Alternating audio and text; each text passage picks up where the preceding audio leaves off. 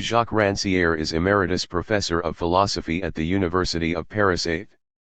His books include The Politics of Aesthetics, On the Shores of Politics, The Future of the Image, Hatred of Democracy and the Emancipated Spectator. Preface to the New English Edition. The reader who discovers this book in the 12th year of the 21st century may well ask what strange object she or he has in their hands. How can these stories about French locksmiths, tailors, shoemakers, and typographers from the 19th century interest anyone in the age of digital revolution, non-material production, and the globalized market? They would certainly not be the first to ask such a question. It was already the case with the French readers who opened this book when it was first published 30 years ago. At that time, however, there was no talk yet of globalization, nor indeed of the end of the proletariat, history, and utopias. Quite the contrary, France had just elected a socialist government with communist ministers, which openly claimed the legacy of Marxism and the working class. And it was in relation to this legacy that my book went against the current and seemed to be an unclassifiable object. Its author was a professional philosopher, whose work had begun in the 1960s, inspired by his participation in Louis Althusser's theoretical enterprise, which sought to give Marxist theory a new foundation. Yet instead of advancing philosophical theses, he was telling stories of French workers in the 19th century. And, as for Marxism, he offered no analysis of industrial production and capitalist exploitation, nor of social theories and the struggles of working-class parties and unions.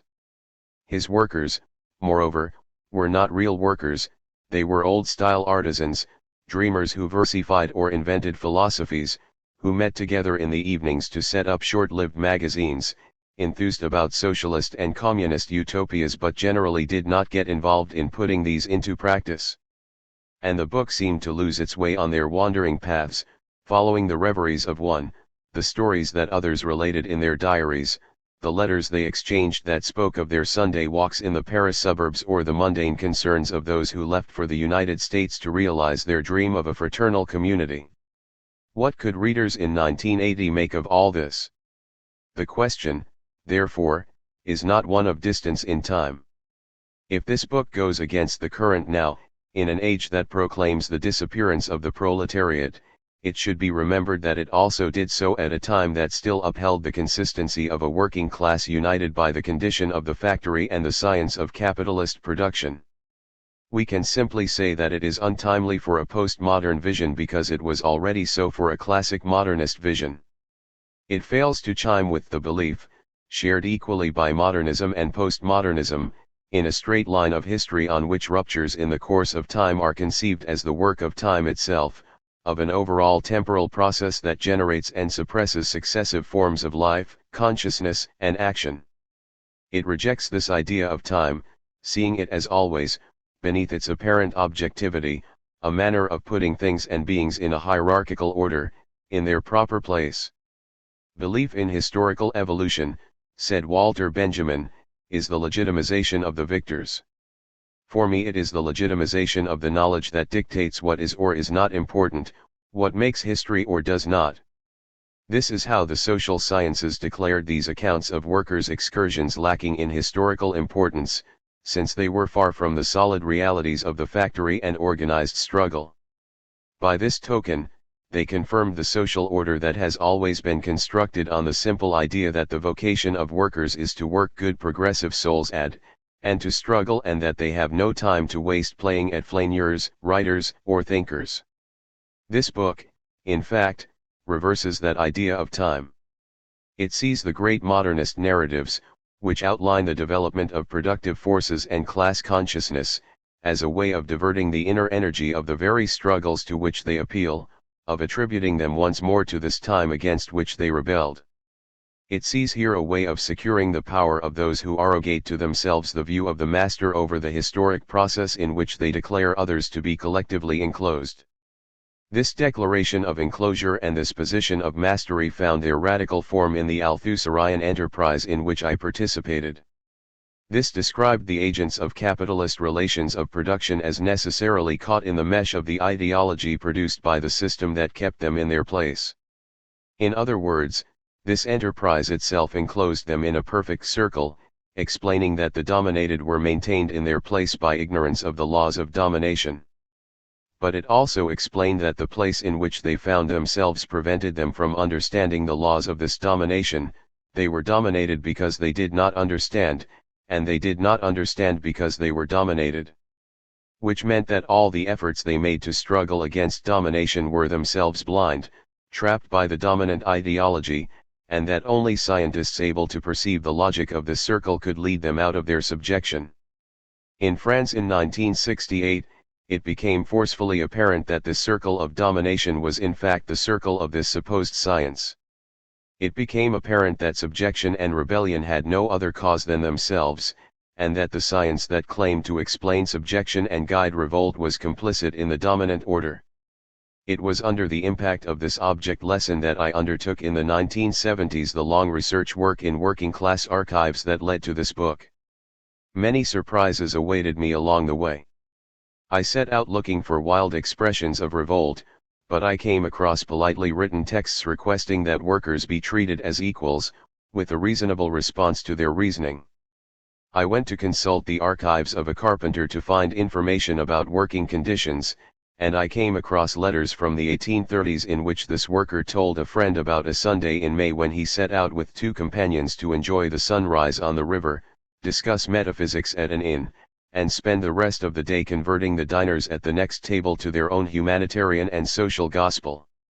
I went on to read texts in which the same worker described an entire plan of life, a paradoxical counter-economy in which each article of the worker's daily budget was scrutinized in an attempt to consume less and, by doing so, increase his independence and his ability to struggle against the commodity economy. Thanks to these texts and many others, it became apparent that workers had never needed the secrets of domination explained to them, as their problem was quite a different one. It was to withdraw themselves, intellectually and materially, from the forms by which this domination imprinted on their bodies, and imposed on their actions, modes of perception, attitudes, and a language. Be realistic, demand the impossible, the May 1968 demonstrators proclaimed. For the workers of the 1830s, the question was not to demand the impossible, but to realize it themselves, to take back the time that was refused them by educating their perceptions and their thought in order to free themselves in the very exercise of everyday work, or by winning from nightly rest the time to discuss, write, compose verses, or develop philosophies. These gains in time and freedom were not marginal phenomena or diversions in relation to the construction of the workers' movement and its great objectives. They were the revolution, both discrete and radical, that made these possible, the work by which men and women wrenched themselves out of an identity formed by domination and asserted themselves as inhabitants with full rights of a common world, capable of all the refinement or all the asceticism that had previously been reserved for those classes relieved of the daily cares of work and bread. It is the need to explain this revolution that gives the present book its unusual structure. It introduces us directly into the speech of these workers, in all its forms, from personal confidence or the recital of daily experience through to philosophical speculations and programs for the future, by way of the fictitious stories recorded in their journals. It does not accept any difference of status, any hierarchy between description, fiction, or argument. This is not in the name of some fetishist passion for lived experience. That would be itself the alibi for a distribution of roles that gives the people speech in order to verify that they are indeed speaking the language of the people, and grants the poor the experience of reality and the flavor of daily life so as better to reserve for itself the privilege of the creative imagination and the explanatory word. But it is precisely this distribution of roles between the language of the people and literary language, reality and fiction, document and argument, that these popular texts challenge. We shall never know whether their childhood memories, their descriptions of the working day, or the tales of their encounter with writing are authentic. A narrative is not a simple relating of facts. It is a way of constructing or of deconstructing a world of experience. The scholar-philosopher and the child of the people follow the same procedure here. In Book 3 of Plato's Republic, Socrates asks his questioners to accept an unlikely story, If some people are philosophers and legislators while others are workers, this is because divine providence mixed gold in the soul of the former and iron in the soul of the latter. This unlikely story is necessary to give consistency to a world in which the difference in conditions has to be accepted as a difference of natures. The workers' stories presented here are like countermyths, tales that muddy this difference of natures. That is why it mattered to me to unroll in its continuity this tissue of words in which tale, reverie, fiction, and argument are all part of the same work of overthrowing the order of things that puts individuals, classes, and discourses in their place. There is not a popular intelligence concerned with practical things and a scholarly intelligence devoted to abstract thought. It is always the same intelligence at work. This is the thesis that was already proclaimed at this time by a pedagogue who broke with the whole tradition, Joseph Jacques. While his contemporaries wanted to give the people necessary and sufficient instruction for them to adequately occupy their place in society, he called on them to emancipate themselves intellectually in order to verify the equality of intelligences. Point 1. It was indeed this verification of equality to which the emancipated workers whose story this book tells bent their efforts, in the very diversity of their expressions. To account for the subversive power of their work, I was forced to break with the habits of social science, for which these personal accounts, fictions, or discourses are no more than the confused products of a process that social science alone is in a position to understand. These words had to be removed from their status as evidence or symptoms of a social reality to show them as writing and thinking at work on the construction of a different social world. That is why this book renounced any explanatory distance. It instead sought to create the sensitive fabric required to make this upturning of the order that keeps times and discourses in their place resound in our own present. That is why severe theorists and historians deemed it to be literature. My object was rather to reaffirm that the motivations of the philosopher and the scholar are cut from the same common cloth of language and thought as are the inventions of writers and as are these proletarian tales. It is in this sense that the untimeliness of this book should be understood. The world of artisans that it describes certainly does not resemble the modern world that so many philosophers and sociologists depict today, a world of computer programmers, high-tech workers, and consumers saturated with products and spectacles, from which misery and revolt have disappeared along with the factory chimneys. It remains to be seen whether this world does indeed resemble the one in which we live. The present forms of capitalism, the collapse of the labor market, the destruction of systems of social solidarity, and the precarious nature of employment are creating experiences of work and forms of life that may well be closer to those of the artisans of the past than that world of non-material work and frenetic consumption whose complacent picture we are offered. Contemporary forms of work are bringing back into currency these phenomena of dividing time and participating in several worlds of experience that I described in Proletarian Nights, the oscillation between work and unemployment, the development of part-time work and temporary work of all kinds, the explosion of people dividing their time between study and wage labor, the explosion, too, of men and women trained for one kind of work and doing another, working in one world and living in another. Which is also what immigration means. In this world, the question is always to subvert the order of time prescribed by domination, to interrupt its continuities and transform the pauses it imposes into regained freedom. It is to unite what separates and to divide what it ties together by asserting, against the rationality imposed by its managers, their governments, and experts, a capacity for thought and action that is common to all. This is what made for the resistant strength of the reveries of the proletarian night. It is also what makes them so hard for superior minds to tolerate, today just as yesterday. The equality of intelligences remains the most untimely of thoughts it is possible to nourish about the social order. Introduction. By Donald Reed. Take July 1830, in the imagination of a worker generation, it plays exactly the same role as May 1968. It is the moment when they decided that nothing would be as before. Jacques Ranciere 1. For its 100th issue in 1977, Le Mouvement Social, the leading organ of social history in France, asked the collective of a new social history journal, Les Revoltes Logiques, to give its opinion of Le Mouvement Social. The revolt's logiques collective responded with a spirited challenge to what it saw as the positivism of Le Mouvement Social. The project of Le Mouvement Social was to know more about what we already know. The collective declared that it wanted to know something else. What interests us, Les Revoltes Logiques concluded, is that archives be discourses, that ideas be events, that history be at all times a break, to be interrogated questionable only here, only politically too.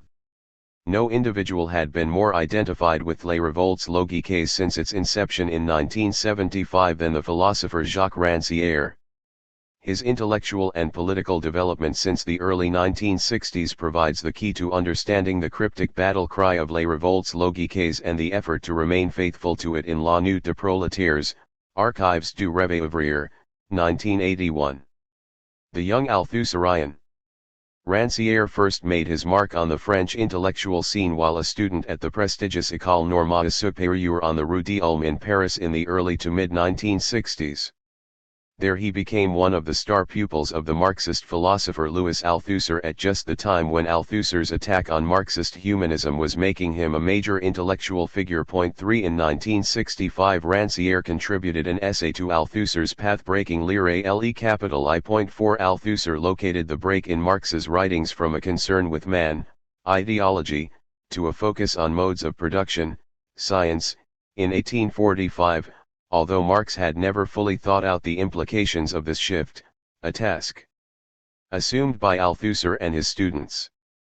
Ranciere pursued this model with such loyalty that later commentators often use his essay to illustrate the limits to which Althusser's thought could be taken. 5.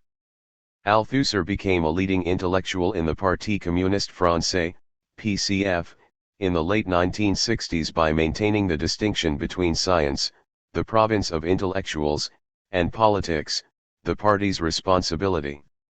But whereas Althusser sustained his balancing act with respect to the party offering the requisite autocritique when necessary, his students did not. They conceived of Althusserianism as offering the chance for real participation, as intellectuals, in the transformation of the world. 6 This will to act led them to identify themselves as pro-Chinese. Such a stance was antithetical to the neo-Stalinists who headed up the PCF. Not surprisingly, the Althusserian Maoists of the Cercle d'Ulm were kicked out of the Union des Étudiants Communistes. Galvanized by news of the Cultural Revolution in China, they founded the Union de la Jeunesse Communiste, Marxist, Leninist, late in 1966. Althusser remained a loyal PCF member, but the UJC, M.L., hesitated to attack its mentor directly. The student uprising of May 1968, followed by the largest general strike in French history, took most gauchists as those left of the PCF were known by surprise. While many groups sought to provide leadership to the movement, the UJC, M.L., initially held back. It interpreted the student rebellion culminating in pitched battles with the police on the night of the barricades as a manifestation of the students' petty bourgeois ideology. Only after workers went on strike did the UJC, M.L., join in, seeking to forge an alliance with the sole true revolutionary force, the proletariat. The Althusserian Maoists of the UJC, M.L., thus came late to the world turned upside down of May 1968. They waited until the entry of the working class righted that world and made correct political practice possible. Like other Gauchist currents, the UJC, M.L., blamed the PCF for attempting to restrain the revolutionary impulses shown by striking workers. UJC, M.L., militants placed particular hopes in the rebellious young workers they met in late May and early June. After May, the UJC, M.L., split. One faction joined with other currents that had come to the fore during the events to form the Gauche Proletarian, GP, a small but influential Maoist group. Ranciere associated with this movement, whose slogan on a raison d'être revolter summed up its impatience with arid theorizing in a time of action. The GP attracted the sympathy of many prominent intellectuals, including Michel Foucault, Maurice Clavel, and Jean-Paul Sartre. The groupuscule was well known for its efforts to break down the division between radical intellectuals and workers in order to allow intellectuals to serve the people, rather than lead them like a Leninist vanguard. To this end, the GP promoted the clandestine establishment of intellectuals, mostly students, as workers aidably throughout France. May 1968 was a turning point for Althusserian Maoists like Ranciere. Althusser's critiques of the student movement forced them to come to grips with the thought of their one-time master. For Ranciere, the May revolt became inseparable from a revolt against Althusserianism. Taken together, these two revolts acted as a catalyst for Ranciere's extended reflection on the radical intelligentsia and its efforts to create a knowledge of society that would not, however subtly, establish new norms and hierarchies, even while promoting social rebellion to overthrow the old.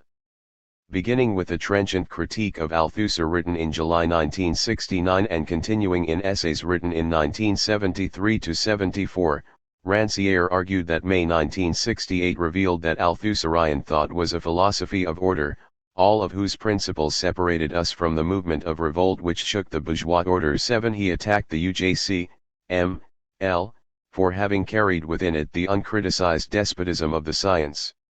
It was this which had placed the UJC, M.L., in the camp of the mandarins in May. 8. Ironically, those very students in France who were most vocal in their support of the Cultural Revolution in China had ended up by a ruse of science opposing its analog in their own country.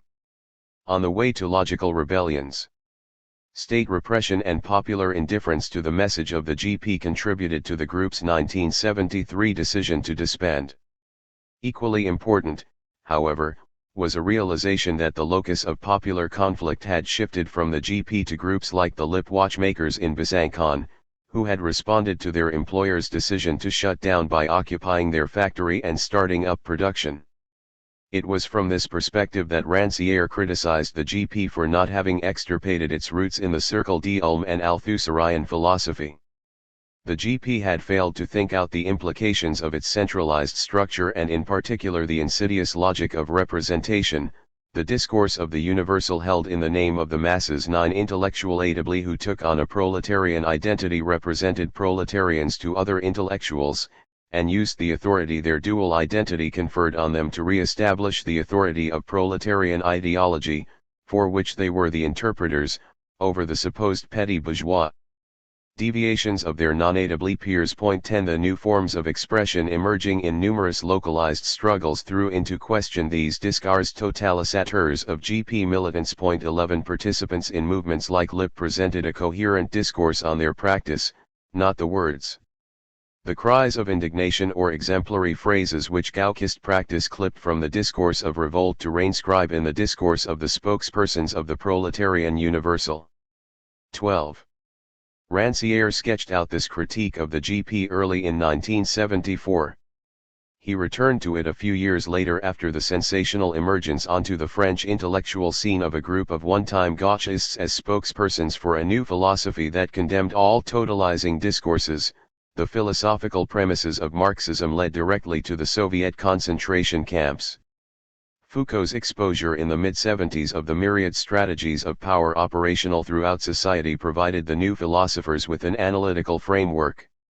The people, in Maoist terms, or the pleb/plebeian character, de la plebe, to use the expression of Foucault and new philosophers like André Glucksmann for whom the new philosophers spoke, was the locus of non-power, suffering, and rebellion. Knowledge and power were indissolubly linked, all sciences were modes of repression.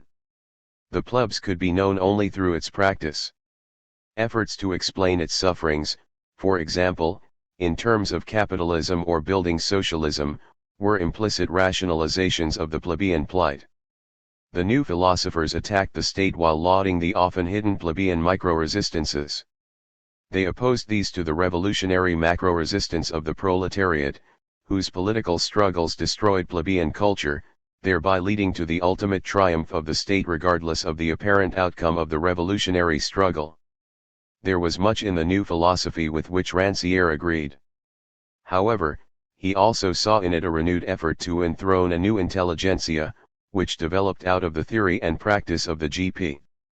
This interpretation was quite controversial. Ranciere's article on the subject was to have appeared in a special number of Les Temps Modernes, but was turned down by the journal's editorial board because of the connections it drew between the GP and the New Philosophy. 13. Benny Levy, a former GP leader, sat on the editorial board. From its inception, Ranciere wrote, the GP had condemned intellectuals for trying to appropriate and direct spontaneous popular struggles.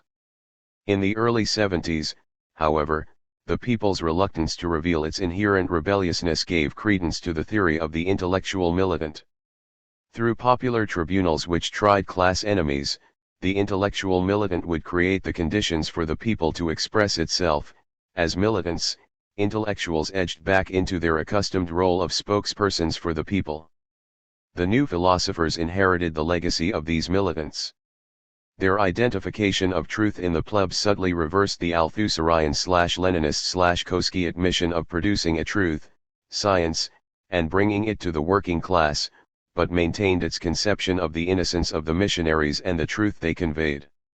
What the new philosophers ignored in their selective reading of Foucault was his recognition that there were no pure discourses of non-power. The people were themselves necessarily involved in a variety of forms of exclusion and oppression. Every act of resistance involved the mobilization of existing expressions of power to oppose others. In the mid-70s, Ranciere concluded, the new philosophers mobilized a certain interpretation of Foucault against a certain interpretation of Marx to re-establish the radical intellectual's accustomed role as mouthpiece for the people. Ranciere went in another direction, toward Foucault and toward Sartre, Althusser's Marxist alter ego and the GP's staunchest ally in the intellectual world. In his critique of Althusser's response à John Lewis, Ranciere pointed out that in a game of textual cache-cache, Althusser was using his attack on the obscure British communist Lewis as a means of getting at Sartre. 14. The confrontation with Marxist theory and communist politics has been the crucial experience for French intellectuals in the 20th century. Having rejected Althusser's symbiotic relationship with the party and seen the Gauchist movement fall apart, young radical intellectuals like Ranciere recognized the pertinence of Sartre's extended inquiry into the political situation of intellectuals outside the party who sought at once to speak the truth and to make revolution. In the mid-70s, Sartre became involved in a projected television series, The Meaning of Revolt in the 20th Century. Ranciere worked on a team with Simone de Beauvoir, one-time GP leaders Levy and Philippe Gavy, and former Gauchist/future New Philosopher Glucksmann that recruited nearly 80 scholars and historians for the enterprise. 15. Although the project was never realized, it helped nurture the Centre de Recherche sur les idéologies de la Révolte, a group composed mostly of former Maoists. The title was itself a reflection on the members' past, a valorization of the ideologies Althusser had denigrated, an echo of the Gauchist credo on a raison d'être révolteur.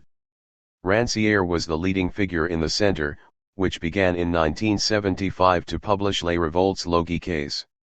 The journal took its title from lines in Arthur Rimbaud's poem Démocratie, a bitterly ironic commentary on the colonialist enterprise. In the cities we will feed the most cynical whoring. We will massacre the logical revolts. 16. Les Révoltes Logiques dedicated itself to the creation of an alternative historical memory, not that of the academy or parties, based on thought that comes from below. From the study of Marx to the study of workers. Ranciere first took up labor history in 1972 to 1973, when the GP was beginning to fall apart and he was returning to his attack on Althusser. Faced, as he said later, with the impasses of the great idea of the years 1968 to 1970, the union of intellectual contestation and workers' struggle, he looked for guidance to the July monarchy, when Marx had grafted theory upon workers' protest. 17. For Ranciere, completing his critique of Althusser necessarily involved a confrontation with his own contribution to Lire le capital I. To accomplish this, Ranciere required a new way to read Marx. The nature of class struggle should not be determined by reference to a Marxist science, but read in the contradictions present within Marxist texts themselves. What Ranciere the Althusserian had once disdained as unscientific, he now saw as the mot d'ordre of the proletarian struggle. 18. The caesura in Marx's work was not the result of an epistemological revolution in 1845, but of his disappointment with the failure of the workers' revolution 3 years later. 19 This break was marked by repression of the knowledge that artisanal workers opposed to the spread of large industry had formulated the idea of workers' emancipation. Marx, and Engels, came instead to place their hopes for a new revolutionary order in the factory proletariat to come, which would be molded by the discipline of large industry. 20 With this development, the proletariat left the realm of social experience to become a normative category consecrated by a certain Marxist science. Deviations from the Marxist revolutionary project were attributed to petty bourgeois socialism. It was the revolutionary intellectuals' job to correct them. This was as true in 1968 as in the past. History shows us that the workers have never ceased to act like these petty bourgeois. 21 Marx's ambivalent relationship to Parisian workers' impatience with their moralizing and associations, and admiration for their pitched street battles was thus codified into a science, of which Althusser was only the latest apostle. It was time, then, to put aside Marx's writings for those of his worker contemporaries. Ranciere had begun his intellectual career in Althusser's crusade against Marxist humanism and its legitimation through reference to Marx's early humanist writings. It is not surprising that this question would also provide Ranciere's entree into the new body of literature. As Ranciere pondered the lives and writings of workers in the 1830s, he saw that they generally conceived of affairs in terms of particular trades. When they did speak of workers as a group, however, it was in reaction to bourgeois writers' pejorative moral analyses of the mass of workers. The basic demand of those workers of the July monarchy who broke with the hermetic discourse of the Compagnonists was for the status of men. They denied the bourgeoisie the right to describe or define them, whether as savages, like the social investigators, as children, like the paternalistic employers, as productive units, like the economists, or as insurrectionaries, like the police. In each case, the workers' discourse addressed itself first to the bourgeois who attempted to define the workers' identity in such a way as to deny their right to independence and equality. 22 If anyone failed to merit the title of man, workers argued, it was the egotistic, materialistic bourgeois of the July monarchy. What was Ranciere to make of this eruption of humanism into worker discourse? He refused the Althusserian technique of interpreting it as the necessary subordination of the suppressed to the dominant ideology. 23 On the contrary, he initially saw in it that autonomous workers' ideology that Althusser had denied and the GP had travestied. For Parisian tailors in 1833 as for the lip watchmakers, he wrote in 1973-74, man is not at all a mask which would turn aside struggle, but a watchword for moving from practices of workers' control of labor to practices of the appropriation of the means of production. 24 Yet Ranciere began to question this reinsertion of the logic of representation almost immediately. Was the audience so clearly the bourgeoisie, and could it be so thoroughly evacuated from the text? Ranciere explored these issues in La Parole ouvrière, a collection of documents written by workers between 1830 and 1851, which he edited with Alain Faure. In their introductions, Ranciere and Faure sketched out a history of the development of working-class thought through the interplay of the revolutionary tradition, embodied in the Revolution of 1830, the transformation and decline of the ethos and organization of the Compagnonnage, and the development of the idea of workers' emancipation through association. To this extent, La Parole ouvrière resembles William Sewell's path-breaking search for the origins of a workers' socialism in the language of labor. 25. However, in his commentary Ranciere also addressed the historical ruses of proletarian ideology that would characterize the doctrines and practices of 20th-century labor organizations. He found an early instance of such ruses in the Christian socialists of l'Atelier, staunch defenders of a working-class ideal against all perceived bourgeois intrusions. The working-class elite of l'atelier is more concerned with summoning their brothers to instruction and morality that will render them worthy of dealing with bourgeois as equals than with giving rein to the multiple and contradictory modes of expression of worker revolt. 26. The demand to be treated as men was therefore at once a gesture of defiance and refusal aimed at the bourgeois and the core of a repressive discourse of working-class morality directed at other workers. Pondering the importance of man first in Marx's writings and then in those of his worker contemporaries led Ranciere to the problematic that underpins proletarian Knights. Knowledge of the working class was born not of unmediated reflection on an economic structure or cultural matrix, but in conversation and confrontation with an apparent bourgeois other. The identifications and representations that resulted became in turn the sites of ceaseless rounds of exclusion, inclusion, and differentiation that periodically produced confident assertions about the proletariat, the people, the plebs. With this, Ranciere jettisoned the faith expressed in La Leçon d'Althusser that there was an autonomous path to socialism and revolution leading from July monarchy workers' calls for producers' associations to the lip watchmakers' takeover of their factory. 27. What, he was led to ask, were the implications of other ways of conceptualizing the history of la pensée ouvrière in France? The dialogue with labor history. In the 1970s, labor historians in France and elsewhere were expressing disillusionment with an established Marxist historiography and seeking to incorporate the social and cultural rebellions of the previous decade into their work. Ranciere was tempted by the new developments in labor history, but ultimately rejected each with a similar new historicist-style argument. Elements in and out of the workers' ranks, he explained, had erected certain conceptions of skill, resistance, and culture into norms by which to define and pass judgment on perpetually recalcitrant laborers. It is always in the heart of the worker aristocracy that a hegemonic fraction forms, presenting itself as the proletariat and affirming the proletarian capacity to organize another social order, starting with the skills, competences and values formed in its work and its struggle. 28 Historians, often quite unconsciously, ratified these developments in their championing of one mode of interpreting labor or another.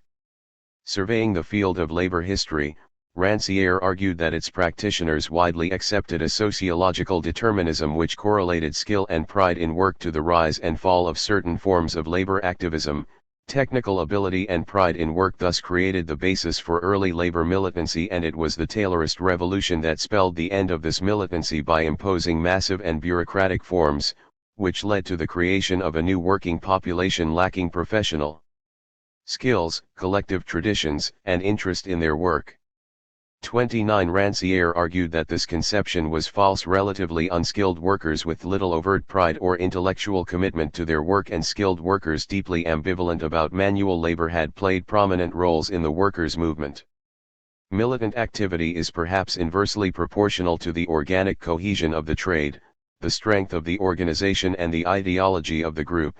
30 The men who are loudest in singing the glory of work are those who have most intensely experienced the degeneration of that ideal. 31 The myth of a genuine artisanal worker socialism was born in retrospect, as a defense by labor spokesmen against new currents of political socialism in the late 19th and 20th centuries.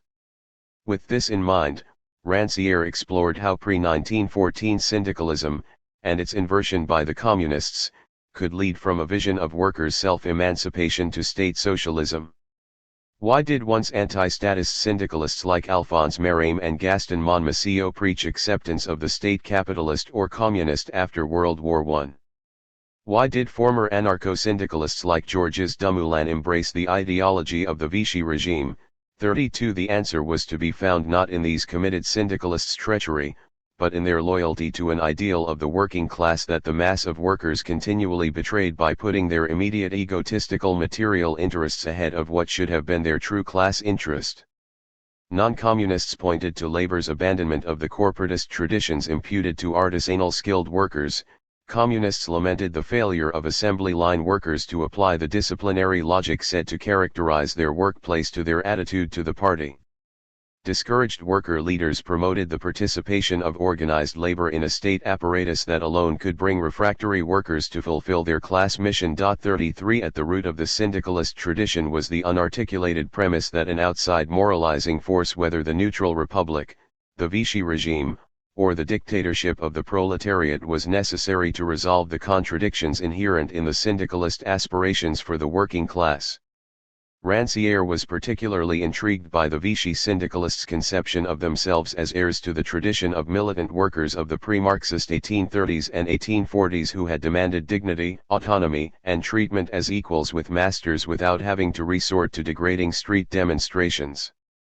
Vichy syndicalists championed this idea of collaboration in their publications, the most important of which bore the title L'Atelier. 34 Ranciere concluded from this study that the language of labor was potentially a language of oppression unless infiltrated with practices that undermined it, as happened in France during the years of the occupation, between the times when class-conscious workers were expected to know how to end a strike and to fight a battle of production. Faced with hymns to liberating work, resistance relearns the subversive virtues of working just enough to live, and also those of anti-production, work poorly done and sabotage. The history of worker collaboration and resistance brings to the surface characteristics often poorly discernible in the normal course of worker history, that it requires little for the themes that fuel struggle to identify themselves with those that feed submission, that the thought of class must always be traversed by something else, for it not to be the thought of class collaboration. 35. The French left, and especially the communists, Ranciere noted in a companion piece, had devoted their historiographic efforts to establishing themselves as the rightful heirs to the tradition of the French Revolution, rather than to a native tradition of workers' culture. They had in the early 20th century surrendered this terrain to others, civil servants in the Ministry of Labor, Durkheimian sociologists, and militants from older, workerist traditions that posited the existence of an independent labor culture compatible with republicanism and set against the revolutionary projects of the socialists and anarcho-syndicalists, which they saw as imposed from outside upon the working class. In the interwar years, the socialists and the reformist trade unionists assimilated this workerist tradition in their campaign against the alien PCF, and the same tradition was in turn grafted onto the Vichy regime's efforts to call upon a native tradition of corporations and workers' culture free of political impurities. Repudiated after the war, the study of labor culture was taken up again seriously only in the 1960s. 36 In contrast to Third Republic studies which had shown the compatibility of an autonomous labor culture and the state, post-1968 researchers defined their project as a history of workers' culture focused on conflict and struggle. This approach had its roots in Gauchism and the incorporation of Foucault's thought into social history. Some Foucauldians accepted a little too docilely employers' understandings of their disciplinary strategies, simply reformulating them as accusations. 37 Alain Cottereau broke with this approach in his provocative essay on the Republican employer Denis Pilot's Le Sublime, 1870. Pilot took his title from the Parisian argot for the most refractory, hardest drinking workers. In Cottereau's hands, Pilot's effort to order and repress Parisian workers in the text is made to elicit examples of workers' ironic sensibility and deeply subversive culture in the workplace, the café, the family, and politics. 38. Ranciere had himself followed a similar strategy in a 1975 paper on worker repudiation of the disciplinary, productivist elements of utopian socialist doctrine. 39 And in an article published the same year that analyzed Second Empire workers' opposition to employers' practices, particularly the hiring of married women, worker delegates to the 1867 Paris Exposition had argued that working-class women could not achieve equality with men in the workplace. They could do so only by controlling the home and making it a bastion against capitalist encroachment. 40 Only later did Ranciere decide that the workers' femme au foyer anti-capitalism should also be interpreted as another manifestation of the mixture of resistance and repression that characterized proletarian ideologies like that of L'Atelier, this time directed against women rather than other male workers. 41. In a published conversation with Cottereau, Ranciere and the Revoltes Logiques collective pointed out the danger that he was, unintentionally, endowing Le Sublime with the false coherence of a single, inverse truth by interpreting every element in the text in terms of the pure negativity of worker resistance and ignoring forms of power that workers themselves might exercise over colleagues, apprentices, or wives. 42 as he had in confronting the new philosophers. Ranciere rejected the worker resistance mode of interpretation as a subtle means of confirming the division between the intellectual as thinker and the worker as doer. Ranciere found popular culture no more reliable as a guide for identifying a radical working class essence than theories of workers' control and workers' resistance. He criticized exponents of a popular culture whose supposed impermeability to outside influence was interpreted as a threat to a hegemonic dominant culture. Was this popular culture as free from contact with dominant culture as suggested, and, more importantly, did its subversive nature derive from its purity? No, Ranciere replied. The true threat to the existing order comes when the cultural event challenges the boundaries between labor and leisure, producer and consumer, worker and bourgeois. He drew upon the example of what might be called the audience performance at Paris theaters in the first half of the 19th century, when bourgeoisie and workers attended the same playhouses. 43. Ranciere developed this view in an iconoclastic reading of the worker poets of the July Monarchy. The workers' very decision to write La Transgression Poétique created a break with the rhythms of the workplace and popular sociability. The poetry of the workers was not at first the echo of popular speech but the imitation of the sacred language, the forbidden and fascinating language of others. 44. This was all the more so for worker authors who spurned the advice of their literary patrons to write about what they knew, or were supposed to know, the world of work. A worker who had never learned how to write and yet tried to compose verses to suit the taste of his times was perhaps more of a danger to the prevailing ideological order than a worker who performed revolutionary songs. Perhaps the truly dangerous classes are not so much the uncivilized ones thought to undermine society from below, but rather the migrants who move at the borders between classes, individuals, and groups who develop capabilities within themselves which are useless for the improvement of their material lives and which in fact are liable to make them despise material concerns. 45. Such individuals, Ranciere argued, performed the truly radical act of breaking down the time-honored barrier separating those who carried out useful labor from those who pondered aesthetics. Ranciere took note not only of the predictable bourgeois dismissal of workers who had wandered outside their station, but that by worker leaders as well, who, as they inveighed against the infiltration of egotistical bourgeois decadence into working-class culture, created a new social status for themselves as representatives of a class ideal. Neither worker nor bourgeois, these spokesmen were socially analogous to the popular wine-shop singers they criticized. It was only a step, Ranciere suggested, to those worker leaders who would turn to the state to maintain the morality and autonomy of workers' culture. 46.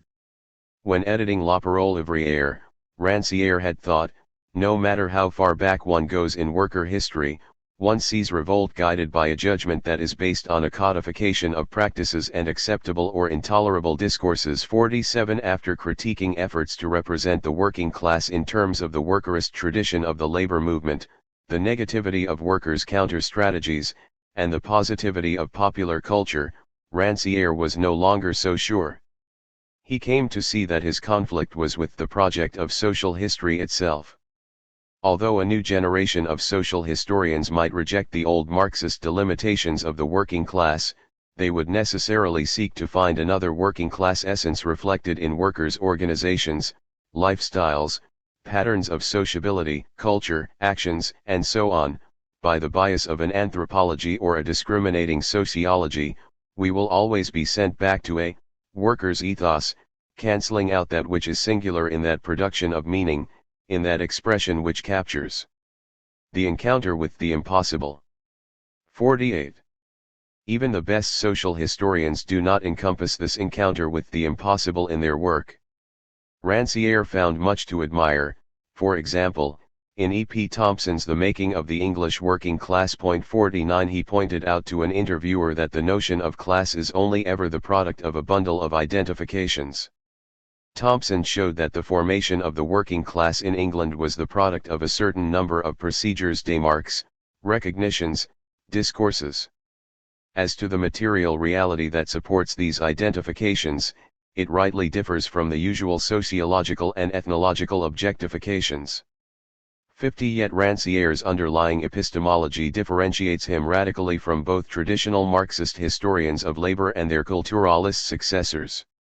These historians' efforts to develop genealogies of working-class consciousness and socialist thought, he argues, mask the contradictions inherent in such entities.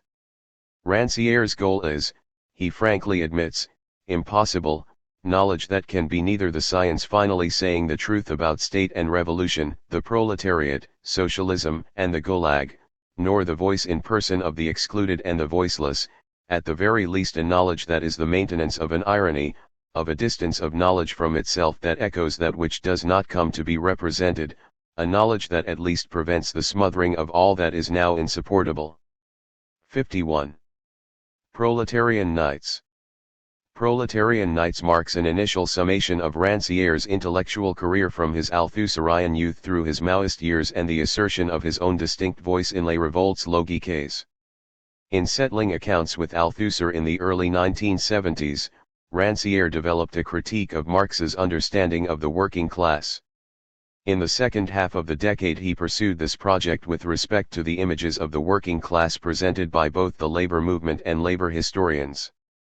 Workers were valorized most, he argued, when they fitted a norm, their difference made them suspect. Ranciere rooted these images of the working class in past defeats within the labor movement and a contemporary self-doubt among radical intellectuals. In the years following the collapse of Gauchism, these intellectuals had sought a certainty in the working class other. This fostered the honest concern to preserve the autonomy of working class struggle, popular culture, and plebeian wisdom from our own uncertainties and illusions. This page. Yet, Ranciere argued, there was a danger in simply ratifying a knowledge of what constituted the working class which had itself been created by workers disappointed with the moral and political failings of fellow workers and deceived in their own aspirations for another kind of life. Whether studying L'Atelier, syndicalists in Vichy, or workers' culture in the Third Republic, Ranciere came to the same conclusion. The troublesome thing was that this worker discourse never functioned so well as when it was doing so in the logic of others or for their profit. 52. This paradox brought Ranciere back to his critique of the process of representation whose doubling always hid a repressed difference. He described his enterprise in Proletarian Nights as an order of discourse that marks the non-conciliation, the difference from itself, of social objects. 53 Faced with images of the worker as militant, sublime, or embodiment of a culture, Ranciere declared, "We are not going to scratch images to bring truth to the surface, we are going to shove them aside so that other figures may come together and decompose there." This page. Such a project marked a settling of accounts with the Gauchists' preoccupation with their status as intellectuals, as well as the labor history tradition Thompson incarnated. I took the inverse of the great Gauchist theme, the relations of intellectual labor and manual labor. It is not a question here of re-educating intellectuals, but on the contrary of the eruption of negativity, of thought, in the social category always defined by the positivity of its making. 54. Ranciere conceives of texts not as passive objects to be deciphered and categorized, but as active, constantly posing questions to the would-be interpreter. In the interpreter's quest for a working-class essence, the voices in which workers speak of their existence and aspirations are distorted, amplified, censored, and pushed aside to confirm the already known. Ranciere asks historians, what exactly is the meaning of this evasion that tends to disqualify the verbiage of every proffered message in favor of the mute eloquence of one who is not heard? This page. Yet once historians engage with this verbiage, they can never declare the truth revealed, the working class represented. Ranciere's method in Proletarian Nights shares a common strategy with the deconstructionist technique of locating points in the text that reveal contradictions engendered by the suppression of writing. Ranciere latches onto the interruptions and suspensions of working life that occur when workers try to appropriate for themselves the power reserved for the other. The element that has traditionally dominated the text speech for deconstructionists, in this case the proletarian as laborer, is deconstructed to reveal the repressed writing, or the proletarian as thinker.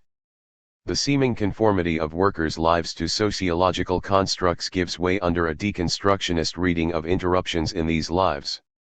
Ranciere endows neither literary nor sociological evidence with primacy. Both are unstable texts to be deconstructed, each serves as a context for rather than a reflection of the other. Each of the three parts of Proletarian Nights problematize a relationship in the conceptualization of the working class, work to the worker militant to the worker, class consciousness to the worker. In Part I, Ranciere reiterates his rejection of efforts to represent the working class in terms of socio-economic criteria or of a complex of gestures and actions. He describes the workers of July monarchy Paris less in terms of sheer physical exploitation or membership in a corporate community than as caught up in the perpetual anxiety of fighting to get and keep jobs characterized by moral degradation and mental tedium as much as corporeal hardship. It is not perhaps the working conditions per se that threaten workers with brutishness, but the never-ending need to ferret out the means to assure their sustenance. Categorization by skill, corporation, or workshop organization obscures the complicated, shifting world of subcontracting and deskilling. What defines the personages of my book as proletarians is not their identification with a job, nor their popular roots, it is the aleatory character of a situation daily put into question, the illusory or transitory character of apparently prestigious qualifications and trades. The condition described today as that of the unstable worker travailer précaire is perhaps the fundamental reality of the proletariat. And the modes of existence of workers in 1830 are quite close to those of our temporary workers. 55. The central figure of Part I is the joiner/floor layer Gabriel Ghani, who decided to make this precariousness a source of liberation to conquer the tyranny of the animalistic need to consume through his Cenobitic economy.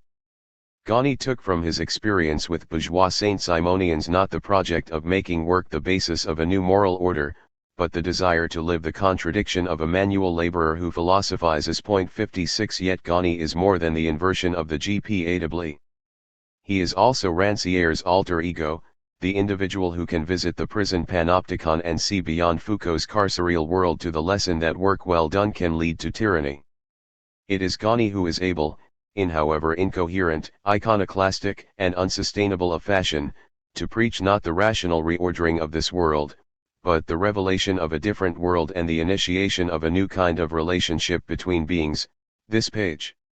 Ranciere works backward in Proletarian Nights from reflections on Ghani to reconsideration in Part II of his earlier work on the interaction of radical intellectuals and workers, itself the decisive event in Ghani's life. In the 1830s, tailors and typographers had formulated the demand to be treated as men, not because they were highly skilled, were in short supply, or possessed a developed, insular corporate idiom. On the contrary, they had little to protect from other workers, and their trades brought them into frequent relations with the bourgeoisie and their language of liberty and equality.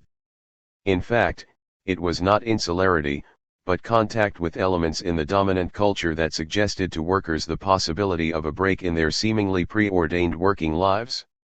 No one needs to tell workers that they are exploited, this they already know. What is news to workers is the idea that they may be destined for something other than exploitation. Workers got from encounters with the other not a particular doctrine, but the hint of another world, of a reason to revolt other than egotism and materialism. Such meetings of bourgeoisie and workers, far from anecdotal, are of central importance in the history of the working class. Workers seek to appropriate for themselves the night of those who can stay awake, the language of those who do not have to beg, and the image of those who do not need to be flattered. We must examine the mixed scene in which some workers, with the complicity of intellectuals who have gone out to meet them and perhaps wish to expropriate their role, replay and shift the old myth about who has the right to speak for others by trying their hand at words and theories from on high. This page.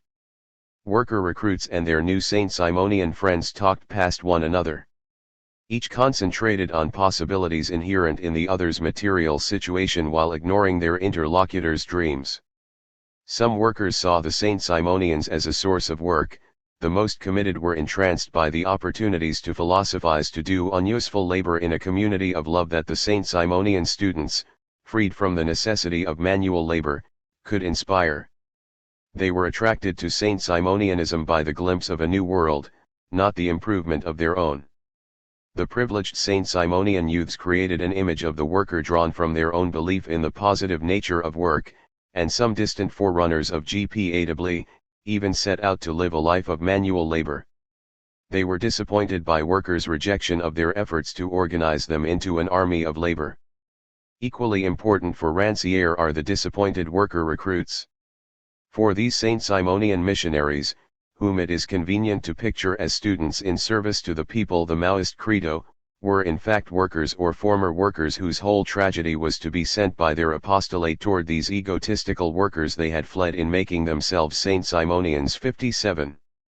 The tragedy of individuals who had seen another world and become forever different from and disenchanted with the untouched masses sets the stage for Part 3 of Proletarian Nights. In this section Ranciere discusses the Christian socialists of l'Atelier and their debates with other worker groups, the cooperatives founded with the assistance of the Second Republic after the June Days in 1848, and Icarian communities in the United States during the second half of the century. These movements sought to confirm as the essence of the working class a morality built upon labor and to guard this working class against bourgeois contamination, including the oniric perversions and materialist fantasies instilled by Saint Simonians and Fourierists. L'Atelier's plans for association and the communists' efforts to build Icaria were at once calls for liberation and repressive discourses of order. These ideologies of labor and the projects they inspired were characterized by irresolvable conflicts in which the virtues of sacrifice and solidarity were found to be one with the other's vices of egotism and materialism. The workers' movement was born of a contradiction. The very same word, emancipation, is used to denote the advancement of the individual worker who sets up on his own and the deliverance of the oppressed proletariat. This page. Whether in Paris or in Icaria, workers refused to live up to the class mission conferred on them, they were perpetually false. This resulting deception and disappointment became enshrined in the idea of the working class that forever beckons to workers with enticing messages of rebellion and pride, discipline, and order. The logic of representation is such that the representatives of the workers would always be different from the workers themselves and would develop representations of workers that repress this difference.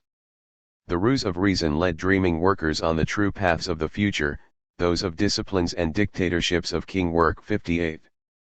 Yet Proletarian Nights is not a pessimistic book. Ranciere's analysis admits of no such conclusiveness. He leaves the reader with a look at letters written in 1890 by an aging worker militant to the Fourierist intellectual who had been her lover, in which she tells him that she has never forgotten her introduction a half-century earlier to the possibility of living another life. The politics of Proletarian Nights is thus not an allegory of despair, Ranciere explains, but on the contrary an invincible resoluteness to maintain, in a life devoted to the constraints of the demanda proletarian and to the hazards of political repression, the initial non-consent, at once the death of utopia and the refusal of the real. 59. Conclusion. As Ranciere surveyed the field of social history in the 1970s, he came to believe that its practitioners were simply writing more about what they already knew, that every institution has its basis in class, that the oppressed find the resources within their culture to resist, and so on. It was not that these findings were not true, but they had become verities. The very certitude of their truth seemed to obscure something else, a resistance in the text of history to the historian's project. Two options suggested themselves.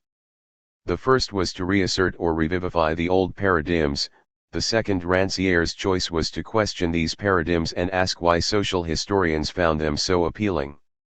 With this goal in mind, Ranciere deconstructs the working class, or the proletariat, in Proletarian Nights to reveal its contradictions and strategies of containment.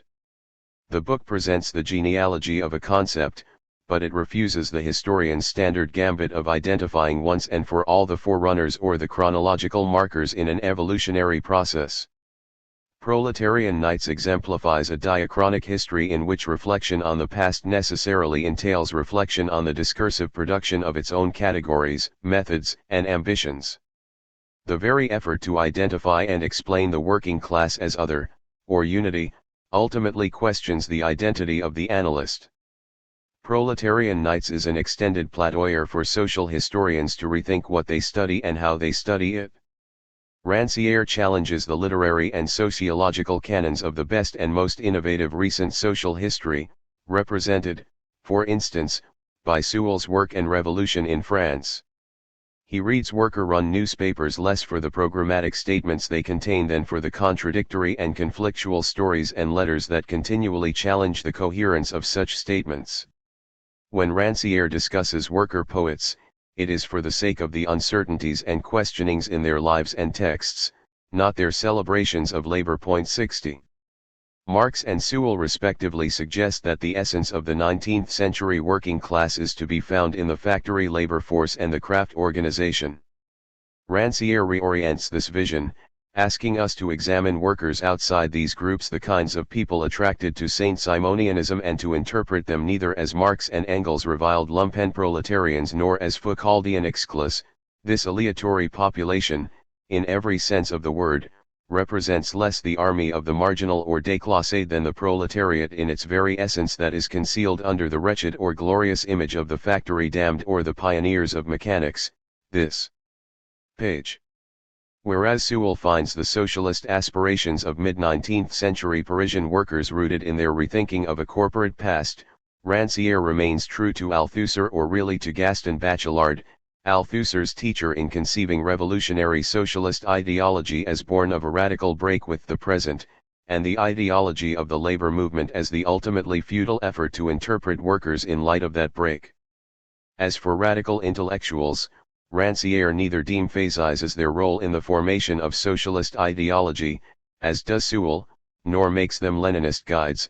They are the necessary, disturbing presence of an apparent other, but they cannot control how their presence will be interpreted.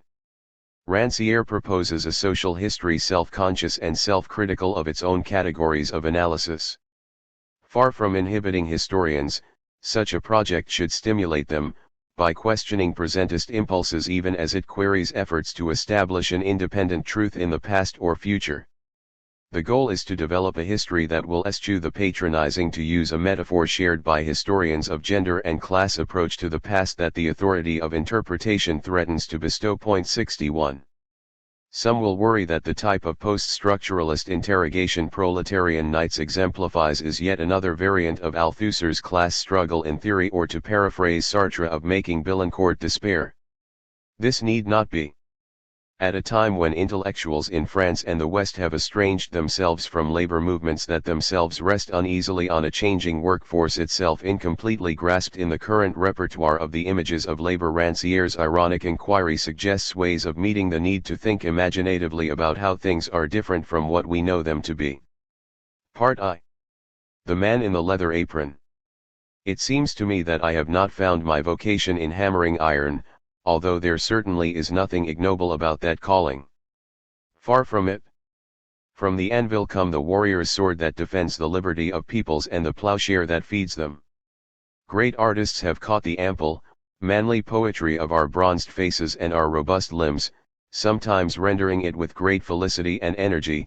Our illustrious Charlotte, above all, when he sets the leather apron alongside the grenadier's uniform and tells us, the common people are the army. Jerome Pierre Gilland. Chapter 1. The Gate of Hell. You ask me what my life is like right now. It's pretty much the same as always. At the moment I look at myself and weep. Forgive me this bout of puerile vanity. It seems to me that I have not found my vocation in hammering iron. 1. In this month of September 1841, La Roche Populaire presents its usual face. The article on apprenticeship, bizarrely titled in Gothic letters, offers us another sigh of complaint rather than a documented study. That approach certainly fits in with the stated aim of a monthly that proposes to be the mirror of this person's thoughts and that person's feelings, with no literary consistency or coherence, a modest album of the poor and a simple review of the needs and realities of the workshop too. It may have succeeded only too well in that effort. The publishers of L'Atelier, a rival organ of the moral and material interests of workers, saw in this vaunted hive of the laborer a noisy babble of vain murmurings and groans and dreams without substance or consistency.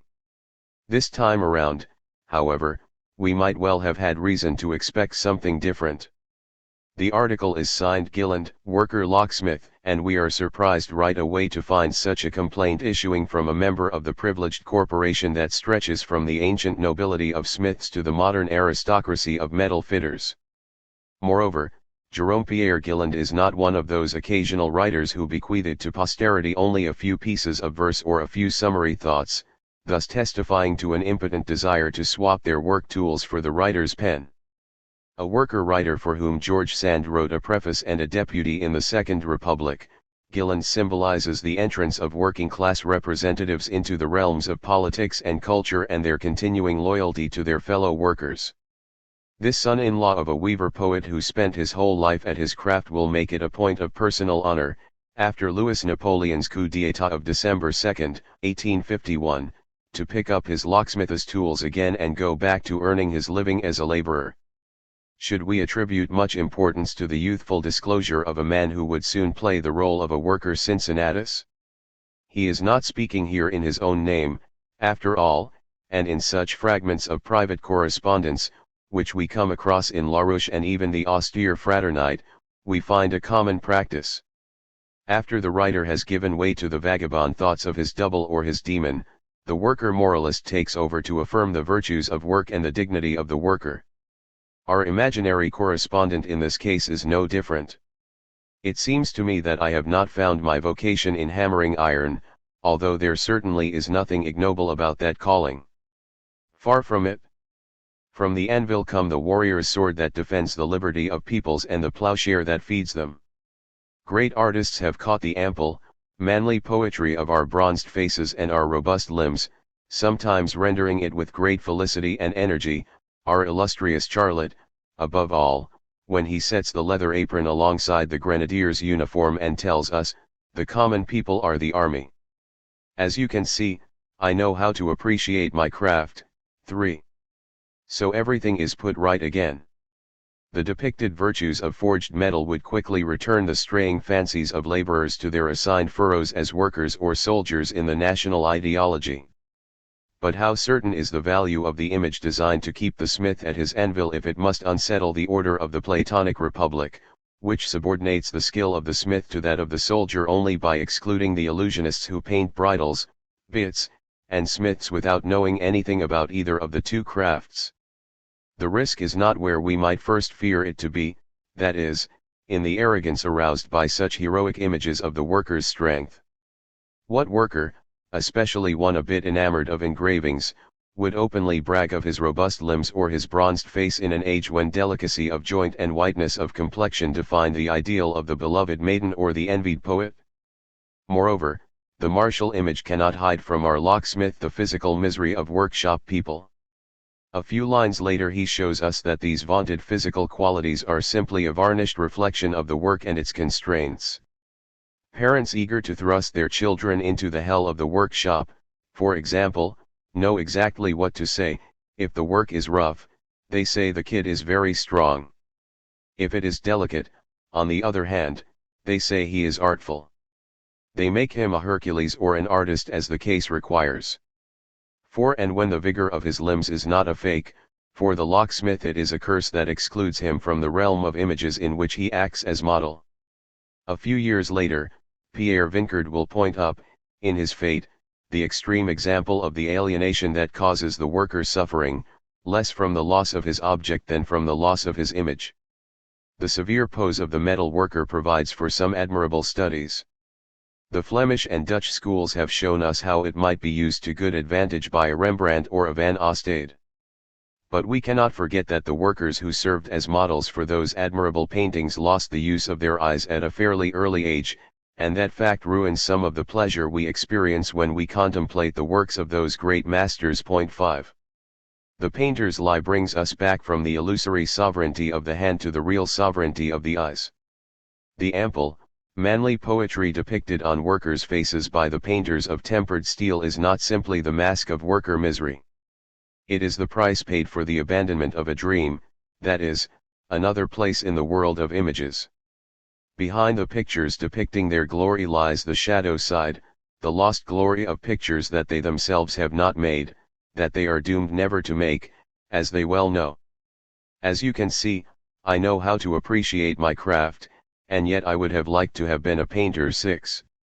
It is the dream of moving to the other side of the canvas. But not to represent the people army symbolized in the hammer and leather apron of the smith.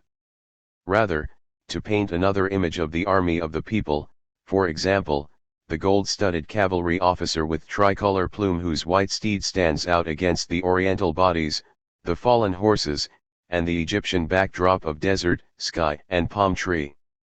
It is Gilland himself, in a letter to George Sand, who rates the painter of the Proletarian Marshal Murat among the painters who have set him dreaming. I would have liked to have been a painter. Delivering my messages, I could not help but stop and go into ecstasy before the shops with pictures and engravings. You cannot imagine how many blows Gerard, Gros, Bellange, and Horace Vernet have cost me. 7. Over against this imperial dream, however, the moralists of the day set very different images of the painter. The pretensions of the scribbler, the debaucheries of the artist, and the miseries of the genius bring us back to the same model, the man who commits suicide pursuing the chimera of glory, in the realm of those shadows whose existence hangs on the whim of the powerful. This fate, we know, does not spare the most illustrious. A few years earlier, the waters of the Seine had swallowed up the despair of Baron Gros.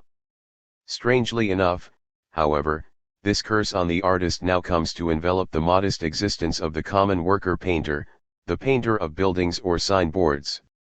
And the working-class moralists are as zealous as the bourgeois moralists in warning about these dangers. We are surprised to find the old editor of L'Atelier, Ligny was the printer, placing the trade of painter way down in the hierarchy of occupations offered to adolescents. He ranks it just above the deadly dangerous jobs of the cesspool cleaner and the ceruse maker. 8 Neither the comparative mortality rate nor the wage statistics justify such ostracism of the painter's trade. We get a better picture of the thinking underlying such practical advice when we look at the Promotional Committee for Worker Associations and see Corbin, Ligny-Vaux's colleague, sharing the concern expressed in the question posed by the reporter about an association of worker painters. The speaker would like to know if the members of the association are married. The peril of the trade is primarily moral, and one cannot fail to appreciate the influence of marriage on habits of order and economy. 9. But why are the worker painters the only ones to be scrutinized in terms of this general norm, given the hundreds of dossiers under scrutiny? Is it, perhaps, that their immorality exceeds the norm in seduced girls and downed glasses? That theirs is the worst sort of perversion, in that it turns a worker's occupation into the means to flee the condition of the man in the leather apron? That is the temptation from which the people's priest, Father François Auguste Ledrille, would like to save the endangered workers through his Sunday sermons. But the hack writer in him cannot help but give way to the charm of it all, as he imagines the words of a shoemaker who has resolved to give up his own trade for that of painter. I will make you woods that aren't there, letters that you would not know how to read, pictures for which the models have never existed. Always in the air like the birds, intoxicated with the sun, chattering, singing to all the echoes of empty rooms, passing from luxurious mansion to attic garret, from countryside to city, not knowing today where one will be working tomorrow. Always new companions and new figures, welcomes at every street corner, tables spread at every town gateway, acquaintances at every stage and level, and a good day's work always. 10. Of course, there must be a sad end for paradisiac temptations to a vagabond life and an airy trade. Ledrille's painter would end up a consumptive in the town hospital, proof enough that a bird in the hand is worth two in the bush, and that a good trade is better than a bad one. For Ledrille's listeners and for those who refuse to listen to him, however, the problem is knowing what exactly is a good trade. Where do you find one that is not subject to accidents, illness, unemployment, salary cuts, off-seasons, and boredom? Ledrille assures them that such jobs abound in the countryside. Whether he is being ingenuous or cynical, we do not know, but he urges all those driven by poverty to the city to head right back and look for the treasure buried in their father's field. Less scatterbrained than our preacher and his painter, The former shepherd Gilland knows from experience that the relationship between the nurturing countryside and the illusionary city is a bit more complex.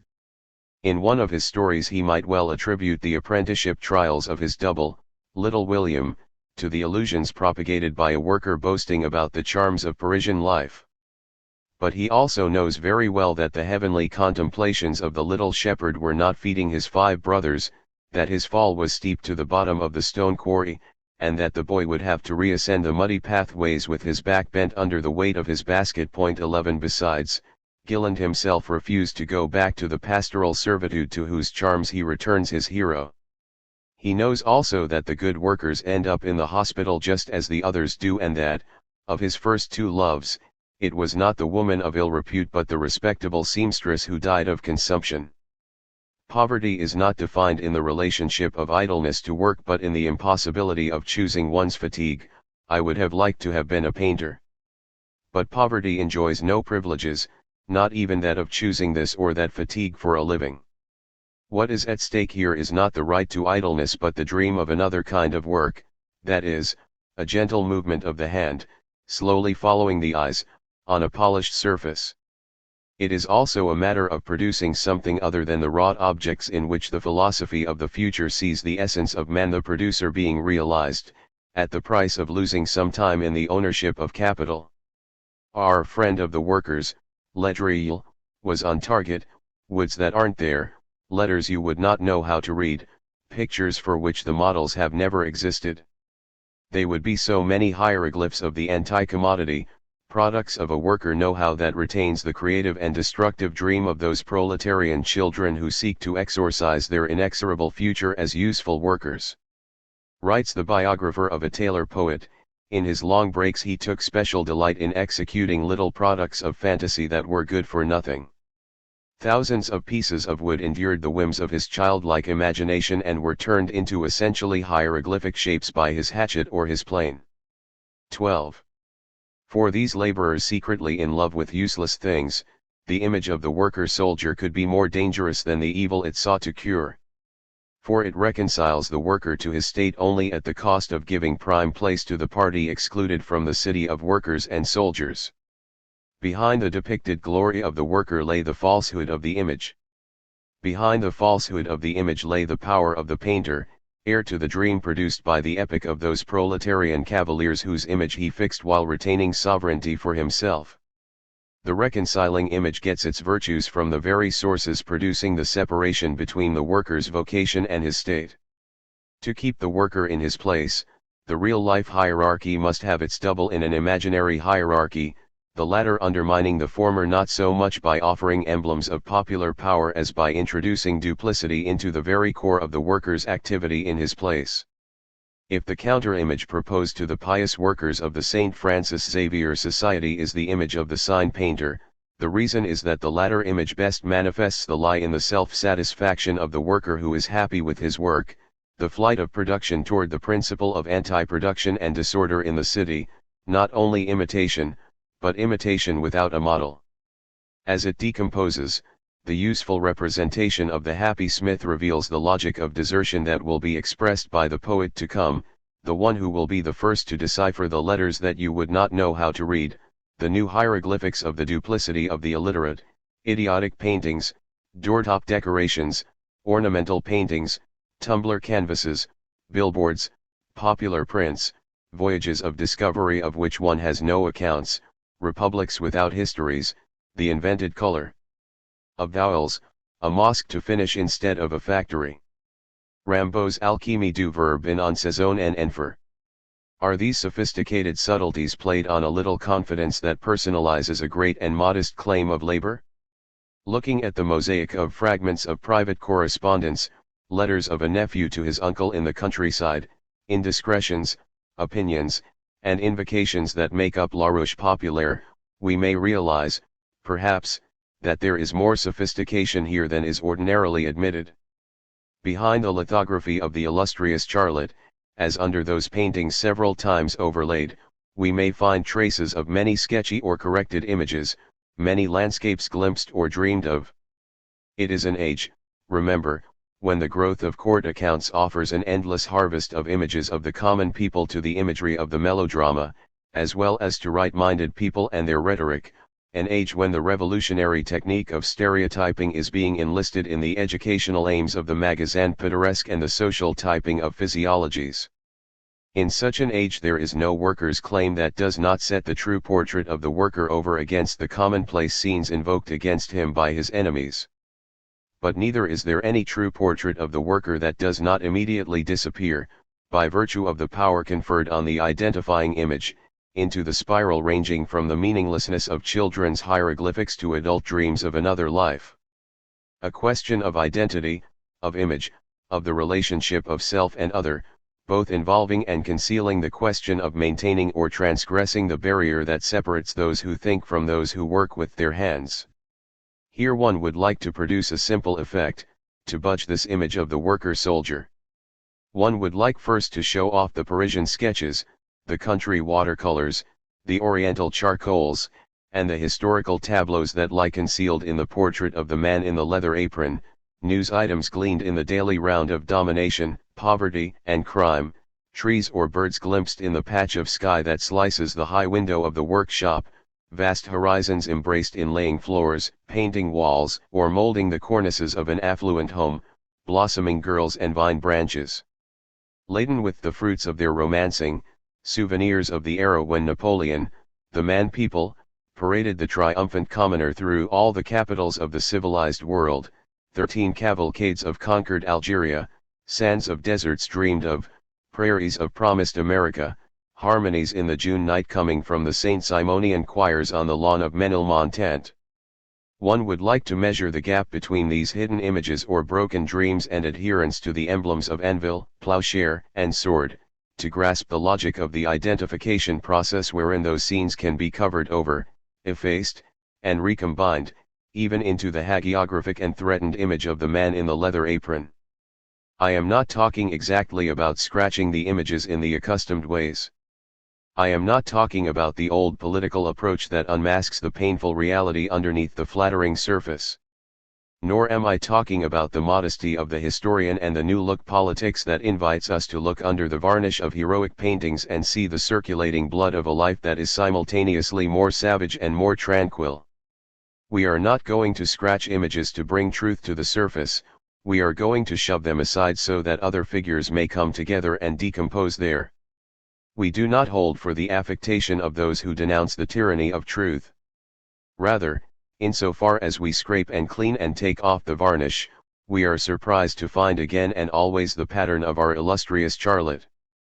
To be sure, the characters have changed since his day, and in the accelerated rotation of picture books, we have more than once seen the chosen assume the role of the damned and the devils assume the halo of saints.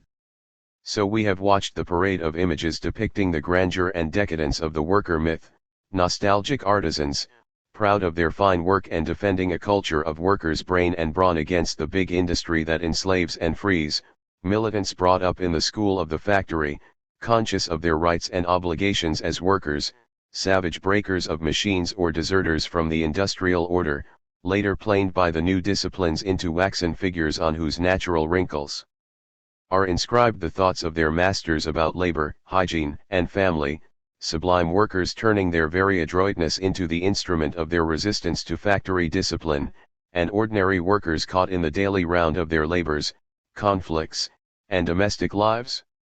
True enough, this course of changes has some grounds for presenting itself as the path of progress. A shift from the great frescoes of labor misery and struggle to the fruitful austerity of the historian's rule, not words, deeds, not heroism, the daily round, not impressions, numbers, not images, the real thing. The method seems to be recommended by a heartfelt love for science and for the common people. And isn't that what first motivated the present work, to look at craft activities, workshop murmurs, work displacements, and factory forms and regulations and grasp therein the interplay of subjugation and resistance that explains both the materiality of class relations and the ideality of a culture of resistance? It was apparently justifiable to seek out the autonomy of worker word and practice above and beyond the interpretations of intellectuals and the lies of politicians. and it was not surprising to find at the outset that this quest for the muffled truth had to wade through so much babbling, the many professions of faith mimicking politicians, verses in the style of the great poets, moral declamations based on bourgeois norms, and screen representations that had to be scratched off. But when one does proceed to scrape the varnish off those two civilized savages and those two bourgeois proletarian laborers, there comes a moment when one asks oneself, is it possible that the quest for the true word compels us to shush so many people? What exactly is the meaning of this evasion that tends to disqualify the verbiage of every proffered message in favor of the mute eloquence of one who is not heard? Isn't there some sort of dodge in this fascination with the mute truth of the popular body, in these evocations of a different culture that the workers, the masses, the people, the plebs practice with enough contentment to leave to others the lacerations of conscience and the mirages of representation? Hasn't the historian's modesty shared in the benefits of the curious exchange that has occurred since the existence of the worker was proffered as the living refutation of hinterworlds, since the path of descent into hell was presented as the royal road for correcting the vision problems caused by looking too much at the heaven of ideas, since the class once judged by the philosopher's republic to be too ignoble to raise its eyes to heaven has come to be endowed with the supreme nobility of truth incarnate? Both Marxist science and its denouncers say that here we find the gate of hell and true science, where all the reverie of the ideologist and all the vanity of the master thinker are to be wiped out. It lies in the den of capital, where the labor of theory must equal the suffering that inscribes on proletarian bodies the truth concealed by the daily religion of commodity exchange and word exchange. It lies in the hell of the damned, where honest, undeceived thinking must recognize the plebeian truth and its denunciation of the science of the masters in the bruises on the people's flesh and their tattoos of revolt.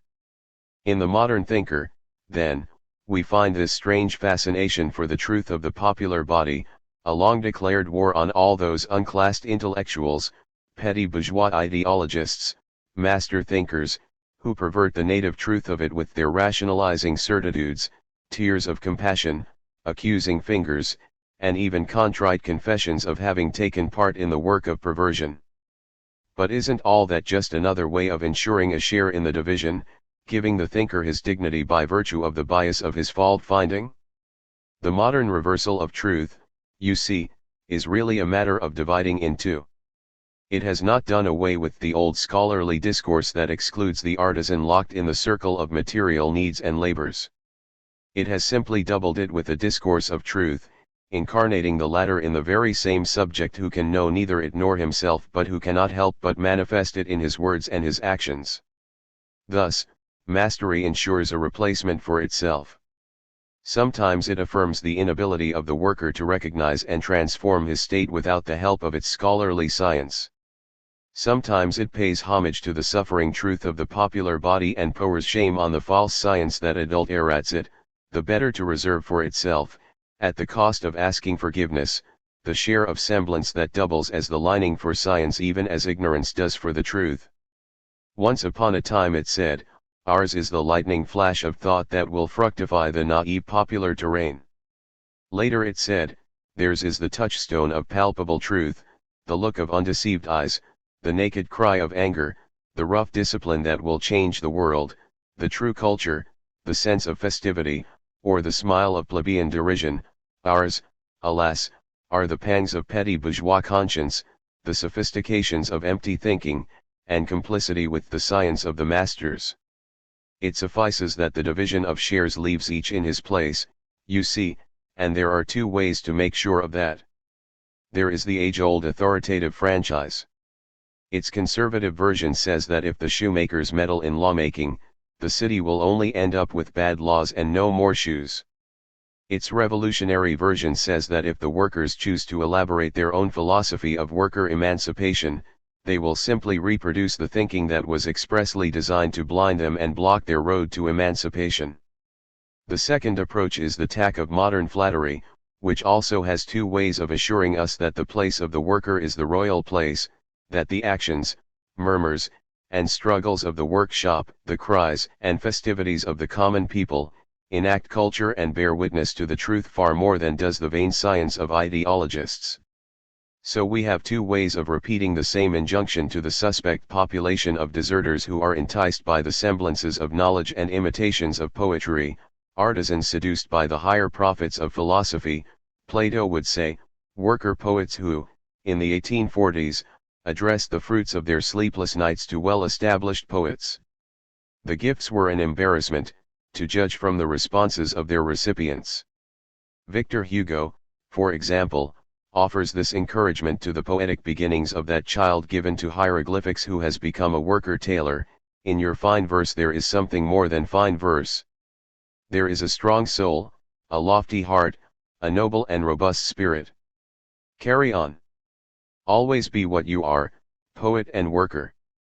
That is to say, thinker and worker. 14.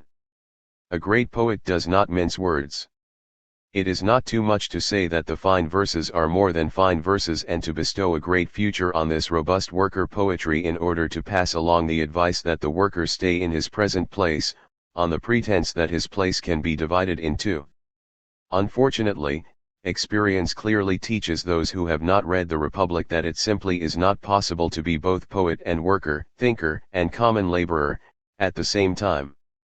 Victor Hugo knows very well that a person who performs his task as worker, which is already the work of two since half of the world lives in idleness, cannot carry out his apostolate as poet. 15. But the inconsistency of the great poet may well have a logic of its own.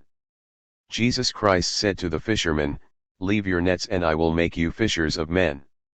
You others, you tell them, don't leave your nets, continue to catch fish for our table, for we are the apostles of gluttony and our kingdom is a cooking pot. And our only cry on earth is, what shall we eat? What shall we drink? What shall we clothe ourselves with? 16. Here the causticity of the tailor undoubtedly exaggerates the materialism of the writer. Our writer is more concerned about the rarity of his verse than about the opulence of his table. Another writer, shoemaker poet Savinien Lapointe, is a member of a guild that has an old score to settle with the philosophers and the artists, so he is more sensitive to the way the discourse on classes slides in and out. His response to the poet peer of France, who now invests himself with the title Worker of Thought, gives a better indication of the give and take and the polite exchanges that are the price of maintaining the hierarchy of thinkers and workers. It is not enough for thinkers to ensure their wardrobe by forbidding shoemakers to judge the work of a painter above the shoes.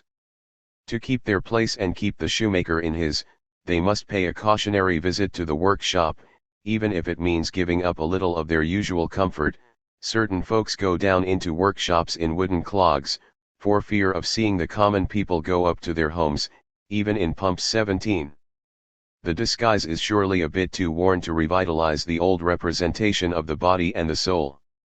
To make more convincing use of the fable that assigns everyone his proper place, one will have to redistribute the scenes of order and subversion as well as the qualities of the characters.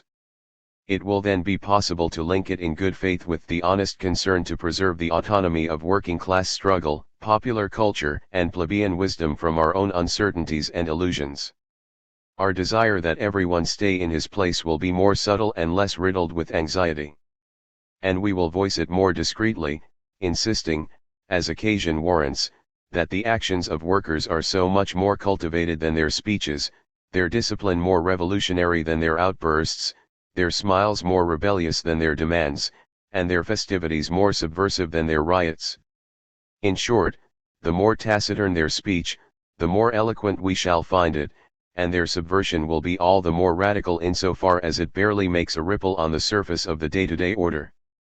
At that price the gods are in the kitchen, the workers are our masters, and truth inhabits the spirit of simple people, the common people are the army. Seeing these placards show up on the road that was said to lead to the hidden truth of the workshop, I had the urge to make an about-face and go back in the company of those whom I had come across first, those who were traveling the road in the opposite direction, deserting what was said to be their culture and their truth to go toward our shadows. I mean those worker dreamers, prattlers, versifiers, reasoners, and indulgers in sophistry whose notebooks serve as a replacement screen in the mirror of reality granted and appearance withheld, and whose falsetto voice creates dissonance in the duet of mute truth and contrite illusion. perverted proletarians whose discourse is made up of borrowed words. And one knows that these people, so highly praised for keeping an exact account of their dues and debts, almost always give back the borrowed words in a strangely made-up way, with a droll pronunciation of their own.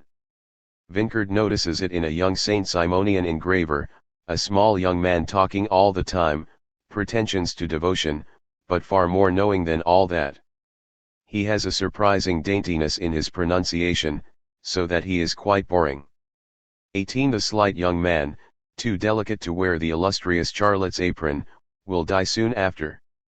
But not the hardy race of those contraband intellectuals, like the cumbersome German tailor recruited by an illiterate Saint Simonian missionary, a hazy, argumentative talker losing himself in a host of hypotheses seasoned with old philosophical citations. There's a guy who is really boring. I like him all the same, but more when he listens, which he does not do very often. 19. One certainly does hear them with more pleasure when they keep silent. The proletarian pastor Vincart, who indulges in these reactions against two sheep of the Saint Simonian flock, will learn this at his own expense when he writes his Histoire du Travail et de Travailleurs en France. It will be his turn to hear that workers contribute much better to the cultural riches of humanity with their work during the day than with the fruit of their sleepless nights, that they have everything to gain by abandoning their lucubrations, the word used by professional writers and thinkers to write off the work of those who write in the short space of time intervening between the constraint of work and the constraint of sleep. But their solicitude is in vain when they try to warn these workers against those who would like to wrest from them the well-earned quietude of their night. If they speak, it is to say that they don't have any night of their own because night belongs to those who order the labors of the day. They speak to win the night of their desires, not their night, the brutalizing night of sleep that Joiner Gani sees approaching 20, but our night, the kingdom of shadows and appearances reserved for those who can stay awake instead of sleeping. The good critic of the Revue des Deux Mondes watches at the end of the day as the worker with strong arms and broad shoulders, his gait slowed by fatigue, returns to the lodgings where he will again find his evening repast and sleep, and he vainly praises the distributive equity of Providence, which has decreed that for him all upsets and vexations should end with the work of the day. 21 In vain will others try to teach them that their true culture is in the workshop, the street, or the cabaret. The gods may be in the kitchen, but they don't want to go there, any more than does the seamstress who desires to ply her talent in the house of the fine Saint Simonian ladies. Her directress in Saint Simonism, Eugénie Niboyet, states, Madame Gendorf would like to devote 1 day a week to the needlework being done on Rue Monsigny. I think it would not do for Madame Gendorf to dine in the kitchen. 22 We do not know where Madame Gendorf finally took her meal. But we do know what happened to her daughter, Reine. Was it proper for a Republican mechanic to give a name like Queen to a daughter destined for the trade of seamstress?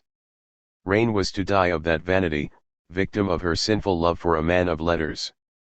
The man drew enough profit from the lesson, at least, to join Father Ledrieille's battle against the doctors of the day who were perverting the true joys and simple sorrows of working-class life. 23. Certainly a foolish vanity, wanting to exchange the true toil and fatigue of the common laborer for the illusory languors of the bourgeoisie. But what if the most painful of those fatigues was precisely the fact that they left no time for such languors?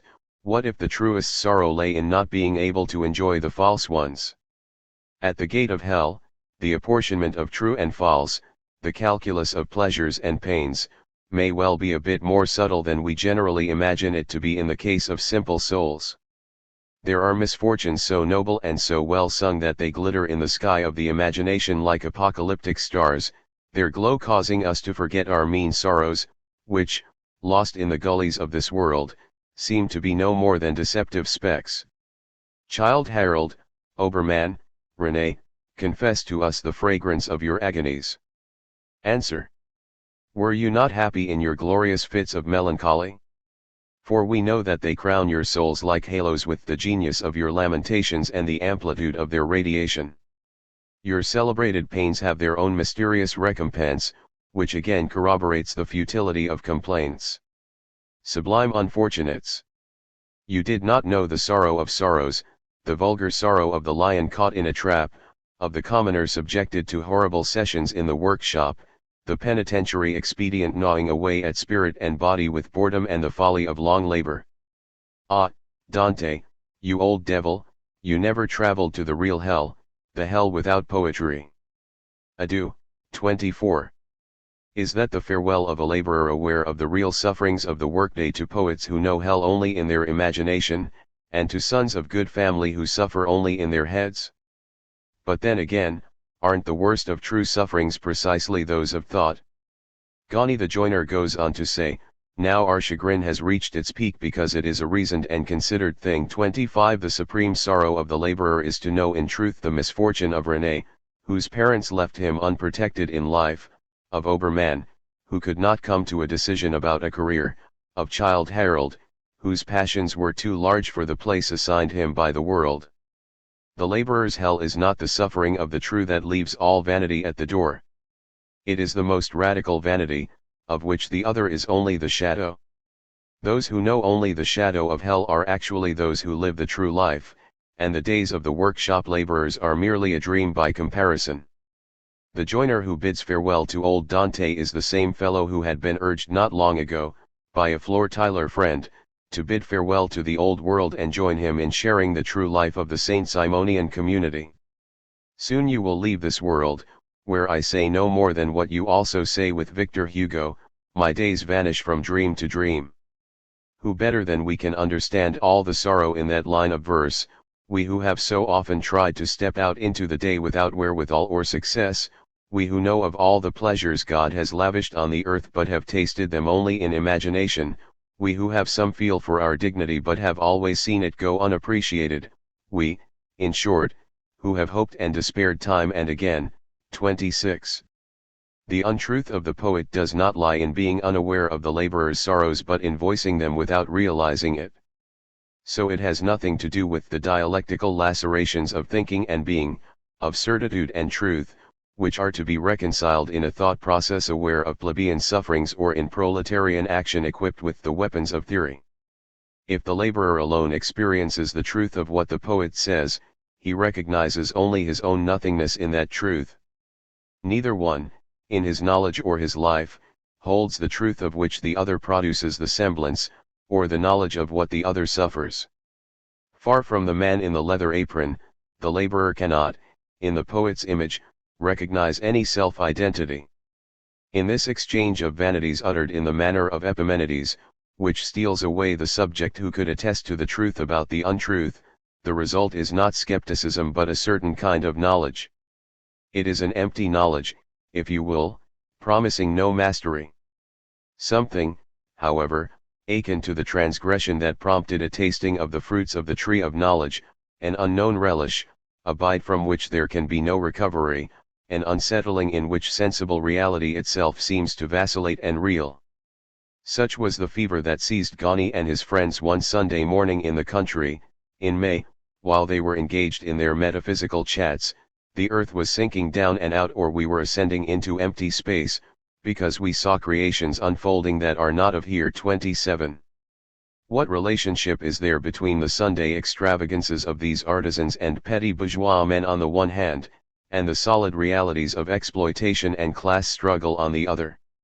As with every vertigo and every Sunday, it is one of everything and nothing.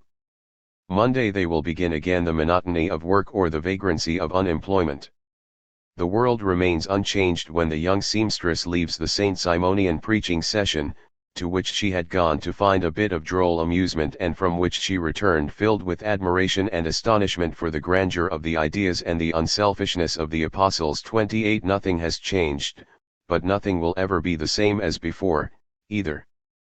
50 years later, when many of the apostles will have forgotten or disavowed it, our seamstress and our joiner will still proudly bear the marks of the bite. For it is in the moments when the real world wavers and seems to reel into mere appearance, more than in the slow accumulation of day-to-day experiences, that it becomes possible to form a judgment about the world. That is why those other worlds, which supposedly anesthetize the sufferings of the workers, can actually be the thing that sharpens their awareness of such sufferings. That is why those metaphysical problems, said to be good for bishops who find their supper ready and waiting for them, are even more essential for those who set out every morning to find the work on which their evening meal will depend. Who is better suited than those who hire out their bodies day after day to give meaning to dissertations on the distinction between body and soul, time and eternity, or on the origin of humanity and its destiny? Asks Ellerelier, can one explore any issue whatever without going back to first causes? 29 Like the sham passions of poetry, the hinterworlds of metaphysics are simultaneously the supreme luxury and the supreme necessity for the common laborers. Despite his farewell to Dante, Ghani the joiner explains to a ragpicker friend of his the necessity of another world, be it the chimera of believers or that of poets, for the struggle here. Plunge into terrible readings. That will awaken passions in your wretched existence, and the laborer needs them to stand tall in the face of that which is ready to devour him. So, from the imitation to Leela, explore the enigma of the mysterious and formidable chagrin at work in those with sublime concepts. 30. So the initial relationship must be reversed. It is the secret of others that the worker needs to define the meaning of his own life and struggle. Not the secret of the commodity. Isn't every bit of that as clear as day? It is not day but night that is involved here, not the property of others but their chagrin, their invented sorrow that contains all real sorrows. It is not knowledge of exploitation that the worker needs in order to stand tall in the face of that which is ready to devour him. What he lacks and needs is a knowledge of self that reveals to him a being dedicated to something else besides exploitation, a revelation of self that comes circuitously by way of the secret of others, that is, those intellectuals and bourgeois people with whom they will later say, and we in turn will repeat, they want to have nothing to do and especially not with any distinction between the good ones and the bad ones. But how can we not be struck by the gratitude shown for the love offered by the Saint Simonian preachers, by the interest shown in the plans of all those who assured them that they had found the remedy for the ills of society in general and the poor classes in particular, by the love lavished on the great poets and popular novelists? The world of the bourgeoisie, like that of the worker, divides in two. There are those who live a vegetative existence, the rich people so persistently depicted as stretched out indolently on their sofas or feather beds, responding only to the fragrance of their own interests and incapable of experiencing the passions of those whose lives entail love, suffering, risk, and dedication. The image may not embody anger over their laziness so much as contempt for such an animal existence. But there are also those others who desert the domestic cult of Baal to set out in search of the unknown, the inventors, the poets, the lovers of the people and the republic, the organizers of the cities of the future, and the apostles of new religions. The worker needs all of these people, not to gain scientific or scholarly knowledge of his condition, but to entertain and maintain his passions and desires for another world. Otherwise the constraints of labor will level them down to the mere instinct for survival and subsistence, turning the worker brutalized by work and sleep into the servant and accomplice of the rich people bloated with egotism and idleness. Thus, between the smith and his image, between the image that recalls him to his place and the image that invites him to revolt, we get a slight twist, unexpected meetings and fleeting conversations between our marginal workers who want to learn the secret of noble passions and the marginal intellectuals who want to minister to the sorrows of labor. They are difficult meetings resembling the ones granted by our somber joiner Ghani to the blond preacher who calls himself Moses and dreams of new labors in Egypt. I am not master of my time, so I cannot go to your place tomorrow. But if you happen to be at Exchange Square between 2 o'clock and 2:30, we shall see each other as do the wretched shades on the margins of hell. 31. It is a difficult meeting. Not a poor man and rich man, the bourgeois Radourette would even have to borrow money from the proletarian Ghani against possible income from his writings. The meeting is difficult because it is a meeting of two worlds that do not run on the same time. Their relationship will be reversed soon enough, to be sure. The frail pilgrim of eternity will go off to die under the Algerian sun, leaving the somber joiner half a century to draw profit from the new message.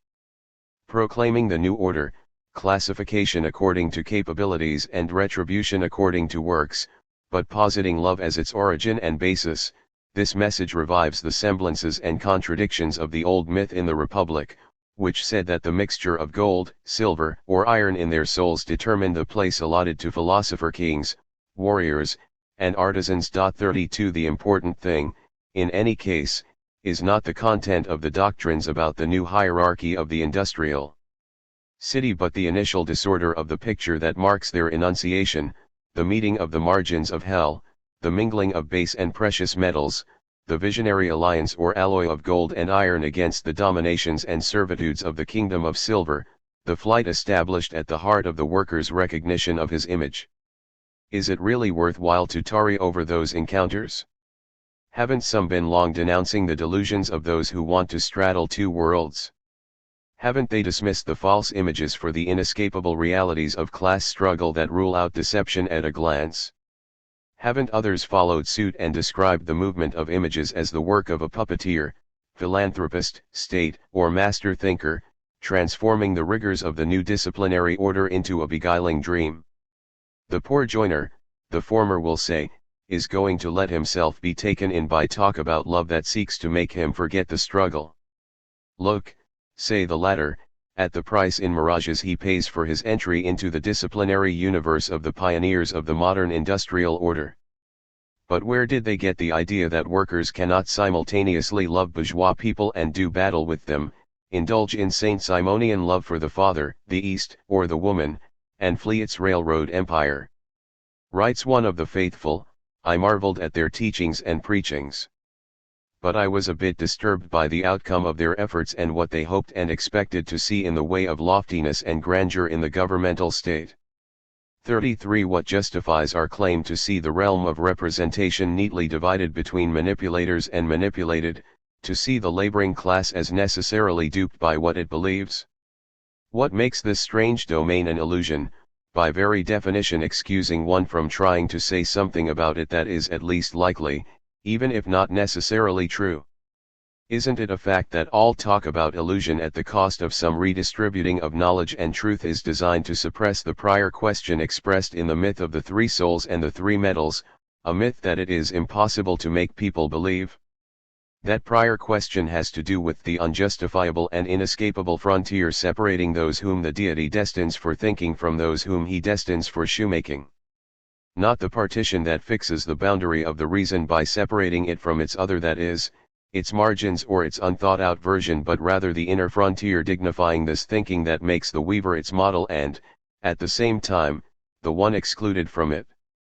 Perhaps, then, there is something at stake in our effort to mark the digression that intervenes between the old partitions of knowledge and the new apportionments that range thoughts, discourses, and images in the twofold registers of class struggle, science and ideology, power and resistance, mastery and dissidence. Perhaps there is a real point in letting the scene unfold as weavers and shoemakers, joiners, or smiths, ask themselves about their identity and their right to speak, carried along by the very logic of the disjunction that prompts recognition of one only at the expense of the other. Such is their venture as they seek to appropriate for themselves the night of those who can stay awake, the language of those who do not have to beg, and the image of those who do not need to be flattered. We must take this detour on the supposedly direct road from exploitation to class message, from worker identity to its collective expression. We must examine the mixed scene in which some workers, with the complicity of intellectuals who have gone out to meet them and perhaps wish to expropriate their role, replay and shift the old myth about who has the right to speak for others by trying their hand at words and theories from on high. Perhaps it is through a few singular passions, a few chance encounters, and a few discussions of the sex of God and the origin of the world that we may see the image of the great labor community take visible shape and hear its voice sound out. Chapter 2. The Gate of Heaven. 1 divides into 2. But how are we to understand this division of day and night, this split affecting the image of the robust worker? Shall we follow the columnist of the Saint-Simonian Globe who, one October evening in 1831, mingled with the crowd of laboring men, women, and apprentices in the Salle de Funambules? If our columnist found Deborah's pantomime special, the reason was that it was precisely the spectacle that the people offered to themselves. That man is their actor, their second self. It is the people on stage, and it is the real people. Away with the insignificant medley of secondary performers who dress up as the people and stand behind the stars of the theater. In the farces of that man there is an indefinable touch of bitterness and sadness. The laugh he provokes, issuing so freely and fully from the chest, turns into an ache in the end. After having entertained us so well in countless ways with his drollness and originality, we see poor Deborah, or, rather, the poor people fall back with his full weight into the state of submissiveness, abasement, and servitude in which we found him at the start, and from which he escaped momentarily to give us so much delight. Farewell, Pierrot. Farewell, Jill. Farewell, Deborah. Farewell, people. See you tomorrow. Tomorrow you will return to us, still poor and mocking, still awkward, clumsy, and ignorant, still the butt of derision by the idler you feed. There you have your life, your drama, every single moment and always, one. Our Saint-Simonian columnist has fully grasped the lesson of his leader. Enfantin, it is in the theatre, the new temple of popular aspirations, that one can see the laboring class living its true life. In the relationship of the common people to the stage and in the metamorphoses of their double, our columnist sought out the secret of the people's duplicity. But his choice of spectacle and the interpretation given to the truth of this popular pantomime, a mute truth, once again takes the revelation of the new theatre back to a metaphor that is not so new. On the stage of the Funambules, the Globe columnist saw a comic replay of the dramatic days of enthusiasm in July 1830 and their bitter aftermath. In the flights and falls of Deborah he saw an illustration of the major theme of Saint-Simonian propaganda: the people of Paris fought for nothing, or, rather, for the dream of something that they must now try to possess in reality. After their 3 days of glory, they fell back into an even worse state of wretchedness. They will get out of it only when they are willing to apply to the peaceful armies of labor the dreams of glory that enchant their evening parties and the energy they waste in their days of insurrection with no future. The fable goes beyond the mere calculus of inventions designed to transform the rebellious energy of the barricades into a production force. Beyond, for example, the peaceful riots in which, the first Sunday of every month, rioters and National Guardsmen would be asked to bring to public works the zeal and ardor they might have invested in disturbing public order or restoring it to the image of the people presented here goes further back and forward than does the Saint-Simonian enterprise. It is a double image in which the figure of an exploited and despised people, victim of the ignorance and awkwardness associated with its dull weight as the productive, food-producing class, unites with the figure of the childlike people who transform the dream of their own emancipation into a game with the powerful and an attitude of self-derision.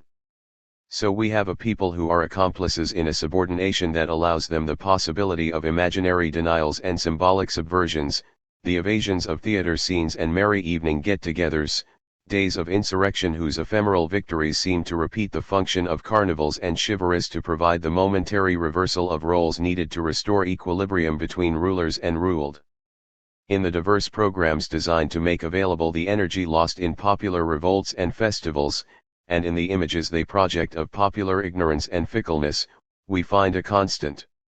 It is the picture of a proletarian people whose consciousness is always being contaminated by the vestiges of the past or by the societal intermediaries of the present, a working class in formation, still marked by the cyclical rhythms that govern the labors, festivals, and emotions of country folk, town and city proletarians caught up in the symbolic game played with the royal authorities by the pre-industrial urban crowds, the fundamental class contaminated by the illusions and irresolute forms of action peculiar to their intermediaries, petty bourgeois people, artisans, and shopkeepers who insinuate themselves into all the pores of the popular tissue, thus, a working people who must be given the awareness befitting their social positivity and the forms of action suited to ensuring their real-life emancipation. It is at this point that the misunderstanding or mistake intervenes between the interpretation of the actors and the criticism of the theoretician spectators. The lack of harmony applies, first of all, to the way in which the action is understood and its results are determined. Such is the case with the feudal insurrection of July. It is indeed true that the business depression after the revolution brought unemployment or underemployment to workers who had been doing well, and that it brought ruin to many initiatives and projects. The awareness that it produced in the interested parties, however, was not simply bitterness over a victory profiting the bourgeois class alone. It was more akin to a feel for the material sacrifices that must be made to pay for effective social advances, titles of nobility bought at a high price, or enterprises that will later repay the expense in pain and trouble. This disharmony between the order of economic profits and that of social advances marks the recitals of proletarian workers who lived through the dark years of the Restoration. The years following the Restoration were very painful for the workers. 3. In support of this judgment, Suzanne Voilquin does not offer any data that might specifically contradict the science of economics or its graphs, which assure us that those painful years were actually favorable to industry and workers. And her brother in Saint-Simonism, Louis Vincard, reminds us that the flourishing advance of business compelled his father, a maker of linear measures, to hire new workers. But the words of Suzanne Voilquin show us what made up the wretchedness of those years, the time spent in the servitude of those who have nothing to do but work as they sift the memory of a few scenes, the futile defense of a betrayed city, the humiliation of the occupation, the morgue of ghosts. The victory festival of others was enough to turn the prosperous years of business into years of humiliation for the workers. The new employees of flourishing industry did not find their dreams of social advancement satisfied by the security of their condition or the designation of their tasks as skilled. Such was the case with Jean Marchand, who was hired by the senior Vincard but valued only those things that exercise and enlarge the mind, for not included in such things were the fabrication of linear measures and the scientific and industrial spaces in which it operated, that realm of invention and technical intelligence which the progressive bourgeoisie envisioned as affecting the intellectual and material emancipation of the proletariat. For Marchand at least, these matters were not as pertinent as grammar, the manuals of which he constantly perused, and music, which he learned on his own before tackling versification and giving the son of the family rhyming exercises. At the end of that road, when Vincard the son had learned to express himself better in verse than in prose, lay the goguettes, where the aspiration to be recognized as an artist would link up with love for our national glories and public liberties. This nighttime socialization of individual vanities paved the way for the 3 glorious days, which were followed by the nights without food or fuel in the winter of 1830 to 1831. That was the price to be paid for the recognition of worker identity in modern society. But it may also have been a result of the inability of the actors to sustain the glare of that advance, to respond to the question of identity that was brutally asserted in broad daylight. Writes a heroine of July, why is it that the brilliant image of those brief instants appears to be merely a fleeting vision in the dark labyrinth where we have come to stray? The reason is that we, like those condemned to the mines, accustomed to the darkness like them, could not sustain the glare of such a bright light. 5. The metaphor takes us beyond images of the clumsy heaviness of the productive people or the frivolous lightness of the bantering people. Seamstress Julie Fanfernot lets us glimpse something else in the relapse of July, something akin to a penalty for an abortive initiation into the final rite or test. But the journey in the labyrinth of today and the comparison with the light of yesterday rightly reveal a social identity that is more complicated than the marriage of the productive people with the childlike people. In vain will songs and manifestos hammer out the refrain about the fundamental class, the nurturing source and suffering bottomland of the social body. In an age when philanthropists and utopians, enlightened bourgeoisie and self-taught workers, traditional and revolutionary educators, gave Fenelon's Telemachy as a text to proletarians awakening to the intellectual life, how could the latter misread or mistake the lesson of the reform undertaken in the kingdom of Salent, where superfluous craftsmen in the towns, whose trades served only to disorder morals, were shipped out to rural areas that had an insufficient supply of laborers? Who would believe that these tailors, cabinet makers, founders, chiselers, lace makers, ornament makers, fan makers, and so on, who live solely off the consumption of luxuries by the affluent classes, could typify the food-producing class of society? Thus, The crossing of paths on the way to the working class city and the heights and depths attained there suggest that the ebb and flow of popular movements reflects something other than the versatility of pre-industrial urban crowds, the strong influence of the petty bourgeoisie, or the imbalances of a class in formation. Being always in the process of taking shape could be a permanent characteristic of the working class. At every stage it might look like a transit point, so that the eye of the expert gets lost in trying to differentiate the true proletarian laborer from the belated artisan or the disqualified member of the tertiary sector. Our focus here, then, is, and has been for some years, a place of passage and meeting where the sons of peasants who were set on the road to the cities by revolutionary enthusiasms cross paths with high-born people reduced to the proletarian level by some recent political disgrace, with workers who had been temporarily turned into businessmen by a CNAT fever and then returned to their original state, or with soldiers who were forced in 1815 to take to the unknown or forgotten byways of the workshops. On this thoroughfare they meet, a weaver, son of a linen merchant who was ruined by the vanity that prompted him to purchase a title of nobility on the eve of 1789, the son of a wine-grower cooper who had the good fortune to be able to pursue studies and the bad fortune to see the family assets lost in a lawsuit, thus ending up a typographical worker, an adolescent wool carder, son of a bankrupt proprietor, who survived childhood by collecting bones from slaughterhouses and mercury from urinals.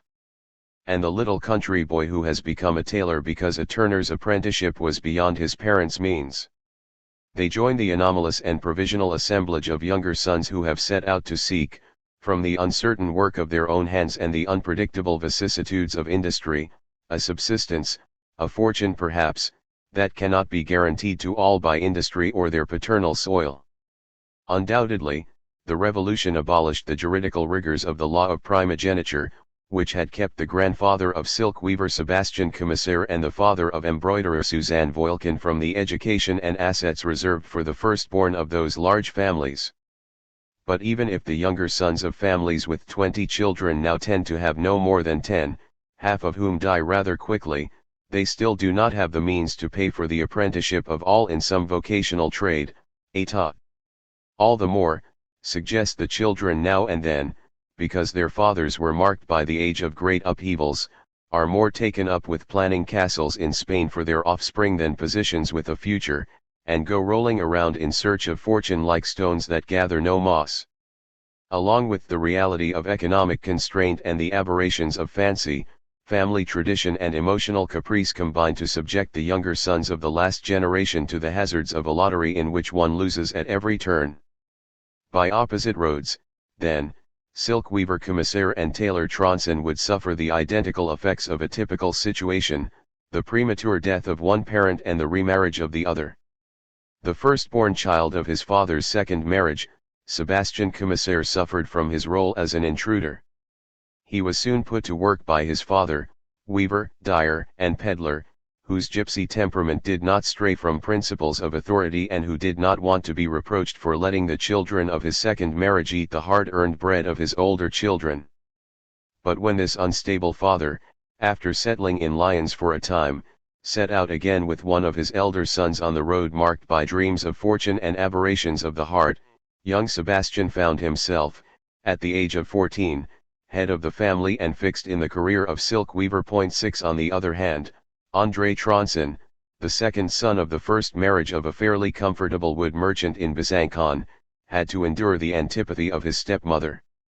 His elder brother, taken in by an uncle, received training that enabled him to occupy an honorable place in the commerce of Paris. 7 André, on the other hand, was placed with a tailor the apprenticeship of the poor before going to Paris to swell the ranks of the craft with the highest rate of unemployment.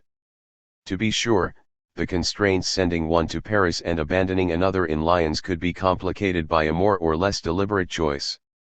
Joiner Agricole Perdiguier could very well have followed his father, who practiced his craft in Moyers. His oldest brother, the educated one, and his second brother had chosen to work the family land. But Agricole did not want, any more than his brothers did, to work under his father's authority while waiting to be his own master. When he got to Paris, he would not even accept the offer of his aunt to set him up in Avignon. Like his neighbor, locksmith Gilland, he preferred to celebrate from afar the virtues of his birthplace and to contemplate images of evangelical and patriarchal communism in the countryside. There was his grandfather, after all, who took what he wanted from the vineyards of others and recognized the right of everyone else to enter his own and pick the fruits that belonged to no one but God. 8. In like manner, the proletarian fabulist La Chamboudi delighted in recalling the fraternal banquets at his village school, at which rich and poor shared the contents of their baskets. 9 But he and Perdiguier chose the solitude of the city and the hazards of competition, an existence on the edge of two worlds imaged in the room that Perdiguier has Gilland visit. Agricole Perdiguier lived at 104 Faubourg Saint-Antoine, in a frightful hovel masked on the outside by a superb pastry shop. Almost everything around Agricole Perdiguier was odious and repulsive, but once inside his quarters you found yourself in another world. The room did indeed have bad flooring. Like country shacks, it had large, dark beams on the ceiling. But the room had an alcove and was decorated with a brightly painted paper that gave it an air of gaiety. There were two windows with muslin curtains, through which you could see stirring the foliage of the twining plants that the working-class women of Paris dearly love to cultivate. The furniture consisted of a very meager bed, several chairs, a walnut chest of drawers, a large square work table, and an oaken bookcase stocked with good books on every shelf. Over the mantelpiece there was a little mirror in a mahogany frame, attached to the wall by a gilded nail. In front of it there was a glass globe in which an artificial bouquet of flowers bloomed on its silken moss. On either side of the mirror hung dainty cushions of dark velvet, festooned with a family medallion and a silver watch, the only jewels in poor households. All of that was neat, shiny, polished, and arranged with the exquisite care that a woman of orderliness and taste lavishes on her surroundings. 10. It is an emblematic decor. The twining plants visible through the muslin curtains and the artificial flowers blooming in a porcelain basket under glass are both a substitute for, and a farewell to, the lodger's native countryside. Amid the dark beams of the ceiling and the bright wallpaper, the walnut chest of drawers and the mahogany frame, the meager bed and the massive table, the dainty cushions and the stocked bookcase, the mirror over the mantelpiece reflects quite another tale than that of the joiner junkily furnished. It is something along the lines of the multifaceted grandeur and decadence of this ambiguous character, trying hard to transform the rustic frame of his worker existence by decorating it with tokens of bourgeois civilization. The orderliness and taste of Lisa Perdiguier, an exquisite taste found only in big cities, Gilland assures us, bear witness to a way of being social very different from the one imagined in the dreams of philanthropists or in the poetic effusions of Michelet in The People, Paris, 1846, although they might employ very similar terms. In the muslin of the curtains, the silk of the artificial flowers, and the gaiety of bright wallpaper, they would have us see the beneficent work of feminine grace, helping to keep the worker within his home and workplace and away from cabarets by creating the charm of a comfort suited to his modest measure. More clear-eyed, perhaps, reactionaries detect here the perilous expectation associated with the unstable position of these former villagers, who cannot find stability except by denying themselves, by going all the way down the road that, they have been foolishly led to believe, should lead workers to bourgeois status by a combination of diligent application to work and enterprising effort. The misfortune of the worker's condition and the consequent danger for bourgeois order do not lie so much in the unbridled fury of poverty as in the Brownian movements that constantly affect precarious and transitory forms of existence. Eugénie Niboyet visits the home of lacemaker Voinier and notes, they must have been comfortable because their little household is very nice. 11 But the slightest turn of chance, added to the irregularity of work and long off-seasons 3 to 7 months, depending on the trade, is enough to ruin these fragile positions. In this case it was Voinier's wife who took sick. To take care of her, he had to eat his savings and then quit work. The possessions of the little household, one by one, found their way to the pawn shop, an institution whose operation also embodies the ambiguity of worker misery. For alongside those who go there with their jewels, their linen, or their dowry assets in order to get through the bad months, we find those who utilize this process to procure the first capital assets of an enterprise at a cheaper cost. Thus, the pathways that lead to mastership can be intermingled and confused with the pathways of worker life, plain and simple. For these beings between two worlds, mastership is the normal endpoint, which in no way implies any will to go over to the side of the exploiters. The very same word, emancipation, is used to denote the advancement of the individual worker who sets up on his own and the deliverance of the oppressed proletariat. It is this identity of individual and group courses that shows up in the projects that mechanic Claude David tirelessly presents to the capitalists of the Restoration and then the governments of the Second Republic. I felt that God did not create us to be the slaves of our brothers, and I bent all my effort to extricate myself from the grip that was choking poor workers. At the age of 23 I felt strong enough to effect my deliverance, sensing that the burden I bore was too heavy on me. At that point I had invented a new type of loom that permitted me to manufacture the most beautiful fabrics, shawls. I had enlisted a collaborator to handle the equipment setup. He was a young man who suffered as I did, and who also desired greatly to emancipate himself. We realized that the sufferings we shared were those of our brothers, the common laborers, as well. And I, for my part, had dreams of emancipating a certain number of them with us. 12. There was scarcely any worker among the most revolutionary ones who did not dream, at some point or another, of becoming a master. More than one achieved that dream. The notion of worker association itself was not inconsistent with the bourgeois science of Poor Richard. Witness the astonishing enterprise set up at the worst point in 1848 by 4 workers, last makers, all of them known for their anarchic opinions. One day 4 guys met.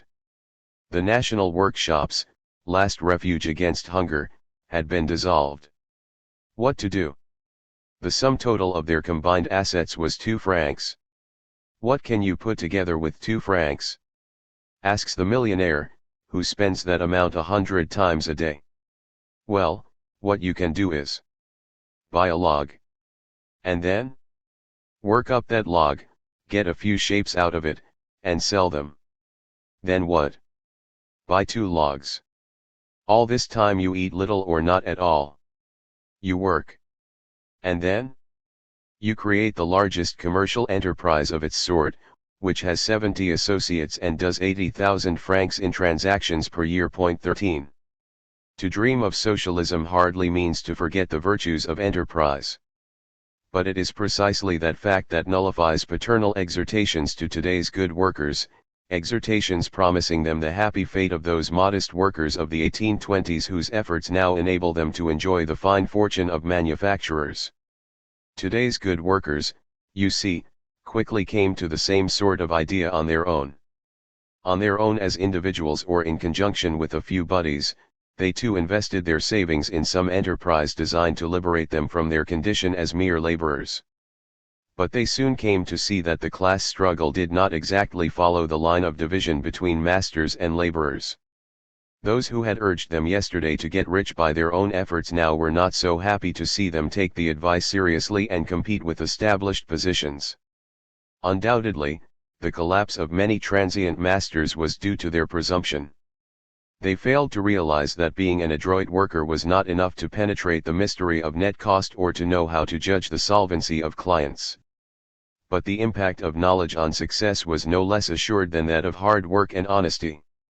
The science of Pierre-Joseph Proudhon, 1809–1865, accountant for a barge line, may have had a terrible effect 14 on his employer's competitors and ruined them.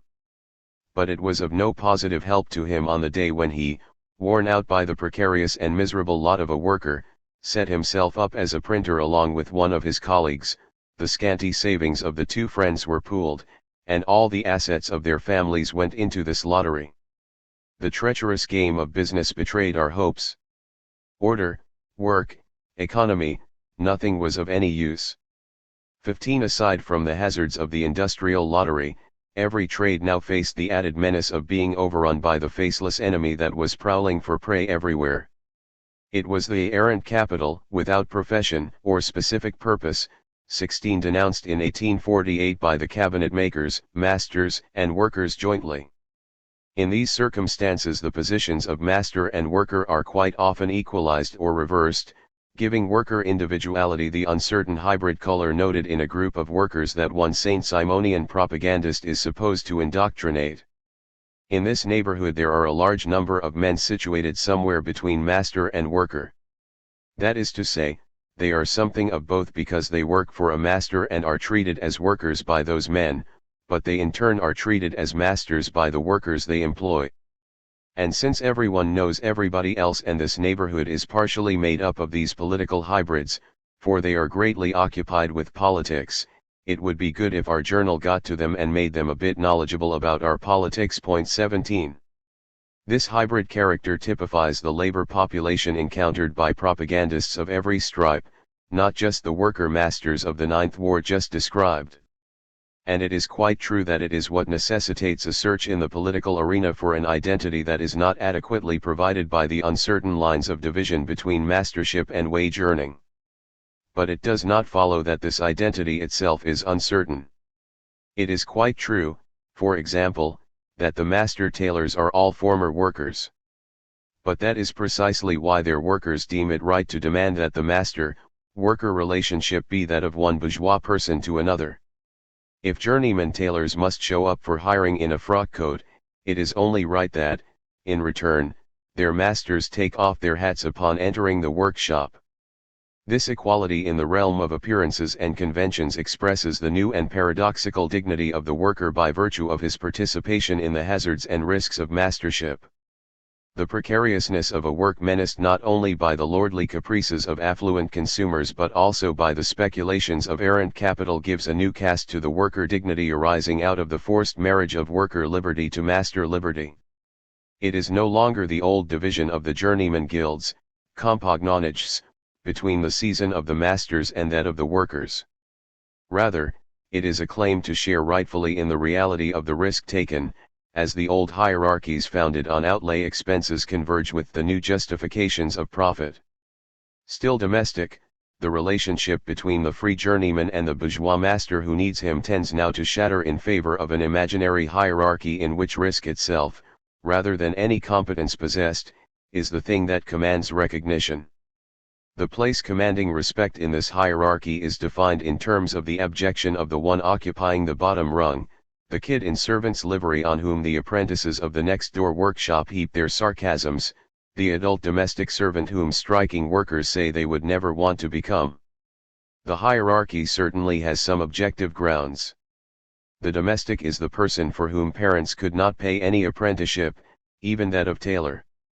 At the age of 8 or 9 they place him in some house so that he might bring in money to them, or at least spare their money more quickly. But this social hierarchy is also asserted insofar as it is the consequence of a radical choice. Domestics are those who, at the age of 15, were afraid of the worker's life, seeing only its bad side, the wretched poverty. This dread of poverty seals their fate. Theirs will be a life coiled in an undivided time and confined to the animal sphere of needs, their masters and their own, so then it is all over. Their lot is to serve until they become stewards and, as they say, hold a good position. Possessors of a modest comfort, they can return to their native region and finish up an existence that they have traversed without glory and without being able to claim to have done anything but live. 18. But what else but living can one claim, except dying? No need of any philosopher to teach Taylor Burdett, whose contempt underlines the two words serve and live, the relationship of servitude to dread of death. Only, this genealogy of servitude does not take us back to the side of mastership but to that third position that would like to be the absence of a bond, independence. This is the word commonly used to sum up the ideal of that ambiguous state hauled between the two poles of mastership and servitude. Its superiority over the one and its conflict with the other takes its definition, not from the positivity of competence, but from the choice of its precariousness and the knowledge, or rather semi-knowledge, of its suffering. In the short time, says Burdett, that one can attend formal instruction, or in the schooling provided by the city and by occupational stints all over France, the worker acquires the semi-instruction that offers him a certain advantage, the ability to take cognizance of what is going on in society through his reading of the journals and other writings published to teach the people that they have rights, an advantage often costing them a high price and many a sigh. The advantage of a sigh. In the comparison of our worker tailor, there is nothing left of what had been classically regarded as the superiority of the laborer's work over the work of the domestic servant, the skillful turn of the hand, the irreplaceable competence that would fashion the worker's pride and prompt the master to compromise. The paradox, you see, is that one can never find enough people for the simple role of domestic servant, but there are always too many workers for a given skilled craft, no matter how lofty it may be. A young typographer of 20 may feel an immense pleasure as he stands before his composing stick, the instrument and symbol of his liberty, and says to himself, I have a craft. I can go anywhere. I need no one. 19 But there is also a more cynical lesson about the way things stand, which the pressman of the Globe teaches to a Saint Simonian typographer. In the industrial anarchy of the day, his skill as such is worth no more than a lottery ticket. Since I had no job, Father Chevalier wrote to M. Evray that he would like to see me employed at the Globe. M. Evray, whom I had seen in the parlor, promised to get me in shortly, especially since he was unhappy with several compositors. No one was to be dismissed illegitimately or hurt. This approach satisfied me, but it all went very differently. He wrote to me to come at once and fill the position in question. I thought it vacant, but it wasn't at all. He takes me by the hand and goes up to the newspaper office. He asks for the names of all the compositors working on the paper, writes them on pieces of paper, and puts them in a hat, saying, Gentlemen, the first name to come out of the hat will be dismissed, and M. Mallard will take his place. And if you gentlemen don't like this procedure, you all can get out too. 20. Even less than the typographer Mallard can the colleagues of Taylor Burdett succumb to the illusion of noble work. There are worker tailors everywhere, in the workshops, in garrets, in porters' lodges, and on the streets of Paris. There are so many you hardly know the exact count anymore, 22,500 in 1848, according to the statistics of the Chamber of Commerce, 40,000, according to the estimates of Pierre Vincard. 21 Nor can anyone say who complains more, the youthful tailors in workshops, squeezed against each other as they sit on the floor, their legs crossed and their chests bent over benches that are always very narrow, or the piece workers in their garrets, trying to attract a personal clientele for the work they do so cheaply for contractors. No workers are less irreplaceable than the tailors. Yet everyone will tell you, no guild is more sensitive, more solicitous of the respect that is its due, more ready to drag the whole mass of workers into its revolts. The fact is that the worker dignity of which they pose as the prime representatives has nothing to do with the dignity of one's craft or pride in it. In the workers' world, in fact, that is more a divisive factor, one that can eventuate in a fight to the death. In the 1850s one could still come across corpses of shoemakers here and there. They were the victims of the hatred stirred up in the whole guild of journeymen by the royal craft of carpenters, a hatred of their base and stinking craft, which was usurping the dignity of compagnonage. Nor is the sensitivity of the tailors akin to the aristocratic indignation of the chiselers, which they expressed to the manager of the Gaiety to show their displeasure with a stage piece that depicted them in dress beneath their dignity. So your actors have never seen chiseler workers, eh? They do not know that the profession of chiseler is a luxury one?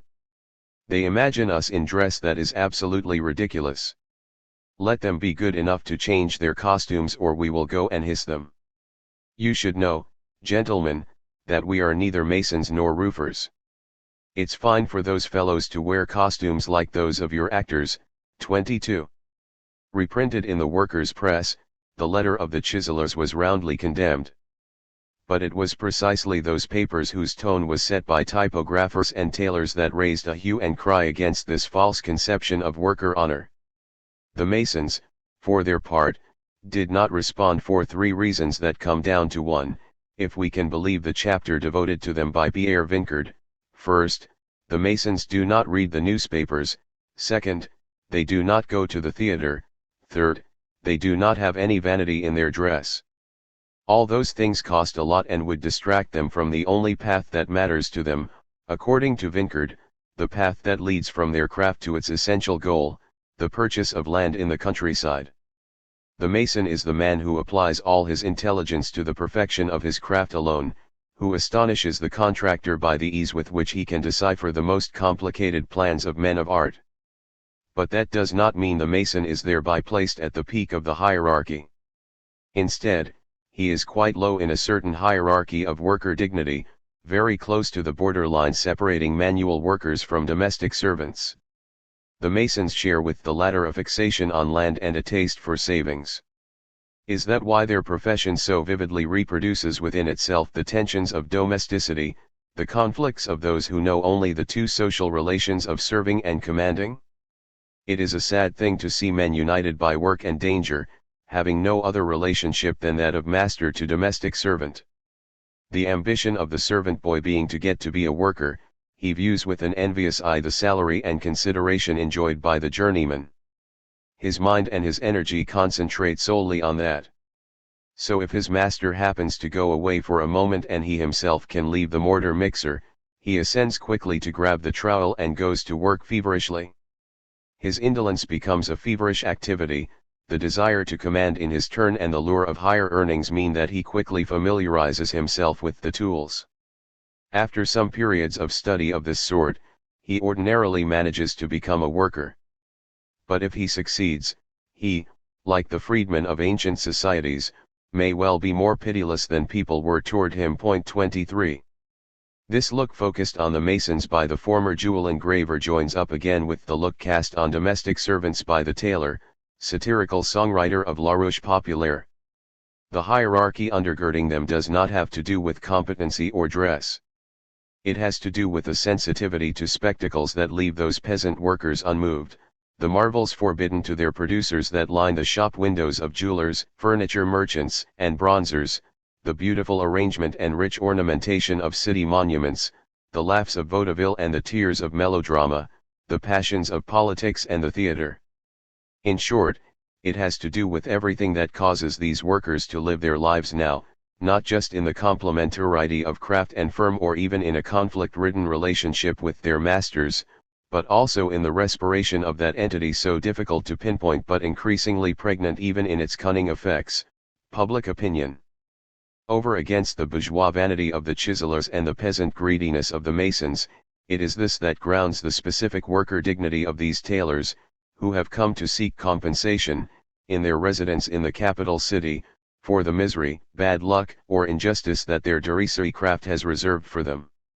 Is it the strategic position of their workshops, cheap hotel rooms, and garrets between the Chaussée d'Antin of the royal bourgeoisie and the Tuileries of bourgeois royalty that gives them, along with the typographers, the privilege of being the first to be in tune with public opinion? Or is it rather the fact that they work in the fashion industry, which is so close to the fashioning of opinion, and in which the marks of social differentiation are made up? That undoubtedly is the source of the particular nature of the rights they claim in their radicalism. On October 20, 1833, the most progressive of the Republican journals, Le Bon Sens, informs us with a hint of contempt about the enormous increase in tobacco consumption among the fashionable young gentlemen. A few days later, it must report a strike by worker tailors over the right to smoke in the workshops. The tailors do not take themselves for fashionable people, however, even though they may sometimes dress up as such when they serve as paid applauders at the theater. In its own way, the journal La Fashion points up the logic that injects questions of decorum into professional exigencies and wage disputes. The mason, the carpenter, the painter, and the locksmith do not need luxurious dress for their workdays. A pair of cloth pants, a blouse, and a cap are all they need to lay out money for. A worker tailor does not need really elegant clothes either. Nevertheless, he still must have a dress coat or a frock coat, boots, and a hat. For if he presents himself at a master's place in short jacket and cap, he will not be received.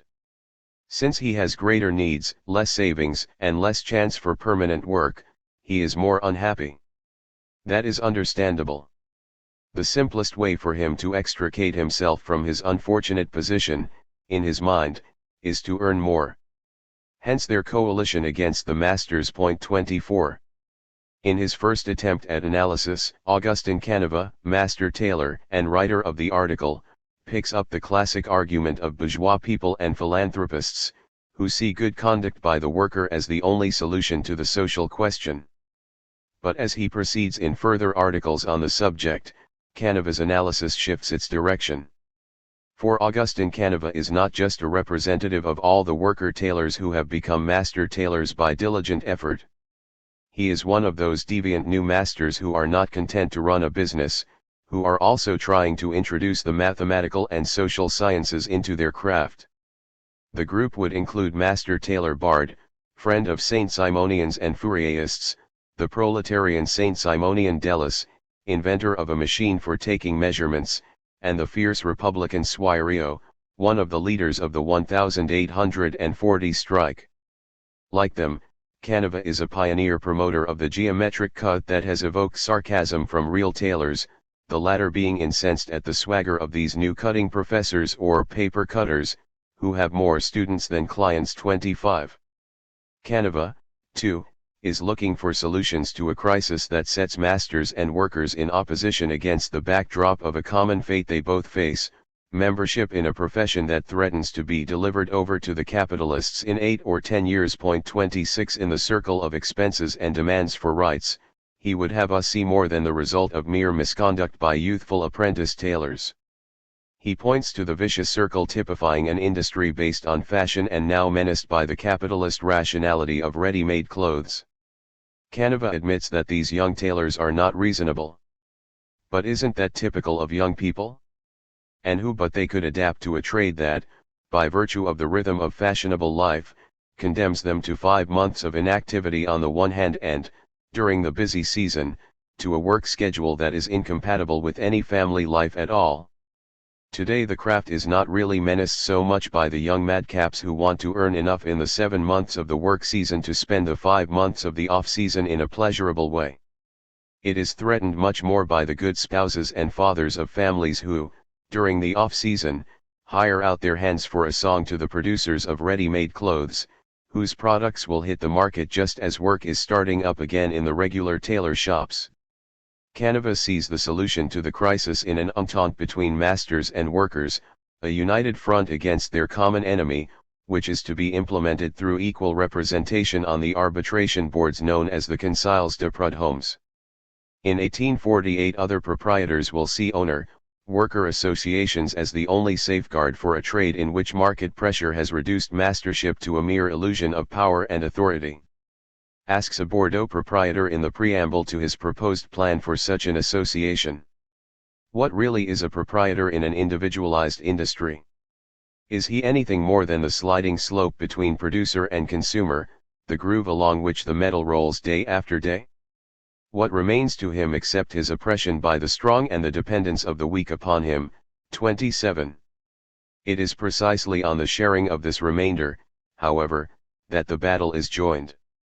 The striking worker tailors echo the affirmation of solidarity and the proposal for parity in the 2 demands embodied in the third point of the program espoused by the Paris strikers of 1833, relations of independence and equality with the masters.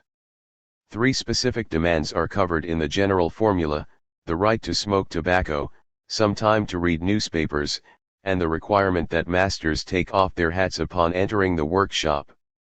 That may be the source behind the 1848 shibboleth, "Off with your hat before my cap." Many will allow themselves to be caught up in this pantomime, but it might well have had another function. Perhaps this recognition of the royalty of the producers was designed to exorcise the more upsetting strains underlying the bizarre formula relations of independence and equality with the masters. Surely it was a stupid wager for the most easily replaceable worker, not to be dependent on the person on whom one depends. But in the normal course of things, these stupid wagers make the most dangerous daredevils. It is not that they would take their revenge by sabotaging their work. The very masters who criticize their misconduct generally tend to pay homage to the care and precision they put into their work. The hygienists, however, have already pointed up the link between one and the other, denouncing the subversive effects of a docility that keeps them seated all the time, pressed up against each other and oblivious to the time for eating and sleeping 28 when the workload is pressing. Wherever you find a gathering of idle men, by which I mean men who are not applying themselves to muscular effort or whose minds are not usefully occupied, there you will find the imagination swept into dangerous byways. And since the tailors stay in one place, they are condemned to almost complete inactivity. 29. Misconduct, however, is not the most dangerous effect of this lack of differentiation between work and rest. It is the more formidable vanity associated, not with the feeling of being irreplaceable partners by virtue of their dexterity, knowledge, or quick eye, but rather with the knowledge that they are in excess. All the more so since they chose as their leader, in the big strikes of 1833 and 1840, a man whose personality was the best possible expression of the social and imaginary stake in their struggle. André Tronson was a child in excess from the very start, born in Besançon in 1802, reduced to a tailor's apprenticeship by a jealous stepmother, and finding his way to Paris to improve himself in the elegant, pure, and exacting taste of cities. 30 Gillen tells us that Tronson did not despise the bourgeoisie as a power but detested it as a caste. The bourgeoisie returned him the same divided sentiments. When the caste of masters was not making him spend time in prison, individual masters employing him would assure him earnings of 2,000 to 2,400 francs a year and readily entrust the management of their workshops to a man who casts such a spell on their workers. In the last prison he would enter, which the government of the bourgeois caste would let him leave only as a dying man, he would again ask his wife to send him the illustrated Gospels my boss gave me as a present that fortnight when I went to so much trouble for his big order. 31. That privileged relationship certainly put him in the best position to lead the battle for the recognition of those workers without anything to offer in the struggle except the risk of combat itself. He was the best one to lead the collective fight of individuals with none of the mutual ties that made other guilds strong. The workers in other crafts are better at acting in concert. The journeymen help each other on their travels. They get each other resources, credit, and work. They bolster each other's morale. Among the worker tailors, on the other hand, we find an unfortunate egotism. No fraternal bond unites them. They meet, good morning. They part, good night. That's it. 32. The only thing to add is that these workers who merely cross each other's path, a worker tailor rarely remaining 3 months with the same master, are united only in their relationship to the other party, that is, the bourgeois people whose egotistical lifestyle they mimic, whom they must visit in a frock coat, and from whom they demand a code of conventions in which their right to strike will balance the other party's right to lay them off. Let the insolent master be deprived of our working arms until he has admitted his wrongs. But let us be fair as well, permitting him to discharge the worker who no longer suits him in a fitting way. 33. The new strikes pioneered by these individualists can no longer beat a retreat to the Aventine Hill as did the Compagnonnage damnations of yesterday. But they compensate for this with a game that produces its effect on the enemy in the determination of risk and expense. The feeling of being in excess gives rise to 2 things. First, it prompts demands for rights from these people who are too many, and who therefore find their dignity in the risk of poverty they have assumed. Second, it prompts collective revolt against a situation that makes each worker one individual too many, that is, against the competition that produces a surplus of laborers. The game of expense is thus more complicated than we are given to believe by the platitudes of philanthropists, who blame poverty and coalitions on the thoughtless expenditures of pleasure-seeking workers. It is also more complicated than it is interpreted to be by those who oppose the nakedness of the poverty and the seriousness of the fight to the illusory phantasm of such raptures, or who, on the other hand, contrast the savage annals of popular orgy with the homely or militant morality of the worker ant. Even though it is contrasted with the joyous immorality of the worker dandy, the morality of militant dedication has to do with the same point of honor, the refusal to save money as the criterion that establishes the social superiority of the worker's state over that of the domestic servant. This is borne out by the constant diatribes of moralists in L'Atelier against the ideology and practice of savings banks. Even more noteworthy is the way they slide between two arguments. One argument denounces any attempt to convert workers to egotism and ruin their solidary action. The other maintains that their living conditions do not permit workers to save. Only domestics save, workers do not.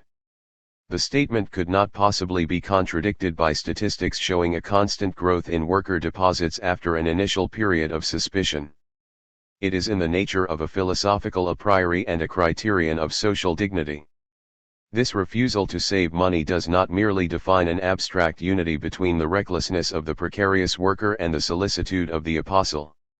It is also to be the basis for a new social recognition, the intermediary that will enable the workers' struggle and solidarity to move from the particularism of specific crafts and the reign of material force to a universality affirming the workers' right to a new apportionment. It is a matter of moving beyond the atomization that accounts for the present situation. The class does not exist, there are only individuals 34, but this must be done without turning union into a constraint that would cause a relapse into the reign of force and the power of castes, where the ideal of compagnonage liberty was lost. For the weapons that the old journeyman companions and their guilds used against their masters were the very same ones that divided them from each other. The force they put into their economic struggle was also the underlying source of their social abasement, lacking respect for each other, making war on each other, devouring each other in rivalries. The workers lost their position, their liberty, and their well-being. 35 The reconquest of their lost social rank must come by way of qualitatively new solidarity, not just their rediscovered power as a group imposing its law on the masters, but also a newly achieved universality entailing its recognition and establishing proper social relations that will sanction the place of workers in the kingdom of reason and civilization. This sort of worker dignity implies a break with those who want to base worker dignity on physical expenditure or manual skill. The discourse presented in L'Atelier on behalf of the working class is a discourse of semi-workers, not robust enough or well enough versed in geometry to suit the carpenters, not skillful enough to suit the chiselers. Visiting the printing office, some would judge them to be fake workers. The foreman was once a lawyer, the homme de conscience had studied medicine, the compositors included a teacher, a former ship's doctor who had lived for 10 years among the Indian tribes of South America, and a Spaniard who had been a captain in the army of Don Miguel 36. The description is undoubtedly a bit forced. The old typographers offering it clearly want to come up to the classic image of picturesque physiologies that depict the world of typographers as a hotel providing refuge for abortive vocations, unattained destinations, overturned positions, and disappointed hopes. 37 But even the parties in question must have been somewhat aware of being newcomers in the worker hierarchy, because the first editor of L'Atelier returns to this question of titles 30 years later. We also contributed to the newspaper L'Atelier to prove to the workers of all crafts who were there that a tailor using his needle and a typographer arranging his type characters merit the respectable title of worker as much as a baker, a cabinet maker, or a tanner. 38. The talk begun in the name of the working class presupposes an internal revolution, an overturning of the older hierarchies based on strength and skill. For those hierarchies, ultimately rooted in the hazards of birth or the arbitrary nature of social distinctions, embody the law of castes that fixes the worker's subordinate position and implant it in the very midst of the worker's world itself. That accounts for the privileged role of the curious vanguard made up of those who handle needles and type characters. They are workers without power or any illusions about their qualifications. In vain do they pretend to take seriously the basic standards of qualification and competence that they use to oppose the opening of a woman's printing office. However rare literate women may be, there are certainly enough of them to replace all the male typographers. These haphazard, fugitive workers get their importance from their position on the frontier, close to the bourgeois people, providing them with the ornaments of social distinction and the material revetments of their thinking, sensitive to the revolutions from above effected through the ascendant powers of fashion and the press. They are almost bourgeois, in a sense. they are the ones best situated to borrow bourgeois dress and language, and hence to point up the signs of disparity.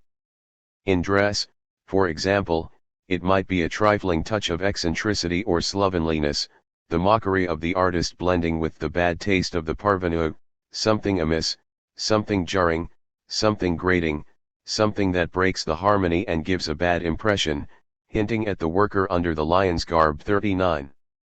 Above all, these workers are the best situated to re-evaluate the bent to mastership inherent in the transitory worker state, to confront it with the new conditions of class domination and the reign of capital. They shape a class discourse with the help of the bookkeepers and shop clerks to whom L'Atelier accords the right to speak in the name of workers, a right denied to any manual laborer who grows rich on the work of others. This class discourse has a precise function. For the worker stopped at the barrier of mastership and for manual laborers victimized by aristocratic prejudices, it creates a new ideal. The impossibility of escaping their condition is transformed into a positive refusal, a renunciation of servitudes from above that are savored by the ephemeral proprietor and seen close up by the foreman, the clerk, and the bookkeeper, a substitute claim for a social place that is won in the battle for equality with the masters, a class ideal of becoming completely like bourgeois people in order to better point up the difference and affirm the refusal entitling workers to be recognized as their equals. On the one hand, in order to acquire citizenship in bourgeois civilization, they must wipe out the signs of worker specificity hearkening back to the naturalness of castes and the rule of force. On the other hand, they must denounce the bourgeois blemishes of egotism and exploitation in their own behavior. The fight for recognition entails this twofold movement, a transition from the feudal reign of force to the bourgeois reign of reason, and an aristocratic challenge to the bourgeois norms of saving money and getting rich. It is the dream of a state of equilibrium, a state where the individual whims of bourgeois fortune or aristocratic dignity are whittled down to the definition of a collective identity. It is, for example, the return to the ranks of the young typographer who had first been dazzled by the pomp of the city of kings. He wanted fashionable clothes, scented linen, gems on his fingers. For company he sought out young people above his station. 40 Then he saw the dedication and many sacrifices of his comrades in the struggle and converted his aristocratic taste for spending into his own participation in the democratic struggle of the workers. This exchange is also the source of a new hierarchy, however. At the worker degree meeting of St. Simonians on December 18, 1831, tapestry worker Julien Gall is presented to the assembly after being called to direct propaganda work in one of the 4 Paris sectors. The young man, whose bearing suggests the bourgeois man as well as the worker, announces the 2 sacrifices he is going to make for his apostolate. He is going to give the St. Simonian family the fruit of his savings, and to serve that family, he is going to give up the position of chief clerk that destined him to succeed his proprietor. But his talk is of gratitude rather than of sacrifice, born of proletarian parents and having attained the highest point in commerce that a common worker can attain by his own capabilities alone. I would never have been able to surmount the social barriers between myself and those privileged by birth. I was in despair. You have called me and restored my hope. 41 It is not Julien Gall's fault that the future would see him end up as a capitalist and philanthropist instead of confirming his choice and his hope. The priests of the new life abandoned him, and so he had to bend all his efforts to refurbishing the reputation as a hard worker that he had tarnished a bit. 42. But a few decades of commercial success and social action would not suffice to erase the memory of that fleeting moment and that singular dream, the finding of that plenitude and fulfillment that had been sought by complementing the work of the day with evening goguettes, the humiliations of 15 years with 3-day revolutions, the bitterness of labor with the successes of one's craft. That was the privileged point of equilibrium between the precariousness of independent work and the new servitudes into which one again falls as soon as one rises above it, an undivided time without off-seasons, entailing an activity in which service without servitude to others is rewarded with the pleasure of being one's own master instead of having to sell oneself. An individual adventure hung in the imagination of this strange collective destiny, a bourgeois civilization without exploiters, a chivalry without lords, a mastery without masters or servants. In short, the emancipation of the workers. Chapter 3. The New Babylon. Must we go back farther? As a boy he got a very lively impression of passionate church music and dreamed of being a country priest living in the midst of his cherished flock. The sequel in this case could be pictured too easily, from choirboy dreams to the worker apostolate. For shoemaker Charles Pennicara and his peers, however, the question is more whether they ever had a childhood that was lovable, heroic, fabulous, worth writing on gold leaf, Rambo, Matin, Unsaison and Enfer. Some seem to remember such a childhood. Not the heedlessness of infancy or the robust paradise of childhood games, but rather that supplement of childhood, denied to the domestic, between the stage of unreflecting consciousness and that of service, a lost time, the pleasure of which lay not so much in playing as in wandering off by oneself, dreaming, or learning. I was always impetuous, but at that age I was so with gentle, dreamy conceptions that strayed into mellow reveries under the shade of trees. Their childish, affectionate poetry and its intoxicating spell became identified with the ambiguous projections of the evening sunlight, the vagabond enthusiasm of the wind as it swirled leaves, the virginal awakening of morning, the oscillating air of night. 2. But a chance discovery has already fixed the dreams of this boy in love with vagrancy and botany on a particular obsession.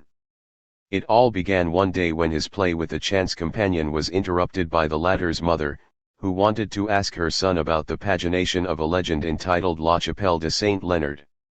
Our future joiner never got around to reading that piece, but that very day he gave up childhood games and dedicated himself to building up a library for himself. For the sons of poor proletarians living in the Saint Marcel district, however, libraries were built only a page at a time. Even those one might appropriate from the daily food supply were rarely intact.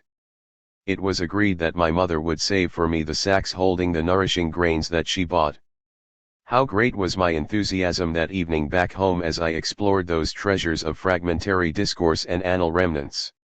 How irritated and impatient I was when I got to the torn end of a page and could not pursue the narration. There was no follow-up to the first delivery of sacks and wrappings, even though she was urged to buy all her lentils from the same merchant. 3. Jean Derouin, lingerie maker, apparently did not experience this sort of cutting in childhood. Her style is not the chaotic one characteristic of proletarians who found access to the great book of knowledge only in the torn pages of lentil sacks. I was never familiar with the joys of infancy or the games of early childhood. From the time I learned to read, reading became my sole occupation and the charm of my every moment. I felt a vague desire to experience and know everything.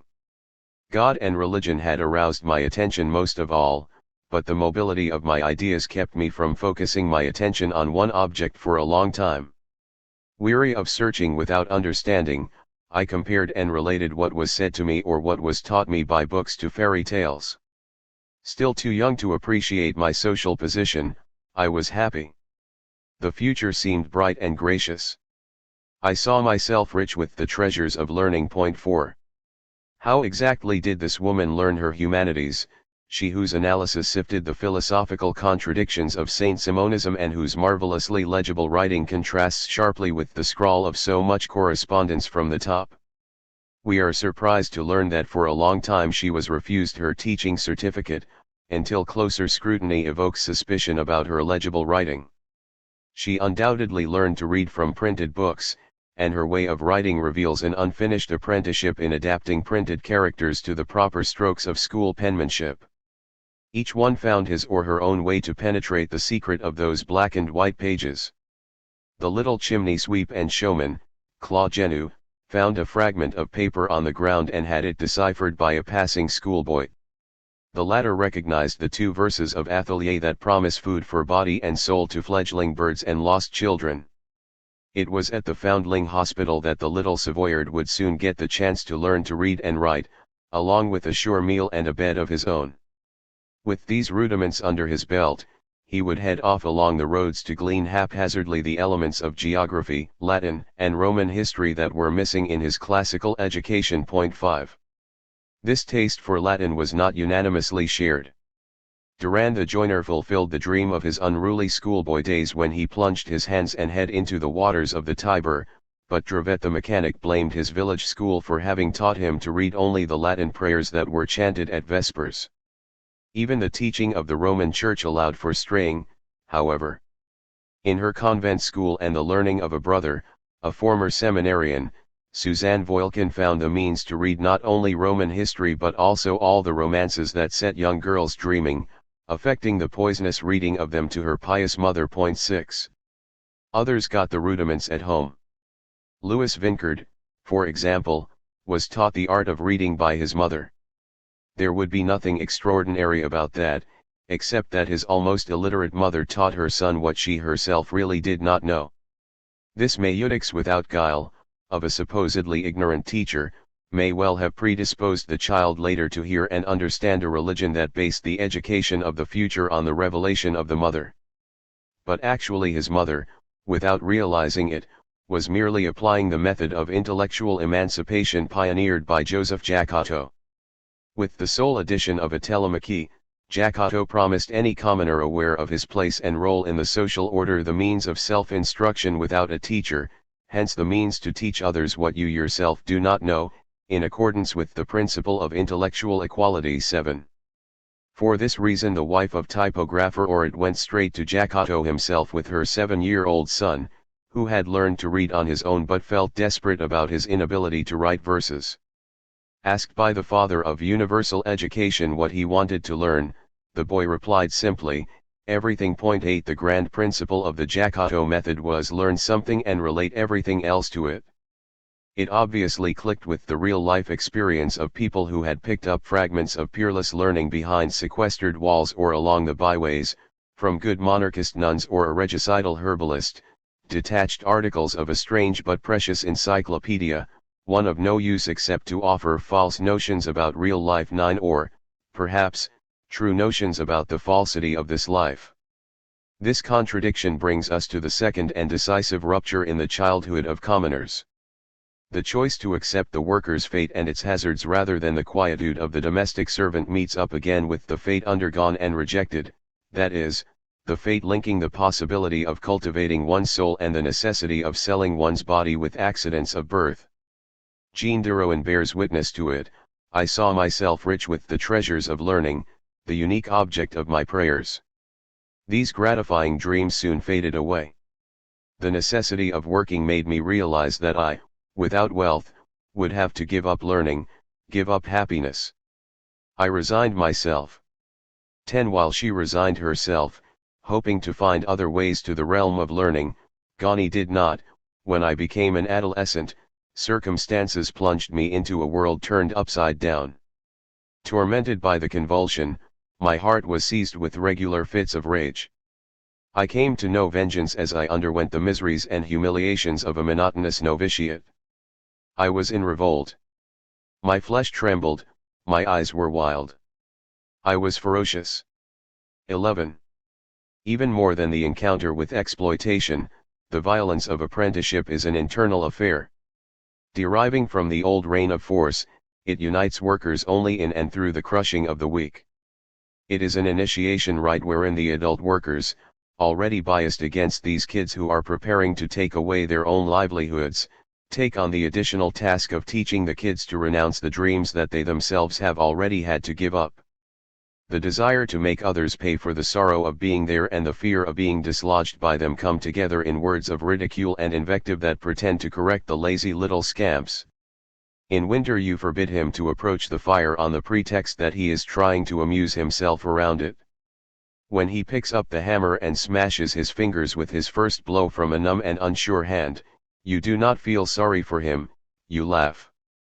Instead of helping him, you make fun of him.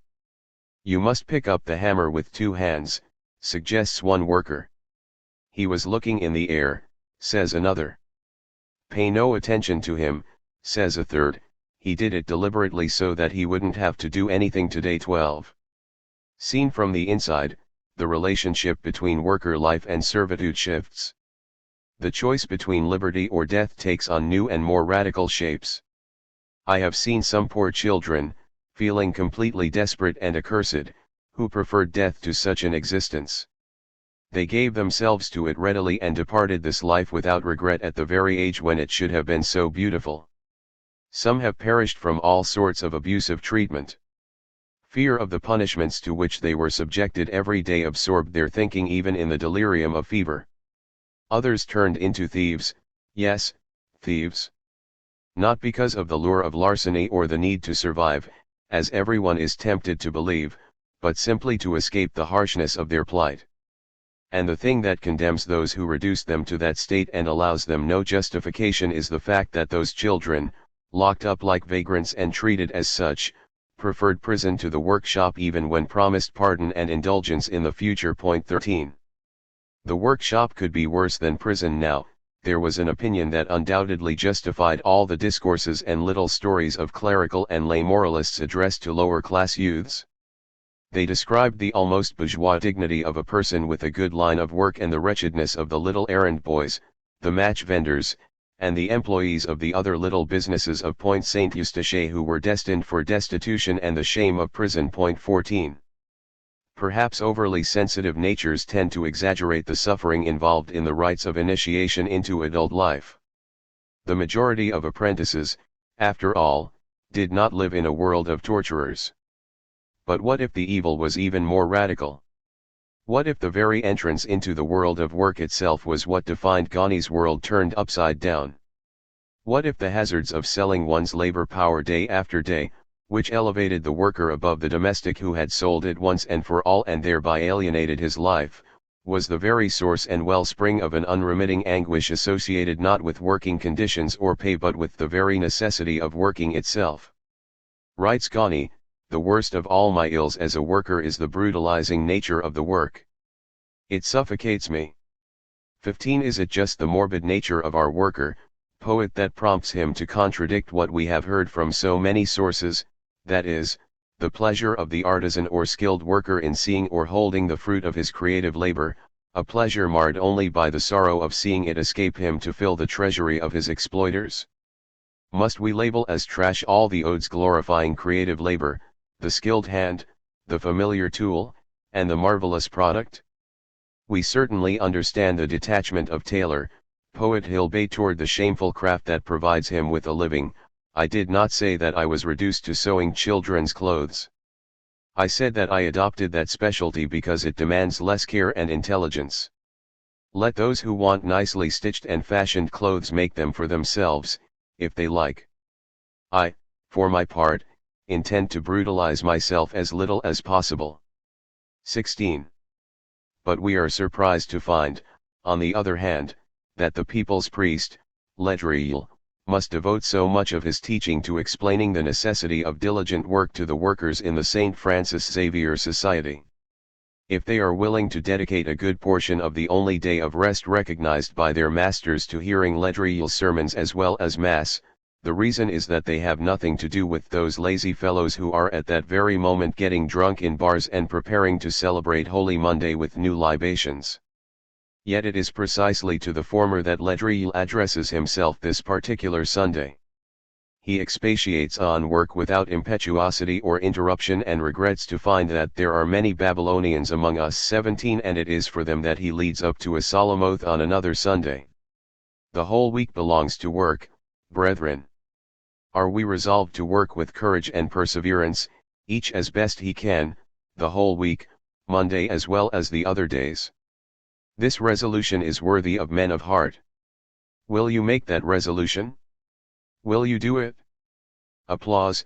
Yes, I shall repeat in turn, to work. From tomorrow at break of day, and God grant that work will not be lacking for anyone. 18. Must one do all that if one wants, on Monday morning, to differentiate the good workers who spent their Sunday in church from the caro users who spent it in bars? Were the Babylonians really to be found at every level of the hierarchy that Denis Pilate would establish 25 years later, from the irreproachable true worker to the irretrievable sublimest of the sublime? 19. Ledriel tells his listeners, there are plenty of Babylonians among us, men who work hard for a few days in order to rest and drink and enjoy themselves the rest of the time. 20. It is a comforting division. But what if the real mark of the Babylonian is something very different and far more dangerous? Not preferring drunkenness to work, or even working harder to get more intoxicated, but rather treating work itself as a form of intoxication, seeing it as a time of brutishness when the body absents itself, not by not working, but rather by overworking to the limits of one's strength in order to procure some free time for oneself. The sober Catholic worker belongs to the race of the Babylonians when he, with the good week he has just finished for himself and his master under his belt, robs the latter on Monday of the 2 francs he would have saved out of the for the worker's day of labor produces. And the worker does this with a clean conscience. If we are to judge by the sham questions that come to Ledriel, what will happen in the master's case? He will not pay for that day, says the inconstant worker, seeing his honor safe, his integrity intact, and himself free and clear. But that is not the case, my friend.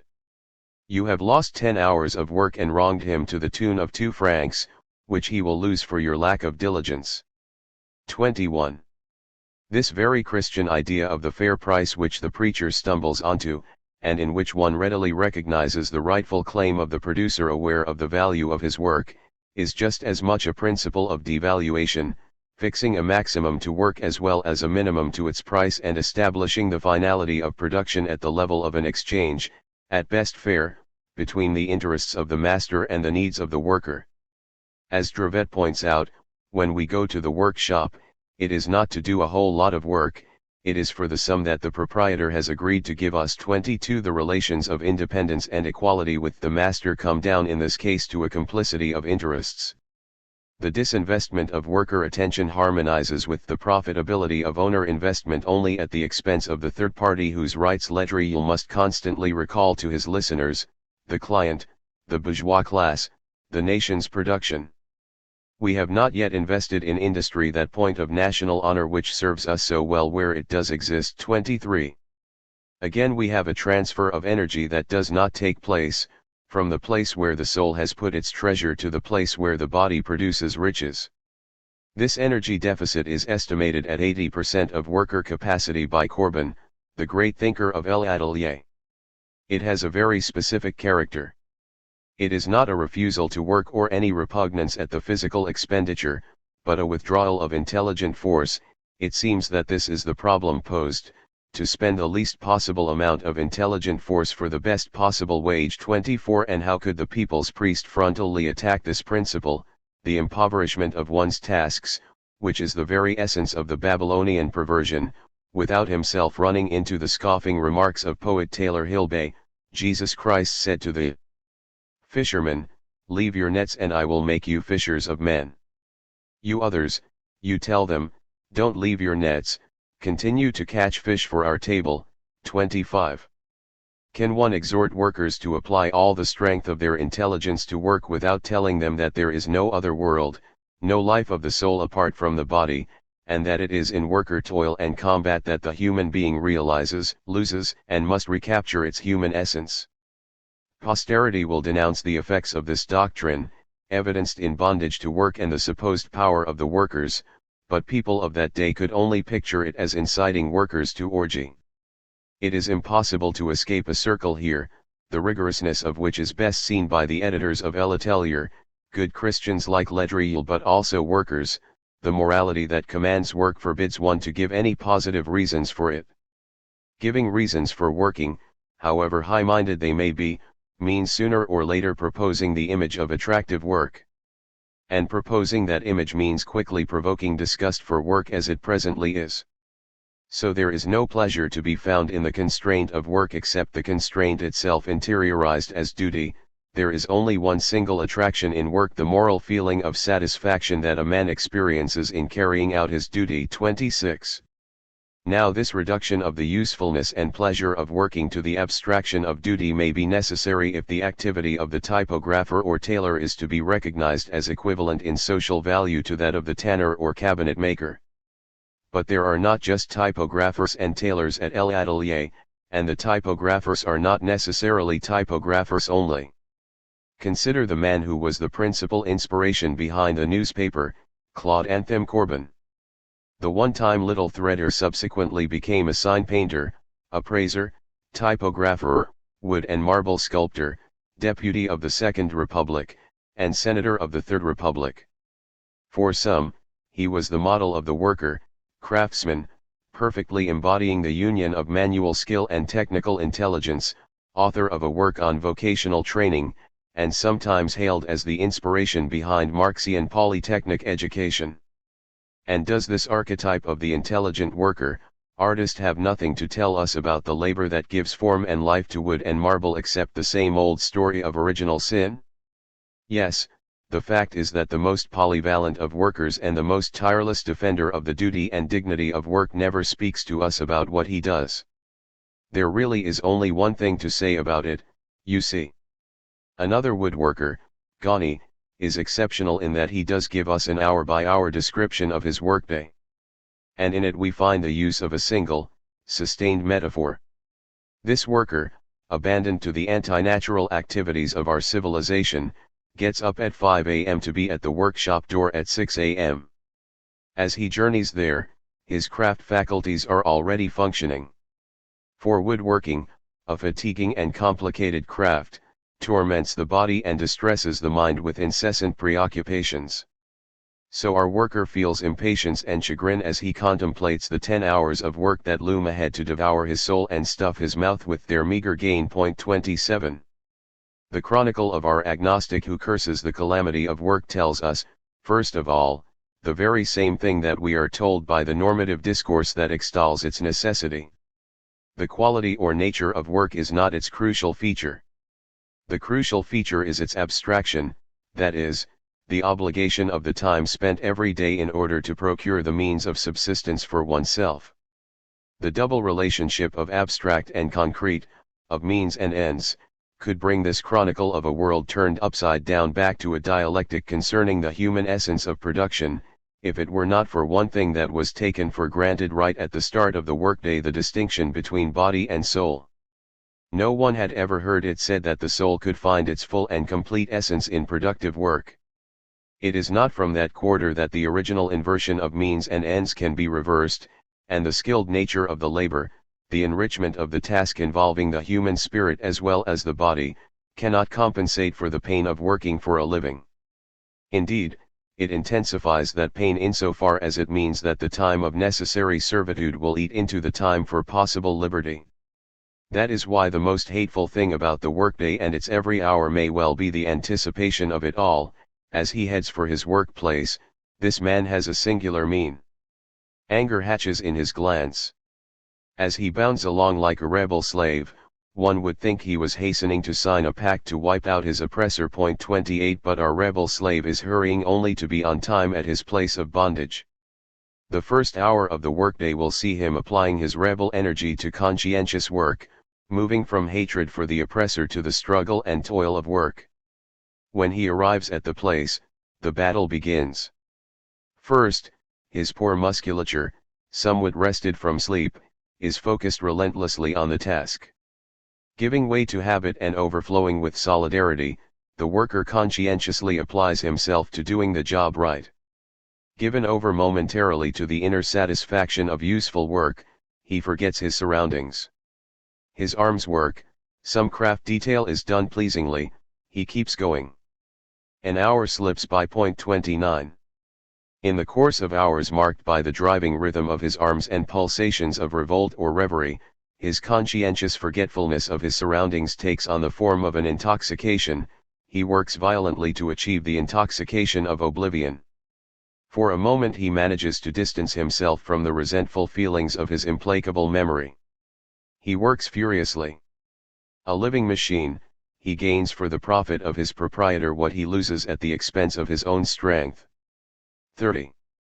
In the sober resolution of the first hour, arid in the delirium of the fifth hour, the one in which the worker takes up the logic of the drunkard and works to forget that he is obliged to work, one might be tempted to see the Saint Simonian dream of peaceful riots already achieved in the daily life of the workshop. But the passing hours reveal the radical deficit in this transfer of energy, which is effectuated only under the twofold image of obliviousness and struggle. The rage becomes productive energy only insofar as thinking deserts the producing body to reproduce the distance of denial. It is work compounded of intoxication and obliviousness, not the fine harmony of attentive intelligence served by a skilled hand. It is another picture of the Babylonian frenzy, in this case not sharing out the hours of work and the hours of orgy, but rather dividing up each hour with the syncopations of anticipation and reminiscence, of productive oblivion and unproductive reverie. Thus the insurgent slave is indeed an inhabitant of Babylon, but not the one pictured by that curious Christian whose whole interest was focused on the opposition between Belshazzar and Cyrus in the book of Daniel, that is, between the ruler of the old world destroyed by orgy and the sober organizer of the disciplined armies of the new world. Is it because Ghani, worker and unbeliever, saw his life marked by the passage of an apostle named Moses that he can show us the true place of the worker, even though he would not set foot inside a church to witness the religious marriage of a friend? Is that why he can point up the place of the worker as that of the Hebrew in captivity, victim of oppression by another race and, even more, symbol of the soul held captive by bodily needs and its tasks? This first exile of the soul accounts for the peculiar cast of the relations of intermingled collaboration and hatred with the master, who represents a more fundamental tyranny. The gulf of exploitation between the two parties is merely the consequence of the upside-down world in which the soul is imprisoned.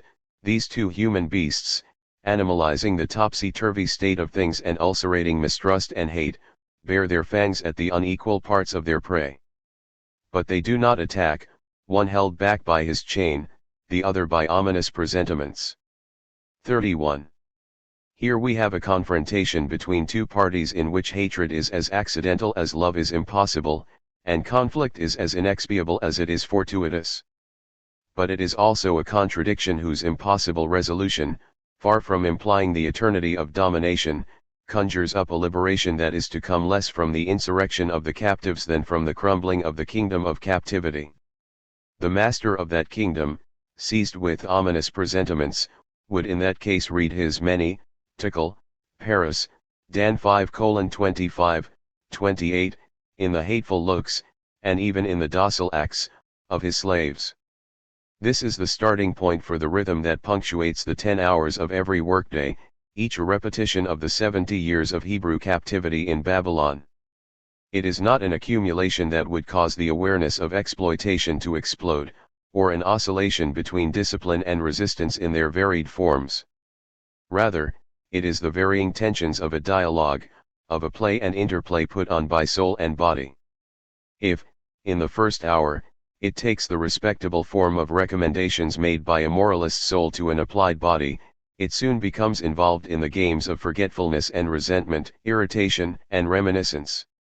As early as the second hour, for example, the nice song serving as a stimulus to useful work reveals its duplicity.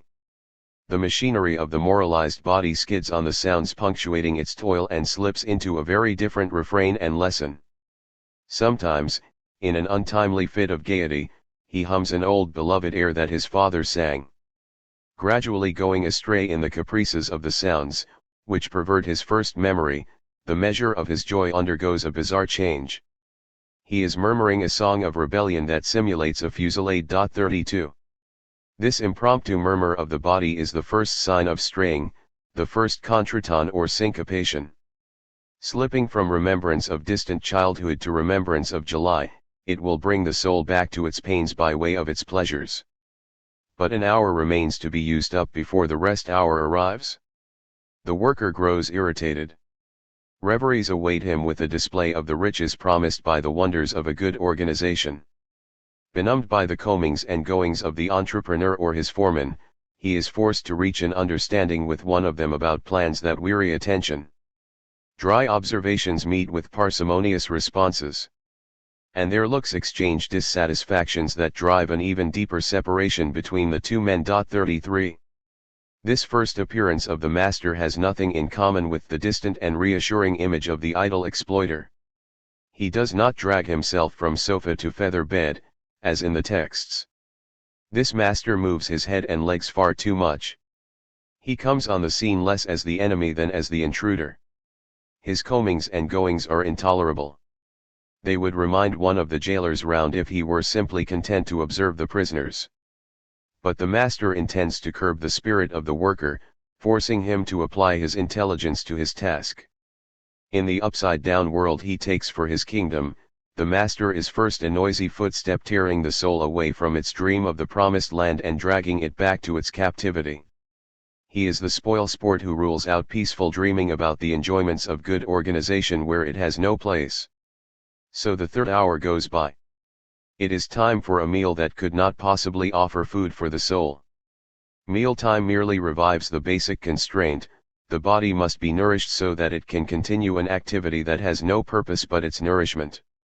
So our worker's first meal will be marked by a vain effort to evade those sensations that prolong or anticipate the constraint of work. The worker's stomach, with an appetite whetted by turbulent work, is not nourished in accordance with the rules of hygiene. It is filled with the more or less watered-down victuals of a wicked restaurant keeper.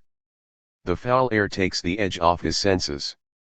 And even though his imagination, independent of time and place, invents a harmonious existence for itself, it soon is brought down to the garbage of the real world. The worker absolutely wants a bit of happiness. He eats hurriedly to be his own man for a little while, to wander for 20 minutes in the depths of some vague hope. But his attentive ear remains on the alert, nevertheless, because the bell will soon sound, and its sound importunes him in advance by arousing dangerous comparisons with those who live off the work of others. 34. These comparisons are dangerous, first of all, for those who make them. The irritation, the convulsions, the bodily contractions, and the looks of rage evoked by the anticipated sound of the bell really define the servile malady of the victims of the upside-down world. They do not suggest any form of consciousness raising that would lead to the realization of a fraternal society in which the soul could recognize the abode of which it preserves a remembrance. Once again the thought of insurrection evoked by the bell leads only to the work that is to be begun again. When he gets back to the workshop, duty sustains him. He is armed with resolutions in the face of the 7 inevitable and monotonous hours whose yoke he must bear to feed his body. Is it to win pardon that his body becomes a willing accomplice and offers the distraction of work to his spirit, which is subjected to the yoke of the workshop for the body's sake? Often a job difficulty skillfully overcome distracts him a bit and breaks up the long stretch of time. A bit of reassurance, then, is in order for those who would like the worker to find intellectual satisfaction in his work. Work, in fact, does sometimes offer a distraction from its own pains. But it soon becomes clear that this pleasure is not the kind philosophy would present as distinguishing the true good of the soul from the good commonly coveted by emperors and kings. It is not a pleasure that can be shared. He applauds himself over his success and would like to share with his fellow worker the good technique he figured out and used. But the other worker, less rebellious or more desperately in need, responds only furtively. For he notices the hated eye of the master, who is constantly on the lookout as he prowls among his workers. 35. This is the first time that the other worker enters our picture, and he does so as one who refuses communication. The happy relationship of the worker to his work shatters on the only thing that might make it purposeful for him, a fraternal relationship with another worker. If combat is not the way for the captive soul, neither is work as an attractive thing. His hope for a different relationship with his work is ruined by the looks of complicity binding the other workers to their master. Anticipation of the master's glance throws the dream of attractive, fraternal work back to another stage, the productive frenzy of the insurgent slave. This damned worker is indignant over the inquisition conducted by the master's glance. A burst of hatred stirs him right down to the bone. When this commotion finally subsides, he works violently to achieve the intoxication of oblivion. For a moment he manages to distance himself from the resentful feelings of his implacable memory. He works furiously. A living machine, he gains for the profit of his proprietor what he loses at the expense of his own strength. 36. But it is not awareness of exploitation that will halt the producing machine. Once someone knows his existence has been sold, what is the point of simply cavilling at the buyer's profits? It is not the rebelliousness of the exploited worker but the anger of a thought surrendered that will curb bodily movement by asserting its own rights. But this right of a soul quickly turns in a new direction, insofar as the workshop enclosure and its high window offer no view of freedom except that of flying birds and fluttering leaves? It becomes a dream of vegetative life that would annihilate sorrow, or of an animal life in which free flight embodies self-forgetfulness. Above the nearby roofs the joiner glimpses the top of a poplar tree balancing in the air. He covets the vegetative existence of the tree and would gladly bury himself in its bark to avoid further suffering. A few ravens are just passing. He dreams of the vast perspective which they command and of which he is deprived. He sees the beautiful countryside toward which they are flying. In his delirium he envies those free birds living by the laws of God and would like to descend from human being to animal. 37. Even before his soul has recovered conscious awareness of its destiny, the warning of a comrade, again merely an intermediary between him and the master's glance, brings him back to reality. He comes back to the wood and tackles it once more, back to the comparisons he makes in spite of himself, back to the torture of his body suffocating from the dust of wood shavings, and the curses it evokes from him, back to the cramped, narrow space between work benches and the curses it prompts. Everything becomes hateful to him, his master and everything else. The second third of the day is gone through with feelings of abhorrence and disgust. 38. In the second work break, this mood will give rise to a force that is something quite different from convulsion. His whole description contrasts sharply with that of the first meal break, which was dominated by the impatience of hunger and anticipation of the clock. Need is quickly taken care of. Impatient and fiery, he quickly satisfies his hunger. The rebellion he propagates now is no longer associated with the irritation and rage of insurgent slaves but with an apostolate establishing the laws of a world put right again. He unleashes his popular passions instantly. He reveals to his comrades the extent of their rights and the exact sum of their duties. His inspiration rouses those brutalized outcasts.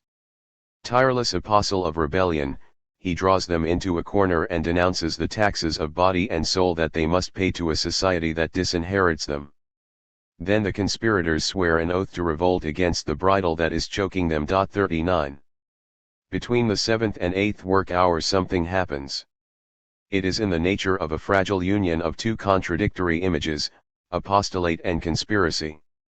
But the conspiracy involved is not that of a contemporary song revealing the clear visage of a union of conscious workers conspiring in broad daylight. 40 Thanks to the voice of the apostle, who at the moment is more a passing stranger than a comrade in work and therefore in brutalization, it is the breath of the Spirit penetrating the walls of the workshop for a moment and then heading out, where it wills, to arouse other outcasts. It is a conspiracy without face or temporal bounds, entailing neither the revolt of the 8th hour nor the organization of liberation stages. But neither is this momentary reversal of complicities, which unite the community with the master against each individual worker during the hours of work, akin to the ephemeral symbolic reversals of power that punctuate the time of domination. In the intervals of work it prefigures, along with transformed relationships between individuals, the coming of a new age, the temporal nature of which, when the bell sounds, will be shown by this change. Its arrival will surprise them rather than making them suffer in anticipation of it. Before long, however, the bell brings the communion of the apostle back to the solitude of the worker and the fever of the rebel to whom everything and everyone are hostile. His suffering in the workshop is now redoubled by thoughts of a world outside, not the place of escape, but a place where the encirclement of work by a working-class society turns the position he would like to flee into a position to be defended, for at the door of the workshop, workers are waiting for a position to become vacant. This surplus of common people in civilization puts them at the mercy of the one who sacrifices workers to work. 41. This priest of a false god, as we know, is himself merely the privileged hostage of an order he does not rule. That is why the overturning of the upside-down world does not occur by means of his overthrow but rather entails the re-establishment of a fraternal relationship with him, a meeting of equals face to face or a mutual avowal of love. It is this establishment of a human relationship with his boss that haunts the 2 hours after his rest period. He feels ashamed of his subordination as tangibly as he feels aware of his exploitation in this search for fraternity. he is ashamed of the conventions established between them, which keep him at a distance and always at an inferior level. Not wanting to despair completely, he looks for friendly faces because fraternity is his first passion. Making a superhuman effort, he tries to love his boss. 42. His first passion, however, is incapable of undoing the effects of its frustration, which have hardened into the features of a body docile to work but indocile to love. These are the stigmata of a world in which the status of every individual is so defined that every object of love is a subject of exploitation. His looks, though sanctified by a religious feeling, are too settled to allay the antipathy. It is too late. Hate is scorching hot. That is the way the displacements of our society have willed it to be. He still perseveres, looking as gently as possible at the wife and children of his master. But in them he sees only present and future exploiters. The wife is only a ruinous surcharge, her frivolous expenditures evoking the severe exactions he must endure. 43. The circle closes again. In the displacements of society, the very thing that would make the master human is the thing prompting the inhumanity of his exploitation.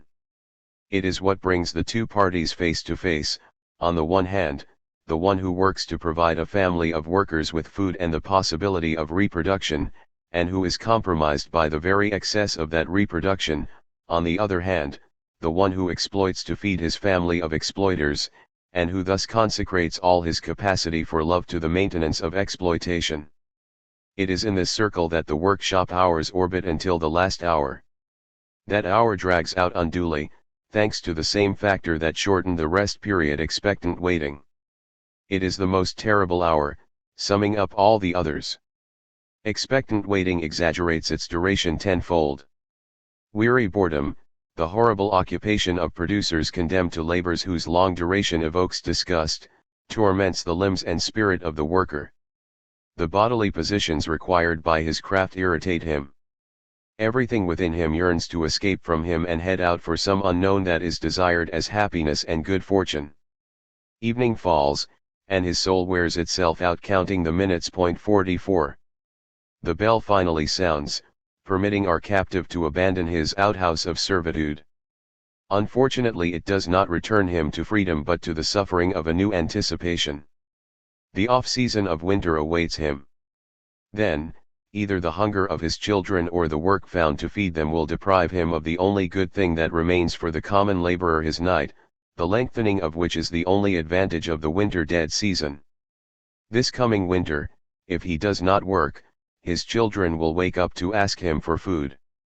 If he finds a bit of work in that hard season, he can already anticipate his apprehensiveness about the odious evenings before bedtime. His soul, obstinately fixed on the pleasures of study, will want to abstract itself from industrial preoccupations and devote the night to the pleasure of learning and the charm of producing. It will be in despair if fate refuses it the exercise of this infeasible right. 45.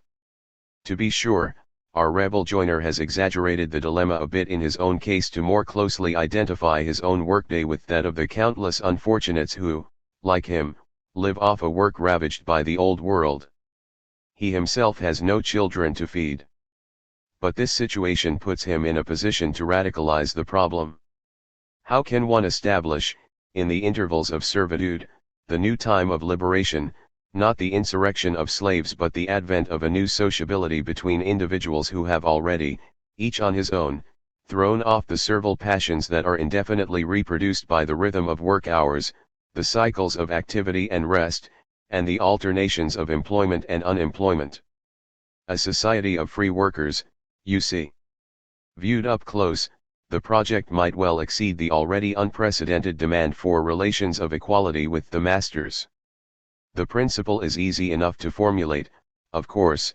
Let us hasten to associate ourselves and bring to the same table the fruits of our common harvest. 46. But the pathways of this hastening are not exactly quick or straight. The obstacle in this case does not come from the masters, jailers. It is a matter of knowing which way these pathways of liberty go, pathways that can be traveled only by individuals who have already been liberated. Chapter 4. Circuit rounds and spirals. Another fever, another exile. This printer has gone back out the door he just entered. On the 5th day we got the sinister message: nothing more to do. 1. These mishaps are frequent in the typographer's trade, one marked by the singular fact that a day at work is not necessarily a day of work. It is pretty much only in the print shop that one is permitted the revolting and wicked abuse of hiring people and keeping them behind bars or under lock and key, without feeling obliged to give them any work or remuneration. 2. That is the lot of the slip compositors, paquetiers, who populate the book print shops. The foresight of the masters prompts them to hire people all the more lavishly insofar as that costs them nothing. The workers are present in the shop from morning on but paid on a piecework basis, so they simply wait for the contingencies of work to offer them a few hours of remunerative activity. But even that sort of patchy workday can become a privilege when a crisis hits the print shop. Then the typographer, chased from the paradise of the aristocratic journal compositors on the right bank, begins his descent on the road that will first lead him to the proletarian bookwork compositors on the left bank and then sweep him into the spiral that winds out from the first circle of print shops administratively tolerated in the quarters, Montrouge, Vaugirard, Montmartre, Belleville, to the distant wreath of establishments set up by modern entrepreneurs farther and farther away from the taxes and troubles of the capital, Sèvres, Saint-Germain, Ligny, Corbeil. Our fictional printer has traversed the spiral from the heart of Paris to the heart of hell, driven by some ill whose causes our storyteller deems it irrelevant to analyze right now. As everyone knows, a noxious influence has battened on industry in general and the printing trade in particular. But this is neither the place nor the time to investigate the cause of this influence, which has been disastrously progressive for some years. 3. A noxious influence, an epidemic, an external ill invading what would be the normal life of the social body. Such images may be essential to a perception that refuses to separate the science of doctors from the devotion of life-savers and the starts of sick people. This convergence itself pinpoints well enough the one and only source of all social ills, the fundamental ill that economics calls competition and morality calls egotism. It is another and different malady. It is no longer the joiner's feverish anticipation, but in the slow agony of a life begged from God minute by minute, and in the round of knocking on the doors of workshops that are closed, deserted, or dormant. It is the same perduring exchange between sufferings of the soul and sufferings of the body. It is another exile, but this one does not take the form of imprisoning the captive soul in the needs of the body and the walls of the workshop. The kingdom of our printer is of this world, not in the clouds of our rebellious joiner, but in the streets, sights, and sounds of the city. For a long time I had no family, since I lost my mother quite young. So I had created a new family for myself out of the immense population that gravitates around the bosom of the city every day. I loved it as my second mother, still alive after the other one had died. Alive in its patchwork houses and motley buildings, its sky and its sounds, which I had seen and heard from the moment I was granted sight and hearing. Sitting on a sidewalk stone like a baby in its cradle, I recognized a brother in every passing creature, a familiar toy in every monument, a friendly call in every one of the myriad sounds that assaulted my ears. 4. Upon entering the workplace, the orphan who had recreated a family out of the Harlequin city was not suddenly and irremediably separated from the pathways of his childhood. The world of our printer, Gauguetier, was not cut in two, as was that of our joiner, poet. And so his exile, before becoming a geographic exodus toward the print shops of the periphery, takes the form of a loss of reality, of a hallucination that robs him of his maternal space. When the time came that I found myself, at the corner of every crossroad and the threshold of every thoroughfare, a young man already weary of real life and trying to summon up again the illusions of a happy childhood to make of them a pillow on which I might dream, if not sleep, during my long nights of insomnia, and every time found myself anticipated by the filthy and insatiable harpy called poverty, the spectre that I kept fleeing everywhere and always, and that kept pursuing me everywhere. And always, I was forced to keep going straight ahead and farther until it had lost my track. 5. In these rhetorical figures, borrowed from the models of the day, we sense here more than the effort of our apprentice writer to turn the prose of everyday life into poetry. A certain insistence on using metaphor to move reality into the realm of fiction. That very same year Villerme had taught bourgeois curiosity and compassion to recognize the haunts and scars of poverty. Here it is as if that poverty were entitled to literal and literary existence only in the extenuated form of a spectral destiny pursuing the errant soul, as if the reality of unemployment and poverty were not so much the raw manifestation of the social ill as the hallucination produced by the fundamental sickness of a life dedicated to seeking something it does not desire. Through the pride of some or the repugnance of others, however, work did seem to present a virtue that was acknowledged by all. It was the means to independence, that is, to a life exempted from the servitude of seeking. But how is one now to describe the life that hangs on the search for work? That life functions as no more than the substitute for its own ideal, a remedy for or a mere derivative of its own illness. In the work our errant printer finally gets, he will find repair for the energies that had been impaired, not so much by hunger as by the anticipation of it, by the constraint of finding some work. After the incredible surprise of being employed immediately after my arrival, I had again set about, rebuilding my future from day to day, the only one on which we could rely, we other workers. For me work was then the repairer of the many breaches that long inaction had just made in my position, which was already precarious even in less wretched times.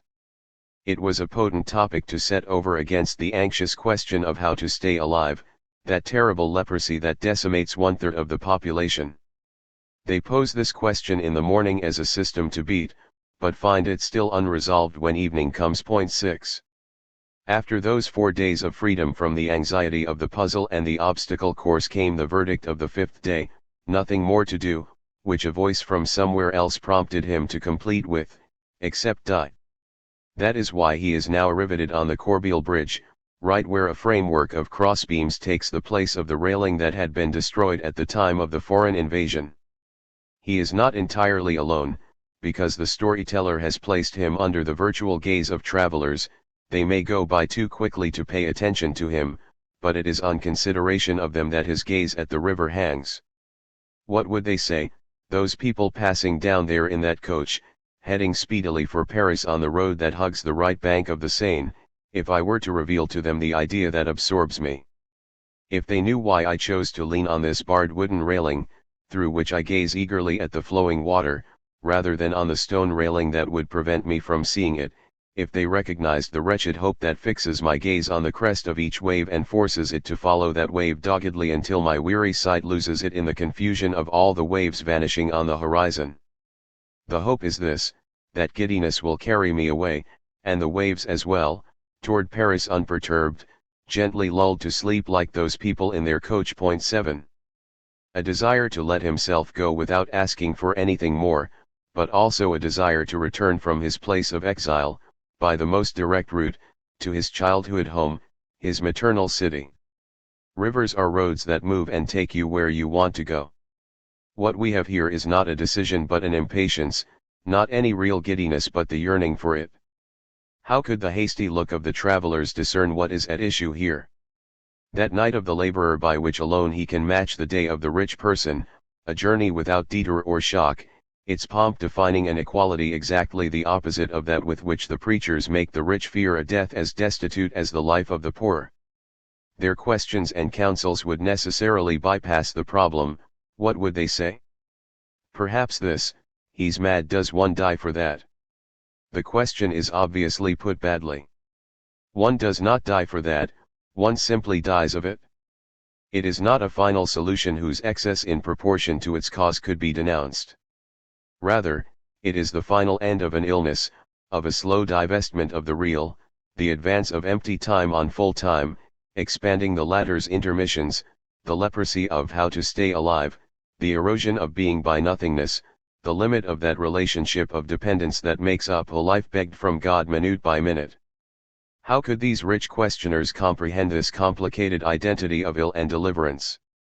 For people of their class, death has the coarse features of the absolute other. That is why they clearly differentiate the illnesses or violences to which one succumbs from the reasons for which one may yearn to die. It does not work the same way in the class of men with robust limbs and bronzed faces. The proximity of death is not manifested solely in and through the familiar forms, familiarity with violent relationships, brawls between journeyman guilds or others, that makes the hazardous life weigh less heavily on riot days, the bruising and wearing down of the body by work accidents and illnesses that curtail the hope of life and the calculations associated with it, the morbidity of the common people's city, which circulates the miasmas of cholera and insurrection at the same speed. There is also that sensitive frailty that tradition more readily attributes to the languors of the idle. When the warden of the Belle Isle Penitentiary gets the humanitarian idea of having the political prisoners bathe in the sea, you witness this strange episode. The model soldier of the People's Army, silk weaver, sergeant, deputy Sebastian Commissaire, whose body as a child had been hardened in the icy waters of the Doux River, faints, he cannot bear the smell of sea water. The very experience of prison brings out in militant workers a propensity of the soul to amplify the sufferings of the body and of the body to waste away from the wounds of the soul. How many die in a few weeks or a few months from the injustice of a sentence or the abandonment of those for whom they have submitted to it, from the stigma of time spent among thieves and convicts or the opposite rigors of isolation in a cell. But one need not personally experience prison to die of the fatigues and lacerations of the apostolate. So died Ivry Turner Desmartin, languishing away on the morrow of June 1848, and compositor Saumont, driven to despair by the split-up of the Typographical Society. These political languors are close to the exhaustion of those who succumb to the impossible task of leading a double life, for example, printer Eugene Oret, whom the bilingual Telemachy left by Jacques could not get through his double duties as laborer by day and encyclopedist by night. At the borderline, these instances of decay produce a strangely ambiguous image of the exemplary death, a confused intermingling of the effects of hunger and the effects of discouragement, of vanquished resistance to disease and the decision to have done with it, of the price of presumption and the bitter wages of devotion. Every time a worker, often a printer, suffers for what he has said or written, when he Giuseppe Moreau dies in the hospital or Adolphe Boyer commits suicide, two legendary deaths are evoked, the people's poets, Gilbert and Malfilâtre. But no one really knows any more what exactly they died of, hunger, illness, suicide, or madness. And even at the obsequies for Adolphe Boyer, killed by the failure of his book, the eulogy of printer Van Ostal has difficulty characterizing his end. While Van Ostal stigmatizes this epidemic mania of suicide, he asks God to excuse Boyer for having fallen into a weakness so common in irreligious ages like our own, for he would be unjust if he were to punish the worker who falls, worn out by fatigue. The suicide of the discouraged militant, the failed writer, say wagging tongues, is the very same as the fatigue of the one who worked too much. And many proletarian deaths have the quality marking the legendary deaths of children of the common people who wanted to break through the barrier, abandon, in both senses of the word, loneliness and giddiness. They are very gentle deaths, which look like a simple letting oneself go to the natural elements. The models of our illustrious Charlotte do not kill themselves with the sword at all. Like Jules Mercier and Reinigendorf, they let themselves go in the waters of the Seine, or, like Claire Demar and Adolphe Boyer, they calmly stretch out after having stuffed their stove and blocked up all the openings through which the heat might escape. Supernant, however, does not let his fictional character succumb to giddiness. This is, without doubt, in his interest as an author. He has no other character. But the sequel of the story will show us precisely that the latter makes sense only by virtue of his other, the double toward whose house he now hastens on the rain-soaked road without giving in to the temptation to let himself fall. Another and the same character, the printer whose time has holes in it, on the one hand, and, on the other, the proletarian of thought, the worker whose time has no measure and who is promised no salary for the order and regularity that the visitor observes in his cold, empty room. I glanced at his table. Papers and books were arranged on it the way he used to arrange them when he foresaw that he had to tackle a work of some importance. The start of a rough draft lay in front of his one and only chair. 9. Let us spare ourselves the time spent by our hero in detecting, in the dampness of the accumulated ashes and the drying up of the ink, the signs of long abandonment. He then goes over and draws the curtains of the bed on which his friend lies dead, of course, not from having nothing to print up but probably from having too many texts still waiting to be printed up. The narrator does not tell us exactly. He postpones the sequel and the moral to a subsequent issue. But there will be no sequel in all likelihood because our author is one of the militant printers who, in the autumn of 1840, tired of doing literature on worker miseries in La Ruche, will rejoin comrades at L'Atelier who have decided to propose positive solutions and to awaken the moral energies that will give workers mastery over their destiny. So it is up to us to draw the lessons of the fable, which are not so obvious as they might seem. The suspended ending may illustrate the sermons that point up the danger of literary pretensions to haughty proletarians.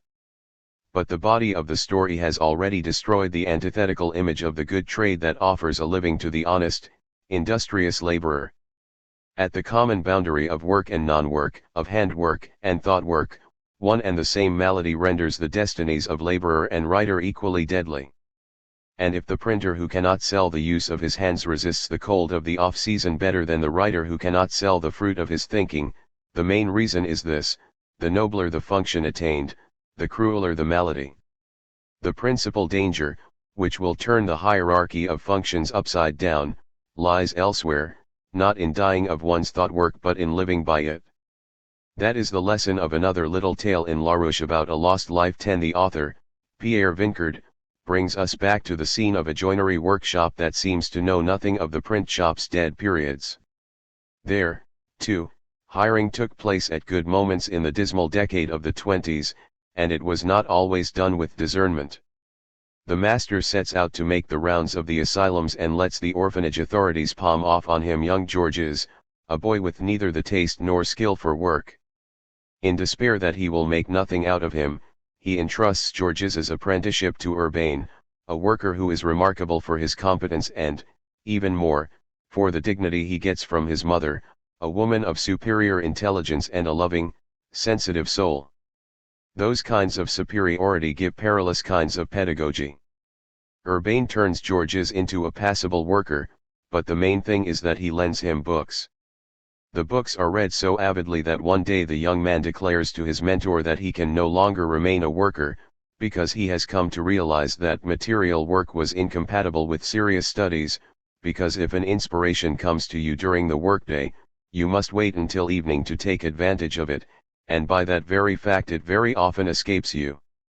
The work of thinking cannot be done on a part-time basis. In vain will Urbain remind his pupil that Plautus turned the grindstone and that Jean-Jacques Rousseau copied music.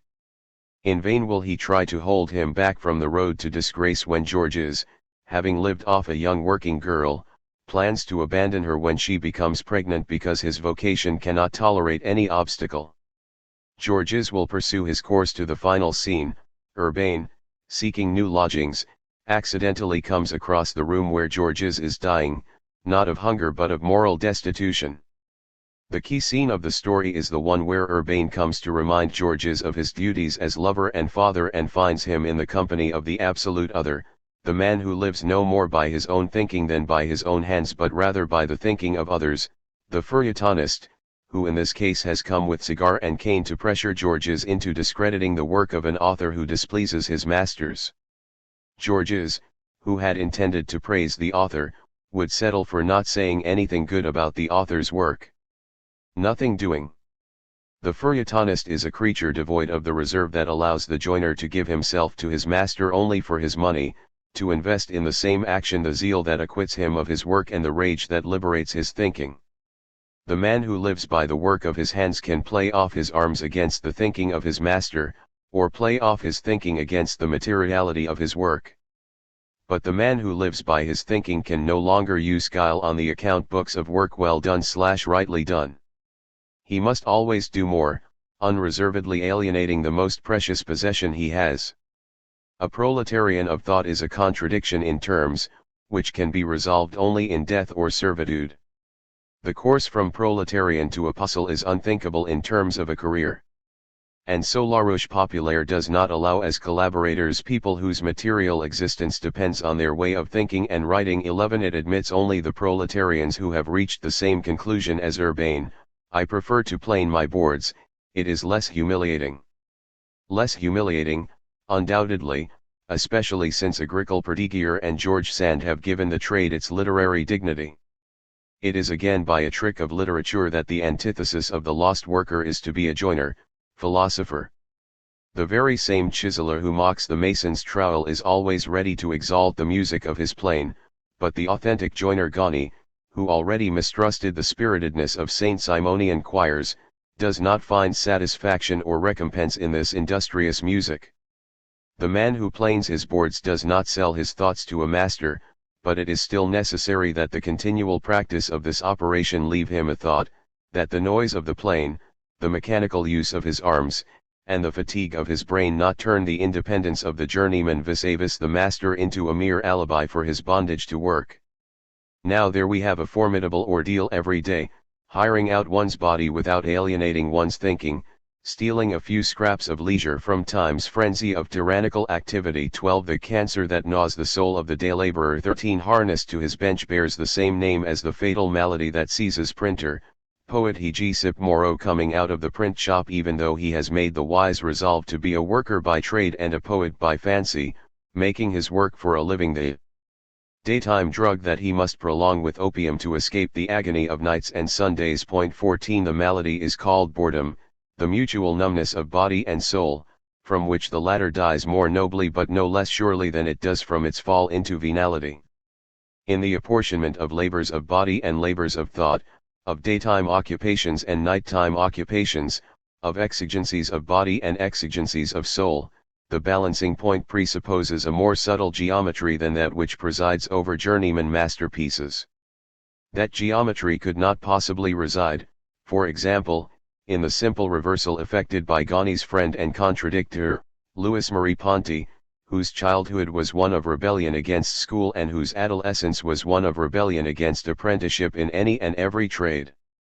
Determined never to worry about knowing the time indicated on the clock by the hand of our industrious chain gangs, Ponty solved the problem by making night his workday and daytime his night. 15. Rag picker, then cesspool cleaner, he reserves the daytime for himself, to write in the sunlight, dream, and build up his library at the second-hand book dealers along the river.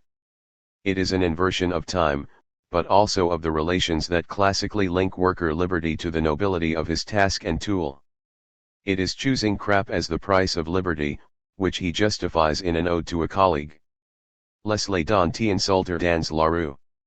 Vrai Lazzaroni aussi libre que l'air. Va. Tout autel est un poignard qui Tuesday. La liberté, de nos biens le plus cher. 16. To Gani this liberty is merely the worst of servitudes, the kind that corrupts the night of the soul with the obligations of a task doomed to dejection, accompanied by gross remarks and, under its vagabond appearances, subject to constraining relations with authority. So he will not give up until he has led this bohemian of 35 to take up again, as an apprentice, the workshop route that he himself detests. If you, with your love of fine things and your passion for liberty, were to recoil today from the vexations that other habits always produce in us, you would be a coward.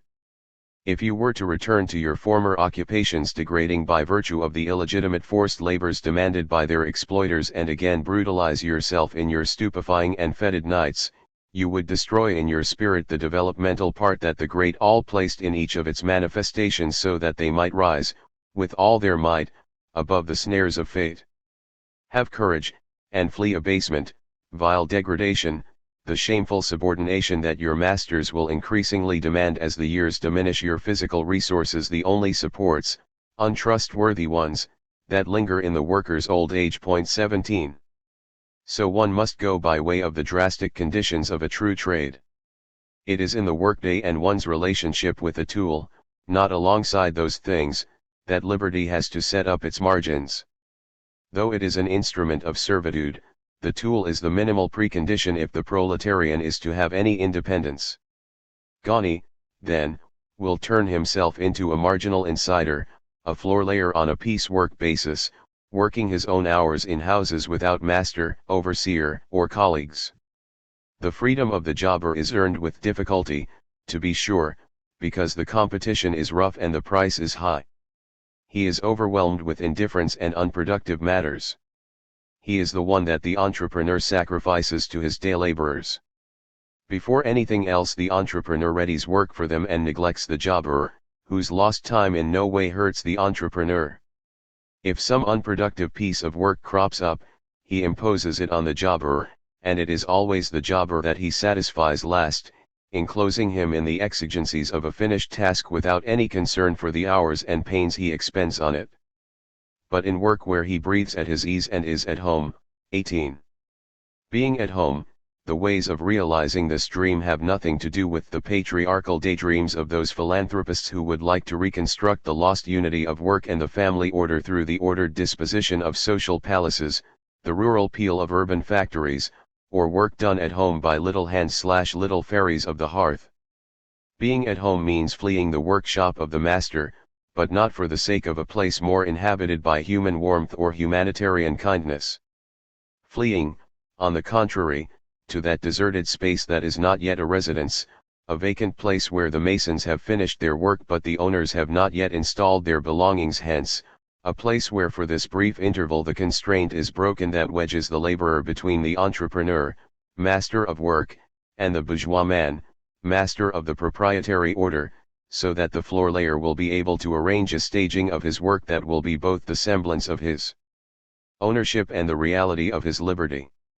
The semblance of an ownership. It is in shouldering his insecurity that the worker can affirm an ownership of his work that does not reside in the relationship between his instruments, which are his at the master's as much as here, and his product, but primarily in the reversal of his relationship to time. The worker, who has not been winded by the exactness of the hour, considers his task for a moment as he prepares to undertake its sound execution. Nothing about his tools repels him, it is with a sort of affection that he handles them. Abandoning himself to the riches of his liberty, he is never made gloomy by his workplaces or the time he must spend there. He does not dread the abhorrent gaze of the master or the time signals that force the other workers to break up their conversation and hurry under the yoke. On the job one effort excites another, the movements follow one another in a straight and spirited way. Lured toward the conclusion of the work, he is taken up by the charm as he kills boredom, that awful cancer that gnaws the soul of the day laborer. 19. Made feverish by action, he finds that the hours roll by quickly. His task, which he fecundates as he accelerates it, is a magnetism that dominates his thinking from morning to evening and ensures that he devours time, whereas the day laborer is devoured by it. 20. This curious reversal is yet again enunciated in terms of a physical constraint and a physiological disorder. Like all the workers who gravitate toward utopian circles, Ghani is an adept of parallel medicines. To the cancer of the day laborer he opposes the magnetism that dominates thinking in order to free it and the homeopathy that cures like with like, the fever of servile work with the fever of free work. The floor layer has the same body to feed as does the day laborer, and his actions to achieve that end should not have any less frenzy. But the mastery of his time and the solitude of his space change the nature of this fever and reverse the relationship of dependence. As he gives air to his thinking every day, the floor layer mortifies his body more and more. He must operate with frenzy because piecework has only laminated recompenses. Many workers, wanting to free themselves, try their hand at this specialty of the joiner's craft and compete with him.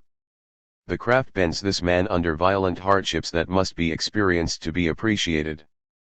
For it is crawling along on his knees that he lays the floor, tormented by the work, enchanted by the liberty. He mortifies his body to give flight to his soul, all unawares. This jobber is linked to the fathers of the desert by his renunciations. 21. The desert, i.e., the infinite given in broad daylight to the solitary gaze of the floor layer, that is what separates the asceticism of the floor layer from the mortifications, kindred at first glance, that grounded the daytime liberty of cesspool cleaner Ponti or the evening pride of a Claude Genu as he took up his pen again, after having spent the workday at the jobs of mason's laborer and shoe black. Argues Genu. Those paltry trades, which many people find debasing, abject, and unworthy of a thinking person for the simple reason that they themselves do not think, seemed on the contrary to raise me in my own estimation. Not unaware of my own worth and perhaps exaggerating my merit, I was proud to be able to bend to every sort of toil, proud of my 1,000 francs and the verses I penciled on every wall. I would have bet 100 to 1 that I was the top Gujat mason's boy in the world. 22. This sort of mortification is at once too glorified and too vile. It is not a matter of paying with crap work for the right to fly off to the poetic heaven. There is no elevation of thought where the body lives in ugliness and degradation. The sanctification of the soul comes about by way of the sanctification of the senses, of one's ear, liberated from the grossness of talk in workshop and street as well as from the imperious ringing of the bell, of one's gaze, liberated from the monotone grey of the workshop and the hatred aroused by the master's gaze. Better than a mirror, the soul of the floor layer reflects the sights around him. He cannot earn the purity of his night by debasing the purity of his workday. It is the harmony stolen from this place, from which he will soon be excluded, that makes him feel at home. Believing himself at home, he loves the arrangement of a room so long as he has not finished laying the floor. If the window opens out on a garden or commands a view of a picturesque horizon, he stops his arms a moment and glides in imagination toward the spacious view to enjoy it better than the possessors of the neighboring residences. 23. The view encompassed is undoubtedly more ample than the tops of the poplars glimpsed through the workshop window. But don't these possessions presented to the worker's gaze call to mind those palaces of ideas built, says Feuerbach, by philosophers living in thatched cottages? To tell the truth, even this portion is more than the plebeian philosopher seems to expect for his old age. Writing to his favorite contradictor, he will soon call to mind the common lot that awaits them, going to die at the old age refuge and asylum of Bicetre and not having a shack of decent size in which to live and die freely in one's final days, in the company of friends who love us, be it book or engraving, tool or piece of furniture, animals or people, and not being able to live with our books until death. 24. So he is not unaware of the fact that at the end of his free course he will have neither chateau nor cottage, or even those palaces of ideas that adorn the want of them. Apparently it is not on the side of the robust hands and productive work that one must call for the dissipation of illusion, because work, the worker's possession of his work, is the very heart of the illusion, and also because, at the same time, there is no illusion in the sense meant by philosophers and politicians, that is, something opposed to conscious awareness of a destiny endured or of the right conditions for transforming it. For this illusion is completely transparent. It is not unaware of anything about its causes or effects and seals no pact with the enemy it serves. This man is made tranquil by the ownership of his arms, which he appreciates better than the day laborer, because no look of a master precipitates their movements. He believes that his powers are his own when no will but his own activates them. He also knows that the entrepreneur is hardly upset by the time he spends at his work, provided that the execution of it is irreproachable. He is less aware of exploitation than the day laborer. He believes he is obeying only the necessity of things, so much does his emancipation delude him. But the old society is there to treacherously sink its horrible scorpion claws into his being and ruin him before his time, deluding him about the excitement of the courage that he uses for the benefit of his enemy. But this worker draws secret pleasure from the very uncertainty of his occupation. 25. Possession of self through which loss of self is reproduced, an illusion profitable to exploitation that rests on the reality of emancipation. This complementarity does not imprison illusion in the circle of a non-recognition or even a complicity. The movement here is that of a spiral that, in the very resemblance of the circles in which the same energy is consumed for the benefit of the enemy, achieves a real ascent toward a different mode of social existence.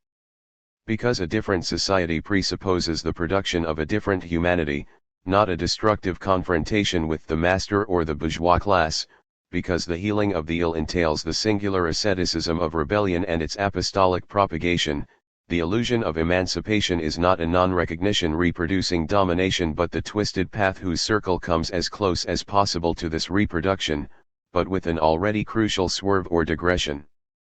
That the bell no longer makes itself heard or, above all, heeded, that the master is dispossessed of the sovereignty of his gaze and is no more than the accountant of social exploitation, these two little differences cannot be reduced to a trick permitting the productive investment of rebellious energy.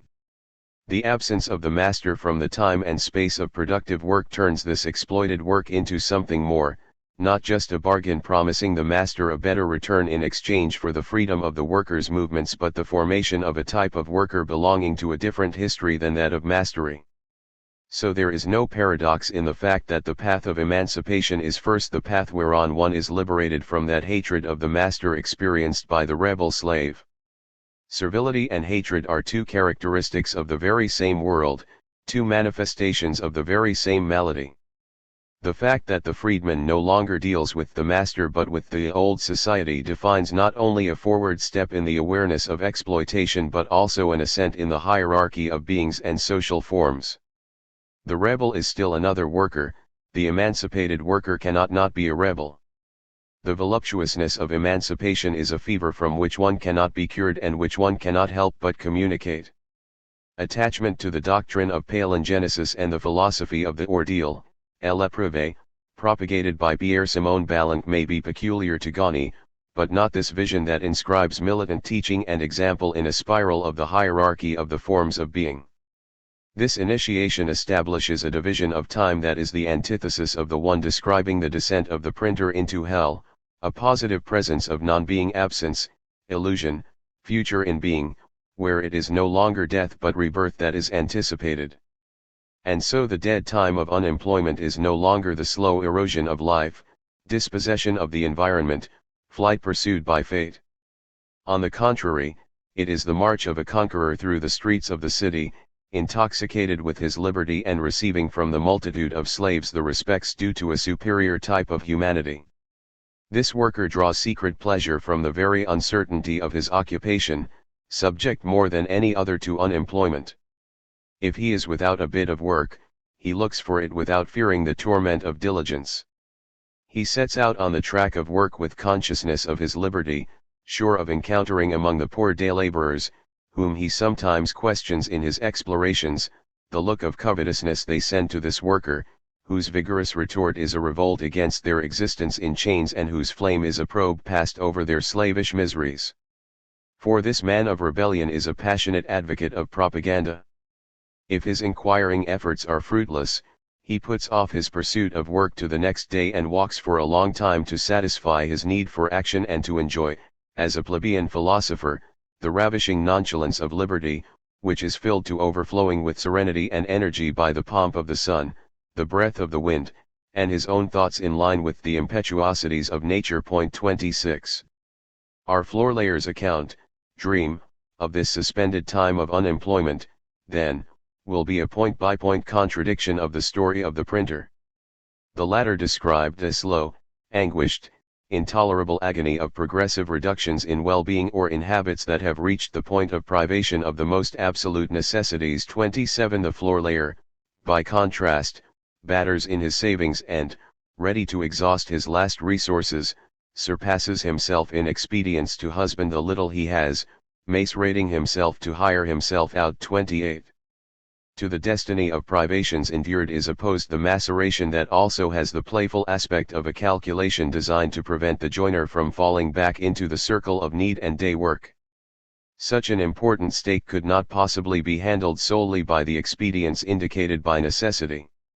A science is needed, and the singular genius of the floor layer creates it and gives it a name: Cenobitic economy, a modern transposition of the rule of Pythagoras's companions, a science of the ways to manage the budget of rebels, making the restriction of their needs the way to purchase the maximum of liberty at the best price. The preamble of this new science explains its principle forthrightly: it is necessary to break the circle linking claims to the chances of consumption, to turn around the game of a political economy that preaches the virtues of saving to the poor but subjugates them by means of consumption. But it is also necessary to refute the ironic argument of his friend the cesspool cleaner, who is quick to see in the science of asceticism an unexpected support for the defenders of the existing governmental system, which has its own way of compelling workers to carry out, willy-nilly, the Pythagorean alimentary system. 29. The Cenobite, then, intends to spell out at once his science's goal of emancipation. Moderation is far from helping the tyrant to subject the worker to the smallness of his wages. The saving that the latter is to make is an intelligent and scorching weapon that cuts the other to the quick. The one who produces must work when and as he feels like it, profiting from the entire gain of his work, and he must legitimately earn a great deal to purchase a great deal of existence and liberty. 30. Cenobitic economy is not the spiritual point of honor of political economy.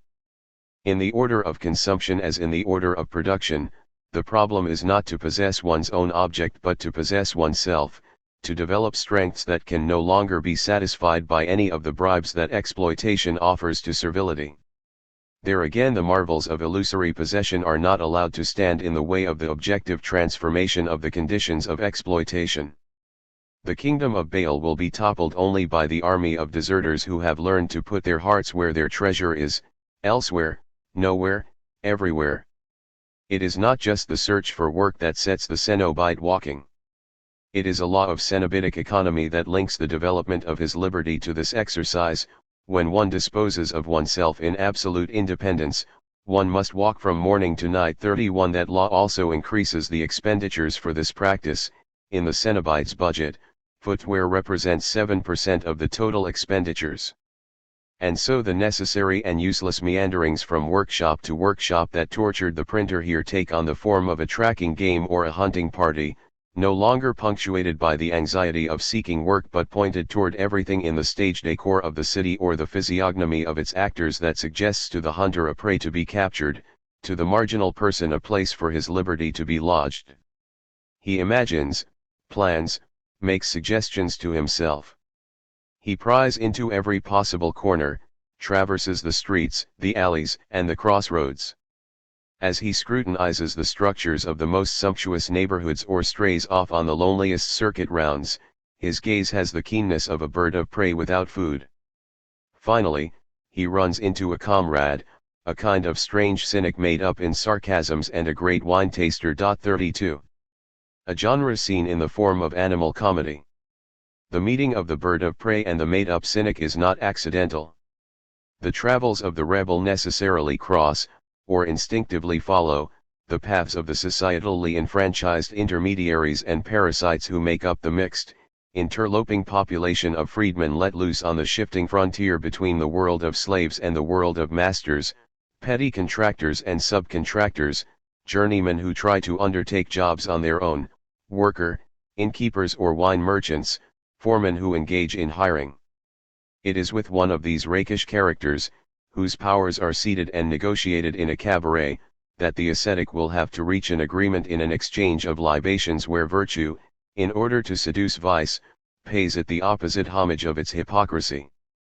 He runs into a comrade, a kind of strange cynic made up in sarcasms and a great wine taster. Since this fellow has under contract a fairly sizable number of jobs, he must hire in spite of himself. Lost in the corruption of society, he cannot and will not master his vile habits. Matter is his aim, he reverences Gargantua in pampering his body. Our floorlayer without work, who knows his concrete tastes, proposes to this favorite of work that they go to a cabaret. Talking shop there, they empty a bottle together, then another if necessary, and our worker manages to persuade this little Machiavelli, who cannot do without a mate, to choose him as an assistant, leaving him with the tacit hope that he will repeatedly shell out for libations according to the duration of the jobs. Moving from one thing to another, and despite their opposite habits, the two men end up spending the day drinking. By evening inebriation is giving them hallucinations. They recount stories, the conclusion of which seems to be a conspiratorial end for some passerby. But what does it matter to the one? The wine excites him, perhaps he is boasting. As for the other, he would listen to parricides in order to live free. 33. So long as the old society imposes its law, the margins of liberty are also the margins of exploitation, and the rebel hunter of shadows there is obliged to pull some of the strings of those workers and employers whom the worker-turned-employer Denis Pilat will call sublime, thinking that he is being ironic. In the tropes of language that qualify the ambiguous world of the intermediary freedman, however, Ghani would have us see instead the optical illusion that threatens the hunter's quest. The sublime worker is the one who lets go of the shadow for the sake of the prey, taking the intoxication of wine for that of liberty and turning his riotous independence into a new way of renewing the pact of exploitation. The ascending road of the rebel passes through this confrontation with his double, but without relapsing into the debauchery that moralists see as necessarily sinking the independence of the jobber. Those moralists are wrong, or, rather, wrong us. Although this independence has its days of orgy, it adds to the extensiveness of thinking and lavishes around its adept a fluid of dignity that compensates 100-fold for the aberrations it must endure. 34 The enjoyment of independence would not be capable of fixing the rebel in the compromise with the old society that leaves him so many secret pleasures. For he is the man whose gaze never ceases to command his arms and all his senses. Before being someone who suffers and protests in the face of the situation imposed on him, he is a man who sees the intolerable.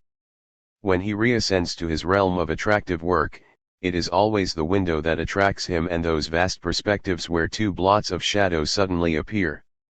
The two blots are two of the buildings that the spirit of enterprise and the spirit of reform have succeeded in erecting in these years, the factory and the cellular prison. With a circular glance he has taken in everything, the monuments and the prisons, the tumultuous city and its ramparts, the wisps of umbrage beyond the walls and the venturesome clouds in the infinite atmosphere. He goes back to work. But his soul reflects the things going on outside better than a mirror, because it passes through the stones, he perceives the abominations they hide. The prisoners in their stifling cells and the hirelings consumed by factories sweep him into humanitarian fits of rage in which their indignation, accusing society, makes him forget the splendors of space and suffer from the evil he has seen. 35 So the free worker can no longer detach his gaze from those two shadows on the horizon of his empire, the factory, where the hirelings suffer, deprived of the means or the strength to emancipate themselves, the prison, enclosing those who lost their way on the pathways of liberty. But the gazes he directs toward the two edifices cannot be identical. Except for its size, the factory is a place similar to the one he has deserted. It encloses only those who give their consent.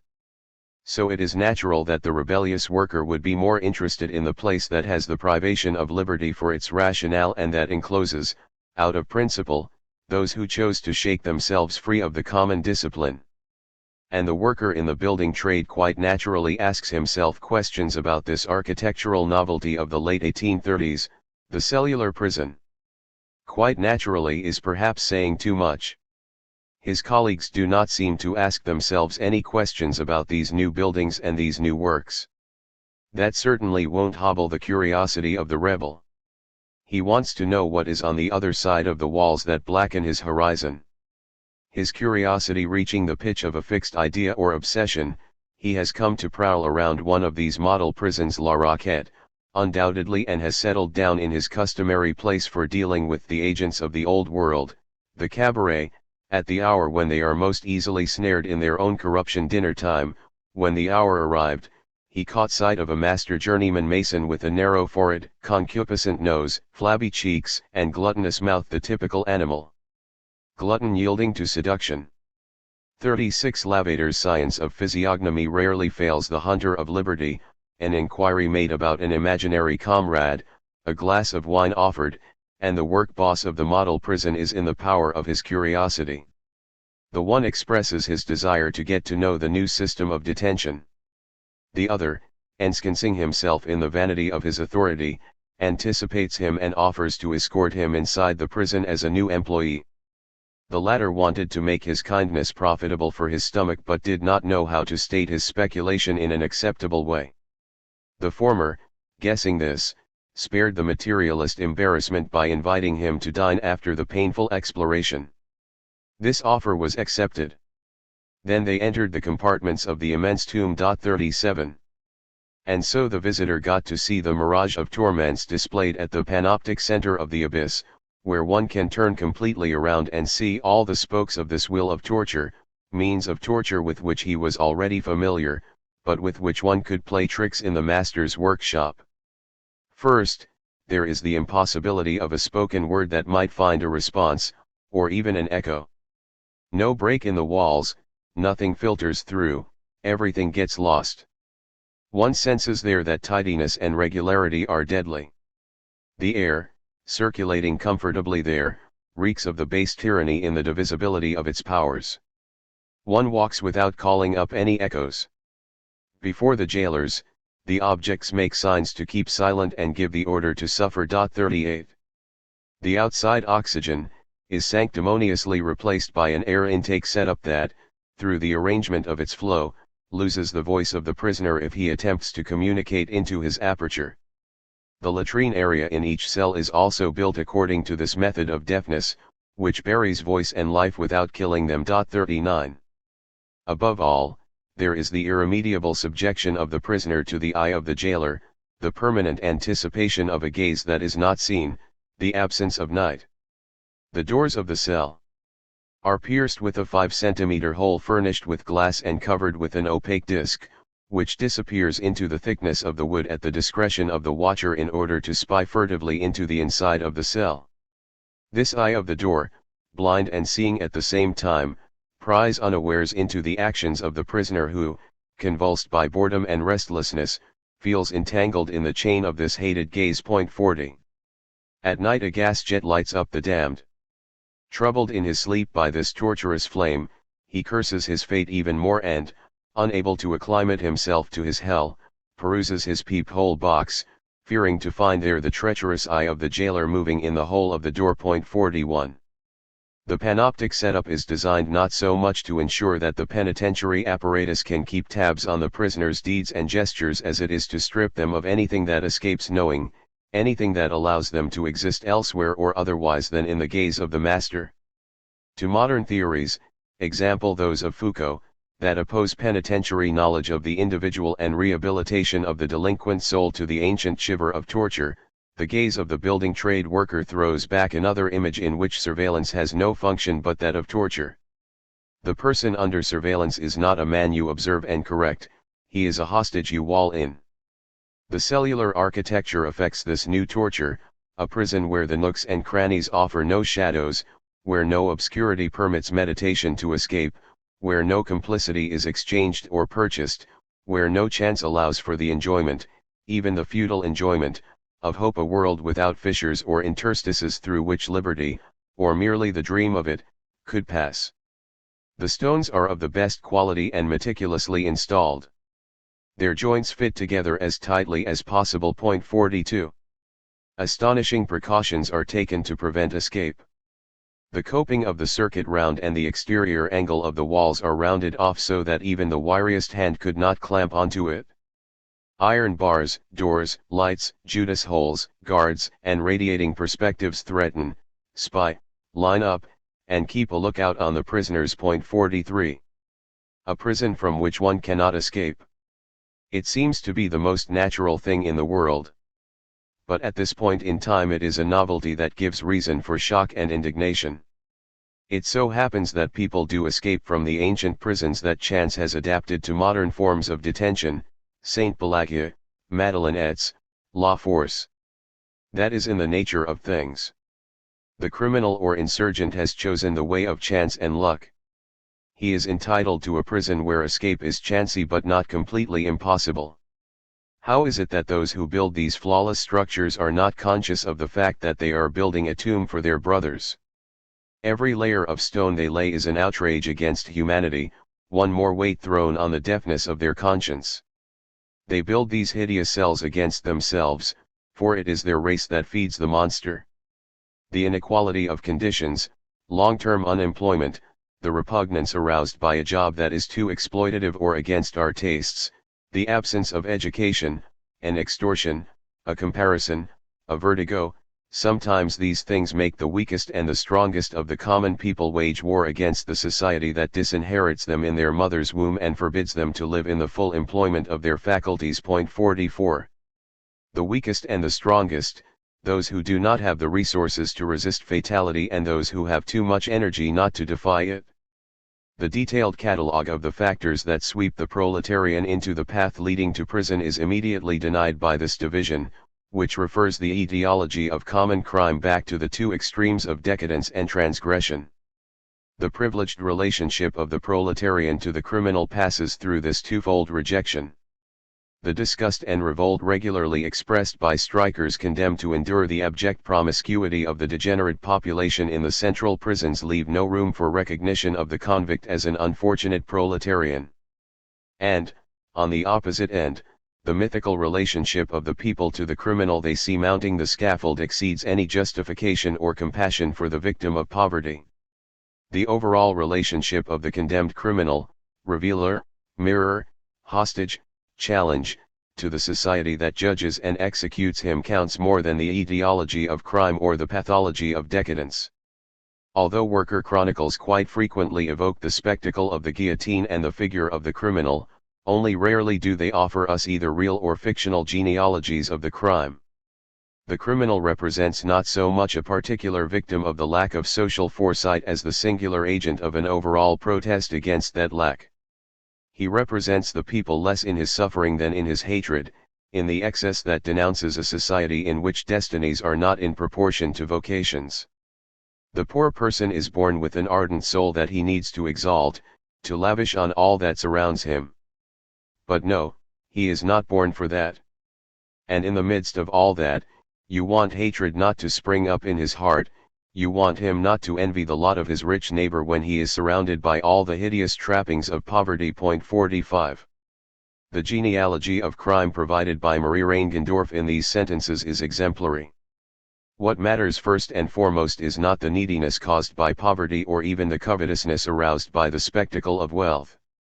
At the source we find not a lack but an excess, the impossibility imposed on the proletarian of existing to the full extent of his abilities, and in accordance with his need for expansion, causes the hatred that the environment of poverty turns into covetousness, into greed for the things possessed by those human beings who prevent him from existing. This economy of repressed power, popularized by the Saint-Simonians and the Fourierists, gives the criminal his heroic literary referent. Just before the Gendorf plea, in the same issue of the Tribune de Femmes, Pauline Roland offers a word on Byron. In the crimes of his heroes she points to an energetic protest against the order of things in the milieu where they lived, where everything was arranged and leveled in such a way that qualities beyond the ordinary measure could not regularly find a place there. 46 Under the two figures the hero out of place in the just milieu, golden mean, of social values, and the criminal whose transgression reveals the repression of the popular soul, one and the same theme recurs obsessively, the theme of the strong nature. It was an enigma that both repelled and fascinated the men who were trying to think about both the future forms of social reciprocity and the forces capable of inducing the transformation. Even among those who most energetically reject the militant workers' twisting of strict morality, the question always ends up returning in the form of repentance or an admitted misjudgment.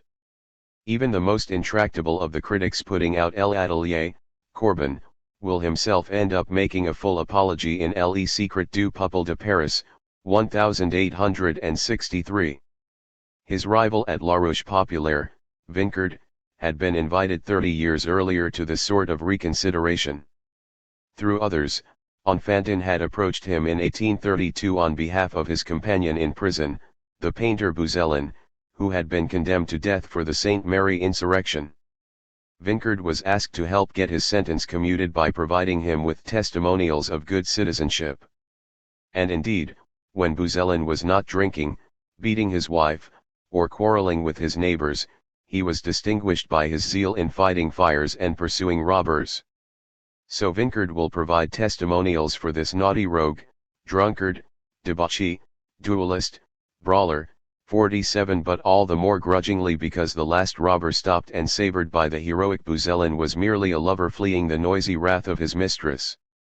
Bouzelin does get his sentence commuted, and soon the good luck of a fire in the prison permits him to show off his prowess and win his liberty. But the freed Buzelin will not escape the fate of those whose rages exceed the social norm.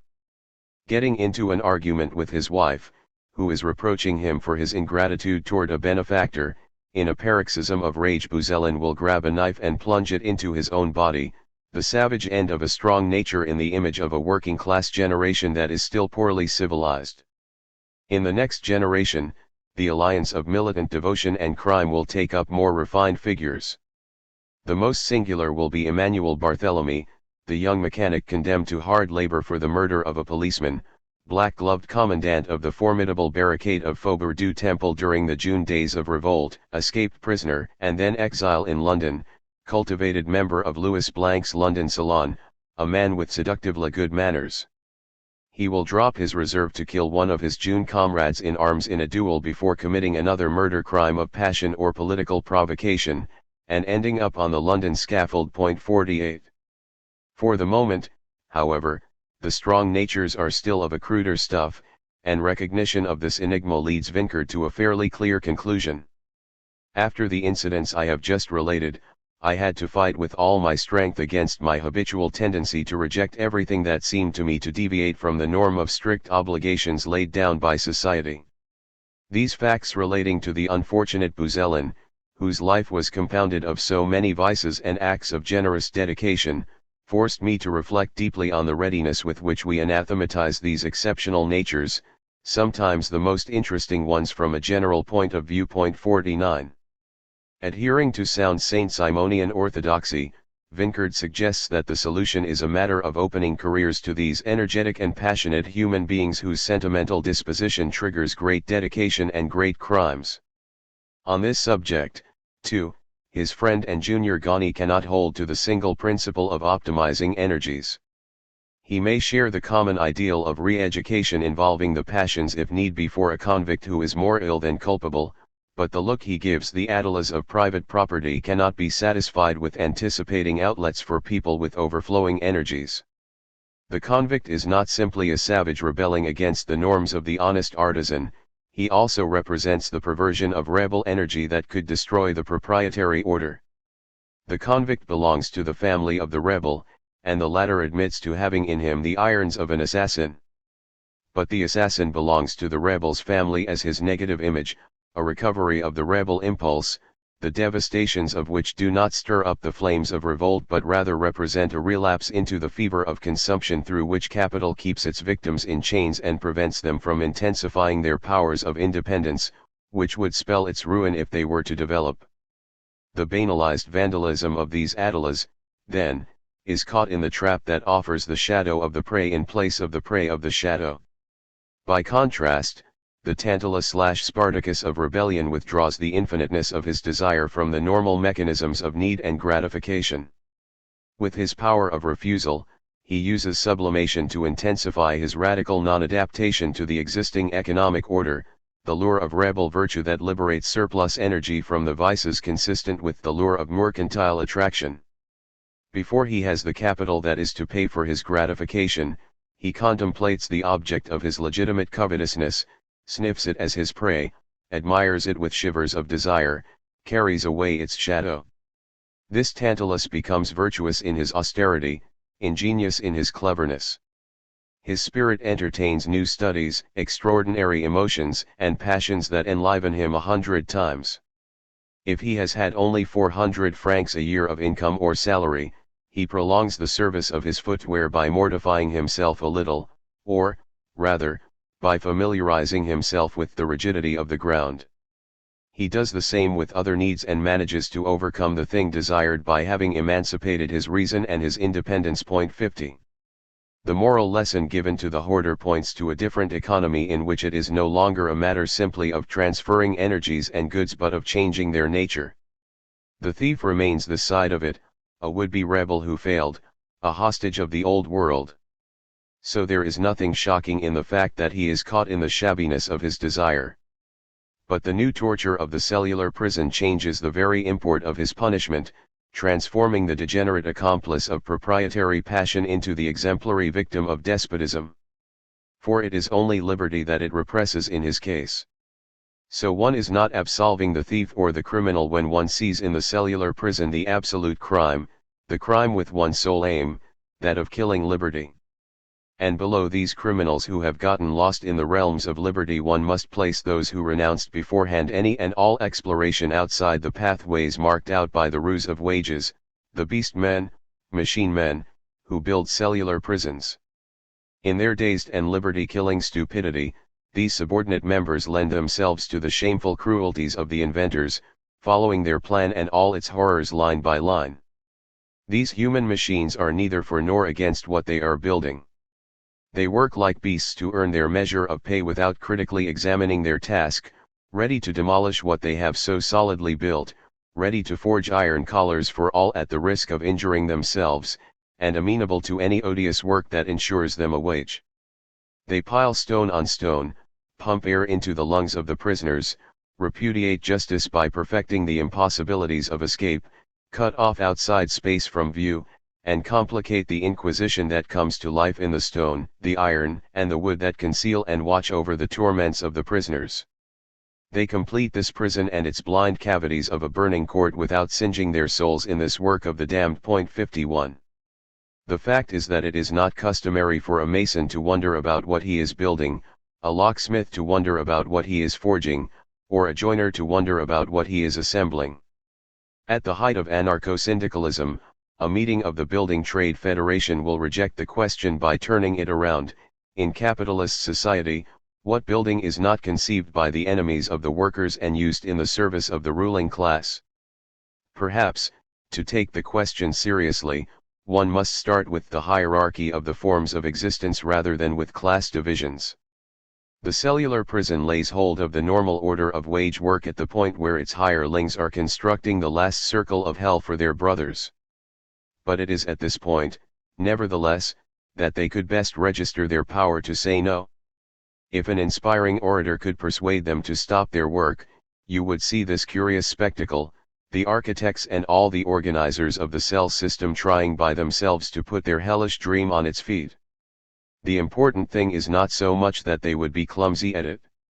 It is, rather, that the fantastic forms born of their awkward blunders would reveal, in all their purity, the delirious schemes of tyranny that the perfection of working-class labor conceals in the finish of the final product. In other words, it is the worker's work that, in the twofold morality of work well done and work for a living, banalizes the insanity of the despotic authority. This accounts for the exemplary value that the work would have taken on if it had been left to the care of the conceivers and planners of the cell system. Wanting to erect their project high in the air, they would have shaped the most incredible Babel in the world. A misshapen ruin pierced with a crushing amalgam of torture crypts. A rough outline in iron and stone of an abominable idea, in which the frenzy and rage of the prisoners would have been guessed ahead of time. A slaughterhouse constructed with so little balance that the people, gazing at this new Moloch, would have feared being buried under its fall, and its hideous and revolting appearance would have forcibly informed them of the strength of their peaceable resistance while handing over the authors of this murderous extravagance to scathing denunciations. 52. In a single glance, perhaps the first and certainly the most powerful of the images that will make up the myth of the general strike, certainly not the poor and boastful imagery that pictures the rich as incapable of providing for their needs on their own. Ghani and his brothers are paid to know that one has no need of a special vocation where necessity is in command. The idea of the indispensable proletarian here takes on a completely different luster. In a contradictory image we are presented with the strength of the two parties and a denunciation of their alliance, Moloch, Babel, the monstrous and tottering edifice of a power compelled to carry out the details of its designs by itself because of the desertion of the slaves of Babylon. An impossible dream, discouraged by the unconsciousness of these workers who know nothing about any work except the abstraction of the wage it promises. But isn't unconsciousness a simple negation? Wouldn't it suffice if once someone were to make clear the sufferings of the immured prisoners to these builders who always withdraw from a place before it is inhabited? If the workers were to form a council before accepting a work of repression, the remark of a single one of them about its detestable side would suffice for it to be condemned by all. Logic is a light that rises high as it illuminates multitudes. 53. A spark is all that is needed. Where might it come from to propagate the light of awareness and the fire of revolt? Perhaps a famous orator, addressing these assistant jailers without feelings, would have been able to touch their hearts. 54. Our floor layer, unfortunately, is not an orator. How could he be, when the solitude where he nurtures his rebellion simultaneously deprives him of all conversation that would exercise his eloquence?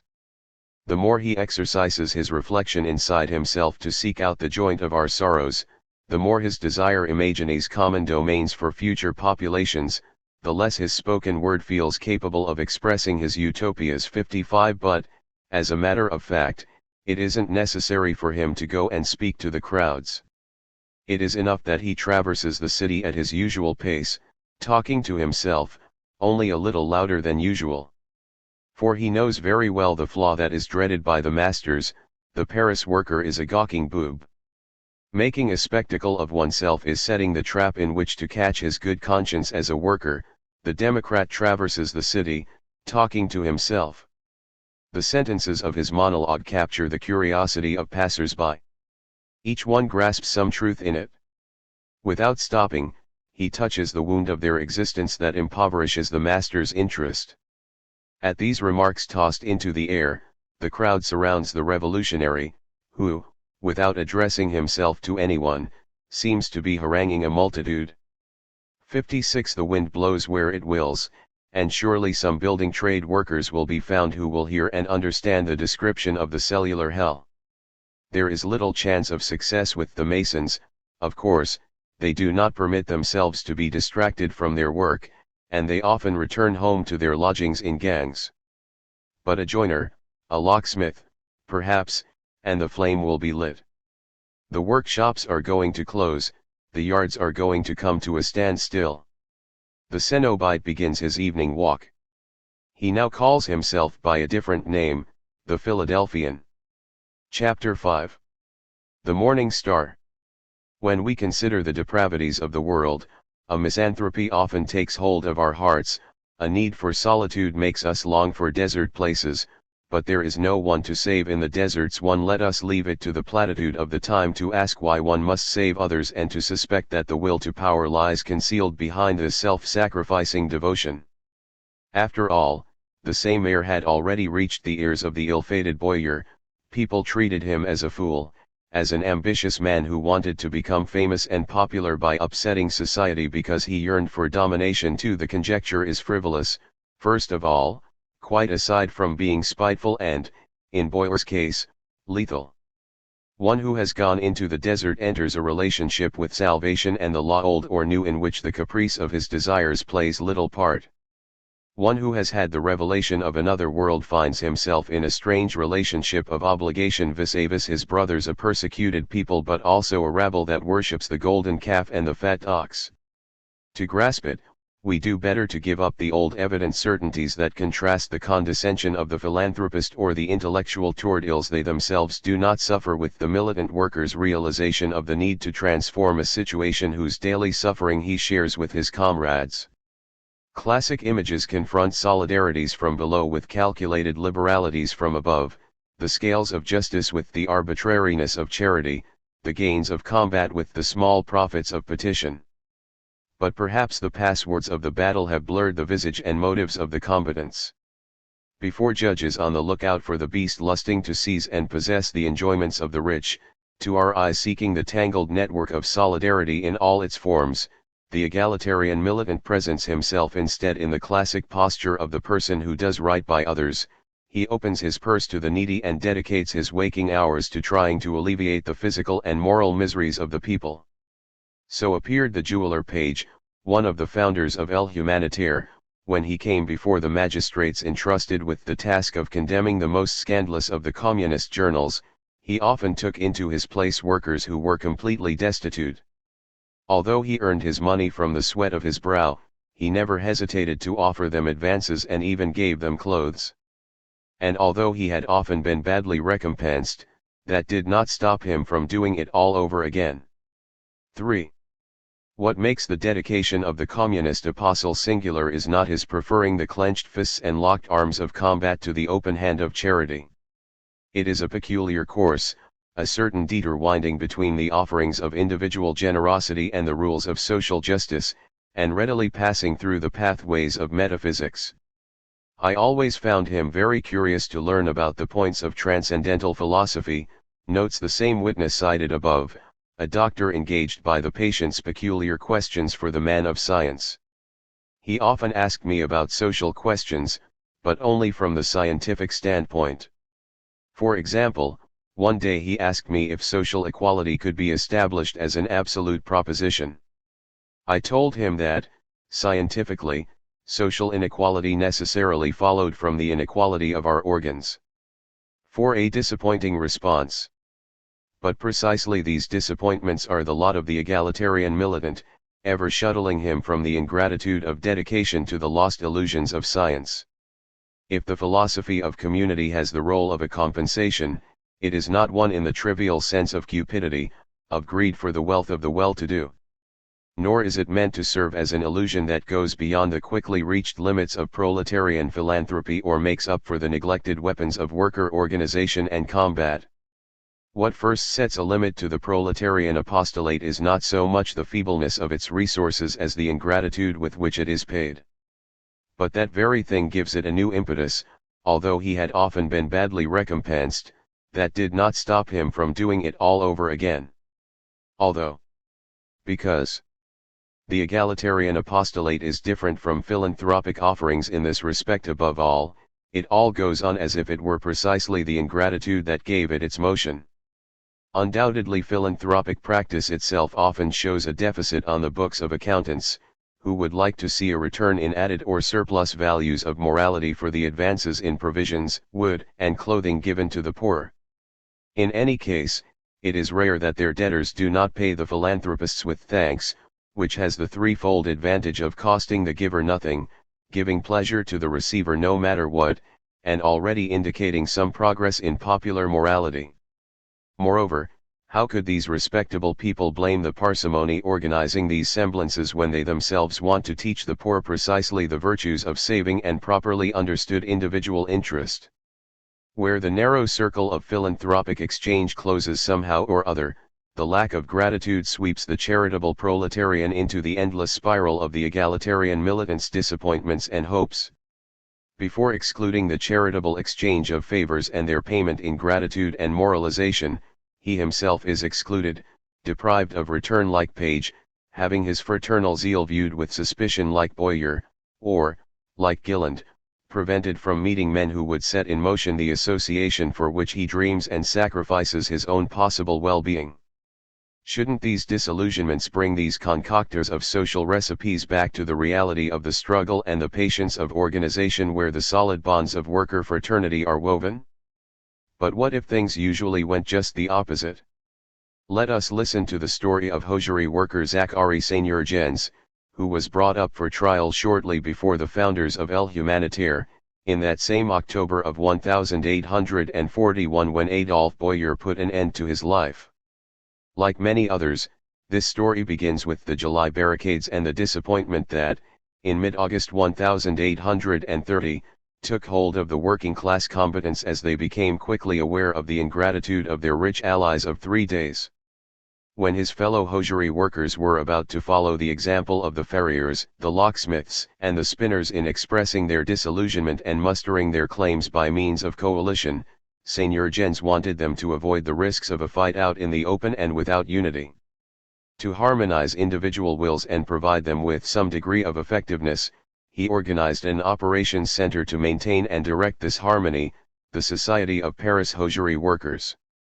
Unfortunately, he needed only a little time to discern, in the society born of his solicitude, the same vice underlying bourgeois ingratitude, egotism. And it was perhaps all the more formidable in this case, since it could take refuge behind the organizational rules that set forth the common interests of worker solidarity. Around last February, I proposed to them that we provide some help, from the funds of the society, for a widow with children whose husband had contributed 20 to 25 francs to our treasury. The deceased had found himself taken off the membership roll of the association for default of payment, for, due to the poor state of his health, he could barely earn enough to provide bread for his table. These men rejected my proposal. They alleged that the original purpose and destination of the funds could not be changed. The society had been founded in the interests of hosiery workers in general, and so they could not go along with giving help to individuals. I did not insist, they were within the bounds of legality stipulated by the rules. 5. More ideologically advanced than their founder, these members already knew how to give preference to the principles of their organization over help in the form of charity to individuals. But why was it enough for Seigneur Gens, compromised by the imprudent actions of the leaders of the Society of the Rights of Man, to find himself in prison, for these same men, who were so haughty and picky about the rules of their association, to send the one packing with the other? They were within the bounds of legality stipulated by the rules. But why did they abolish Article 63 of the same rules? It said, the dissolution of the society cannot be brought under deliberation. A single member alone has the right to oppose it. A person who would make that proposal would immediately be taken off the rolls of the society, and his exclusion would be pronounced by the assembly. To give the appearance of killing the society legally, they would certainly have begun by annulling this article. What a bitter mockery! The majority reached a decision, the money was taken out, there is nothing more to be said. 6. At the end of the affair, the accounts made out by the militant Republican compel him to again call into question the arithmetic of democracy. Henceforth the realization of worker community will go by way of a privileged relationship, not that of the majority to the rules, but that of principle to the individual who is the exception, the widow he should have helped in spite of the rules, the single individual whose veto is enough to prevent the destruction of the law of the association. He has perceived a link between the principle of egotism and the government of majorities, and so this working class militant and Republican will henceforth be a communist propagandist, a militant on behalf of a principle, no longer a militant on behalf of a class or a form of government. For some principle of some sort must be acknowledged a priori, and it should be the principle of inequality or that of equality. But it could not possibly be that of the majority. For we said that the law of majorities was not a principle, because a principle is immutable and the will of majorities could change. 7. The conclusion of a twofold revolt brought to communism a certain number of the working class leaders issuing from the Society of the Rights of Man. On the one hand, they had pondered in prison the thoughtlessness of the chiefs, intellectuals and bourgeois politicians whose carefully kept registers had betrayed them to repression. They had waxed indignant at the privileges granted in detention in accordance with the social status of the revolutionaries, as well as at the lotteries and balls of Republican high society, held supposedly for the benefit of poor prisoners. This experience prompted them to set the solidarities of class over against the inequality of political societies. On the other hand, they had also seen their brothers forget this solidarity with regard to them and even take advantage of their absence to let the project they had initiated go to ruin. So it is a different division into classes that will ground their egalitarian apostolate, a perception of an exploitation that is displaced by comparison with that which defines the economic power of the master over the worker. Drawing up the final balance sheet on the liquidation of their society, Seigneur Gens has the hosiery workers hear the discourse of cabinet-maker Olivier to his colleagues when they met to found their society. By comparison, let us separate society into two classes of human beings and say to them, those who live only for themselves are egotists, since they live only to drink, eat, and sleep like brute animals. Those who sacrifice their personal interest to that of society are social human beings. And let us say to them, to which of these two classes of human beings do you belong? And so, those who tell us they belong to the latter class, they are the ones we will accept into our ranks. With such elements we will be sure to arrive at our goal. The first Christians who left the heart of Judea to preach their doctrine all over the earth were as poor as we are, but they were rich in dedication, animated by a firm and resolute conviction, and guided by an ardent faith. They endured all the torments and tortures imaginable with the greatest resignation. And they managed to change the face of human society at large. 8. The best is certain, but it comes by way of the worst. The sufferings of the apostle are not a metaphor here for the hazards of the struggle, or an alibi for the power of the chief. Those who belong to the summoned class have much more to lose than their chains, a business, a workshop, a house, a family. Anxious to evoke shame as well as to prove his point, Seigneur Gens chooses a witness to impress those who believe only in martyrs. Olivier was a cabinet maker employing 3 or 4 workers. Arrested in the demonstration against the planned outposts, he was a defendant in what was known as the Trial of the 27. He was acquitted by the Seine Court of Assize. Arrested again for the affairs of April, he spent several months in the dungeons of La Force. He did not come out again until the month of July, but very sick. During his detention, his children had died of want, his wife had gone mad. Returning home, he found neither benches nor tools, neither his bed nor his other belongings. Debilitated by weakness and illness, he committed himself to the Saint Antoine home. After prolonged sufferings, he died around the month of October 1834.9. The natural death of the cabinet maker presents the same symptoms as the malady of our century that overcame Boyer. These 2 victims of exhaustion experienced the fulfillment of the same necessity that finds expression in Adolphe Boyer's testament. If you want to know why I give myself death, here is the reason. As regards the worker, in the present condition of society, the more egoistic and selfish he is, the happier he is. If he loves his family and seeks its welfare, he endures countless sufferings. But if he sincerely loves society and his fellow creatures, he must end like me. 10. Sincere love, death impulse. In that case, would what separates the self-sacrificing dedication of the militant from the beneficence of the philanthropist be the profound misanthropy on which it is based and to which that sincere love unceasingly returns until it dies of it? It is not simply human ingratitude that is involved here, but also and above all a disappointed promise, the difference between the great days of popular generosity and the daily round of competition that bolsters the egotisms that are fatal to the pioneers of regeneration. The bitter grief at seeing the people satisfied with their humiliation and indifferent to those who want to draw them out of it is sustained even by the communion and enthusiasm of the days when the people are king. This is the twofold sentiment expressed in the letters of dressmaker Désirée Verret to Father Enfantin.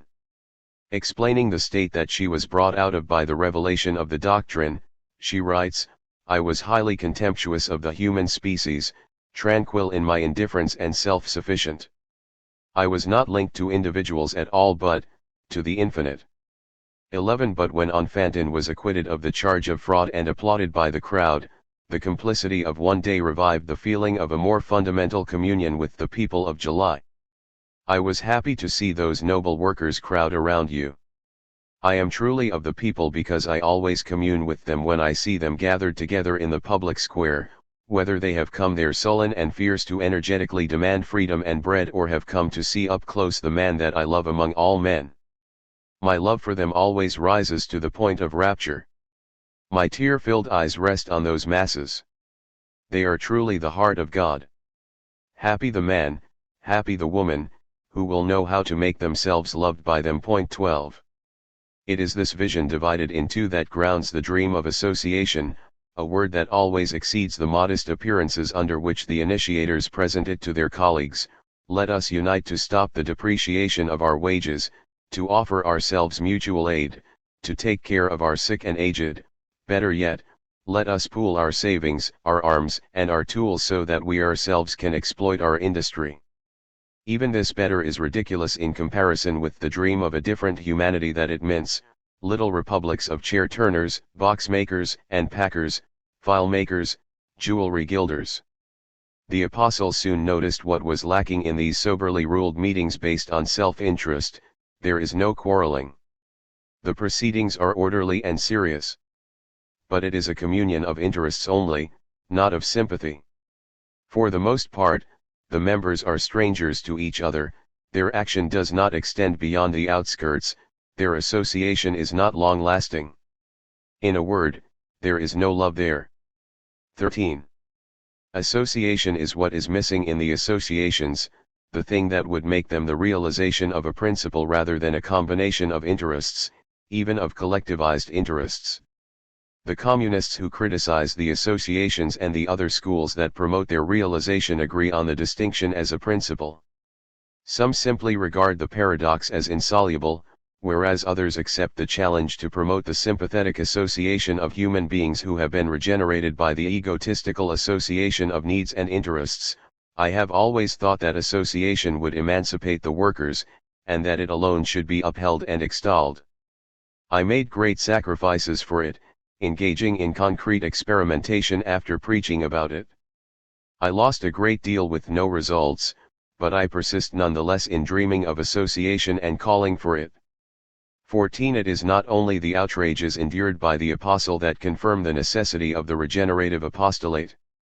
In addition, his obstinacy in pursuing a project that always ends up in disappointment is the best proof he can offer of the efficacy of self-sacrificing dedication, the very dedication that association is to put in place of the power of egotism. This demonstration, in any case, is not a matter of choice. In vain does he try to make his comrades believe that his effort simply actualizes a duty whose necessity any worker can verify in the reality around him and whose common force he can find in the simplicity of his soul. In this, as in many other things, goodwill accomplishes all. So speaks the Apostle André, in a story by Gilland, to his fellow worker Joseph, who is alert but a bit skeptical. "I doubt it," replies Joseph. "Besides, some well-informed comrades told me that you had some sort of revelation in your childhood. 15 Such things are known in the workshops, the initiates cannot hide the marks of their election. And so it will not take much to get André to recount the vision of a boy, brother of little William and little Gilland, who went out to glean for his father and was drawn away from the perception of real things by the celestial music of nature. It is impossible to paint what I saw and felt then. There are no words for it. It was a wholly mysterious world full of visions, splendors, and harmonies, and my spirit towered over the magnificences of this sublime creation as the dazzling glories of heaven over the primitive, virgin beauties of the unknown world. From that day on, I believed I had been initiated into a new life and I no longer wanted to live as I had lived before that. From that point on, it seemed to me that I was a chosen one of God, and that the vision presaged a great destiny for me. I had already read the Bible, and I said to myself, David was a shepherd like me, and David killed the giant. He was a great king, a great poet, and his glory was equal to his omnipotence. Mine is the celestial harp, mine a dazzling and radiant future. 16. The dream is shattered, obviously, when the child finds himself again in the workshop of one of those manufacturers who are not satisfied with exploiting the feeble powers of children, who also make a point of killing in them any feeling for another world, anything and everything delicate, sensitive, poetic, and superior that heaven has put in them. I was a fallen angel. I felt it, and the humiliation horrified me. I yearned to shake off the muck with which misfortune had covered me. And during the night, when excessive fatigue kept me from sleeping, I wept for my vanished illusions as the exile weeps for the son of his native land. It is at that time that my life was marked by the reserve, coldness, and disdain for my fellows that I made a matter of pride and that made me ridiculous in their eyes. The chaffing of my comrades brought me back to reason. 17. Is it the weariness brought on by a long Sunday walk or, more likely, his own complicity with the reason in question that prevents the honest Joseph from being astonished by such an unlikely conclusion? How can one take seriously this return to reason that is so quick to shift from the suffering of jeers to the good sense of the jeerers and to charitable thoughts for one's persecutors? The chaffing of my comrades brought me back to reason. I made up my mind to live in this world where I had thought myself seriously out of place, and instead of turning away in horror from what I called the crimes and unkindnesses of human beings, I now saw around me nothing but unfortunate beings, replete with weaknesses, infirmities, miseries, and mistakes, whom charity enjoined me to aid, feel sorry for, love, encourage, and console. 18. The opposition between a world of illusions and a world of sane and suffering reality certainly leads to a strange reduction here, so that our Christian worker tends to turn the Son of God and descendant of David into the president of a philanthropic society of carpenters. Better to follow the more roundabout course that Gilland retraces for us in a less simplistic autobiography. If the young locksmith changed his relationship to others, it was not so much because of the lesson taught by their chaffing, rather, it was the rebound effect of the awkward generosity of those well-intentioned colleagues who took him off to drown his sorrows in cabaret wine. He did not find intoxication or the assuagement of his miseries there, but a kind of attention different from that of others, and thereby perhaps the means to reconcile the destiny of the chosen with that of the pariah. I observed and penetrated there the human nature that I would have been inclined to slight or perhaps even despise if I had seen only its coarse surface. More curious about the truth or more attentive than most of my companions, I chose the right moment to get them to open their hearts, to make their confession to me, to show themselves to me as they were and as God sees us all. My experiments proved this to me, that all human beings were unhappy, that, for one reason or another, they all harbored a great sadness inside themselves, that this ill can be discovered even in those who deny it with the utmost obstinacy and feigned indifference, that their moral misery far surpasses their material misery, however great it may be. 19. From fallen angel to militant worker the road no longer goes by way of the good sense of laughers but by way of the curiosity of the connoisseur of souls, who finds the same melancholy of the infinite buried in the decadence of cabaret pleasure seekers. This identification with the divine gaze opens the way for an apostolate that renews ties with the dreams of childhood. In the Middle Ages, after my first disappointments, I would undoubtedly have become a religious. I would have thrown myself entirely into the ascetic life. In these times of ours, I aimed, if not higher, at least more correctly. 20. But it is not simply a matter of adapting one's dream, the religion of the infinite in which one tries to forget the sorrows of a disappointing humanity can no longer be separated from the new religion that puts the fraternity of human beings at its heart. For anyone who has fallen into the servitude of proletarian existence, the return to the paradise partially opened by the solitary revelation of the boy Gilland or the books of little Jean de Rouen goes by way of the infinite detour of others. We find that expressed in the itinerary of the young lingerie maker, who would have liked to limit the detour to its simplest expression, that is, a contract between two parties wherein she would exchange the gifts of her love for those of knowledge. The necessity of working made me realize that I, deprived of wealth, had to renounce knowledge. Happiness I resigned myself. A secret hope still delighted me. I said to myself, I will meet a philosopher as poor as I myself in worldly goods but rich in knowledge, ugly as Aesop but loving and virtuous. He will share with me the gifts of knowledge, I will repay him with love and gratitude. Linked by a holy bond, we will console each other for the sorrows of life. 21. Unfortunately, the holy bonds of matrimony recognize no exchange of obligations between the man, however much of a philosopher he may be, and the most loving woman except the unequal bargain in which one has only the right to obey and the other only the duty to protect, which is to say, command. One day I opened the law book and I read these words: the husband owes protection to his wife, the wife owes obedience to her husband. I felt vivid indignation. Never, I said to myself, will I purchase happiness at the price of enslavement.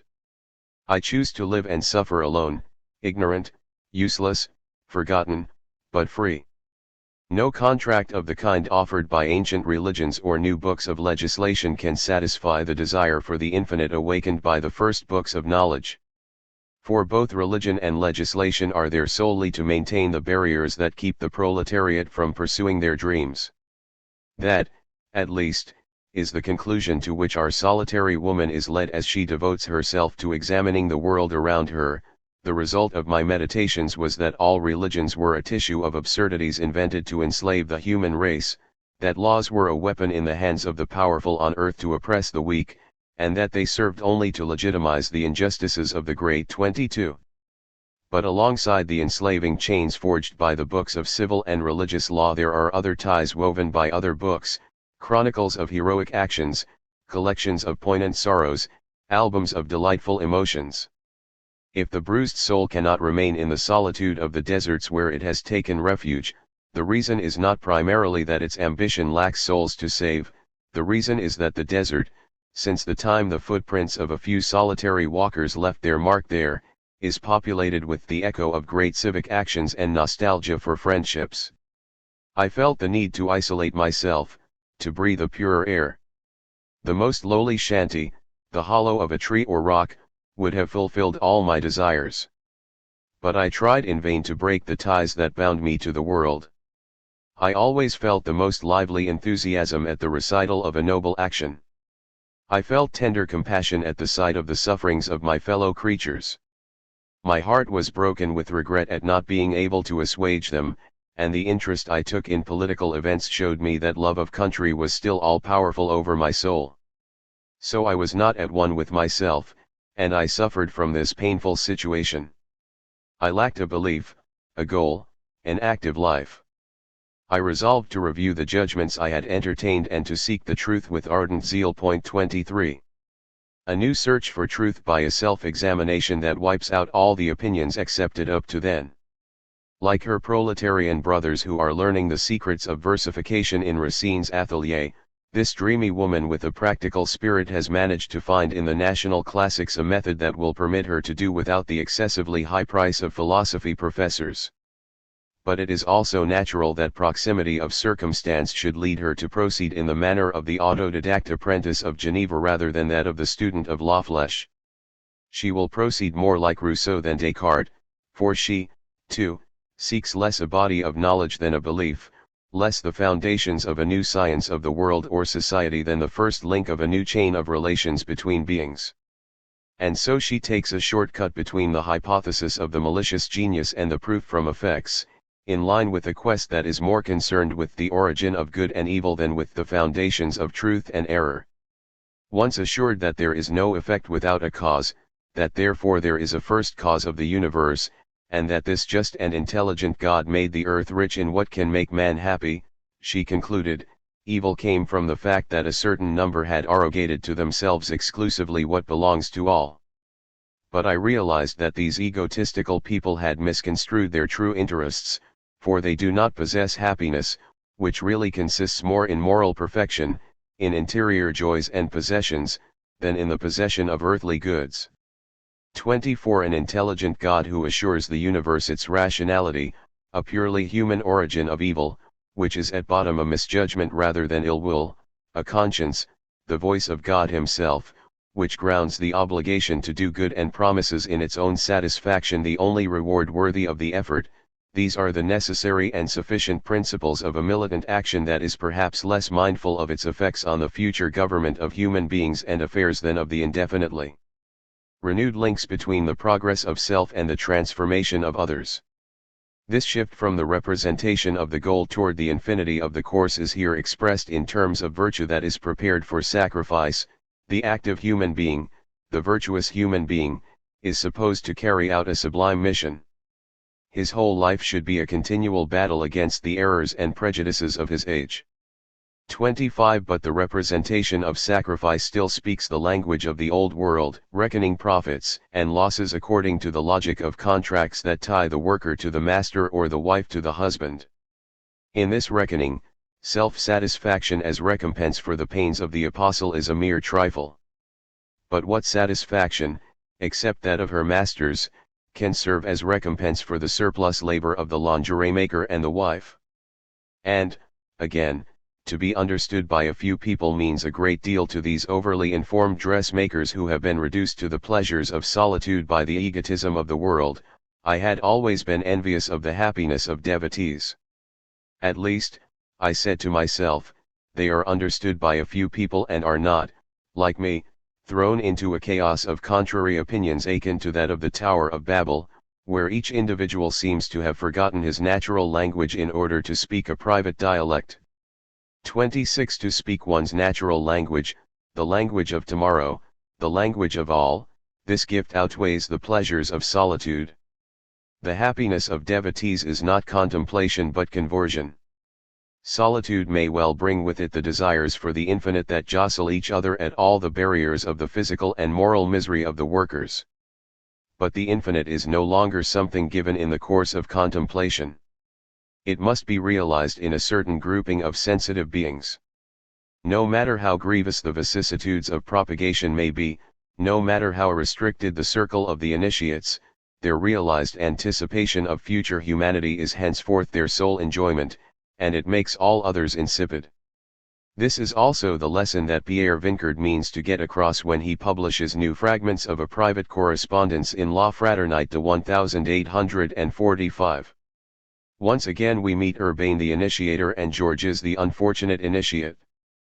This time it is not the workshop that Georges wants to abandon but the struggle and perhaps life. I am carried away with anger and indignation at my brothers. I accuse them of indifference to everything that should touch them most, and I am beginning to think that their apathy is the sole cause of their poignant miseries. Only a very small number of us want what is good, and the whole of society is in league against us. 27. The persuasive force of Urbain's reply will lie less in his appeal for patience than in his proof that it is impossible to turn back. What? I took away the veil of ignorance from your mind, initiated you into all our theories of association, and gave you this vitality of heart and spirit without which one would not know how to live, and you would reserve your powers and your activity only for yourself alone. This turning away is not just wicked, it is impossible. Georges misses the animal existence he led before the revelation and complains that the light burns as it illuminates. Urbain gives two replies that come down to one: a person who has come to know this light can no longer find any joy outside its burn, and he cannot experience it without simultaneously illuminating others. And do you expect to find in isolation the tranquility, the peace, for which you are yearning? Don't you know that certain torments are like the skin of Neshes, and that the same goes for our ideas, from which one cannot disengage oneself once one has understood them? Above all, you must realize that our society is so corroded and withered by the evils it conceals in its bosom that it is very difficult to find, outside of our dreams of the future, the ideal happiness that is the illusion of every imagination like yours. 28. The crooked line of illusion and the imaginary is not allowed to be put in opposition to the straight line of knowledge and action, neither is the duty of the militant allowed to be in opposition to the pleasure of the initiate. The sorrow of exploitation and the pleasure of belonging to the sect of those who are aware of it, the dreams of a happy future and the disappointment of seeing its potential beneficiaries turn away from it, discouragements that make fidelity to the radiant image more necessary, non-satisfaction that never ceases to beget the same image. It is not without reason that this imaginary correspondence is put under the patronage of those heroes who thought they were expressing only their own sufferings, but thereby became the interpreter of the miseries experienced by all. René, Werther, Obermann. Where better than in their egotistical accounts can one find in pure form the balancing of exquisite sorrows and mortal joys that serves as the pulse beat of apostolic activity, of the propaganda for another life that already is the reality of that other life in exact proportion to the disappointment. The austerity of duty, expressed in terms as close as possible to those of the gospel parables, the salt of the earth, the lamp under a bushel, is modulated in accordance with the new joys of imagination, sympathies, and humanitarian passions. A belief, a goal, not a theory designed to organize armies of combatants, the principle of a new sociability, a new religion whose content, faith, and very form of propagation are identical: sympathetic union in the ascending movement of beings. It is not a matter of self-sacrifice, of curtailing one's pleasures for the good of the cause. The solitaries have already renounced the mixed pleasures of servitude that are attached to the works and loves of the old world. The principle of propagation is, on the contrary, excess, superabundance of being. And so it is possible only when the heart, which has been dried up by the material and materialistic harshness of the world of exploitation, is irrigated with the new love. For a long time I listened silently to the message of love that Saint Simon bequeathed to us. Till now it had fallen into my heart without producing any echo, as water falls on greedy sand, penetrates it, and leaves nothing on the surface. But then, lo and behold, the heart is full, the sand is soaked. 29. Now it is impossible for this heart not to overflow, to pour itself out to other thirsty hearts. The golden mean milieus, the advocates and mentalities of the just right middle ground, example the just milieu of Louis Philippe's regime, waste their energy in denouncing the excesses of these humanitarian religions, for it is excess that founds these new families. The new love cannot be the familial exchange of services whose very closure fixes the inequality, condemning the naivete of the wife who would exchange her love for learning. Love is exchanged only for love, which makes the exchange only by giving itself without reckoning, an overflowing current, a whirlwind, a giddiness, a community of excess beyond the disappointments of contract and gratitude. At the very time that the Saint Simonian priests are proposing the priestly couple of the father and the woman as the principle of the religion of the future, it is another couple that sublimates the desires of the proletarian initiates, the complicity of friendship, the resonance of like to like, the openness to the universal conspiration of harmonies rather than the complementarity of qualities and services attributed to each of the two sexes. This is the virginal dawn celebrated by joiner Gani and bookkeeper Thierry in the dead of the winter of 1831. To his new friend, who thanks him for having regenerated him, Gani returns the homage of the flower to the dew, when you shed your dawn on my face, when the dew of your life fell on my tempest-tossed soil, no, I was no longer from here. Having escaped the revolts of my being, I became a flower, a loving and solitary flower crumpled by your breath as it picked my petals, scented for you alone. 30 But dew would not know how to fall for one being alone, or a flower how to conceal its perfume from others, or a plant how to refrain from healing pains. In their pensive two-ness, or in their unitive threeness when they make shoemaker Boileau a partner in the emotions of their dawn, the two young men will not be able to drink in the new religion of fraternity without spreading it abroad on their dreamy strolls. It is the mission of dew, flower, or plant, one with the fulfillment of their being. I have told you 20 times that our actions have a purpose, that each scene of our life is another link Providence is adding to the humanitarian chain.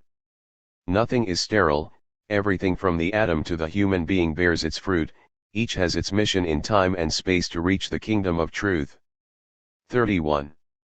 The mission of the three friends is no different from the universal conspiration in which the poets of the time sense the gestation of the new world. Thence derives the peculiar form of their Sunday propagandizing. It is very different from the forms that are organized rationally by the Saint Simonian polytechnicians or the Republican students of law and medicine. The latter frequent the cabarets where workers get together, pinpoint those whose powers of persuasion win them a hearing from their fellows, and get to know the lodgings where a certain brochure would set off a spark. The former draw up lists of addresses for the use of their missionaries, who in return select for them the hierarchized public for their teachings.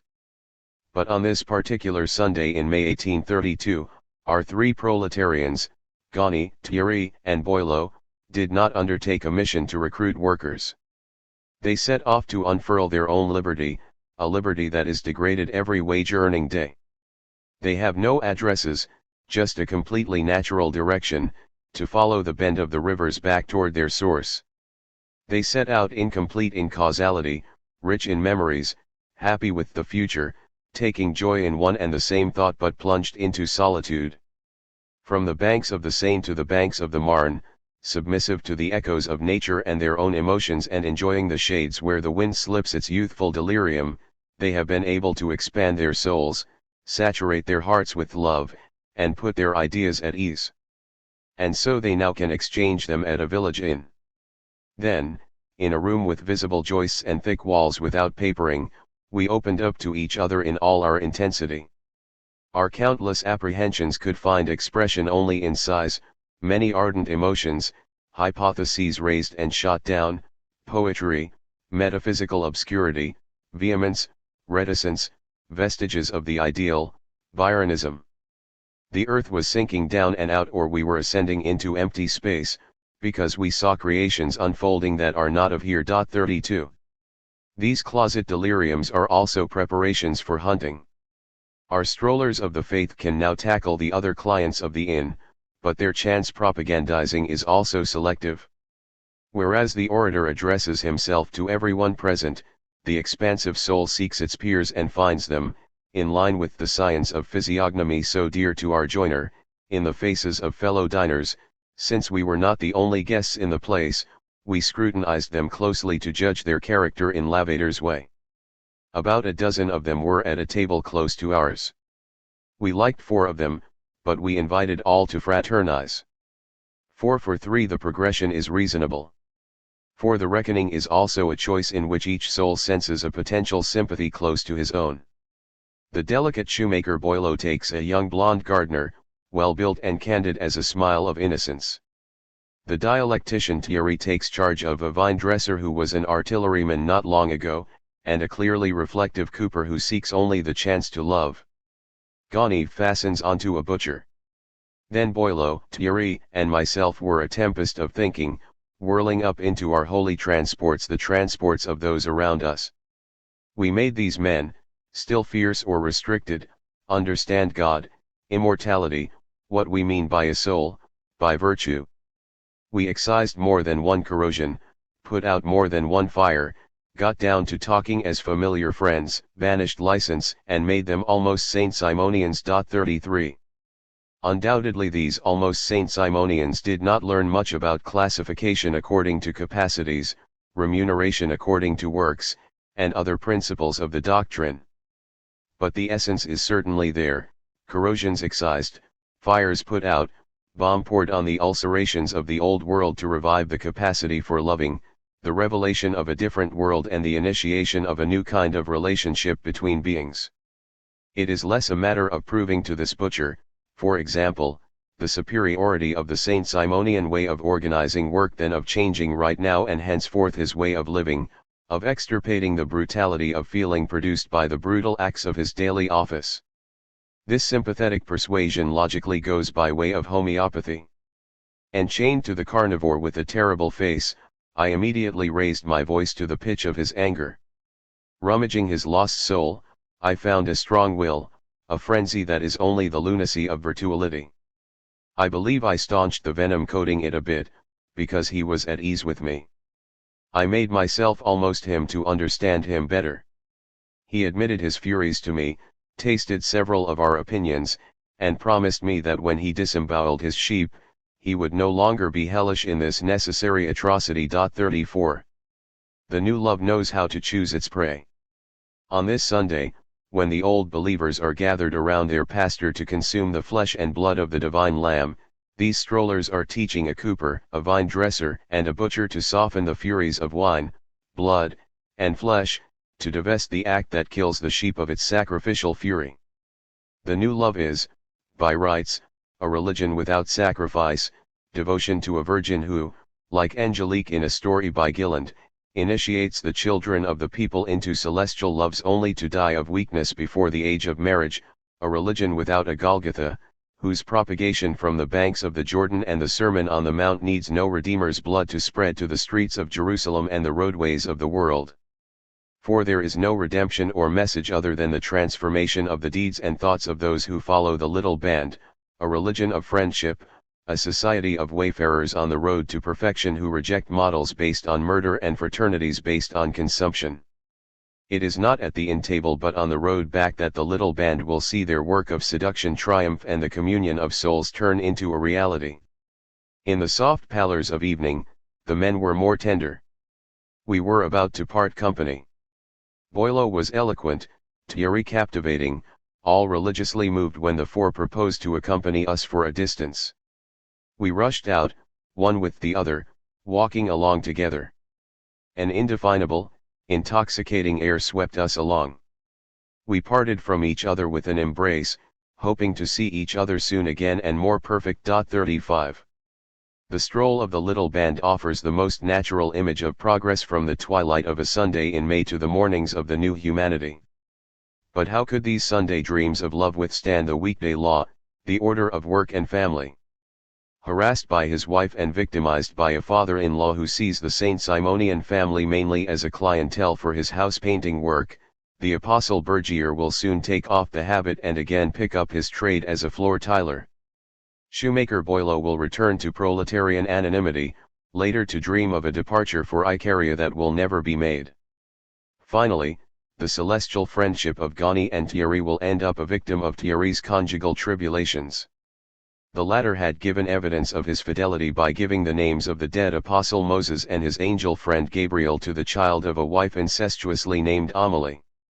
But Amelie, it seems, is fanciful and extravagant, meaning that she proves to be incapable of making ends meet with the 2 francs per day that every economist worthy of the name considers enough to manage an ordinary household in a capable way. So Jules Thierry will take his child away, find a better housekeeper, and ask his friend, compromised in the payment of Amelie's debts, not to disturb with further visits the household peace necessary for the education of little Moses. Don't confuse the religion of fraternity with the fanaticism of the family. 36 The feudal advice of the joiner to his friend serves as the moral of the story of the little band. We are now at the last day of the autumn of 1840. The fine days of July and after have come to an end. Bourgeois economists are enjoying themselves while worker apostles are worried about the changes evident in worker habits and mentalities. The ideas of comfort and saving, says one group, egotism, says the other, are beginning to filter down from the ruling classes to a fraction of the popular classes. Fanaticism of the family instead of the religion of fraternity. Undoubtedly there is something excessive in this partition.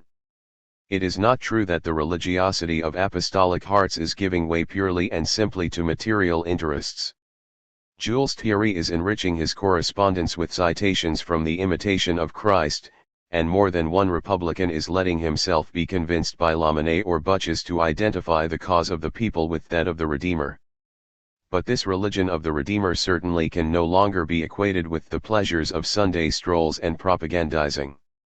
Over against the happy proselytism of little bands is now set the image of the word-bearer, cross-bearer.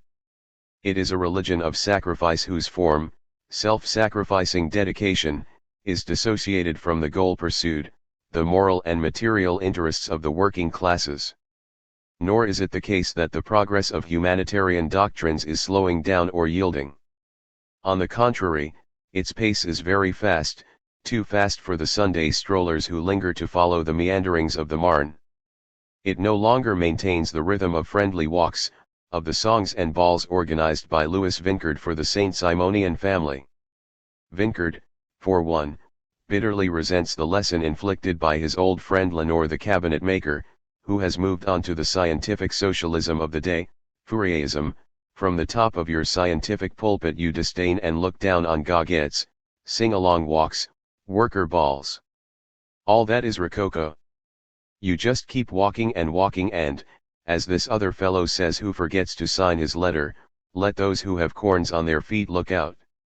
37 The end time for little bands returns God's strollers to their solitude or forces them to find new relations between their own deliverance and the emancipation of the masses whose idolatrous practices they have fled.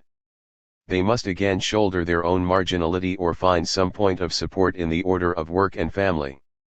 Our rebellious floor-layer, Gani, has chosen the first way, shunning the solidarities of family and guild, the humiliations and rages of the workshop as well as the pursuit of claims based on household budgets. Cenobitic economy has this substitutive function as well. The compression of bodily needs raises the spiritual force of revolt and thereby provides the soul with the superabundance no longer given by the chain of friendship. The latter can then be reconstituted insofar as it is stripped of all particularism. The propagator no longer seeks to reconstitute a small band.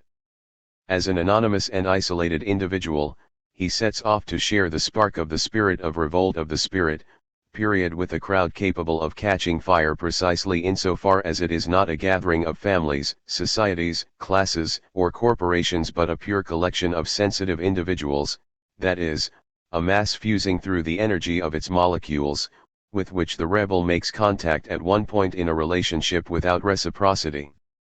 The rebel worker, lost in the immense arena of life, should consider himself a gladiator of independence abandoned by the very people who share his cause. Let him fight without calling for help, without ever asking for mercy. 38. But this stoic solitude, which forces him to rationalize his own power to resist the order of production and consumption, gives him sovereignty over the urban space that traverses and surrounds the proprietary citadels on all sides. If for him the humanitarian chain no longer has the materiality of the Saint Simonian apostle's collar, it is not the flatus vocis of republican rhetoric either. Rather, it is the collection of encounters and pleasant surprises that makes the stroller quick to seize upon individual members of the working class at their point of fragility, of incandescence, in the dead times of no work, on the roads and squares of the space allotted to the possession of all, in the vagueness of solitary reveries and the emotion of fortuitous gatherings, and so he goes from individual to individual, unfolding his soul, giving and receiving as he attaches himself to the race rather than to the person, deriving from it a very high appreciation of happiness as he goes along on this journey of friendship. 39. This friendship is all the more lively and contagious in that it is always only a passing encounter, because the rebel does not cease to travel between these two places, these two modes of existence and liberty, the desert, where seditious thinking ferments, and the extreme crowd, whose density alone, by its speed of propagation, gives it its explosive force. These voyages of the spirit give the solitary propagandist two models: the man of the city Diogenes, and the man of the desert St. John the Baptist, who also represent two moments in the formation of rebel consciousness. Diogenes the cynic incarnates the moment when rebel individuality is formed by the invention of that strange science of possessing everything without having anything, by attacking ownership with renunciation. 40. An exemplary figure for the modern cenobite, who individually breaks away from the reign of exploitation by restraining the consumption of the senses that is obtained only in exchange for a product wrested from either exploitation or slavery. But this liberty that individually provokes each passerby to recover the dignity of his nature remains limited to the rectangular reason of a practical philosophy that is incapable of glimpsing different futures for human liberty, and is satisfied to possess an active morality and an ordinary intelligence that could augment the liberty and happiness of the citizen, a reason to be enjoyed to the maximum that is permitted by the present relationship of liberty to slavery. As might have been the reason of the emancipated floor layer if he had not alienated his gaze in the fixed idea of the prison. The Baptist, the man of the desert, takes his stand beyond the balances of rectified reason.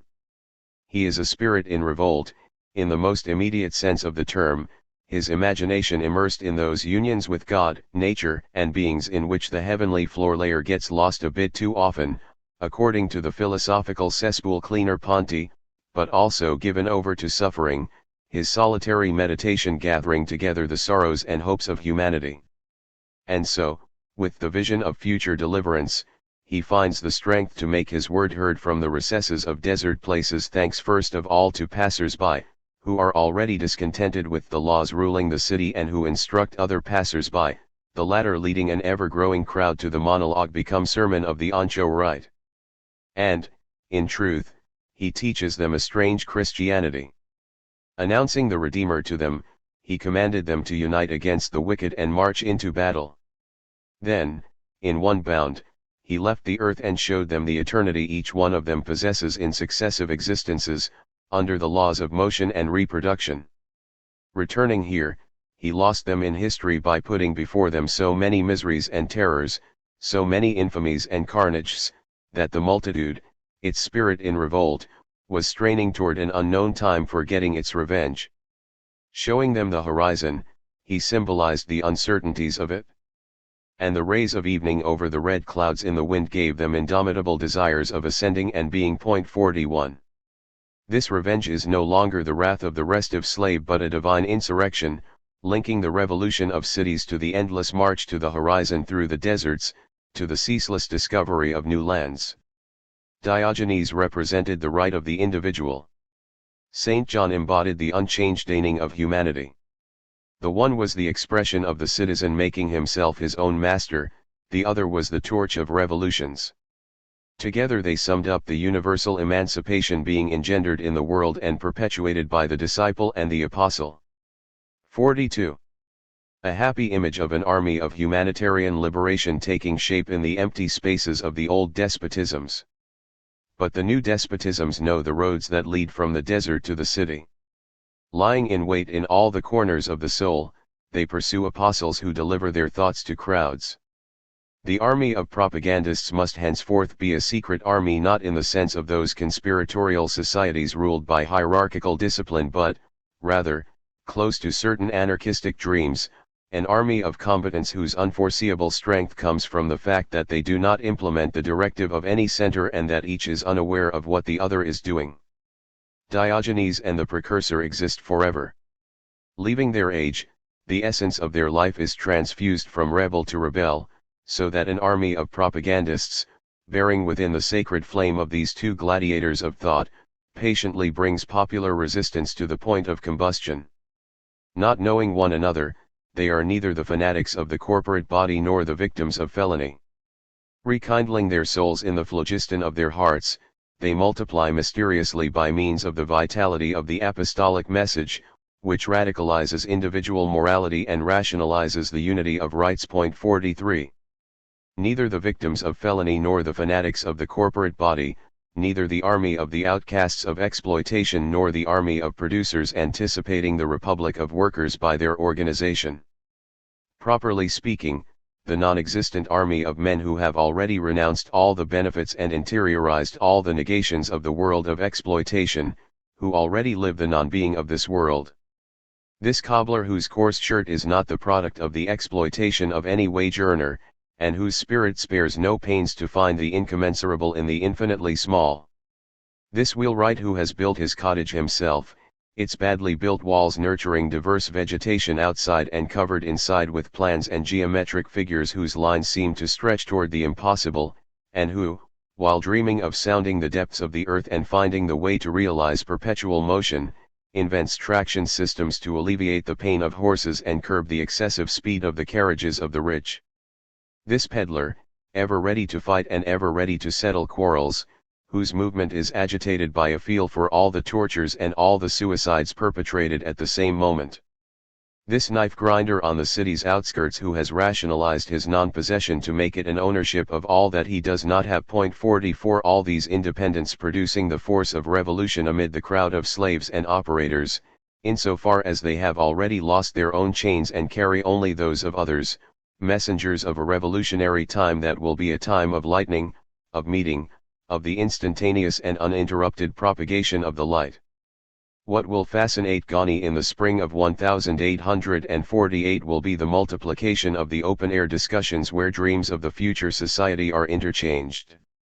What he will give priority to in the demands proposed to the club of workers will be the permanence of clubs. What he will imagine most vividly about the coming society will be the density of events, the circulation of discourses, the messages depicted on the houses of cities, the stones of squares, and the posts of crossroads, marking a universe populated with spoken words, public lectures on the rights of man, the social contract, and voluntary servitude, public bowling greens, the winding streets of the insurrectional city with their fascines, their sawhorse barricades, and their arcades. Columns in all the boroughs and on all the roads, on which would be inscribed the rights of man and the crimes committed against liberty, statues in the immense gardens open to strollers of the city, universe named Liberty, feasts of friendship where the steps of temples will be covered with chatterers pondering together the most abstruse theses of theology, monuments put at the disposal of orators who will draw their zest from the fluids of the assembly. An infinite and infinitely populated world where no lane and no blind alley will be without episodes, where every demonstration should have its initiator, should produce an act which, at the appointed time, is repeated along the line by degrees, a city resplendent with movements and endowed with the force of great things. As for social reforms, the orator notes that they will come in their due season. 45 But what season can be imagined other than the permanence of lightning? The utopia of the solitary floor layer and loving stroller, content to know the workers of the workshop and the supporters of the family, the irregulars of work or morality, in the sole time of miracle and the pure space of the encounter between souls. How could all the others be satisfied with that? The secretaries of worker societies, charged to defend the interests of colleagues who are in no hurry to pay their assessments.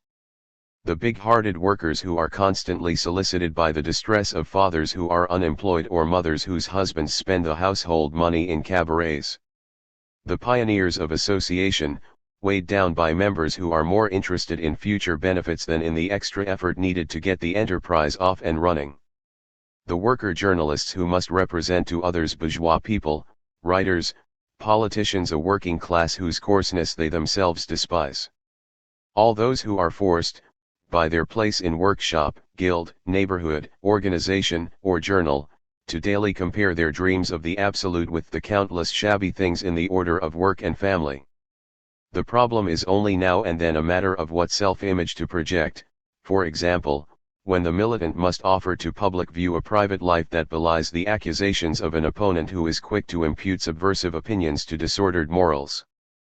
Thus, at the moment when the trial of El Humanitaire again raises the great phantasm of the community of women, Weaver and communist Sebastian Commissaire breaks off his liaison with a young woman. 46 But the problem is less often the debauchery of the militant, exposed to the pitiless gaze of decent workers, than his Angelism, which separates the morality peculiar to his activity from the ordinary morality of those decent workers. How to get the apostolic ideal across to all without placing oneself on a higher plane and nullifying the most effective form of propaganda? Example. If we were to imagine that we think differently from the rest of men, that our nature is essentially different from theirs, why and by what right would we tell them to follow our counsel and example? To this question, posed by the sententious Perdiguier to a nephew who is too quickly discouraged with human beings, the most illustrious of examples responds, when Jesus chose to preach to human beings, he became a human being himself and lived among human beings. 47 The example is an optical illusion, however, it is precisely because he is of a different nature that the Son of God can endure the afflictions of human beings and drink the chalice to the dregs in order to save them, without falling into disgrace. But the worker apostles have no choice but to live with human beings. Not only does their sacrifice, in and of itself, fail to bring redemption to human beings sunk in their material interests, they must also risk their own identity in coming to terms with those interests that no longer leave fishermen or publicans free to abandon their nets, account books, or families in order to follow the new message. For the power of material interests lies in the fact that they already know how to come to terms with more than one virtue recommended or approved by civil or religious morality. Over against the animal egotism of the dissipated rake, they set the self-sacrificing dedication of the worker, the good family man who in a single act sacrifices his own egotistical pleasures and solidarity with his comrades to the welfare of his family.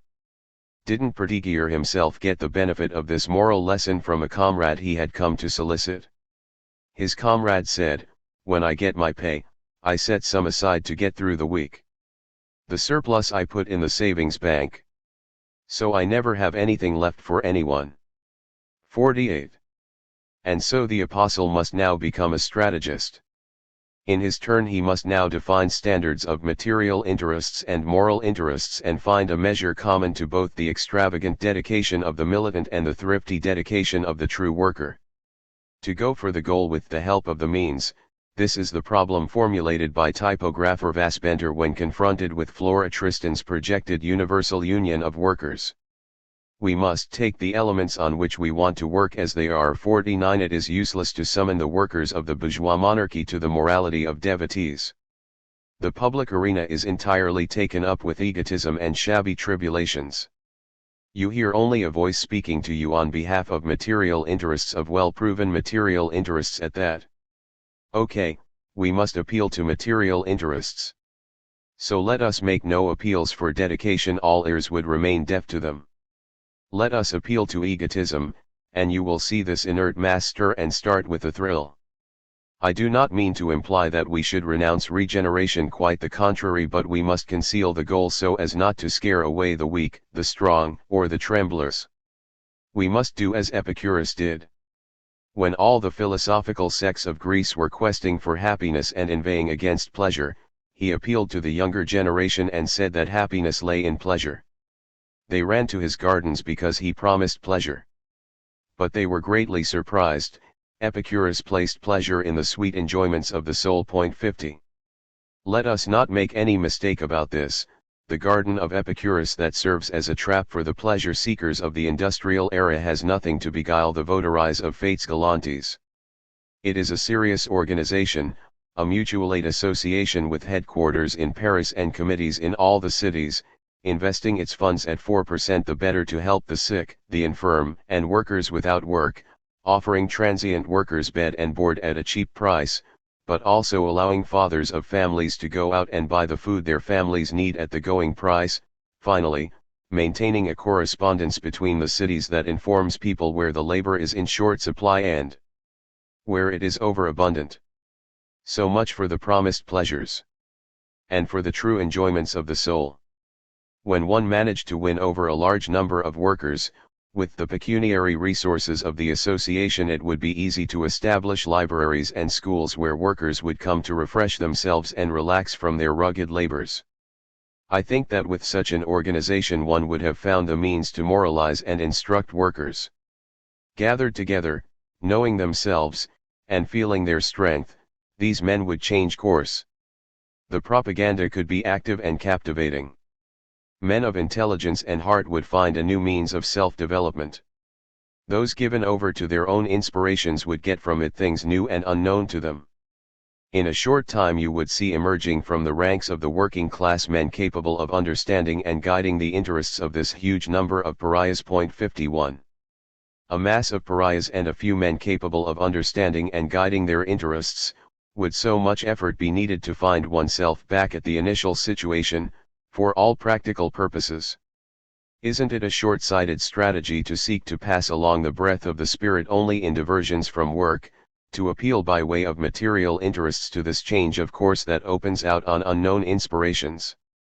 But perhaps that is putting the question badly. Perhaps it is not so much a matter of shouldering the regeneration of the pariahs of the industrial order as of ensuring to men of intelligence and heart the mass of unskilled laborers that will permit them to rise to power, the future instrument of this regeneration. Go for the goal with the help of the means. Around 1850 Vasbenter's master, former barge line accountant Proudhon, will come to suspect that his first disciple, the editor of his journal, might be nothing but a Jacobin in disguise. That is not what disturbs locksmith Gilland or his friends on l'Atelier. The master who recalled them to the truths of the gospel, Butches, is also the author of the Histoire parlementaire de la Révolution française that confirmed them in their love for Robespierre. They too feel that the chains of the world of material interests are too tight to give way to the force of the apostolic word alone. The apostles must indeed become leaders. But it would be futile for them to use deceit in this exigency, to lead the masses in the opposite direction from that proposed first. In choosing to come to terms with the full unfolding of egotistical interests through the promise of happiness, they would only lend their support to a movement that would necessarily go toward the dominant idea of happiness, the one proposed by the dominant society. Given the current of egotistical happiness, the only way to turn the tide is to organize the counter-current of a different principle capable of being acknowledged by all. And for that one must also reject the seductions of a double and doubly dangerous morality that would either exempt the apostle from the common norms of true workers or restrict the demanding morality of dedication to the leaders of men and promise pariahs the collective benefits of social regeneration without demanding from them an individual effort at moral regeneration. A counter-current cannot be the solitary effort of swimmers vainly trying their best to resist. It must be the positivity of another current, a different force, uniting apostolic energy with that of the mass.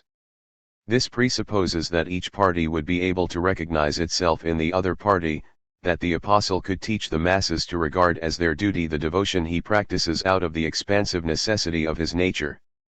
But to do that, he himself would have to renounce the roles of fallen angel and chosen bard, would have to live not only with others but like them, making his own the motivations and aspirations of the decent worker who aspires to put in good work days and have a nice household. He need not disown his own inspirations, the paradise of his readings and his strolls, but he must find for his pleasures and his sacrifices some point of identification with the rights and duties whose necessary reciprocity he teaches to pariahs. In the encounter between what he thought was his disgrace and what is to ground the rehabilitation of the pariahs, one single principle presents itself to represent simultaneously the preserved dignity of the apostle and the regained dignity of the masses, to anticipate the glory they will share tomorrow in the servitudes they share today, work. Wasn't that the very advice that Urbain gave to Georges? Come on, brother, instead of bowing your head humbly and murmuring, "I am a pariah," hold it up high instead, with nobility and pride, and say, "I am a worker." 52 Hold your head up high, just as others fall on their knees and pronounce the words, waiting for faith to come. The advice may be sound, but it seems out of place. In this private correspondence, Georges was not rebelling against the obligation to work but against the apathy of the workers. But Urbain has not mistaken the point here. It is no longer a matter of summoning the fallen angel to accept his status as a manual laborer by evoking Plautus's grindstone or Rousseau's work as a copyist, or by comparing the servitude of the pen to the independence of the plane. It is no longer a matter of self-identity but a matter of identifying oneself with others. And it is for that very reason that one must add on the point about the nobility of the worker, which is said with too much affectation for one not to sense in it the voice of the self-made man. There is no other way but this voluntaristic reversal, a narrow path between cynicism and despair, that reconciles the solitary with the idolatrous crowd of his brothers, in image at least. And so Gilland has the fallen child and the worker moralist engage in dialogue once again, this time in verse. Inspired, I dreamed of splendid lights. Respect for palaces and love for cottages. The illusion is no more. In my constrained soul, from the pure and sacred fire the flame is extinguished. Returned forever to positive things. I find myself like those poor captives, who, far from their native soil, weep with memories. 53. But the militant is there to ensure that the voice of the captive soul does not die forgotten in the desert, to make its vocation the mission of a chosen race, authorizing it at the same time to disdain the clamors of the mob and to announce the redemptive reign of the workers. Brother, get up, regain strength and courage. Wounded but proud soldier, still looking for the fights. No work degrades, it is up to us to be wise. And to despise those who do not work. When you feel your thoughts bubbling in your heart, do not compress it any longer because it is a sacred gift. Despise the clamor of the foolish crowd. The poet is powerful when he is inspired. God who placed this sign on your forehead, intelligence. No doubt a glorious destiny has in store for you. Towards the aspired goal, walk, your day advances. Walk, can't you see the morning star? Ah! If we weaken, we, the fruitful race. We, workers blessed by the hands of the Creator. Who then will devote himself for the salvation of the world? The future still wants the blood of a Redeemer. 54. Beyond the simple haggling between the one who scorns work and those who jeer at poets, would identity be rediscovered again in the ample, manly poetry common to foreheads bronzed by the forge and foreheads marked with the sign of intelligence. Again it is a double negation that is to make the election of the poet the sign of his membership in a chosen race whose extent remains remarkably ambiguous, as if the worker, poet could not resign himself unreservedly to transferring the redemptive mission of God's chosen ones to the working class. But there lies the logic that gives back to children who have fallen into the coarseness of proletarian ways the legitimacy of a heritage identified with the regenerating mission of the world of workers, which is to be regarded less as a societal class than as a race of humanity. The morning star, happy end to the night of solitaries, painful uprooting from the secret night of the initiates, redeemed by possible identification with the dawn of the miracle. With either the prescience of a poet or the retrospective trick of a writer, the poem, published in 1849, is dated January 1848. But before the glorious mornings when dreams of the absolute mingle with worker claims and popular outbursts, there are the more modest mornings when this dignity is to be won somewhere between the degradation of works pariahs and the disgraceful fall of those who try to forget it in the intoxication of barrier district bars, where the common people can sip duty-free wine outside the gates of Paris and its tolls. Such is this spring Sunday. The once fallen child, André, is strolling in the woods near the capital with his new friend, Joseph. On this day in May 1842, the two friends are not looking for the sentimental intoxications of their 1,832 elders. They are more modestly happy to be able to get out of the workshop one day a week and come to breathe the pure air of the woods. 55 The pleasures of friendship are tending to shift thoughtlessly from apostolic enthusiasm to worker hygiene. One regret, however, casts a shadow over the country party of the two friends. They were to have been three, but their friend Charles is not with them, undoubtedly snatched away in his fatidic transit through the barrier. For Charles is one of those poets appreciated in the barrier bars, and he does not know how to resist the pleasure of stopping and taking up his station in them. He knows that his songs give pleasure to the crowd. That is why he always mingles with it, wherever he finds it, in order to get its applause, its praise, and its caresses, as if those cabaret bravos could touch a truly delicate soul, as if those wine-soaked brains could express anything but the filthy sensations of their Bacchic frenzies. 56. The fall of the worker, artist is not a new theme. What is new is the form given to this fall, no longer misery, suicide, or alienation into the hands of the powerful, but rather the hell of anti-poetry, the society of wine-soaked beasts. One who refuses to stoop to devoting himself to the laborer's work can only fall into the sub-proletarian underworld.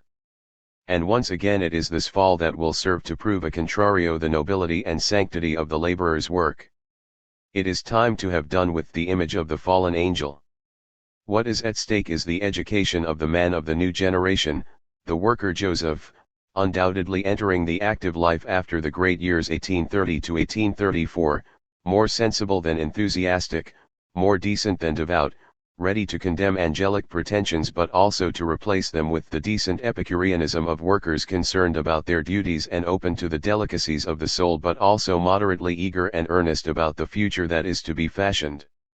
He must be shown that one can study and use one's pen, not to play the barrier bard but to anticipate the duties that the laboring class will have to fulfill some day in order to defend its rights, interests, and liberty on its own. 57 It must be proved to him that the vigils of the writer and the dedication of the militant are merely extensions of the natural aspiration of the worker who is a good father and family man, without in any way standing in the way of his duties.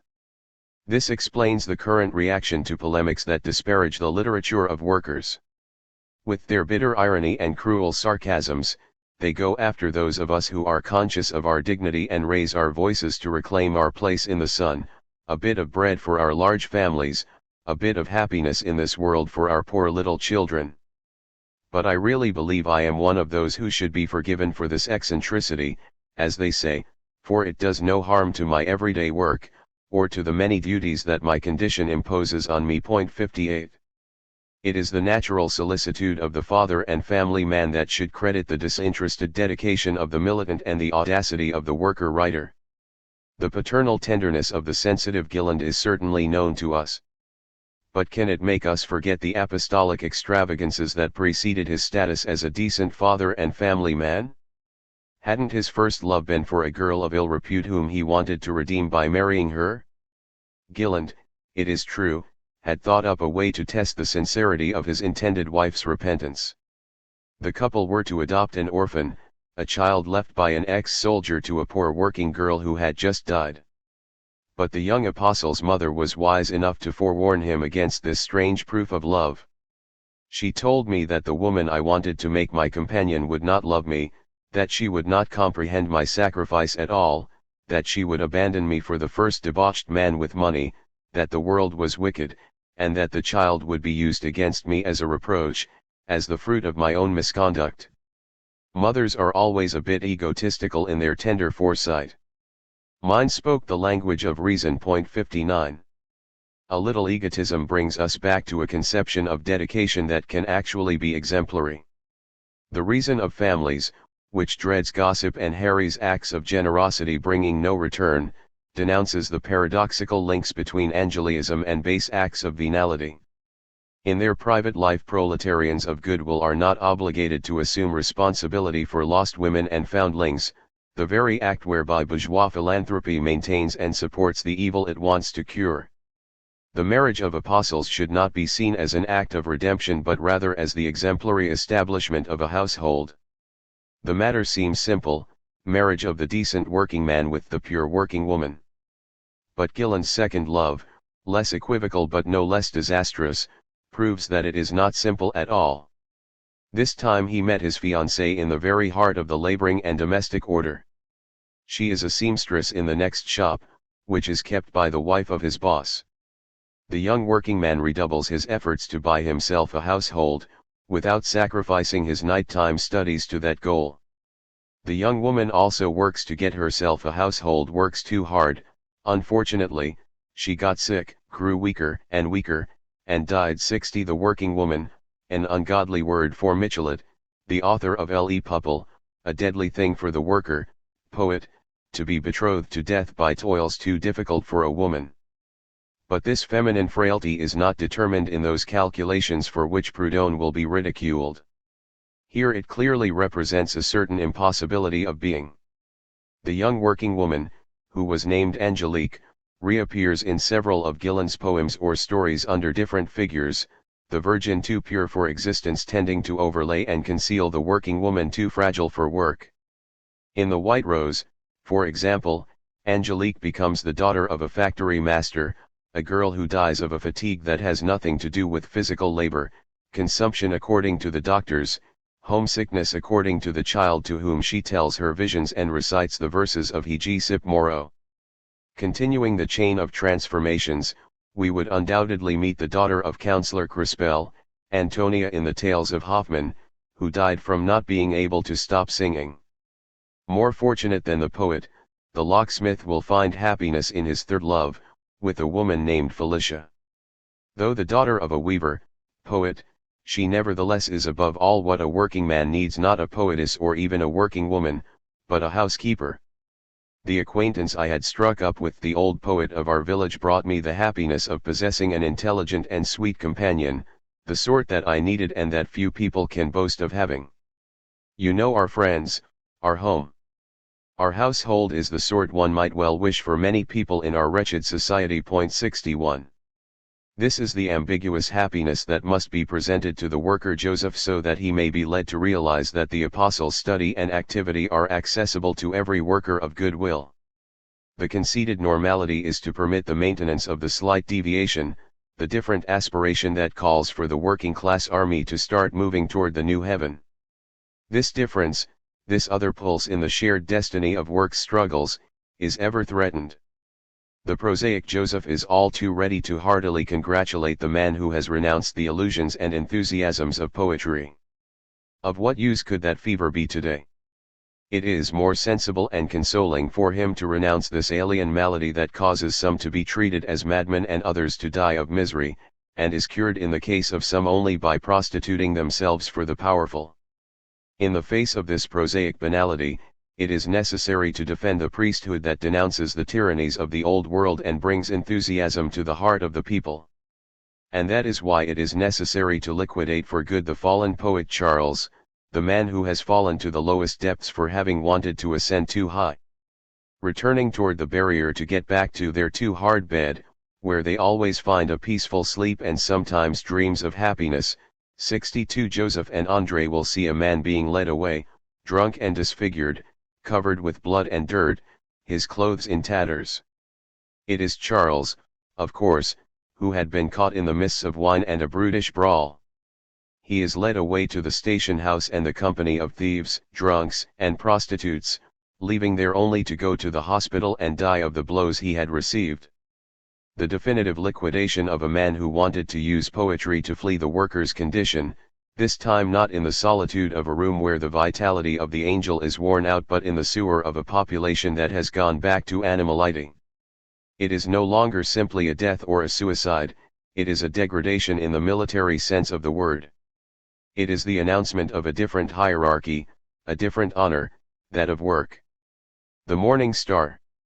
By 6 a.m. the next day, Joseph and André will be at the workshop. In 1848 an old locksmith will say it to Pierre Vincard, our trade is visibly becoming moralized. We have destroyed Monday. And the father of Georges and Urbain will comment, he was as proud as the disabled soldier who says, I fought at Austerlitz 63. A straight line drawn by crooked paths. Apparently it was necessary to go through a few heresies before these new converts could succeed where the priest of the people failed. The final victory of the Galilean, or rather of his disciple of the 11th hour, the one whose maxim will be inscribed on the front page of L'Atelier, he who does not want to work should not eat. Finally everything is in order, and we can leave locksmith Gilland, reconciled with his image and his colleagues, to his working Mondays. He surely will have merited the eulogy given by his friend Corbin, who offered him as an example to a turner who was not content with his lot. Eunugi, the locksmith of Faubourg. He was not the sort of man who had the least contempt for his craft. He performed it with pleasure even. It is for that reason that he never lacked for work, and always having to do delicate work, he earned his livelihood all the better. That did not prevent our friend G. from giving sizable satisfaction to the needs of his spirit after he had applied himself to his daily work. And if he took off from work on Monday, so as not to be all alone at the workshop, it was with his books that he spent the many days that others spent, you know where. Point 64. He took off from work on Monday. These Christians are bigger liars than the last of the Cretans. We must begin again from the beginning. Part 2. The broken plane. Soon the plane will be broken for you. Bergier to Gani, May 1832. Chapter 6. The Army of Work. His name is Armand Henneken, aged 27, born in Belgium of a French father, the chief customs collector there. He lived for a long time in Sedan, where he had been a copying clerk in a large cloth mill. Having been a bailiff's clerk and then secretary to the Marchioness Duchilin, he is, like many others, people of pen or tool, without occupation to his taste and capacity since the glorious July Revolution, 1830, undid the existing order of work and social position. Point 1. And so from writing work he descended to the making of quill pens. But the early symptoms of a new misfortune are added on to the bitter consequence of the people's victory. The merchant who used to supply him with quills can no longer bring them in from the Orient because of cholera. Now Henneken must purchase them from wholesalers by the case, 50,000 in each. He cannot, however, borrow the 100 francs he needs to buy a case. He already owes 60 francs to a neighborhood working woman, whom he is avoiding as long as he lacks the wherewithal to repay her. So he liquidates his stock of quills by making toothpicks for various merchants. That earns him 30 sous a day. Sick, he has not called in a doctor for fear of having to pay him. His garret in the St. Victor quarter is almost entirely stripped of furniture. When he has placed all his toothpicks, he will have to think up other ways to earn a living. He came to Saint Simonism on his own. Chancing one day to enter the hall of the Redoute, he was taken with the teaching of Father Jules, Le Chevalier. He went to see the oldest of the doctrine's workers, Master Taylor Clouet, who sent him to Delaporte, the director in charge of teaching workers of the 12th ward. Aware of the capabilities of this recruit, Delaporte gave him hope that the doctrine could perhaps help him, supporting his commercial activities by advancing him 100 francs, requalifying him by giving him copying work to do.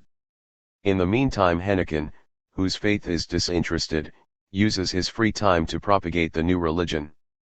Not without difficulties, notes his director, he is a mixture of the secretary of Marchioness Duchilin and the peddler of toothpicks that is not yet well formed. You sense that he is ill at ease, he hardly dares to approach his brothers. With the help of faith, however, he has begun the conquest of his neighborhood connections and has led several recruits to the doctrine. He began with his neighbor on the same floor, Sophie Mallet, a linen seamstress born in the Jura. We do not know how she found herself in Paris in 1819. But the fact remains that she endured the dreaded fate of girls on their own. Seduced and abandoned by a joiner named Guillot, who now practices his craft in Briar, she is raising her son of 9 by herself. She has not, however, rolled onto the slope of melodrama that leads inexorably to prostitution. She has a craft that assures her almost sufficient resources, she owes nothing, her son goes to the mutual school, and her lodgings are well kept. One can even see presiding there a certain touch of taste and cosiness, in which Delaporte detects the ability to put a household in order and perhaps could detect wider aspirations. But this modest comfort is completely precarious. Soon Sophie Maillet will find herself driven to put her boy into an orphanage. Need we be astonished that her difficulties as a proletarian and her harsh experience as a woman should dispose her to listen to the Saint-Simonian message? Her experience with the clergy and hypocrites detached her from Christianity a long time ago. And her readiness to oblige, which has brought her a great deal of ingratitude, prompts her again to leave the solitude in which she had locked up her disillusionment in order to listen to these men and women who want to alleviate the material and moral miseries of the working class. The sympathetic tendency that the apostles try to uncover in the manners of their interlocutors can already be read on her face. Undoubtedly the expression in her blue eyes makes clear that she has more sweetness and goodness than intellectual power. But Sophie Maillet is not devoid of capabilities. Her language is passionate, although incorrect, often florid, and almost always clever. And so Felicia Herbault, directress of the 12th Ward, gets her admitted not only to the Sunday afternoon lessons on Rue Taitbout, for which the tickets are freely distributed, but also to a private lesson for women given by one of the favorites of the Saint-Simonian hierarchy, Marie Tallon. No doubt this intellectual curiosity is less vividly shared by Hennequin's other neophytes. First there is the former soldier and cloth finisher, Nicolas Grincourt, whom he must have known in Sedan, which was Grincourt's native place. Coming to Paris, Grincourt also found himself without employment in his craft after July. He even joined the newly created municipal guard, for want of anything better. But his wife, whom people consider more advanced than him, feared for the future of their adopted child in these troubled times and made him leave the municipal guard. He finally found a place as a common laborer, for 1 franc 50 a day, in a hat factory in the Popincourt quarter. Hardly enough to pay for the rent and groceries for 3 people while repaying debts incurred during the period of unemployment. Most of the furniture and effects of the Grincourt family have gone to the pawn shop. He needs 300 francs to get them out of there, and the new law obliges clients to do it within 6 months. He still entertains a modicum of hope about managing to do that. If the gentlemen of the doctrine are interested, he can furnish them with felt hats at the factory price and thus reclaim part of his property. These utilitarian preoccupations do not prevent Grincourt from understanding and propagating the doctrine, in his own way, of course, which is not that of a Marchioness secretary but that of a man of good sense who learned to love order in the army. Hennequin then tries the distiller Deschamps and practices his preaching at the latter's liquor shop, 131 Rue Saint-Victor. Deschamps, who is the father of 4 children, has more goodwill than learning, and his wife is not yet moved. But she did tell Delaporte that she listened with pleasure to his son Hennequin, and Deschamps himself took a blue ticket to go to Rue Taitbout the next Sunday. A little lower down on Rue Saint-Victor, Hennequin is trying to convert the Thiers family. Papa Thiers would be an interesting recruit because he, in his 60s and a Parisian by birth, works at the chimney sweeping operation at 75 Rue Saint-Victor and exercises a certain influence over the minds of a throng of little chimney sweeps. But if Thiers is a man quick to perceive what is just and useful to society, and ready to contribute his share, his zeal for the doctrine is a bit restricted by his family. He has a blue ticket for Rue Taitbout but hardly ever uses it, being in the habit of visiting his brother on Sundays. And his wife, satisfied with the comfort of the household, does not want to hear any talk of Saint-Simonism. Her daughter, Marie Augustine, is in a better position to comprehend the doctrine. Separated for several years now from her husband, one M. de Bourgueil, she could get out of the habits of seclusion and solitude in which her marital woes have confined her. But the young woman, who sews very well, finds the idea of association repugnant. She does not see herself in the collectivity of a sewing workshop, and she has told Delaporte of her fear of having to wear a uniform. Delaporte, however, has so reassured her about the voluntary and progressive character of the association that he thinks he has actually convinced her. He has no doubt that if the time comes when uniform and workshop are necessary, she will be the first to desire them. A little farther away, near the Rue Saint-Jacques, other convinced people bring their parents, relations, friends, and clients. There is the painter Confius, a native of Switzerland raised in Normandy, who traveled quite a bit before settling down in Paris 15 years ago. He found himself sympathetic to the doctrine when he read Le Globe's long and comprehensive report, published in February, on anti-clerical and anti-legitimist riots that included the looting of the Archbishop's residence. To the resources of his craft Confius adds the exploitation of a furnished lodging house at 270 Rue Saint-Jacques, and he has pointed out to the doctrine the most interesting of his clients, Madame Libert, a working woman who is paying dearly for her marriage to a young man of good family, who, disowned by his family, has had to join the army. In the same quarter, the young typographer Alexander Pennecara has converted his elder brothers, Hippolyte, messenger for a dealer in prints, and Charles, the fellow who had once dreamed of being a country curate and later found himself a shoemaker. Weary of that sedentary craft, Charles has become a clerk in a paper shop, at 2 francs 50 per day. The modesty of his salary has not prevented him from satisfying the demon of learning that inhabits him, and he has put together his own little library of 300 volumes. His tastes are not thwarted by his young female companion, a mender and stitcher presently without work.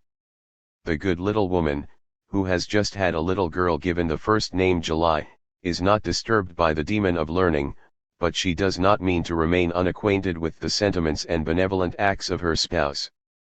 The Pennecara brothers, still boiling with the ardor of the 3 revolutionary days of July, have begun to make converts, first their sister Lisa, also a stitcher, and their brother-in-law, artist-painter Le Foulon.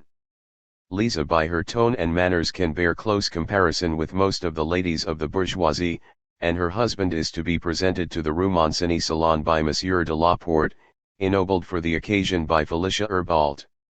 Alexander Pennecara has also undertaken the conversion of typographer Armand Chartier and the more difficult task of converting his wife. She is a clear-starcher laundress who employs 4 working women, and if she was converted, she could offer a little work to the doctrine's unemployed lingerie makers. Hippolyte Pennecara has indoctrinated Eliot, a printer of copper engravings, who also enjoys a relative degree of comfort and uses it generously, besides his 2 daughters, one apprenticed to a lingerie maker and the other to a milliner. He is bringing up the son of his brother, a tinman. Like many men working at the frontier of industry and art, Eliot has gotten culture for himself in his own way.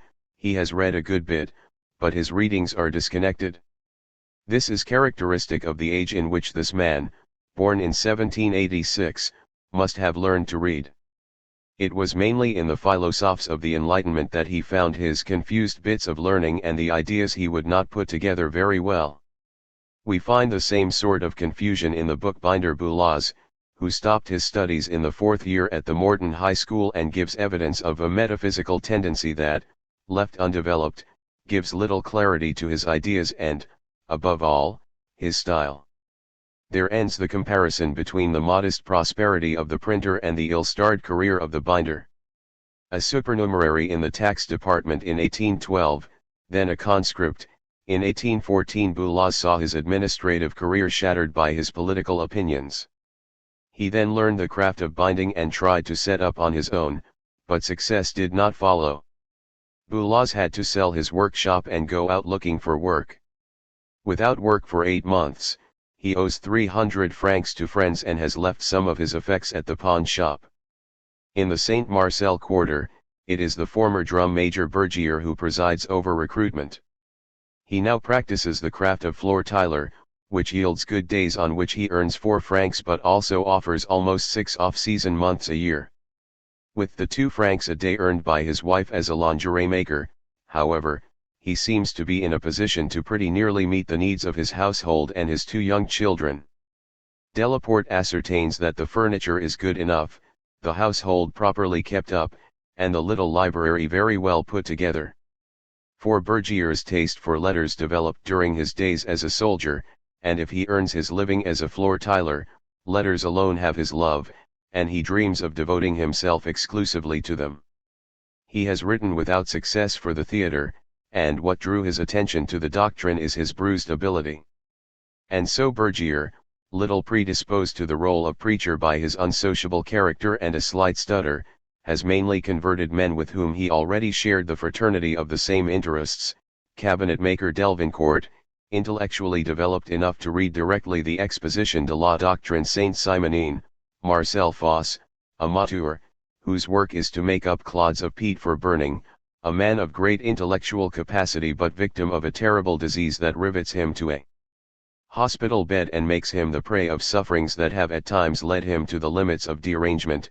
Shoemaker Boileau, who got his education in the fever of the Revolution and from the age of 12 on served in the armies of the Republic and then of the Empire, and a certain Gani, Joiner, whose identity Delaporte was not able to ascertain very well because the scornful haughtiness with which he was received had dissuaded him from asking for the usual information.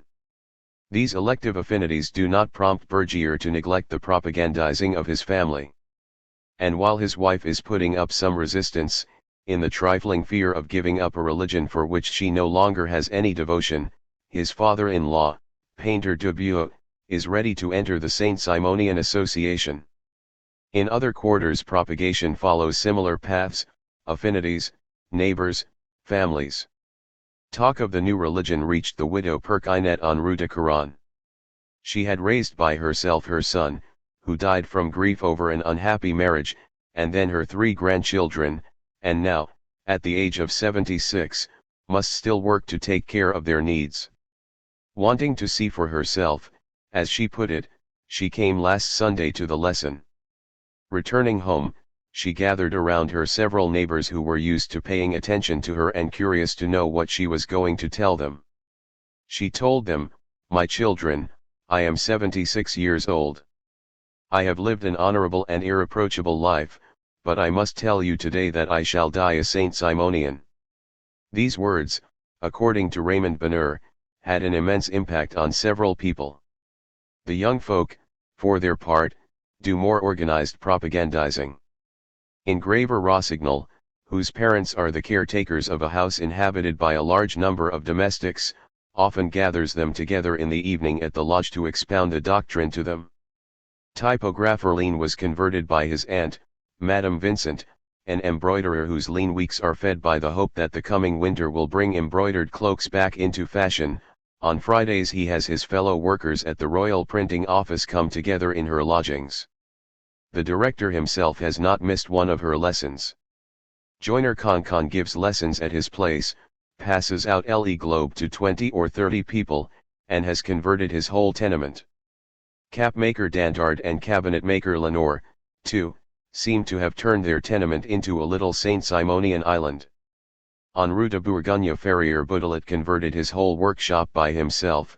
He now wants a copy of Le Globe left in his forge or with the wine shop next door, which will permit instruction of customers waiting for work to be done. In general, however, the pathways of proselytism do not follow the organization of workshop collectivities or craft collectivities. The groups of a quarter often have the anomalous shape of the army of proselytes enlisted for Delaporte and Felicia Herbault by Pennicara, Bergier, Hennequin, and others in the 12th Ward. The catalogue seems to discourage in advance any attempt at classification of capacities and organization into association. On November 26, 1831, the list of acceptants who have made their profession of Saint-Simonian faith in the 12th Ward runs as follows: 1 printer, 2 type founders, 1 floor tiler, 2 house painters, 1 cotton spinner, 1 bookkeeper, employed as a carrier at Le Globe, 2 masons, 4 shoemakers, 1 apprentice tapestry worker, 1 hosier, 3 joiners, 1 day laborer, 1 common laborer at the mint, 1 sawyer, 1 type polisher, female, 1 glover, female, 2 colorists, 1 cook, female, 7 or 8 working women, linen workers, day laborers, washerwomen, or burnishers. To which is attached a complementary list: 3 printing compositors, 1 artist painter, 1 gatherer, 1 clerk, 2 stitchers, 1 laundress, and 1 shoemaker. This unclassable population is noteworthy mainly for those who are absent from it. There is not a single representative of the conspicuous industry in the 12th ward, the leather industry dealing in skins and hides. It is not among the cueilleurs, tallers, and tanners, who are nevertheless remarkable for their traditions of solidarity and giving help to the unemployed, that the new religion of association is recruiting its partisans. This situation is not peculiar to the déclassés of the 12th ward. The working class quarters in the east show a similar dispersion. To be sure, the cabinet makers group is noticeable in the Faubourg Saint-Antoine, but no more than in the Popincourt quarter, center of the jewelers, goldsmiths, carvers, lace makers, and tanners of Morocco leather of the Fabrique de Paris, where the cabinet makers and piano makers constitute the foundation of the house of association. It is not in the established worker families, in these craft republics whose solidarity goes hand in hand with their exclusivity, that the new religion and the new family can grow and develop. Rather, it is in the dispersion of individuals whom no family or territorial law rivets to the place where they reside, whom no tradition or vocation has destined for the craft they exercise. These groups, based on affinities and chance, isolated from the great worker concentrations, are not for that reason collections of marginal people. Undoubtedly, a few shattered fortunes and a few lost military or nobiliary glories contribute their note of nostalgia or eccentricity. Former blacksmith Haspot, director of the First Ward, is not unmoved when he runs into a man named Fontaine, former officer in the Grand Army, then director of a mutual school in the Midi, then the victim of reactionary fanaticism, and now reduced to singing in the streets.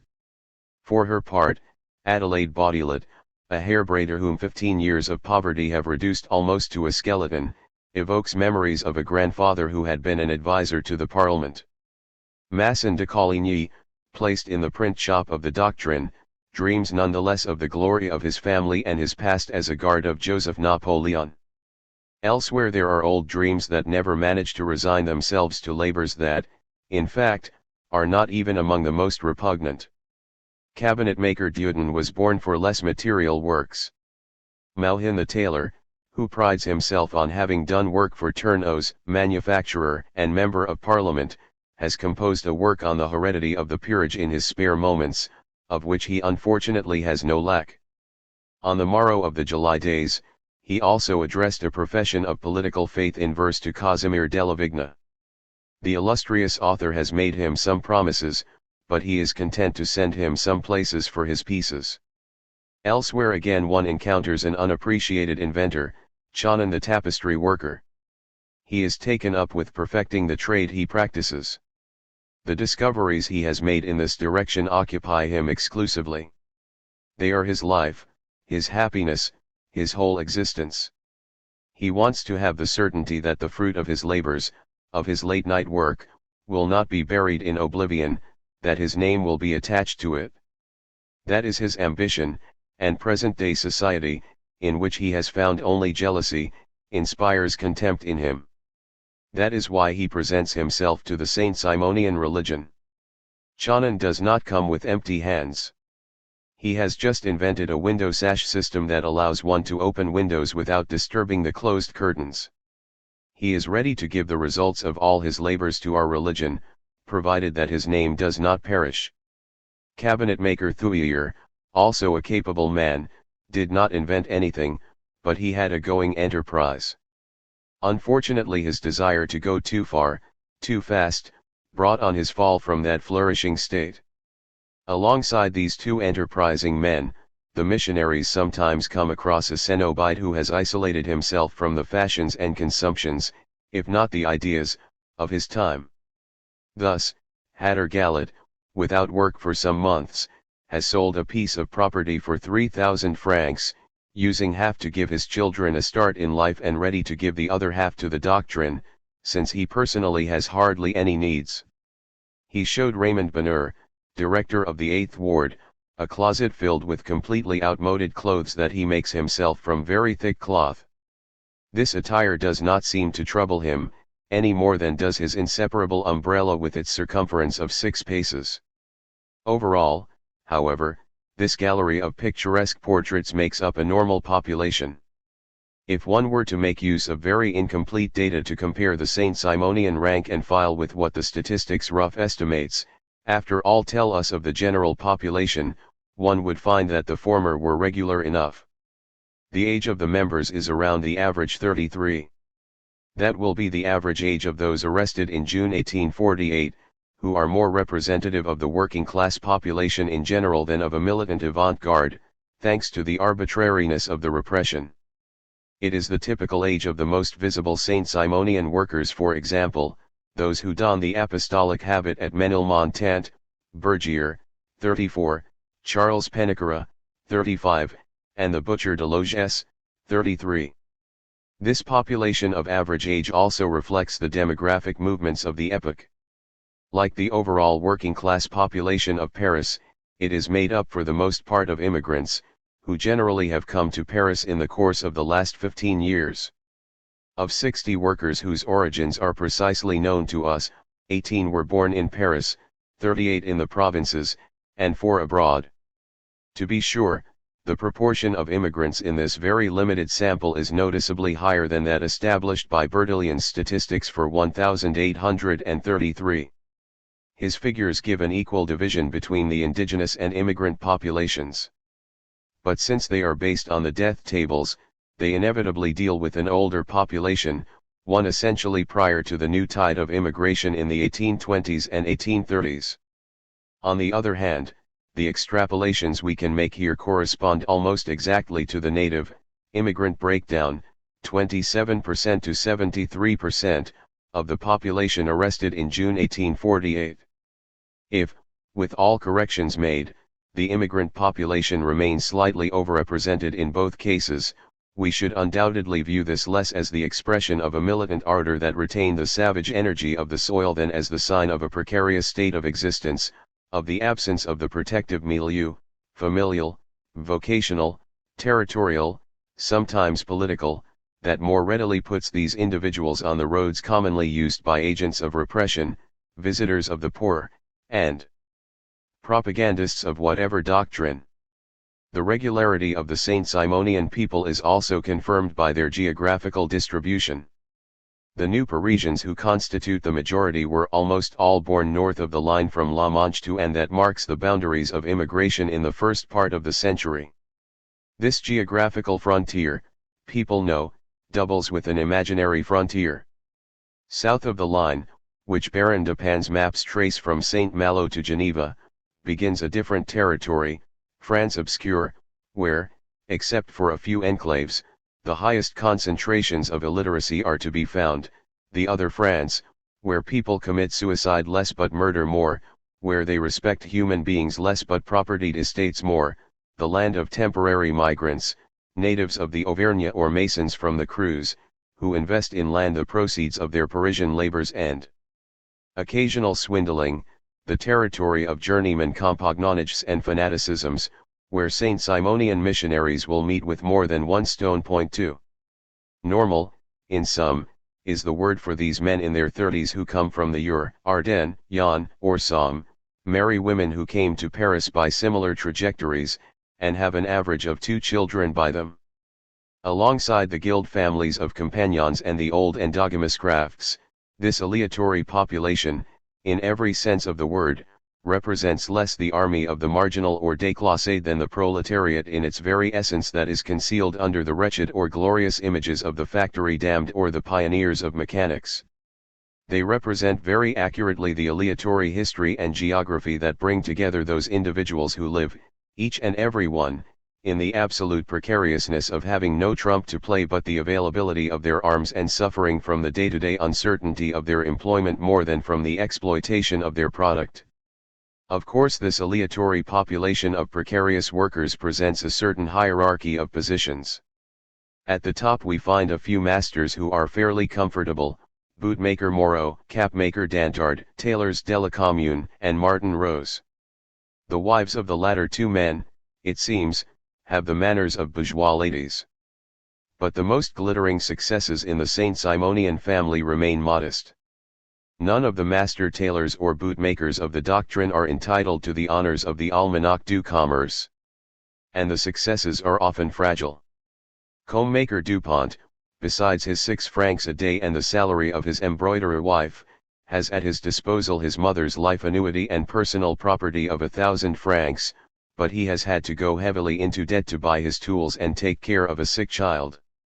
So he has liabilities of 615 francs, 220 francs of back rent, 120 francs of pressing debts, 60 francs on loan, and 215 francs worth of property, jewelry, watch, and silverware, at the pawn shop.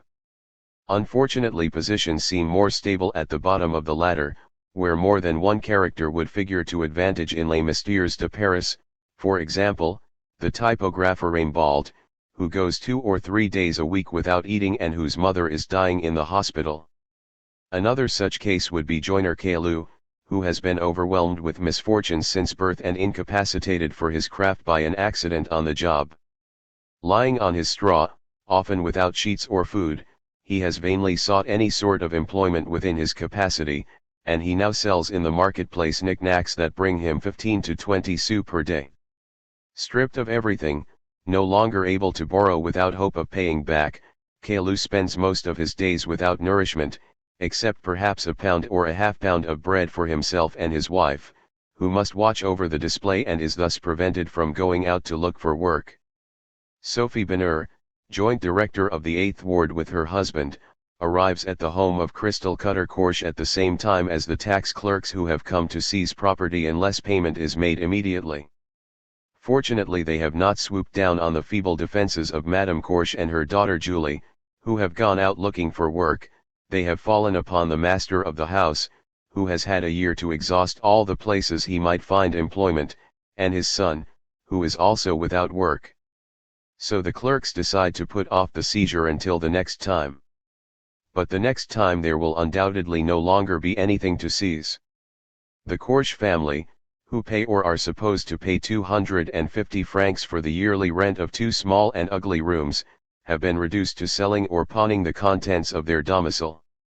They no longer have even a coverlet for their little Rosalie, aged 7, who is afflicted with a brain fever. The money obtained by Sophie Bonheur to redeem the coverlet will, unfortunately, not be enough to save the child. But perhaps Raymond Bonheur, author of A Discourse at Her Grave, will be reminded of her in the Fourierist circles, where he will later have the opportunity to meet Eugene Sue, the narrator of the identical misfortunes of Jem Cutter Morel. Between those two extremes lies a gradation of positions in which one would find it very difficult to discover a hierarchy of qualifications.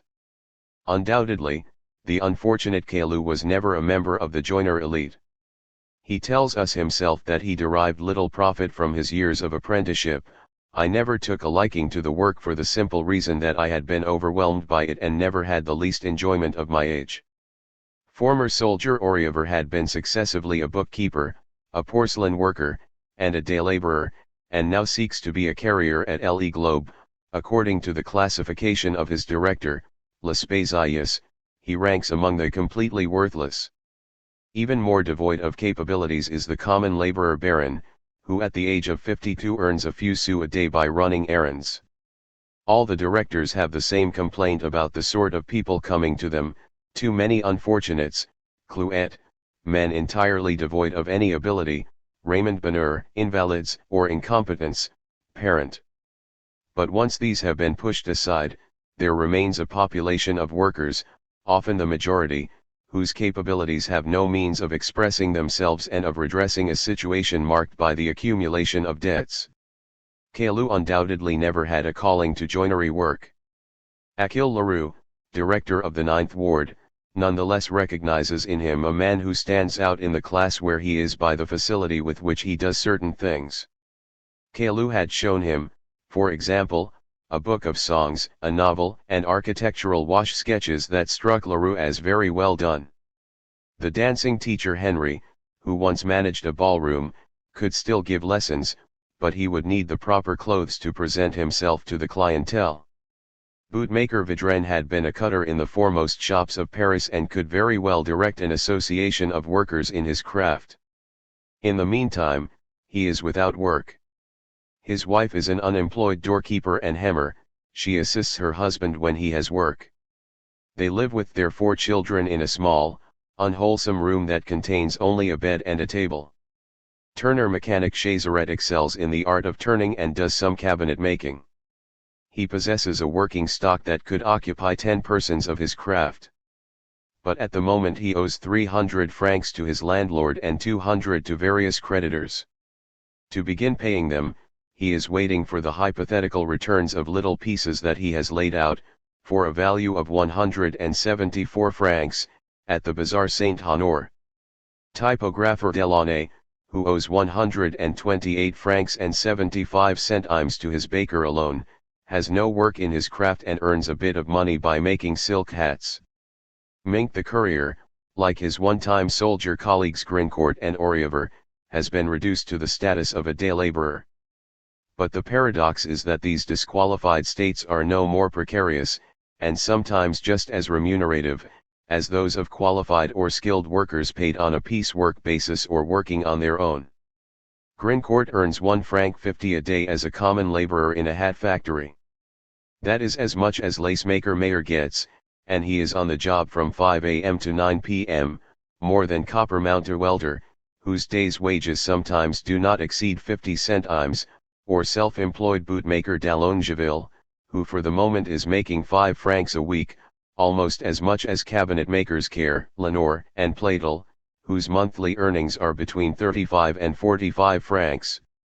One must take into account the off-seasons, of course, which vary with the craft, and not mistake for ready cash the earnings declared by the interested parties, anxious to show off their capabilities or their distress, as the case may be. But one thing does seem to be certain in the approximate nature of the figures. Because of competition exacerbated by an employment crisis, jobs have not resumed their normal course since July 1830. We see a certain equalization of revenues and a certain leveling of qualifications at work in different ways, forced disqualification of individuals and a decrease in the work given out on a piecework basis or in the price paid for workmanship. Cabinet maker Dieudonne spelled out the matter for Raymond Bonheur. He is paid 12 to 14 francs for making a chest of drawers that will cost the buyer 100 francs, 40 francs of that goes for the material and supplies, and 46 to 48 francs are profit for the wholesaler and retailer. This leveling down toward an average defined by irregularity of position and earnings is attested to by Lespésius's roster of the acceptants of the 7th Ward. To take one example, 7 of the acceptants enjoy assured and sufficient work, 11 have irregular and insufficient work, 4 are without work.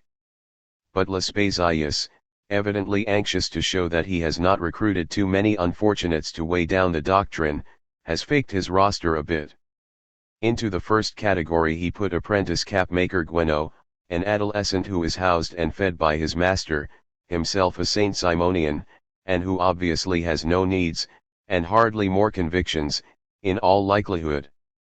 Into that category he also put cardboard maker Courageout, who earns 1 franc 50 a day in a firm that keeps him out of affection but that will soon be unable to employ him.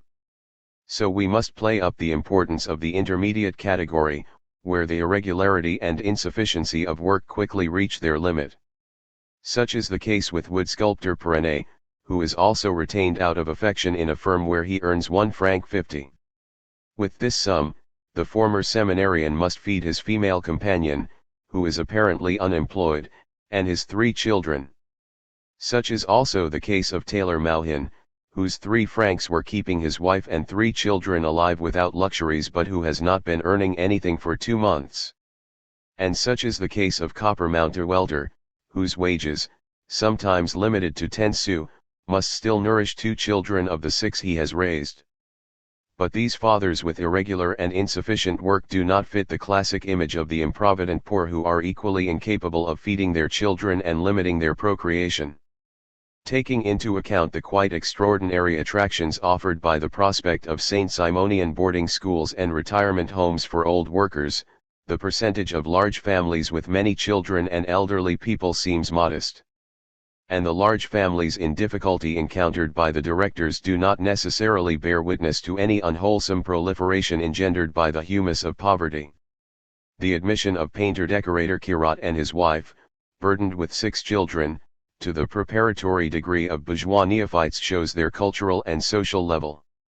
Like him, Joyner Lab and Taylor Desclose, with 5 and 6 children respectively, have had the means to raise their large families. Undoubtedly the most comfortable of Vespasius's proselytes are those who were wise enough to practice restraint. Capmaker Dantard can extend to the amelioration of the poor the generosity he had been extending to ungrateful nephews since his own household has no children. His tenement neighbor, bootmaker Moreau, waited until he was past 30 to wed a woman 13 years younger, by whom he has a little girl put out to be nursed. But it is not evident, for all that those who choose to marry young, and who have 2 or sometimes 3 children between their 20th and 30th birthdays, are acting out of the brutish lack of foresight that economists ascribe to the poor. In a world where retirement does not exist and where one's labor power is used up quickly, the ways of foresight are not so clear-cut. And a number of indicators tend to show that these fathers lack neither prudence nor solicitude: the fairly general spread of births, which the general statistics of the era show to be sensitive as well to fluctuations in the economic outlook, the rarity of cases of infant mortality reported by the St. Simonian visitors, and the care given to the education of children. The average parents, to be sure, are far removed from the affectation with which Caroline Berenger raises her little Sophie, whom Madame Bonheur found to be intelligent but pretentious, and who would be quite pleased to see Father Enfantin correcting her letters while he was in prison. The attention given to the education of children is also verified by more than one sign. Cabinetmaker Care splits half of his income between his rent and this education. Nollet the gilder asks for a St. Simonian to instruct his children, desiring to take them out of a school where they are not learning anything. Chairmaker Lebeau even holds up his profession of faith until the promised opening of a boarding school so as not to have his children prematurely lose the benefit of the instruction given them by an uncle who is a priest and a sister who is a nun. Generally, these children are then placed in some apprenticeship, only rarely in charitable institutions. And they do not seem to be abandoned to the goodwill of their masters. Bookbinder Jacques does not hesitate to withdraw his son from the hands of a master who is maltreating him. Thus the levels of foresight and qualification seem to be equally unsuited to defining the normal irregularity of the St. Simonian worker population and to explaining the differentiation it presents. Through the difference of trades and family situations, the resources of the majority always seem to revolve around the very same figures. One example attesting to this fact involves the projected House of Association for the 8th Ward. The Bonheur couple meet with the hesitations of cabinetmaker Lenoir and his colleagues. The latter fear that the association will be a clever way to exploit them, making them support the upkeep of the families of wallpaper workers, who are less skilled, are more prolific, and work in the factories of the periphery. Say the cabinet makers, for a man who earns a good day's wage, it would not be very logical to join up with a man who cannot or does not know how to earn as much. But the 10 to 15 francs per week presently earned by Lenoir and his buddies suggest that the hierarchy they uphold is far more cultural and social than economic. And the projected budget of the house seems to indicate that the factory workers, fathers of large families, do not necessarily need to have the burden of their offspring supported by others. It is alarming, of course, to find that of the 22 children in the care of an anticipated association between 8 couples, 1 widower, 2 bachelors, and 4 old people, 6 belong to Beaublet alone: Charles, Brutus, a wallpaper printer. But Beaublet, with the very slight earnings of his 2 eldest children and his dressmaker wife, takes in a total of 160 francs a month, that is, 20 francs a head, which corresponds almost exactly to the overall average of 950 francs for 45 people.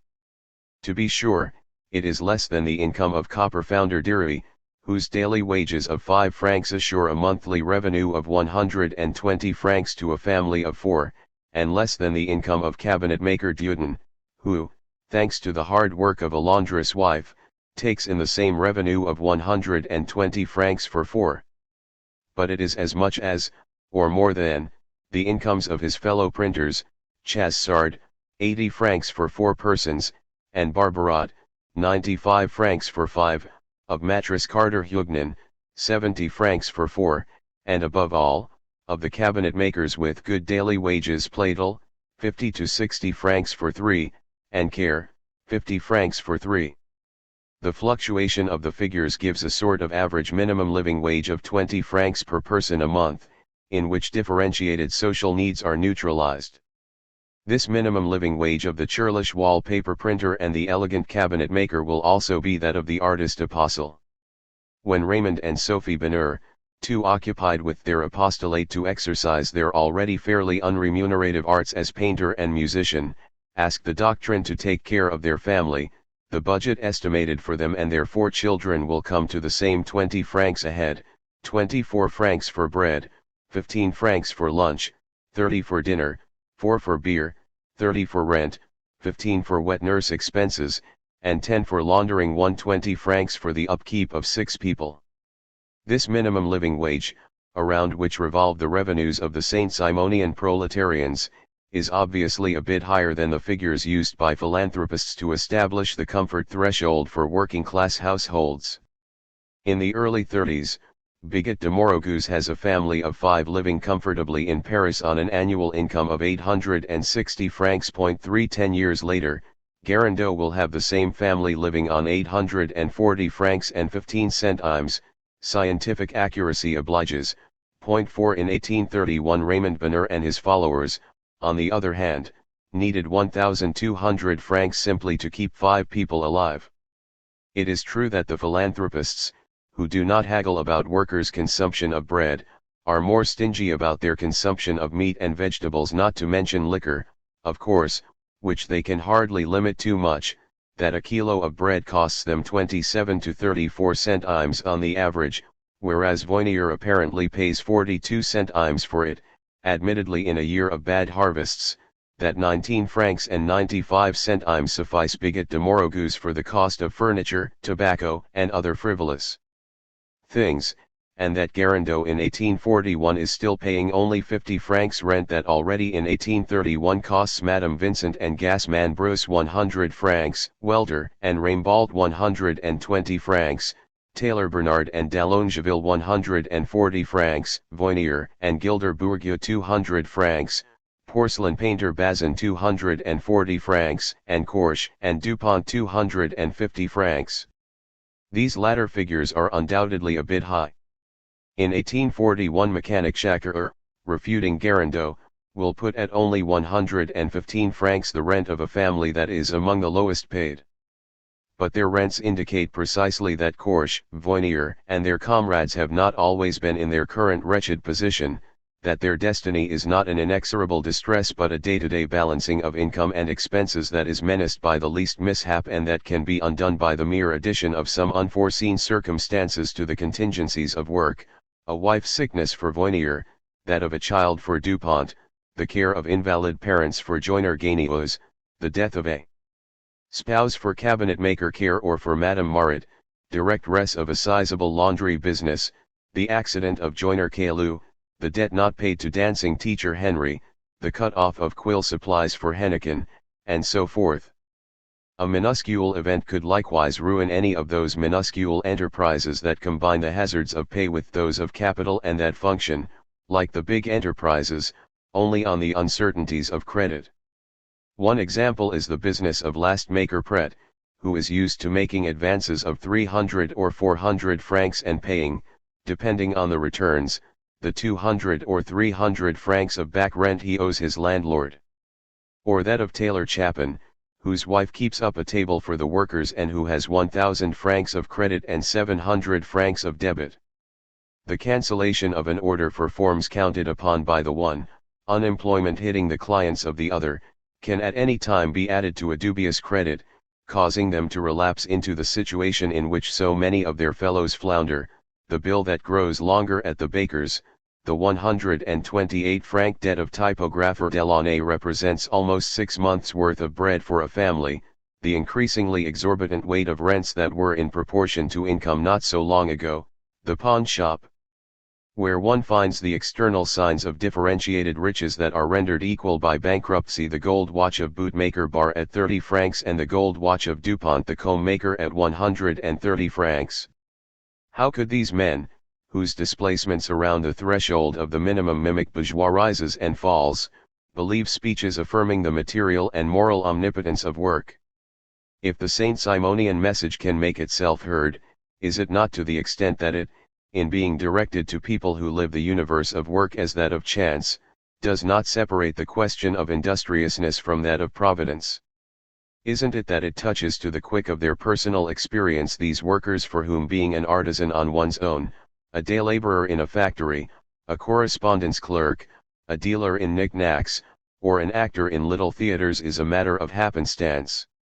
It is not the marginality but the very experience of the proletarian condition, the awareness of work in the abstract, that is expressed in the job applications, indifferent to permutations of qualifications, that simultaneously accept the déclassing of the common laborer and aspire to the dignity of bourgeois occupations and considerations. Such is that of lace-maker Voinier, the man whose nice little household was ruined by his wife's illness. Voinier, who is intelligent and able-bodied according to Eugenie Niboyet, is willing to serve as a common laborer, domestic servant, messenger, in order to earn bread for his wife. But this situation of seeking work and this acceptance of domestic servitude only reinforces his irritability at seeing, en route bout, the proletarians pushed out of the empty seats reserved for bourgeois people who are late, a republicanism dovetailing with a professional vocation that is not in lace-making or the handling of goods but in written accounts of a certain kind.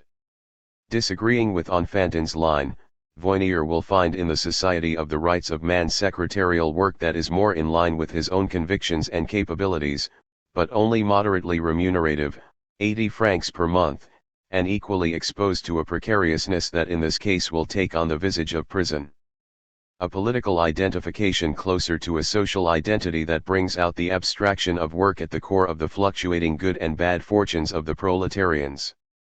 This is well expressed in the letter where bookseller, stall-keeper Ruffin gracefully accepts the fact that the coveted position of carrier on Le Globe has been given to a good brother, chairmaker Daguerreau, but also recommends himself for any and every other opportunity. I would remind you that no sort of work in line with my physical and moral powers as well as my capabilities, is repugnant to me, according to the fundamental principles of our doctrine, and that, if need be, I could wear blouse, short jacket, and cap, or don broadcloth coat and pants. 5. It is first in the clothes that he wears that the work of the tailor is to disappear. The encounter of pen and tool takes place quite naturally at this point of indifference, produced by the normal irregularity of proletarian destinies, where the blouse is interchanged with the coat. So it is, and it is not by chance that this dealer in second-hand books is chosen by Enfantin to play the great scene of the kiss for the proletarian. Blouse or coat, they exemplify an average condition and paradoxical principle of differentiation for a population in which the hierarchies are as sharply shown up as they are ill-founded. The questions of differentiation in dress surely have their place there. The alleged professional superiority of the cabinet makers in the 8th ward over the wallpaper printers may well be mainly a question of appearance. The latter, notes Raymond Bonheur, are less sensitive about their dress.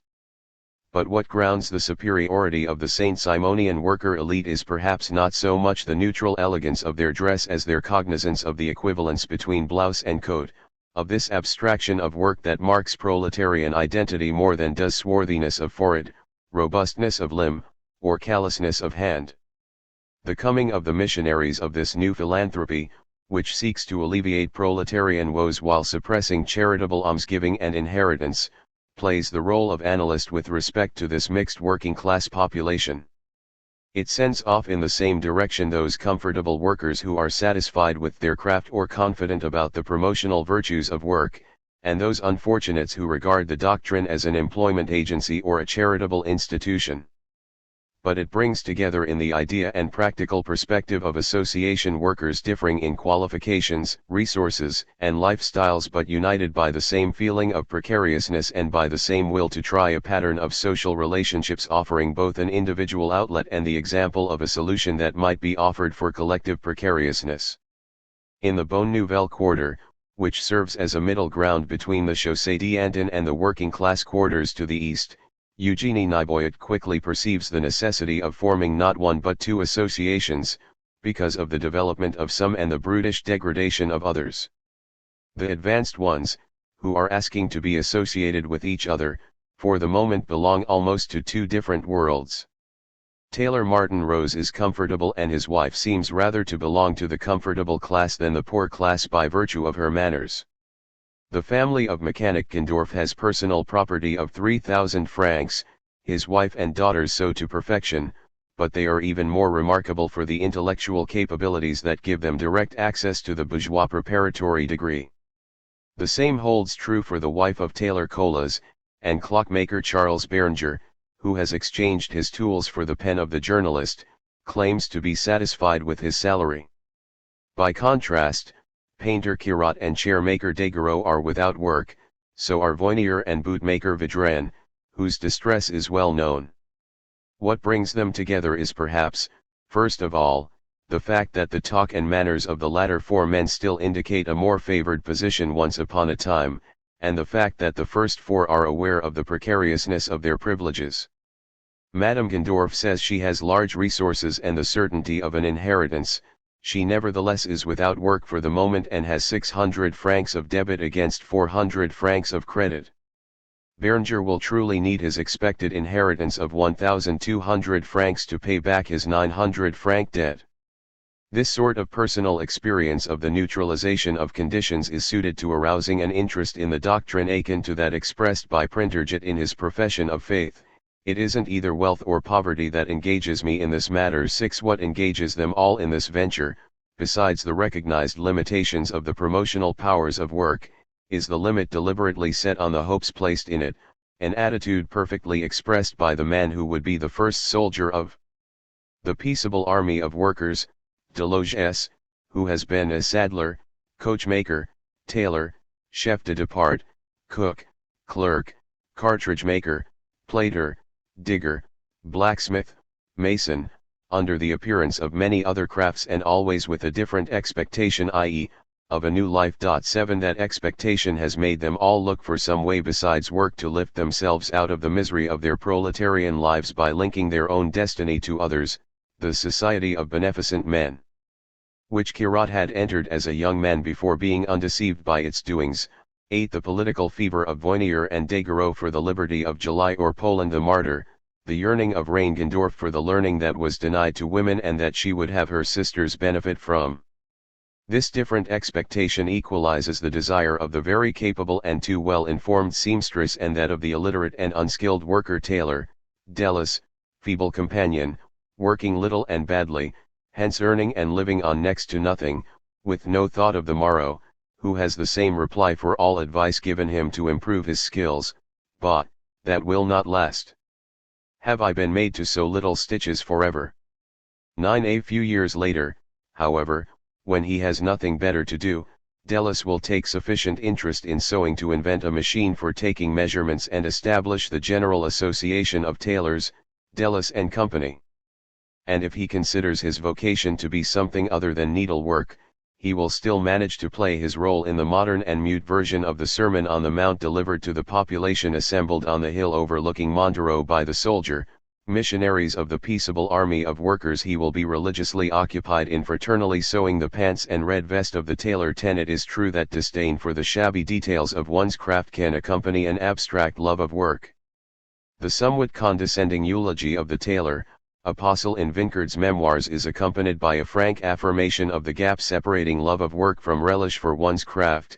They say that it is good to make children start work at a tender age, that it makes them better practitioners. I am not a very convincing example of this, because I, for all my good will, have never been anything but a very mediocre worker.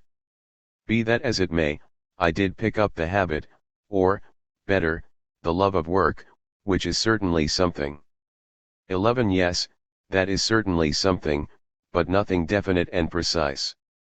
Hence the possibility of passing off as a correction of words what is really a substitution between two words that are so often put in opposition by the tongue, habit, love. A marriage of reason and convenience in which the routine of work is deemed to offer the means of escaping the servile condition, in the framework of a society divided into classes, It is fortunate that work is indispensable, because if it were not, the poor would live completely at the discretion of the rich, who would be masters of their lives or deaths by giving or refusing them the primary necessities of existence. 12. The apparent absurdity of this reasoning points up the sore point and the most intolerable contradiction of the relationship of exploitation, the transformation of the instrument of liberty into an instrument of servility, the process of applying for work in which one finds oneself face to face with those one feeds. Says one of the comrades of the fellow cited above, I held servitude in horror. But often, in spite of myself, I had to work for masters who, having drunk deeply of my sweat, still thought they were doing me a charitable favor in giving me my pay. 13. Hence the two seemingly contradictory shapes assumed by the rejection of servility, the diligent and continuous work, i.e., not subject to the constraints of demand, that Jit hopes for. 14. And the freedom that Guerino says he has quite often paid for with privations. Hence, also, the constant slippage between the discourse of the Saint Simonian propagators and the discourse to be found in the professions of faith made by the workers. The Saint Simonian propagators hammer out in every key the opposition between the workers who produce wealth and the idlers who seize it as their possession, whereas in their professions of faith the workers constantly come back from that economic opposition to the social opposition between the rich who give work and the poor who are forced to beg for it. This social distribution, this fixation on the dual relationship of demand, hardly authorizes anyone to conceive the notion that the producers could save themselves. This salvation requires not so much the collectivization of the instruments of production as a rupture in the process of social domination. To the struggle that the workers, by joining together in association, can wage against a perilous chance whose real name is competition must be added the miracle of a split in the process reproducing the ruling class. And that is exactly what is represented by this new society of young polytechnicians, lawyers, doctors, and other young men of good family who, in a practical way, are again pointing an accusing finger at the chance of birth and the system of egotism, and giving up ready-made business careers and preferments to dedicate their abilities to improving the material and moral condition of the laboring class. The professions of faith made by the worker neophytes bear witness to this miraculous reversal of the logic of the system, which surpasses any and all philanthropy. I could not imagine that people so unselfish existed. I set foot on a land unknown to me. I thought it was a dream appearing to me. I approach closer, and imagine my astonishment when I became convinced that your assembly was made up of but a single family. 15. For these human beings suspended between work and assistance, constantly thrown back from the feeling of fatality to the fight against oppression, this new family represents, more than the rationality of an organization of work, a different space for their lives as workers, a helping milieu for the weakness of the disinherited, whose act of work is constantly pushed back again toward the act of demanding it, as if toward its limit, a chosen milieu restoring these human beings to the dignity of their nature, which is sunk in the twofold servitude of work and the quest for it. Before you, we were merely the springs of an immense machine that operated only on need. Now that your voice has spoken and your doctrine has been understood, we are, or at least we are becoming, human beings. 16. Painter Laurent Orchan and his colleagues have no need of Latin to grasp the great principle of Saint Simonian philology, a new religion, that is, a new tie or link, Latin religare, between human beings. The organization of work is really the institution of the family of workers. The word that attracts these men to the doctrine, far more than the words work and association, is the word love.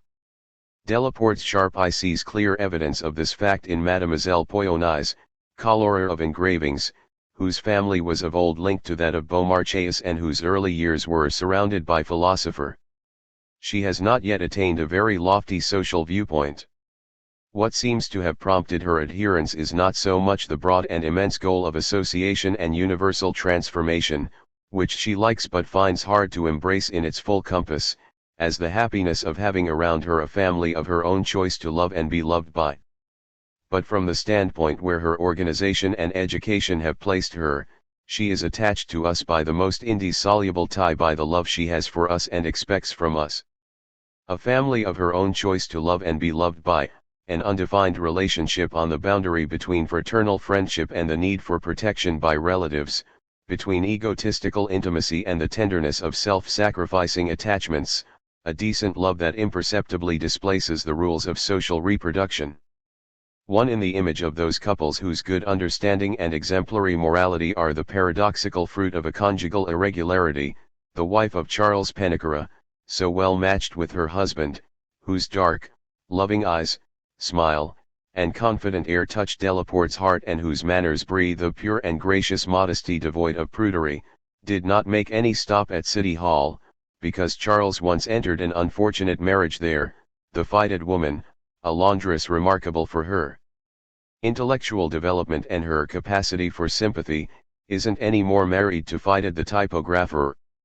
Where could one find a more perfect morality than that of Fided's young woman, who helps to care for the needs of her mother with the modest earnings of the household and still manages to put some savings into the bank? Yet Father Fided is opposed to the marriage, which he undoubtedly regards as disadvantageous for his talented son. The latter, in any case, was able to find the right words to assure his pregnant companion about her future and wept sincere tears over the dead baby. Even more meritorious is the attitude of Plumber Coquerel, known for being a worker who has conducted his affairs honorably. He treats as his own the 4 children of his companion, separated from a dissolute husband who is unworthy of her. Other irregularities may be due to poverty. Weaver Canel, former foreman and exemplary worker, victim of all sorts of misfortunes, does not have the 30 francs needed to get married. Former seminarian Perrenne may have more ideological reasons for living in a free union with the mother of his 3 children. As for the unfortunate Henry, he finds consolation for his social fall and his wife's infidelities in his young female companion and his child. So these relations have nothing to do with the moral effronteries theorized by Father Enfantin. Living in concubinage, Fided will not hesitate to denounce them, even at the risk of losing his job at Le Globe. The model serving as the norm for these modest deviations is always that of the family, but of a slightly displaced family using the law of affinities to correct the wrongdoings of chance, those of paternal authority, and the economic calculations that also preside over working-class marriages. That is why these irregulars can enter into complicity with the representatives of a conjugal order that allows room for some transgression of the family order. Typographer Langevin boasts, to be sure, of the most tender of mothers, who worked hard to raise him, and of the perfect spouse that God has granted him. But he has a tough battle to wage with that tender mother, who is not at all inclined to forget that the perfect spouse did not wait for her son to become a mother. Charles Mallard did not have to defy any authority, but in order to wed and protect too much, undoubtedly an embroiderer of 16, deprived of a dead mother and of a father who went off to repair a situation in ruins, he rejected the advantageous offer of a father who wanted to sell his daughter to him. 17 Former blacksmith Haspot, on the other hand, married against the will of his father. His dedicated human heart had already sensed, on a trip where he met the adolescent girl who was busy taking care of her 11 brothers and sisters, that she would be linked to his existence. And when he came across her again in Paris, in the terrible, solitary situation of the Monnier sisters and Sophie Maillet, he conceived and executed the plan of marrying her in the face of all opposition. His protective love was apparently more fortunate than that of the ill-starred Charles Mallard, who was abandoned by his Adrienne, but not completely unlike that of Mallard's sister-in-law, Suzanne, who forgot her wound as a seduced daughter of the common people in the task of making a man out of the gallant and queer Voilquin, and in the hope, ever disappointed, of maternity. These experiences are also close to the destiny of those solitaries who have expanded their own disappointed affections or maternal feelings into humanitarian passions. Such are the 2 heroines of July who have come to find in the loving calm of the apostolic family what they had vainly sought in the fever of the barricades, midwife Marie-Louise Rondet and seamstress Julie Fanfernot. Orphaned at an early age, Rondet soon separated from her husband. After some studies in surgery, she decided to try her luck in Argentina. Shipwreck landed her in Africa, where she took care of smallpox victims for a time. She returned to France and was decorated for her actions in July, but she was not able to win recognition for her surgical inventions and break down the envy that ordinarily is directed at women who have the courage to rise above their sex. 18. As for Julie Fanfernot, she had experienced something even harder than the fate of being an orphan. Throwing her out of their home and heart, her parents had said to her, "In giving you life, we gave you more than we ever intended." 19. From the age of 14 on, she kept several families alive with the work of her hands and her industrious intelligence. But instead of honors and the joys of marriage, she came to know the distress of mothers who are in danger of losing their child because they can no longer pay for its nursing expenses. Incapable of finding, in the absence of her son, the energy needed to buy him back, Julie traveled 100 miles on foot to see him again. She did more. She settled down near him, far from all the practices of her trade. She worked there as a reaper gathering in the harvest. For a long time she earned 12 sous a day and finally managed to get her son back. A heroine of the barricades, later arrested for coming to the defense of an old man mistreated by the authorities, Julie had always refused to go scraping and bowing in the antechambers of the new monarchy in order to solicit a decoration. But for this child of hers, reborn of work that dried up her hands and bent her forehead toward the soil, she accepted the ministerial favor of a school uniform and a scholarship that would permit him to be brought up with the privileged elite. The sufferings of childhoods that chance or the harshness of the old order stripped of love, adolescences brutally thrown into the misery of work or the perils of seduction, the rejection of patriarchal authority and marriages of convenience, the self-sacrificing dedication of eldest sons, the tender affection of protective spouses for the fragility of working girls, motherhood dearly won or painfully vanished, all these sentimental trajectories, normal affections and minute deviations divert. The energies that work consumes rarely enough for their well-being, but often too much for their taste toward these places where conjugal irregularities and elective affinities can expand into humanitarian passions. Such is the case in these halls where on Fantin, Bar Alt, Baud, or Rideau-Uret, surrounded by young apostles of imposing majesty and young women of charming modesty, get across the impassioned accents of the new love, where Claire Bazard asks her children to draw near in order to get them to admit the grief that blurs their glances with tears. In this maternal look at the griefs of the children of the people, perhaps something is at work that will justify the protest and retreat of this too attentive mother. Not the ordinary disorders or ridiculous dodges of fickle Tailor Brian, something is bugging me, and I must wait for it to get off my back. His colleague Colas saw through the futility of that clearly enough. There are secrets that penetrate and always reach the heart of a tender mother. 20 Rather, there is a more upsetting secret on the faces of these women to whom the mother of workers simply does not know how to speak. It cannot be out of simple prudery that she will soon denounce the immoral apostle of the joint emancipation of women and workers. It is, perhaps, from some presentiment of a more hidden immorality that she stops at the edge of the road at whose end, 8 years later, 2 years after the suicide of Reinigendorf, daughter of the common people Suzanne Voilkin will bid farewell to her father, friend, and lover on Fantin. In the glances blurred with tears of joy that express the fraternal communion of the proletarians and the bourgeois, that virtuous spouse may have glimpsed the discreet flame of an unknown adultery. Chapter 7. The Lovers of Humanity.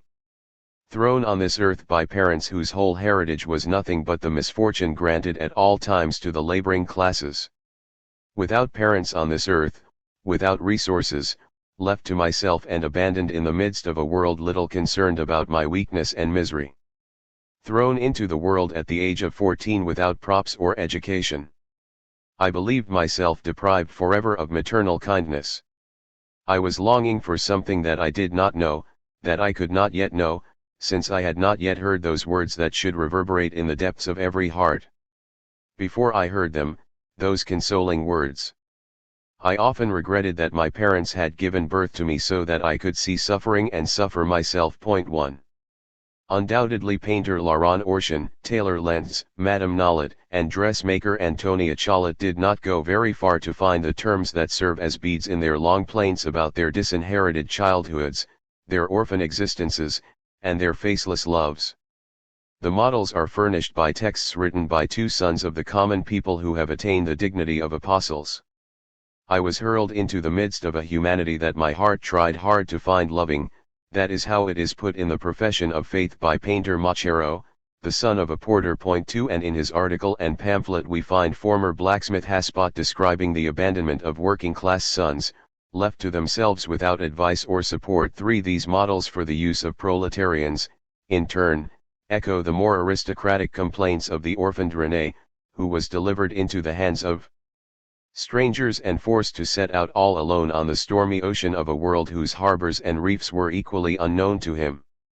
There is no reason to doubt the truth of these proletarian miseries just because the narrative account of them is modeled on the recital of those immaterial sorrows.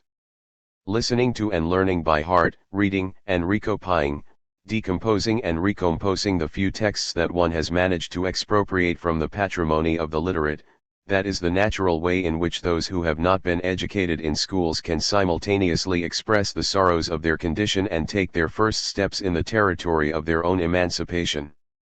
It is in accordance with this method of intellectual emancipation that Joseph Jacques would have every proletarian conscious of the dignity of his or her being open the Telemachy to the chapter on the Lamentations of Calypso and there learn the secret of learning everything and expressing everything. How would it not be easier still to learn, in the Confessions of the Orphans of the Century, how to read and speak all the sufferings of these proletarians that society brings into existence only so that there can be too many of them? The common derelictions of the proletarians can be reduced to the form of a family romance and the reckoning of an elementary arithmetic. Son of a family of 5 children, of which 2 were cherished and the other 3 were victims of the first 2, that is how the fate of the unfortunate René is summed up. Joiner Caillou is more verbose in denouncing the absence of maternal love that is at the root of his umpteen misfortunes. Born of a pitiless mother unworthy of the name mother, and losing my father at the age of 5 months, I was taken by an uncle who raised me until I was 10. Up to that point I was very well. But my uncle, lacking resources, sent me to Paris to his sisters, my aunt. There I found a very different life. This aunt sent me to school. But from 5 a.m. I had been up with needle in hand until the very hour for school to open. With a little morsel of bread put in my hand, I headed off to school until it closed, after which I took up the needle again until 11 p.m. At the age of 12 I made my first communion and I was put into apprenticeship. And morning and evening, even at mealtime, I always had needle in hand and was very often overwhelmed with mistreatment, which gave me a terrible disposition. Worst of all, I could not learn to work for want of tools. I collected some tips to get them for myself, which earned me a lot of reproaches and even blows, for that did not cost my aunt anything. I will point out that at the time she was fairly comfortable. Yet she gave me so little to eat that by 6 a.m. it was all eaten, and if it had not been for the generosity of my bourgeois master, I would have gone without eating most of the time. Often, too, I was compelled to force down spoiled grub. In the end, thanks to this sort of treatment, I never took a liking to the work for the simple reason that I had been overwhelmed by it and never had the least enjoyment of my age. With my apprenticeship finished and no possibility of earning my living, my aunt sent me back to my mother. She sent me into the woods. Not bringing her back big enough bundles of sticks, I was again overwhelmed by her mistreatment, so much so that I resolved to head for Paris and beg rather than stay there any longer. 4.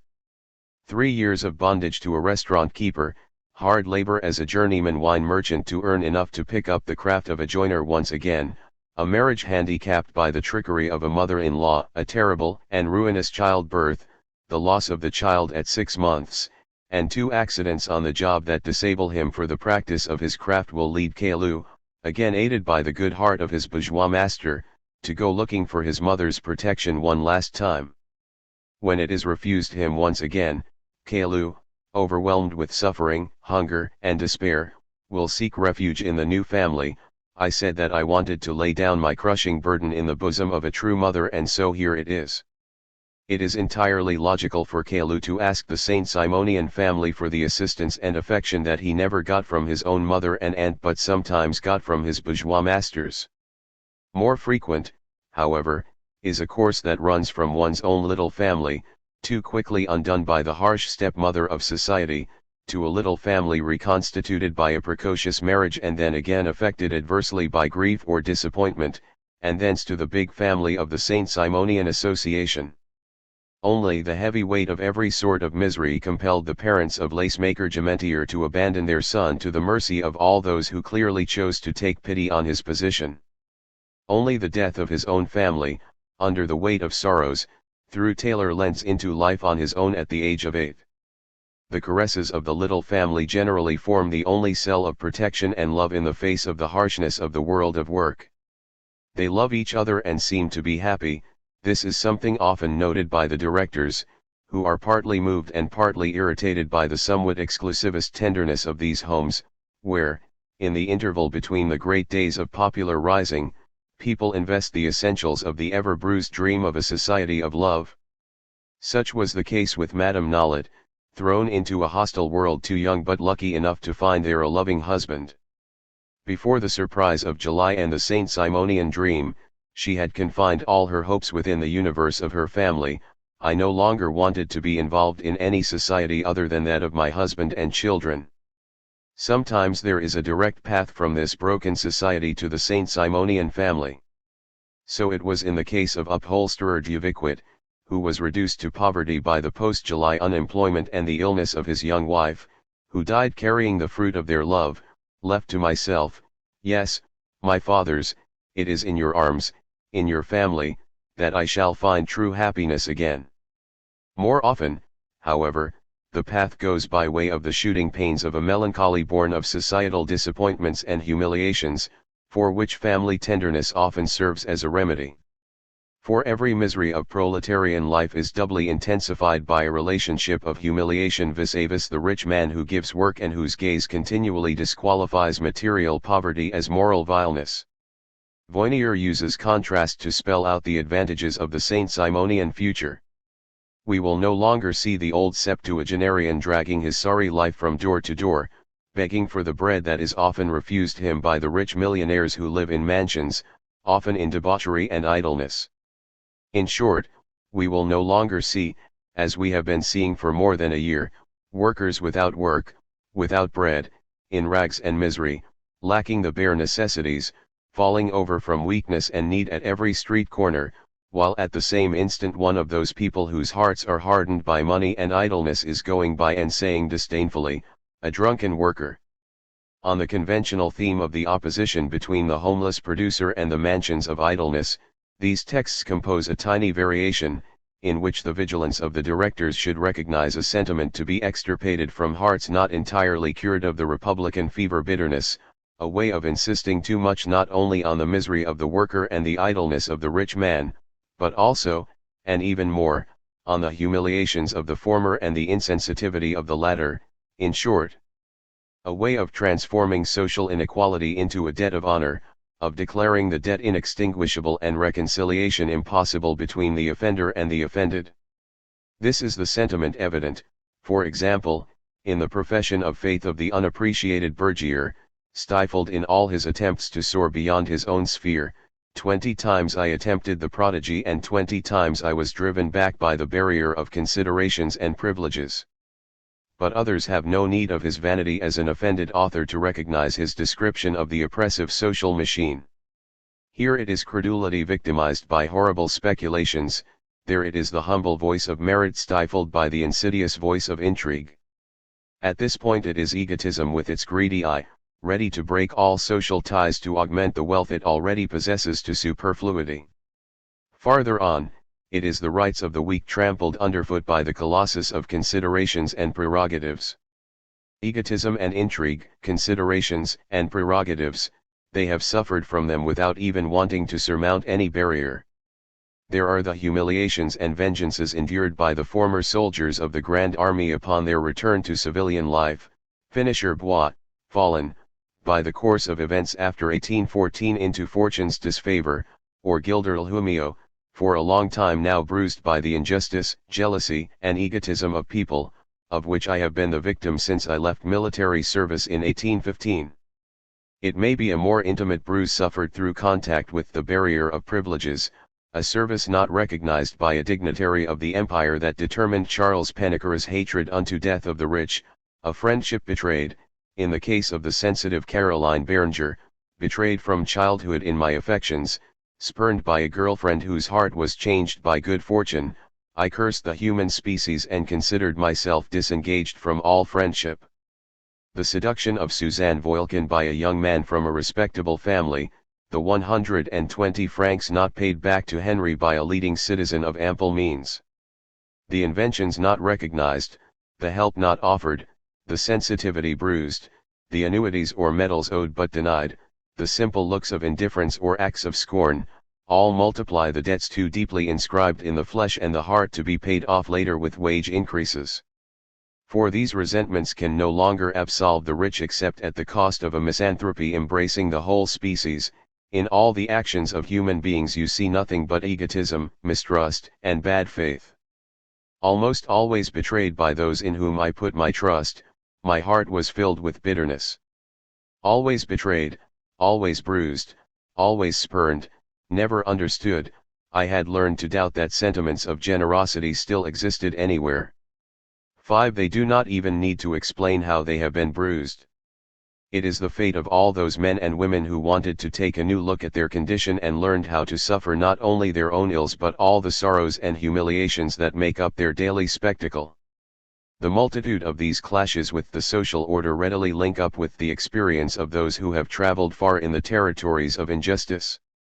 Soldiers like Bois, for example, who have experienced not only the horrors of war but also the monotony of oppression.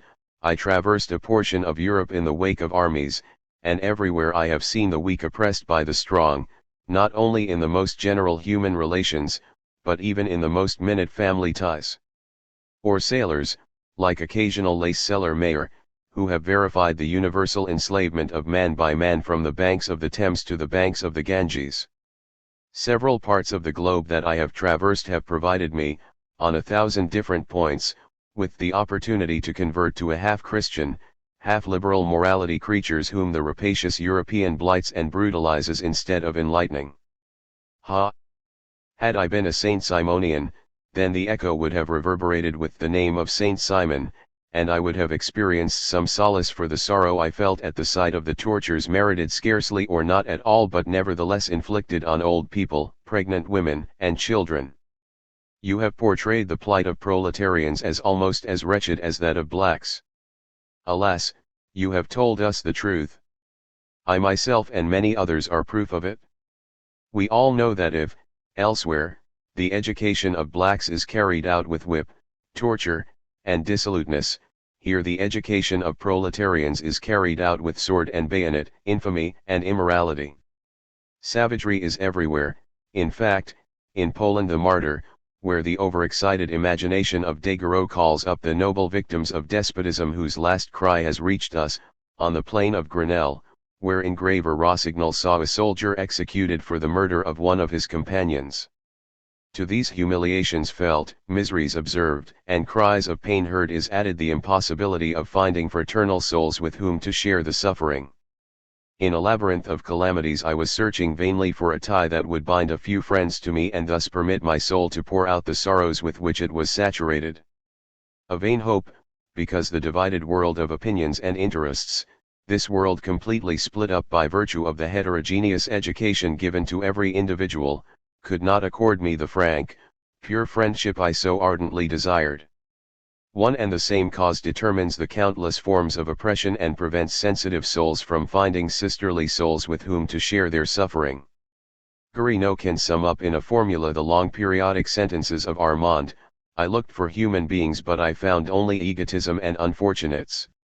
Insofar as human beings go, he found only authors and victims of human misfortunes.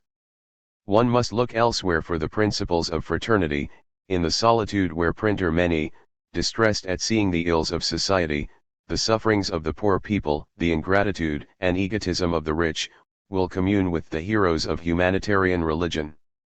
Everywhere I looked for friends with whom I might be able to share my distress. All spurned me. Then I became melancholic, sadness had charms for me. I immersed myself in solitude, and there, to console myself, I read the books of humanity's benefactors. I liked to remind myself of their sublime actions. I experienced a kind of pleasure in these dreams of happiness.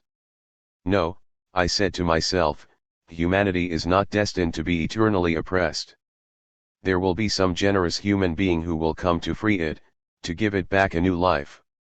It is without affectation that printer Many, whose morbid timidity is pointed out to us by Parent, recomposes the description of his solitary reveries from the text of a former apprentice engraver. The language of Jean-Jacques Rousseau comes naturally to the pen of these sons of artisans to whom nature has given too sensitive a heart, or their earliest education too vivid an imagination, for them to tolerate the workshop hazings of the herd gentleman, the messieurs du commune, or to share the amusements of their apprentices. The same thing can be detected in the dejections and enthusiasms of Chiseler Roussel. The only pleasure I tasted now and then was that of being alone in the midst of a wood. There I seemed to be surrounded by the magnificence of the divinity, which I contemplated with love, and also with admiration. There I soared above the depravities of human beings that I bemoaned, but without bitterness, in my reveries. Zero God of goodness, you alone penetrated my heart in that moment of ecstasy, you alone had my love. In this language of natural religion, the young people marked by the pantheism of the Romantic generation can communicate with the people who had been raised in the civil and military tumults of the French Revolution and the Napoleonic Empire and were more or less confusedly nourished by the principles of the philosophes, civic feasts, and the cult of the Supreme Being. Some, admittedly, had succumbed to skepticism and said, "We are now rid of false notions."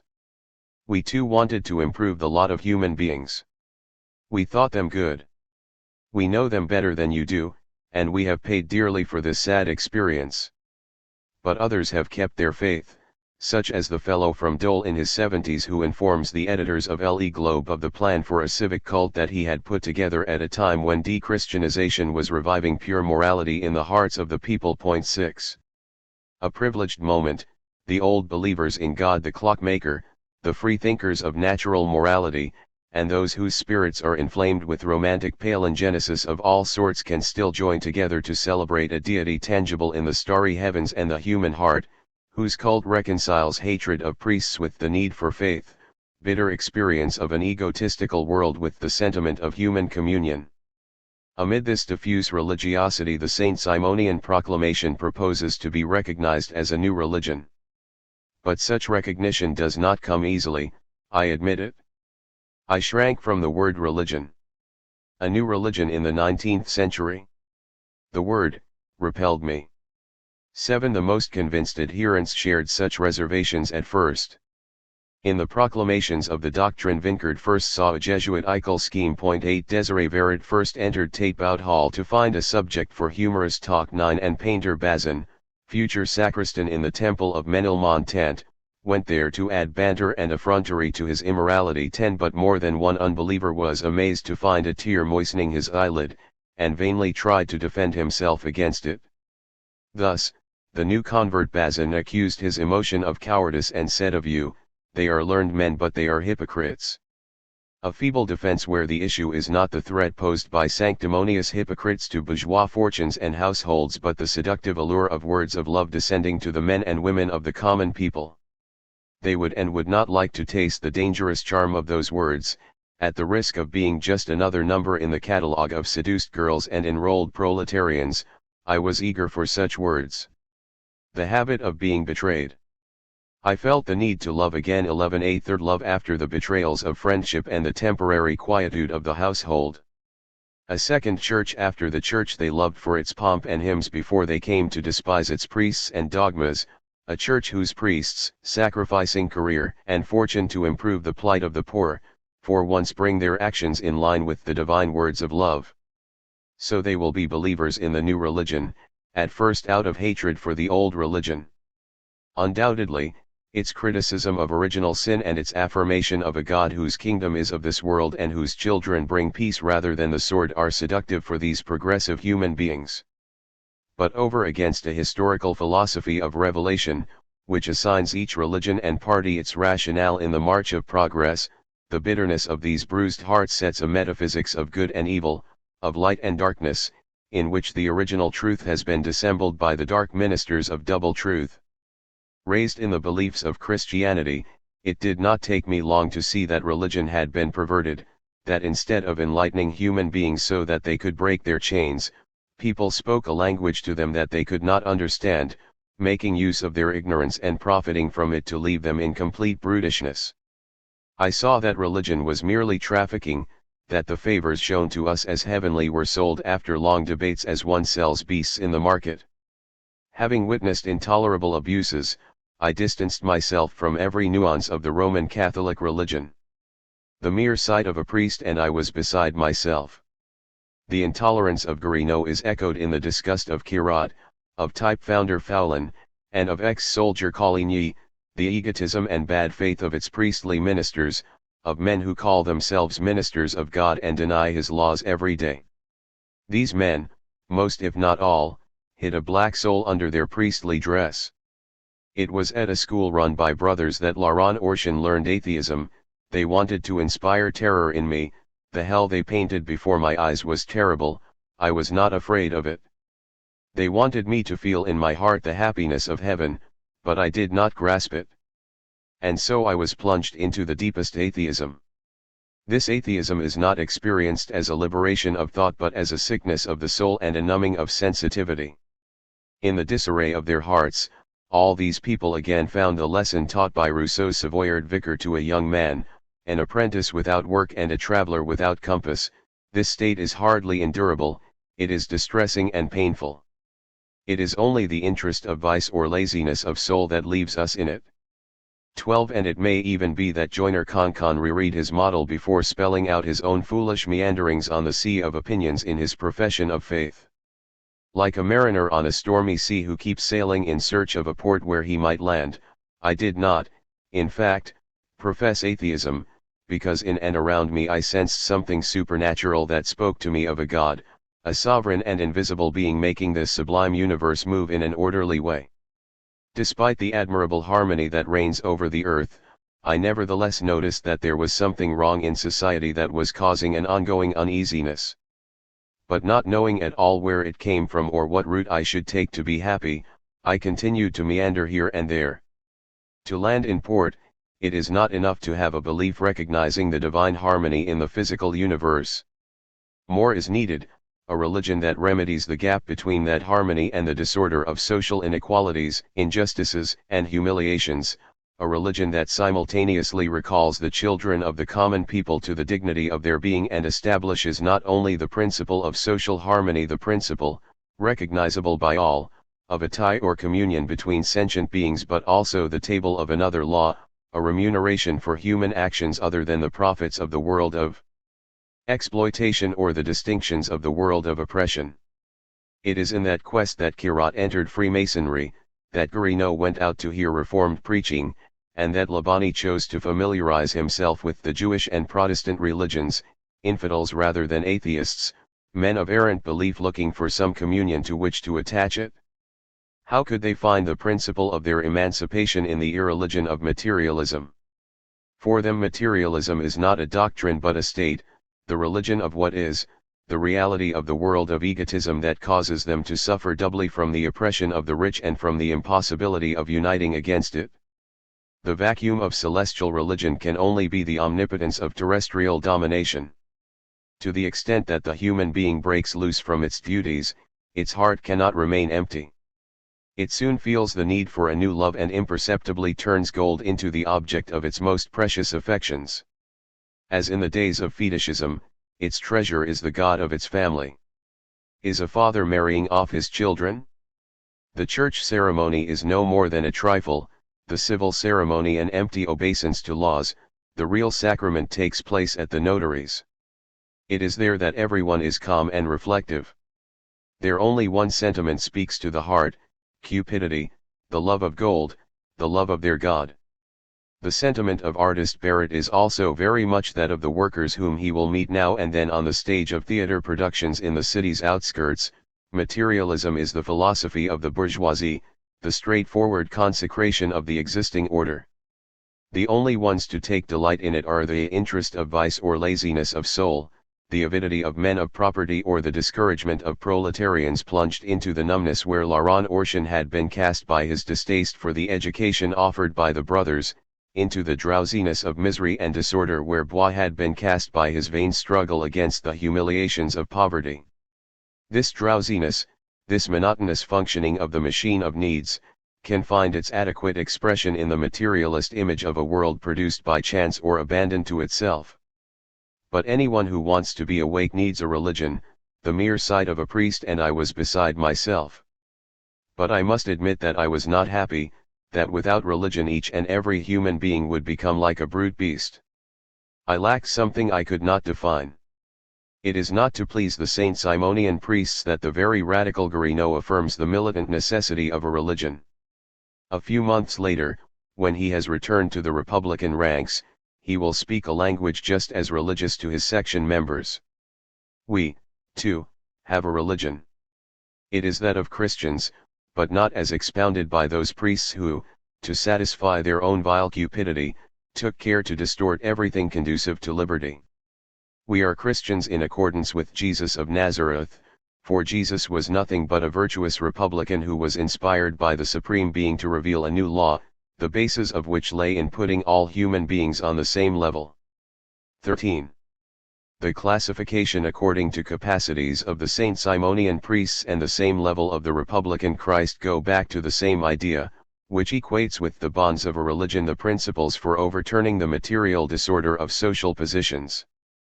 Only the word religion seems capable of naming the principle that brings together a personal morality, a militant obligation, and an organizational project to bring the social order back into harmony with the cosmological order. An ambiguous religion, earthly and heavenly at the same time.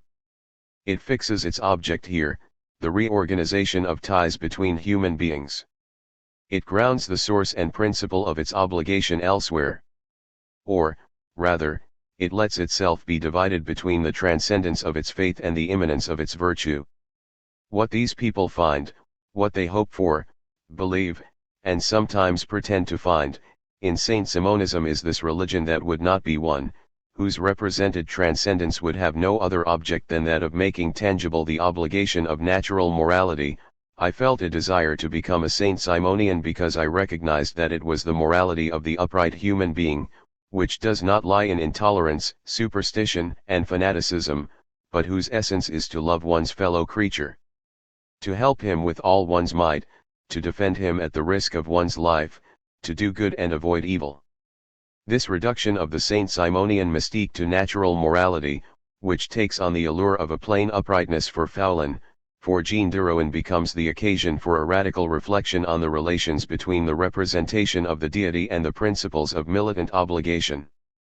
She, for her part, takes seriously the central dogma of the new religion, the rehabilitation of matter as opposed to the dogma of the fall.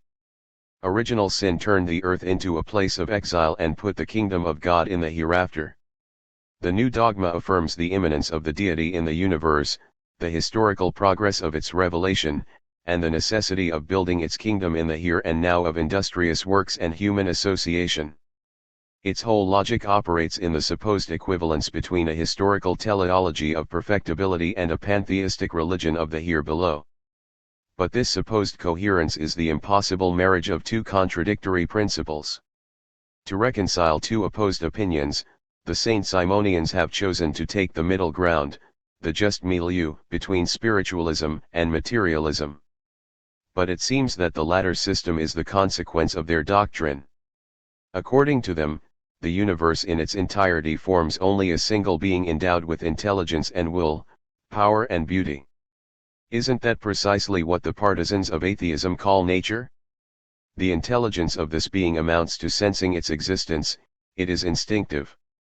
Its will is the necessity of being, or, to put it better, it does not have any. If it is not free to cease to be, it is impotent, hence it is not God. 14. Undoubtedly Jean Drouin drew on pamphlets of the Butches camp denouncing the pantheistic deviation imposed on Saint-Simonism by Enfantin. 15 But her rejection of a God incapable of ceasing to be expresses well the perception of those proletarians tempted more than once to tear themselves away by death from the inexorable necessity of the needs machine.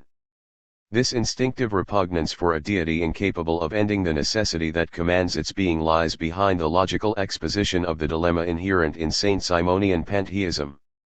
If the universe is all that is, if the human being is a modification of this great all, then such a belief is not a religion and cannot give rise to any cult. For the human being, as an intimate and necessary part of this great being, should not render it any homage. The love, the innate thought of conservation, the providential law of progress, that are the attributes of this great being, are they not an effect of the necessity of being? So it is pointless to honor it. It is not an intelligent cause but a perfectly organized machine, with necessity ruling all its movements. The contradiction is clear, but its solution gives rise to ambiguity. One could read here a criticism of religious representation, bringing the communion of beings and the law of progress back from their speculative alienation to their sensible reality, an appeal for a consistent materialism that would strip earthly exigency of its last theological cover. But the course undertaken here runs exactly counter to one that links the possibility of transforming action to a critique of representation. It is religious distance, the divine strangeness, that permits a critique of earth, a way out of the reign of necessity. In this quarrel of religion, it is not simply a matter of giving an interpretation of the world that fixes its principle on transforming social action. The conception of the deity also provides the model, the analogon, of this action. Moreover, that is the way the Saint-Simonian religion understands it. It does not mean to be a simple faith in the progressiveness of revelation, encouraging human efforts toward a future of indefinite progress. Its pantheism literally grounds militant enthusiasm on the representation of a communion of individuals in the deity of the all. It is the way in which these young bourgeois people theoretically ground the end of a system of chance identified with the privilege of birth.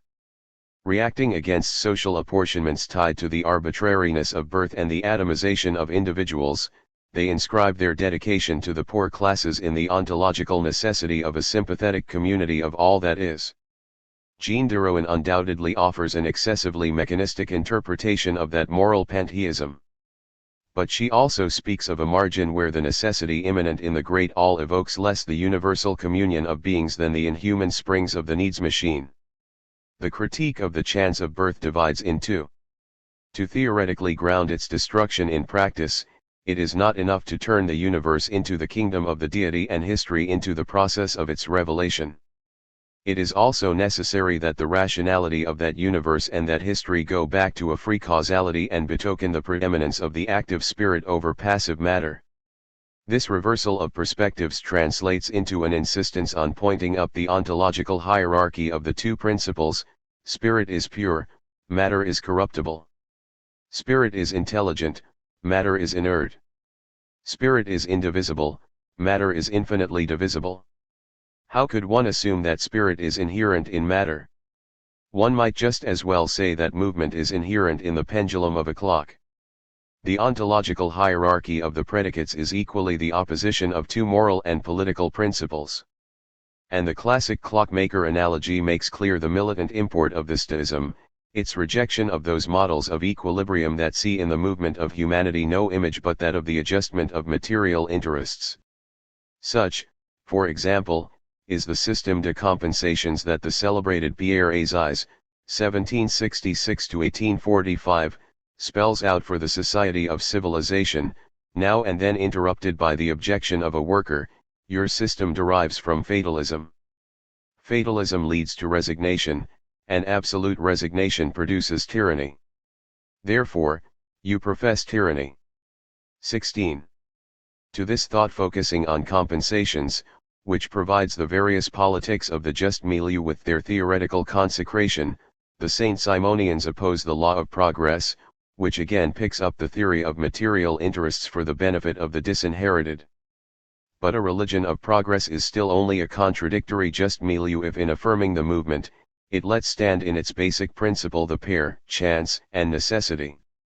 If one wants to bring together the scattered atoms of the egotistical world in a harmonious social whole, one must destroy in principle any and every mechanistic representation of the world, any and every idea of a necessity immanent in the movement of the atoms. In going around the difficulty, the Saint Simonian religion is divided between two contradictory principles: to say that everything in the universe is ultimately God, that it is at once spirit and matter, is implicitly to deny the existence of God. To recognize and proclaim the law of progress is to admit a beginning, to recognize a prior cause. But perhaps this contradiction in the Saint Simonian religion goes back to its very status as a political system covered with a religious veil to satisfy human weakness.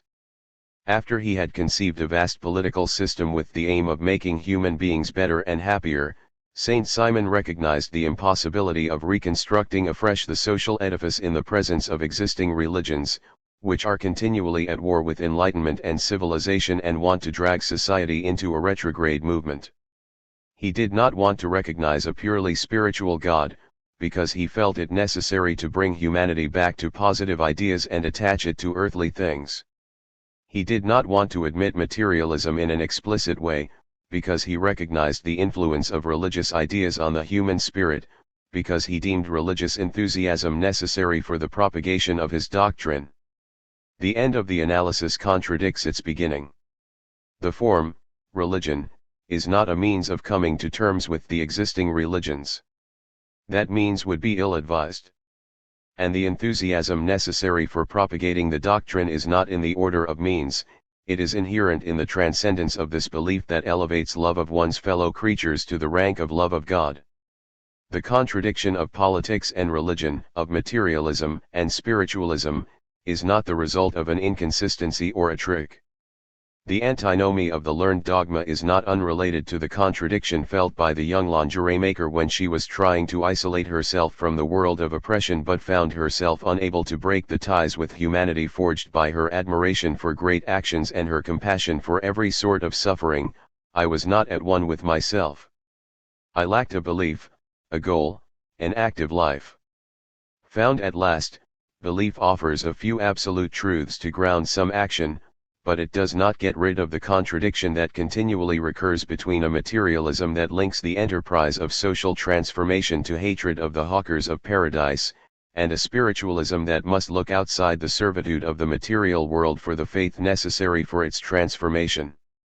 The deism of the faithful is simultaneously antinomic and complementary to the pantheism of the priests. The contradictions of the Saint Simonian religion do not mean that it goes no place. On the contrary, they make it the possible place for a grateful avowal in the very form of the misunderstanding. Jeanne de Rohan may still have her reservations. But her brothers and sisters, like the incredulous Bazin, can unite republican faith with providentialist dogma and head off to preach God the good male, God the good female, and the infiniteness of intelligence to golden mean milieus that profess God the seed, God the necessary, and ultimately, by degrees, God the nothing. 17 To resolve the dilemma is really to remain in the contradiction. The religion has no content other than politics. But this politics can break off compromises with the forces of egotism only by means of the transcendence of a religion that typifies a world order in the image of its ends or offers the model of an action freed from the chain of necessity. At the undefined boundaries of simple reason, the republican cult of virtue and the mysticism of the living universe meet in this transcendent religion of fraternity that alone can ground a politics of association among human beings. So this ambiguous religion organizes the encounter between the barricade people of the egalitarian republic and the apostles of hierarchical association. But the practical conjunction is more difficult to effect than is the syncretism of religions. Henry Fornell, entrusted, along with Claire Bazard, with the task of teaching workers, bluntly spells out their very strict conception of their mission vis-a-vis the proletarians of July. Of all those men of the old world we have made new men. They had faith in violence, and today they have faith only in the power of your peaceable word to improve their lot. They were unbelievers because they saw themselves abandoned by God, and they have come to recognize the envoys of God Himself in the people who lavish the treasures of your love upon them. They used to murmur against all authority, but they have learned to bless yours and take glory in becoming your sons. They were impatient for a quick emancipation, but they have come to realize that only by long effort can this emancipation, peacefully won, be complete. 18. Fornell's report parades an optimum situation. In practice, the directors have a bit more difficulty in destroying sentiments of republicanism and anti-hierarchical liberalism among their catechumens. This is particularly true for Delaporte as he grapples with the hard heads of Faubourg Saint-Jacques and Faubourg Saint-Marcel, Gani, who sees in the very rigor of Delaporte's reasoning only the despotic manifestation of the privilege of his education, Charles Pennicara, who cannot be induced to give up his hatred of the rich even by the offer of a district directorship, his brother Alexander, who retains a slight ferment of republican passions, Confaeus, whose participation in a street demonstration on behalf of Poland is reported by an obliging neighbor, and to whom Delaporte must make clear how much impropriety there was in that. In the face of the real threat of European war over the issue of Poland, Hippolyte Pennicara is all set to take up arms in order to repel the invader. To calm him down, Delaporte must employ all the resources of his dialectics. I made him understand that our duty and our mission were, first and foremost, to proclaim the good news, then, that if invasion took place, it would only be because God willed it, and he would permit it only to help progress along. The opposition seems absolute, the patriotic ardor of the soldiers of the New Year II versus the devout providentialism of the doctrinaire. But it is worth noting that the latter has only a risky improvisation on a too hastily learned lesson to oppose to the certitude of faith in the Republican Trinity. For the issue of Poland is precisely the one that places the metaphysics of the doctrine in contradiction with its morality. The preaching of Baralt and Laurent on intervention refrains from entrusting the fate of the Poles to divine providence, and even the future supremacy of the peaceful association of peoples is subordinated by them to criticism of the egotism that serves as the basis for just milieu opposition of all sorts to French intervention. 19 Alfred Voyelkin, 2, manages to draw out the logic of an interpretation in which universal association is not the negation but the continuation of the civil barricades and the liberative wars of revolutionary France. My heart thrilled, and still does, at the memory of your manly accents invoking, under our glorious banner, the support we owe to our brothers in Poland. To be sure, these ambiguities are heightened by the personality of the preachers, the former Carbonaro Laurent, and Baralt, future manager of the Tocsin de Travailleurs. But it is no accident that the Saint Simonian hierarchy entrusted these two members, the closest to liberalism, rather than doctrine men, with the main responsibility for sermons designed to make the religious import of the doctrine clear to a public that has come partly out of republican passion for the enfranchisement of workers and partly to indulge in Voltairean mockery of the new priests. Only for the moment does the enthusiasm of liberty, equality, and fraternity conceal the religious energy capable of turning the forms and dogmas of the new apostolate into the founding principle and source of a living reality. In the model profession of faith by the artist son of the common people, it is the July Revolution that acts as the good news, the revelation of the redemptive religion. On that day, and only on that day in my past life, did I glimpse, in the midst of the people revolting as a single human being, the future that I find today. I felt myself alive with the life of those around me when my hand, covered with the muck of the heroic street, shook the honorably call-used hand of the worker, the smooth white hand of the student, and even the hand of the bourgeois idler. It was always a human being moved by my fears and my hopes. A secret flame, a divine voice, revealed a universal association to me. My fathers, of all the news I yearned for, what good news it brought me.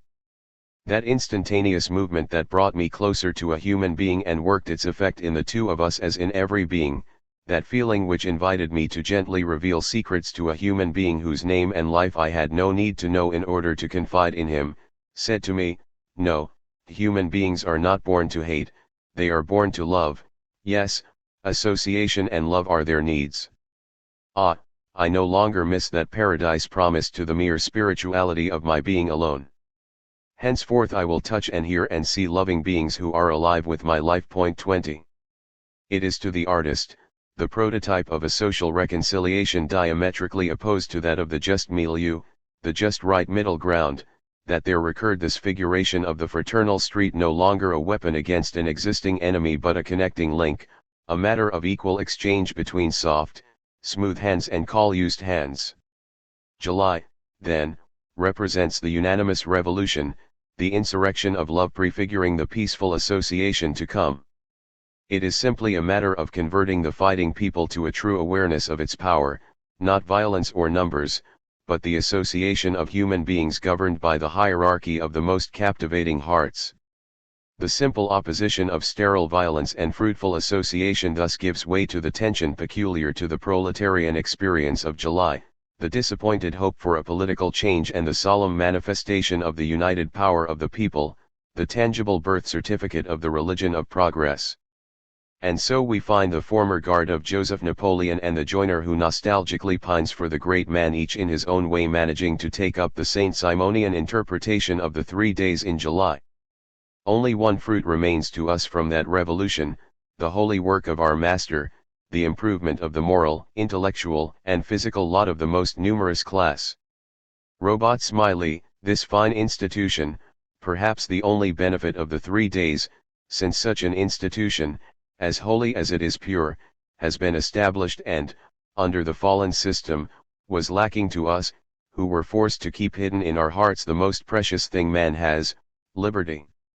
If Daguerreau, Coligny, and their brothers can recognize the heritage of July in a new church, the reason is that the revelation of the 3 days has more to do with a certain existential suffering than with the question of a political regime. That is also why they find it easy to weave the threads of their own personal experience on the woof provided by the apostles. I continued to wander here and there. No, I said to myself, there will never be any happiness for us. Until the solemn day when an astonished world was informed of the overthrow of the legitimist regime in France. July appeared to me as a halo of happiness.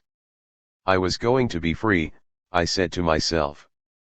I will not detail for you the part I played in it. I would simply have you know that no king's palace ever saw me except on July 29. Well, then, what came of all that? I fought for liberty, I was wounded, I became more miserable than I had been, and I saw people still more miserable. The 3 memorable days presaged happiness for me, but I soon saw to my sorrow that some wanted to cover them with a veil to make us forget them. The men of the old aristocracy had disappeared, those of the new aristocracy replaced them. 21. Those days of glory followed by days of bitterness confirm the Saint Simonian analysis of the power of the people as revealed and then led astray. They serve as the basis for conversions that describe the very same process evident in the revelation of July, listlessness again taking hold of bodies and spirits before the closed horizon of an interminable unhappiness, the surprise announced by a neighbor, a visitor, or public rumor of the providential happening that lifts up heads bowed down under material and moral misery, headlong involvement in the new alliance of smooth hands and call-used hands, in the open confrontation of 2 worlds. At the end of which appears a future of fraternal liberty. I was immersed in reflections that I would always be unhappy when my Saint Simonian neighbors came looking for me. They asked why I was fretting. I told them. They induced me to go with them to the preaching session. Oh, what joy took hold of my heart when I heard the message of Saint Simon from your lips. The talk is only of the happiness of the most numerous and poorest class, where all human beings call each other by name and say to each other, we are all brothers and sisters, and we make up one single family. It will no longer be as it was in the religion of my fathers, where I had been raised in ignorance, since I do not know how to read or write. A family religion of love, an education that brings the children of the common people out of the misery and poverty of their parents, the remarks dictated by the illiterate Guisard, obliged to work as a poor wretch from his tender years, aptly sum up the 2 great themes elaborated with rhetorical flourishes by such educated workers as printers Meny and Langevin, painter Laurent Orchan, and tailor Calvet. For both the most unpolished and the most educated, the Saint Simonian future unfolds on 2 levels, mystical communion of a society of brothers, and empirical organization of protection for the weak, this being practiced mainly at the two extremes of life that work cannot support childhood and old age. The utilitarians seeking assistance and the idealists dreaming of a people brought up under the sun of reason join hands in this slight warping of the doctrine that puts more stress on egalitarian treatment of future and former workers than on the hierarchical organization of active workers, on the formation of capabilities than on their classification by the Saint Simonian priests. Improving the plight of the poorest and most numerous class and education for our children, those are the two phrases that Madame Nollet first retained from the preaching session to which a brother had brought her to assuage her sadness. And they are echoed in Kirot's resolution favoring this doctrine that is so much in sympathy with the thinking of my whole life, which has always been that people be admitted without distinction to the benefits of education, that science, the arts, and industry be the lot of those human beings judged to be the most capable. Thus, Kirot and his brothers do not oppose their republican convictions to the hierarchical classification of capacities.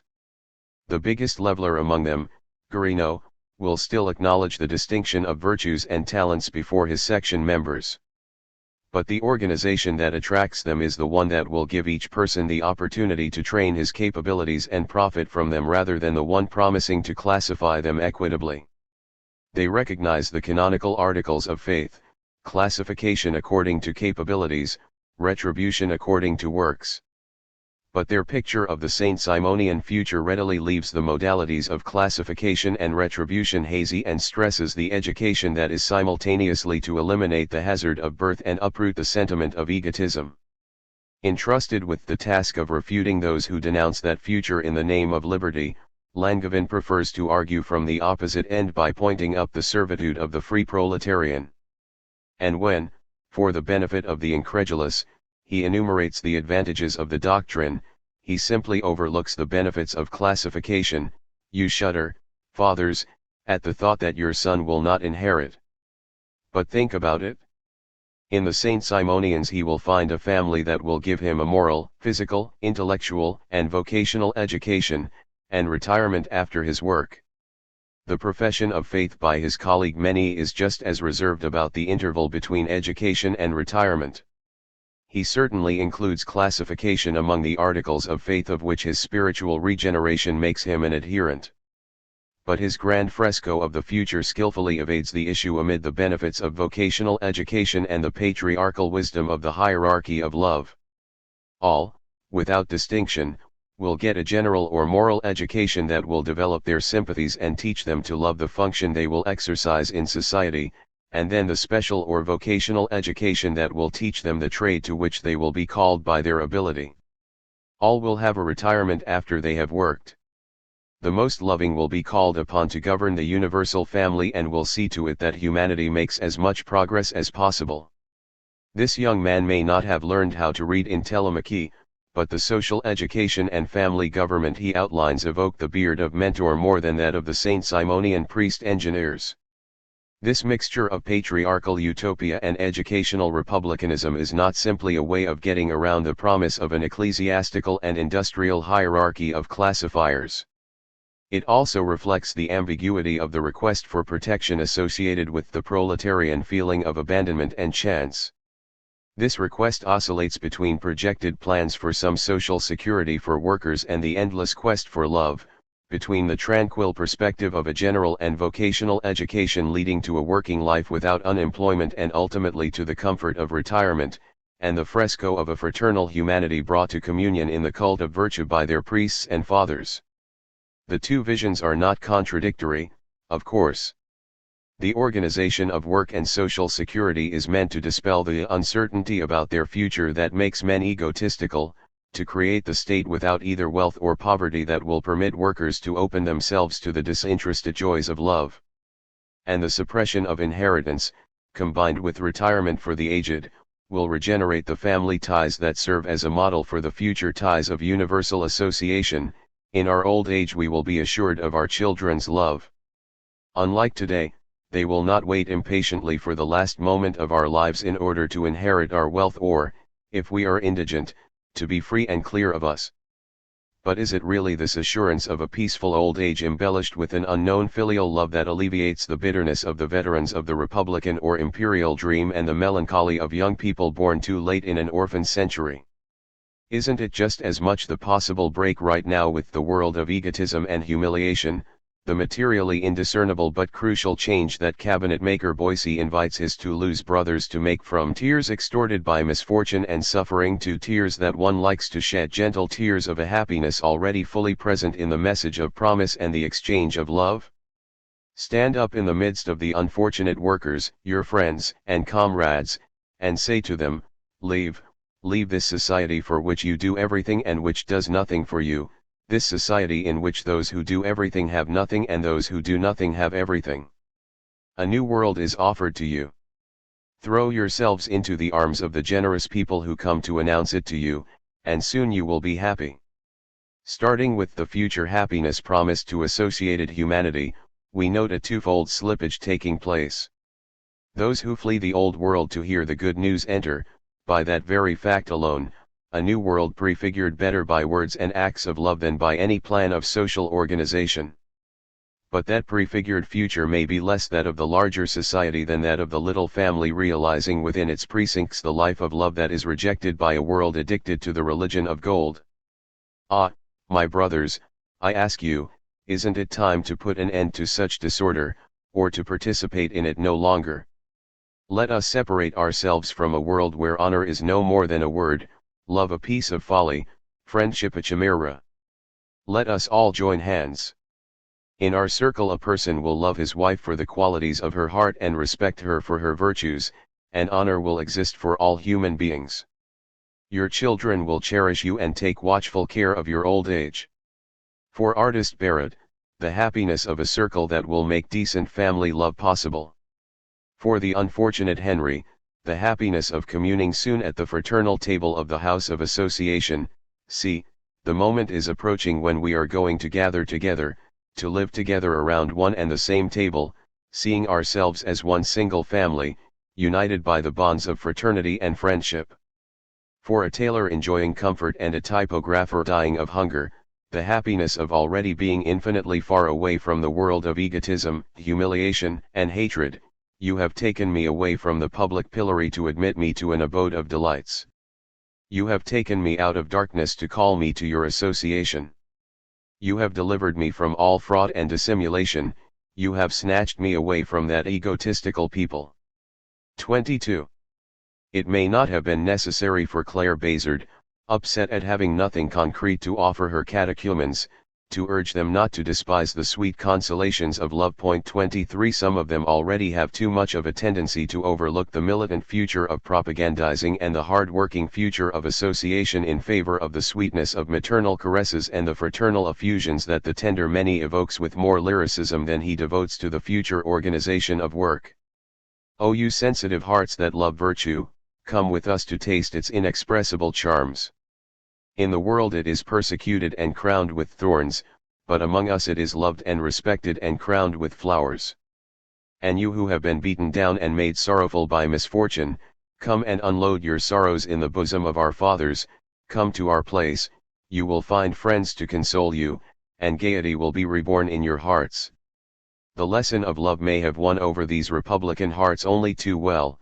The opposition between the violence of the old world and the fraternal peace of the new world tends to become an opposition between the outside world one is fleeing and the haven of peace one has found in the closed space of the Saint Simonian family. A trap in which orthodoxy is caught, or a trick without malice of the orthodox. In preaching the new love too much and combining deed with word only too well, isn't the doctrine separating from the world of misery and combat the very people it is proposing to send into it as missionaries? Isn't it becoming, for the very workers for whom it is supposed to be organizing hard-working weekdays, the festive Sunday, the day off that would like to last forever? You know it. Our workdays are long and painful. Ah, how many times we long for Sunday. You alone know how many ills your gentle words make tolerable for us. You alone can appreciate how sweet are these moments of religious fraternity presided over by you. 24 You alone know, but in contrast to the dual relationship of this confidence, which slips from a disciple deprived of his Sunday love fest by the closing of Tate-Bout Hall, stand the descriptions of family happiness, concluding with the propagandizing required to summon the whole of humanity to the communion table. Yet how could those afflicted hearts, which have finally found the warmth of friendship, return to the cold world of exterior darkness? It still chills the heart of the melancholic Roussel, when I am surrounded by people you have reared, I find there a warm friendship that warms me up again, but when necessity compels me to approach the outside world, I again meet with ice in the human heart. Even cabinet maker Lenore, the most orthodox of Saint-Simonian workers before becoming the most dogmatic of Fourierist workers, must try twice before he can attempt to speak to his brothers of Toulouse. It is a tough thing for someone who has been abandoned by the whole of society to come to bear witness to that society of all his love for it and to ask in exchange that it love us as well. 25. But this love returned to a society that has done nothing for them is also the only way in which they might be able to recompense the love given them by those apostles who owe them nothing. Like the caresses that the scrupulous Lean accuses himself of stealing once upon a time, before paying for them with weekly propaganda work, the pleasures of family love would become culpable if their beneficiaries did not settle the debt contracted with the young bourgeois people who have dedicated their bodies and resources to improving the lot of the poor. It is no longer love but exploitation or bondage, where one gives and the other receives. Egalitarianism does not mean rejecting good turns but finding the proper measure for paying them back. Voynier was upset in Tate-Bout Hall when he saw proletarians pushed back from empty seats reserved for bourgeois people. But his dignity is not offended when he spells out the problem of the social debt imposed by nature in terms of gratitude, and it is to you, my fathers and mothers, that we owe this future of happiness, you who have sacrificed everything for the moral, intellectual, and physical betterment of the poorest and most numerous class. How, my brothers and sisters, will we be able to demonstrate sufficient gratitude to our fathers and mothers for so many benefits?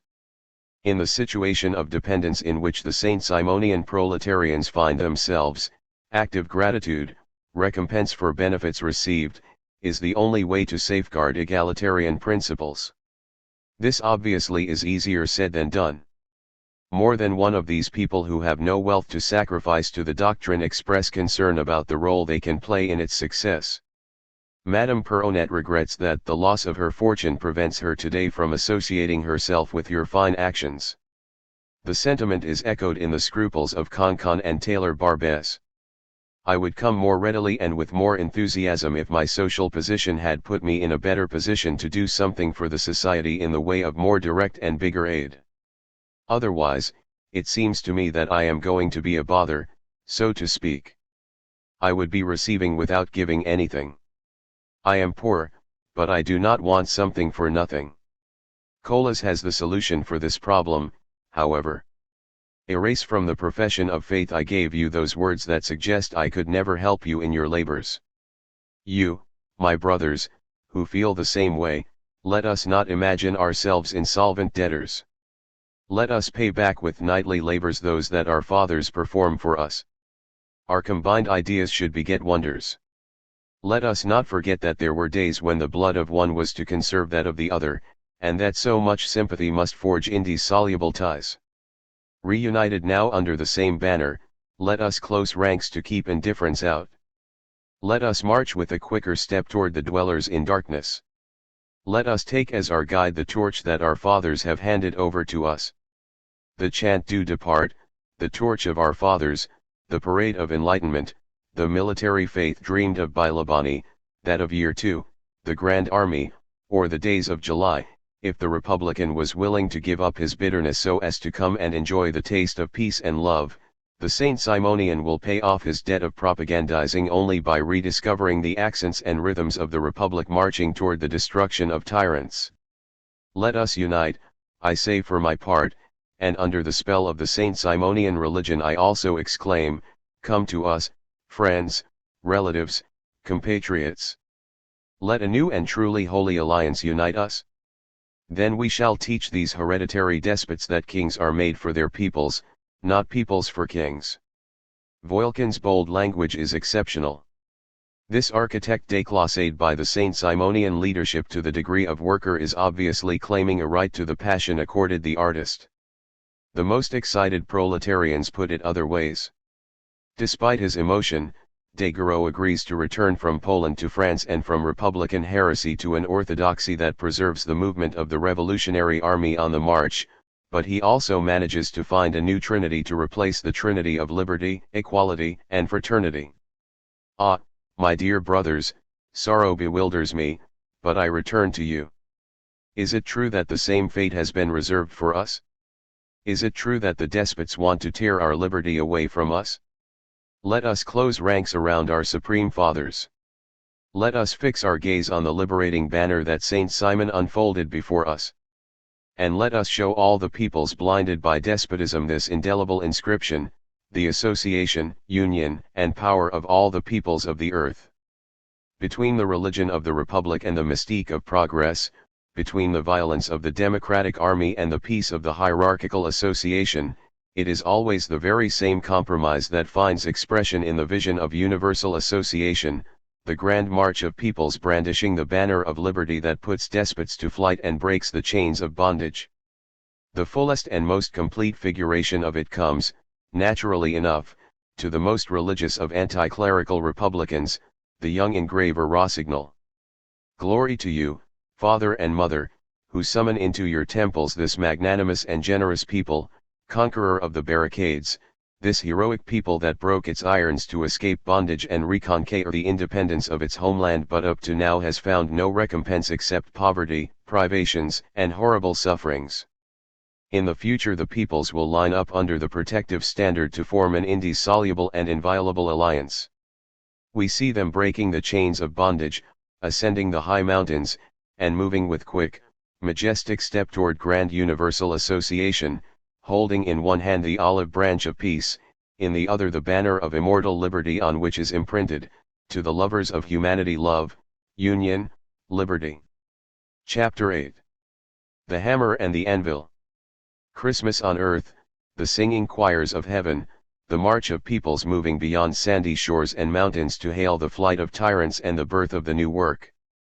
All of it, lies, well-learned lessons intermingled with more ancient refrains and rewarded in advance at a discount with jobs as typographers or carriers on Le Globe, porters at the House of Association, or domestics on Rue Monsigny, with orders for suits or hats, chair repairs, painting work, rent advances, redemption of personal effects from the pawn shop, and so forth. They would profess any dogma, provided that they had something to eat. One, though it may be a bit supercilious, the judgment of artist Raymond Bonheur is more than confirmed by worker parent. I divide the workers who have approached the Saint-Simonian religion into 4 classes. 1. Those who have grasped all or some of its principles and have adopted it out of conviction. 2. Those who, being employed directly or indirectly by the Saint-Simonian Society, have adopted our religion so as not to lose their material position. 3. Those who have come to us believing that we could get them work. 4. Those who have failed to understand us, think that we give out charity, and come to us to get it.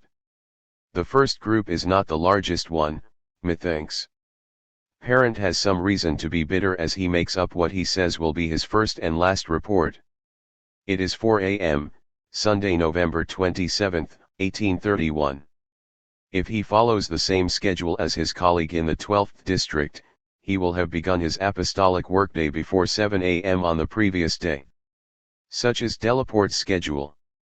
On Tuesdays, Thursdays, and Saturdays, he receives workers from 7 a.m. on.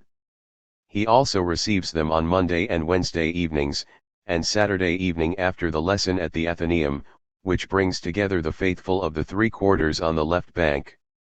The rest of the time he goes to visit Saint-Simonian workers whom he must prepare morally for association and possible converts called to his attention by his faithful or by the Central Office for propaganda work. If these people work outside their home all day, then he must pay them a visit before his morning office hours.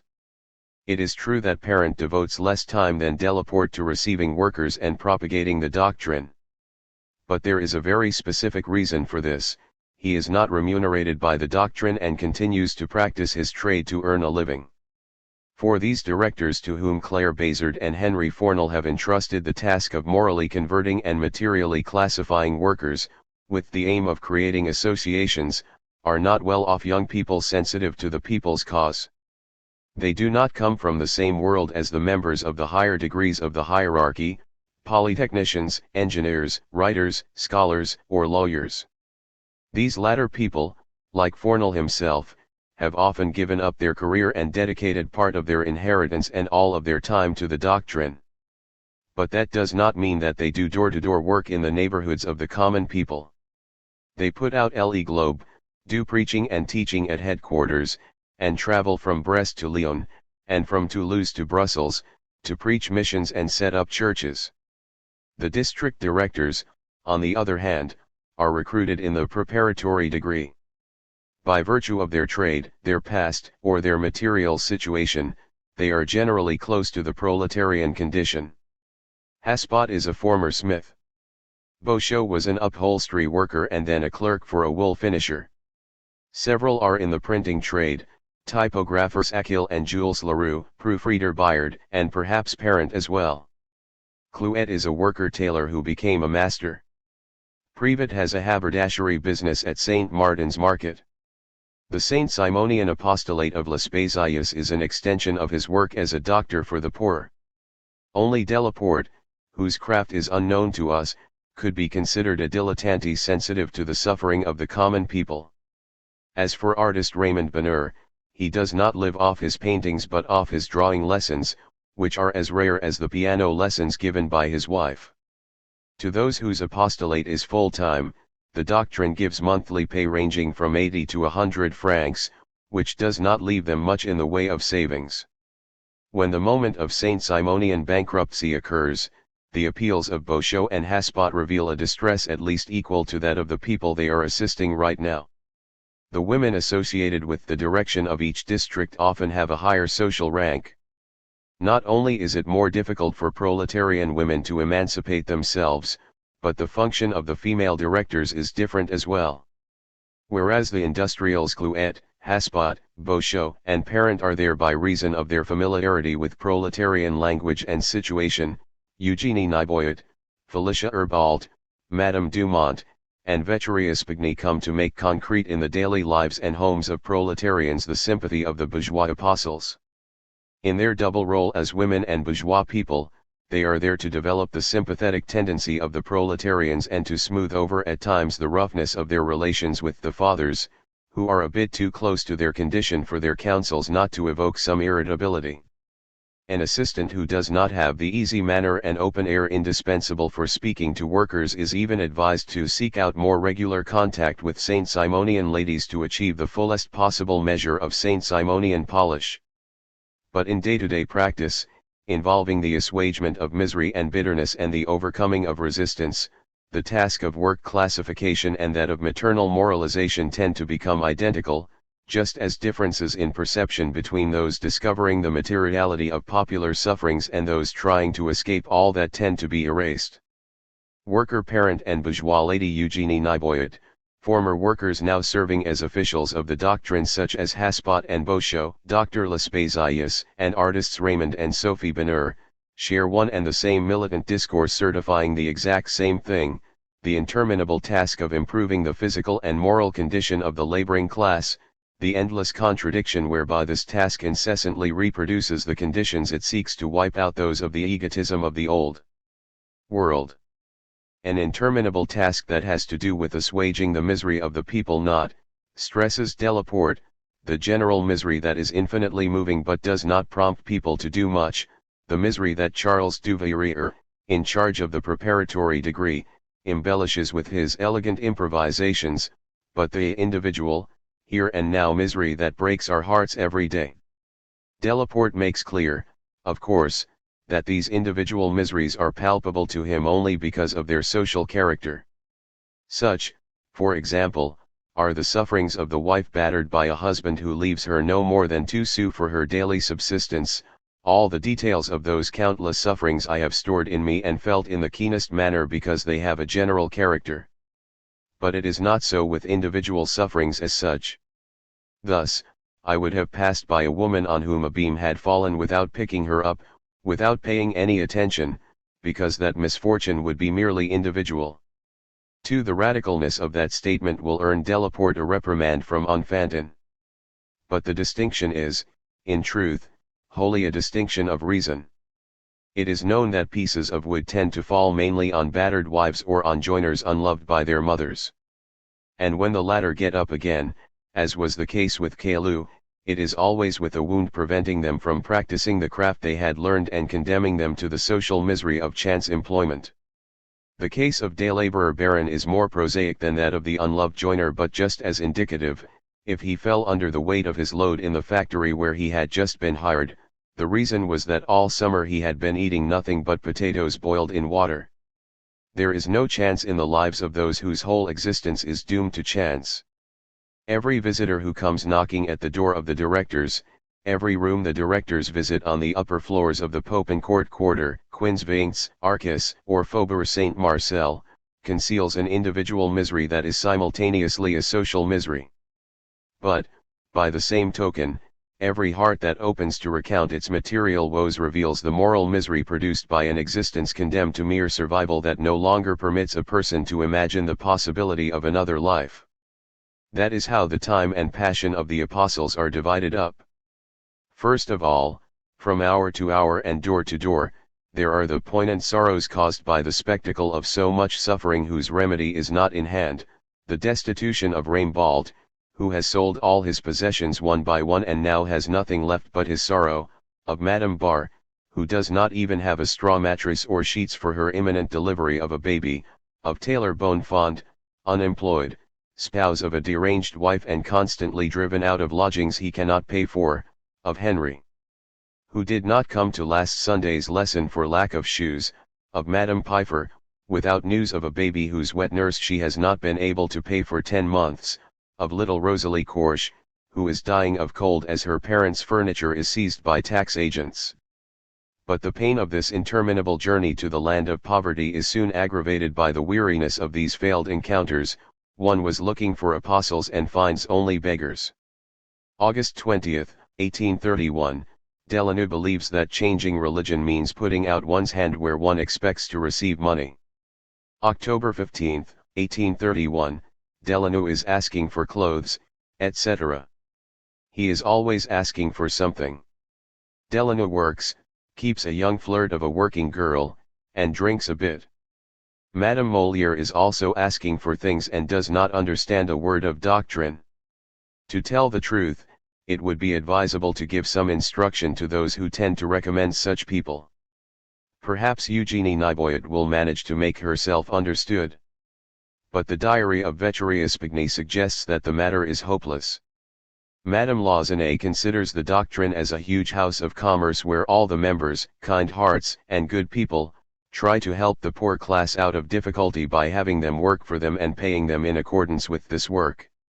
Claudine Mantoux, whose husband disappeared at the moment of his enlistment 14 years ago and who works in a hat factory, believes that the society was set up to give work to workers without it.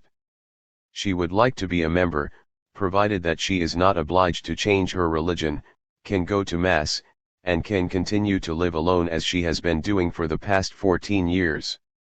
Marie Elizabeth Savy, bringing up by herself the child born of her liaison with a man above her station, is mainly interested in the projected schools that she calls les petits colleges. She wants to know whether her son will be able to make his first communion if he is placed in one of these little schools.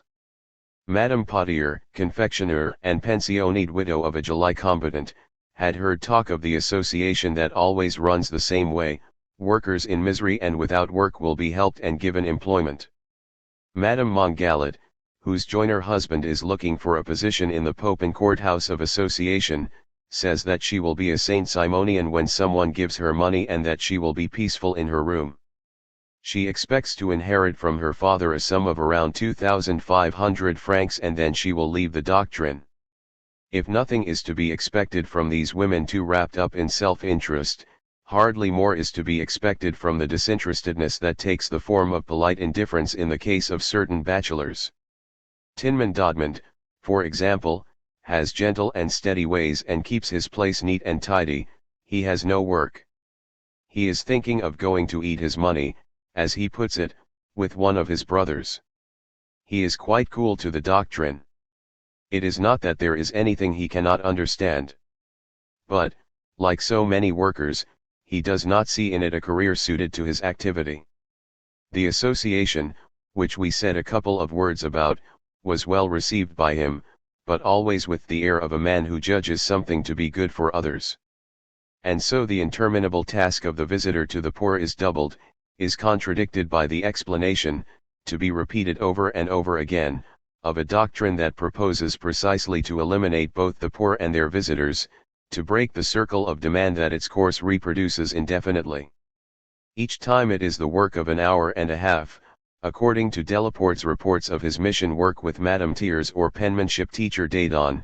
I nonetheless spelled out the Saint Simonian religion for her and her family for an hour and a half. A catechism session of an hour and a half that I gave him brought more progress than a month of lessons for the general public. Returning from these sermons, the directors ritually assert that they have left behind them a completely transformed person, only to find out soon enough, as did the directors of Blacksmith Noble, that the door had shut behind them on the closed little world of the egotistical proletarian. When we speak to him of the doctrine, he seems to warm to it very much, but scarcely are we gone when he falls back into his indifference and egotism. So the lesson must be picked up again the next week. And one might also want to look more attentively at the setup of the home to glimpse some truth not offered by the face or talk of one's interlocutor. That inspection may be the quick, comprehensive glance of Eugénie Niboyet. We were quite satisfied with her home. They must have been comfortable because their little household is very nice. Or it may be marked by Delaporte's attention to detail, combining the precision of a doctor's eye. She rocks and swaddles her baby, with a fascination for the unusual. There are 3 clocks in his bedroom. I propose to ask him about that. But another visit to Dédon's place, to pierce the secret of his 3 clocks, would teach Delaporte nothing further. For parent, the puzzle of these encounters that fail in the case of the apostles and sometimes succeed only too well in the case of their hosts can be read openly in the first principles of the doctrine. The first group is not the largest one, methinks. You proclaim everywhere that you come to raise the poorest class, to draw it out of the state of ignorance in which it finds itself. But in saying that, we are saying that this class cannot understand us. You proclaim we are saying this class cannot, a relationship dual and triangular at the same time, embodying the overall impossibility of the educational mission and the untenable position of those who, once they have understood, no longer belong to the world to which they must nevertheless continually return as workers or as apostles. The religious form of the doctrine should permit these people, who have abandoned their fishing nets to become fishers of men, to turn the learned message into the object of a popular faith. Instead, the religious analogy points up the limitations of the new religion, which, paradoxically enough, are bound up with its superiority. Jesus laid down the principles of his religion without drawing out their consequences. From the very first, the disciples of Saint Simon have drawn all the possible conclusions of their doctrine.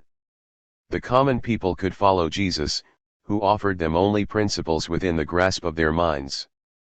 The common people do not understand us, because we, so as not to deceive them, chose to make clear to them all the consequences of the principles that our Master had proclaimed, to show them the final goal toward which we were heading with humanity. This explanation is flattering but a bit counterfeit. Does the failure to understand really derive from the fact that the goal is too far away and the road too steep? Isn't it, rather, that the object of this religion is too near for the heavenly rewards of faith and the earthly advantages of charity not to be confused? A religion that seeks to improve the lot of the poorest class, how could a person not mistake one for the other? I live in the quarter where most of the members of the Society of St. Joseph are recruited, and I am pained to see that workers confuse us with that Jesuit institution. Parent should have begun by informing his faithful, as did Eugénie Niboyet and Beauchot from August 13 on, that they should not expect alms from the doctrine, which has come to abolish them. Only association can eliminate the exploitation of work and the humiliation of asking for it. And association means, first of all, the struggle of each individual proletarian or bourgeois against egotism. But how could human beings immersed in the battles of egotism, that is, in the daily struggle to find the means to stay alive, rise to the level of humanitarian sympathy if the example did not come from those who could do it at less cost?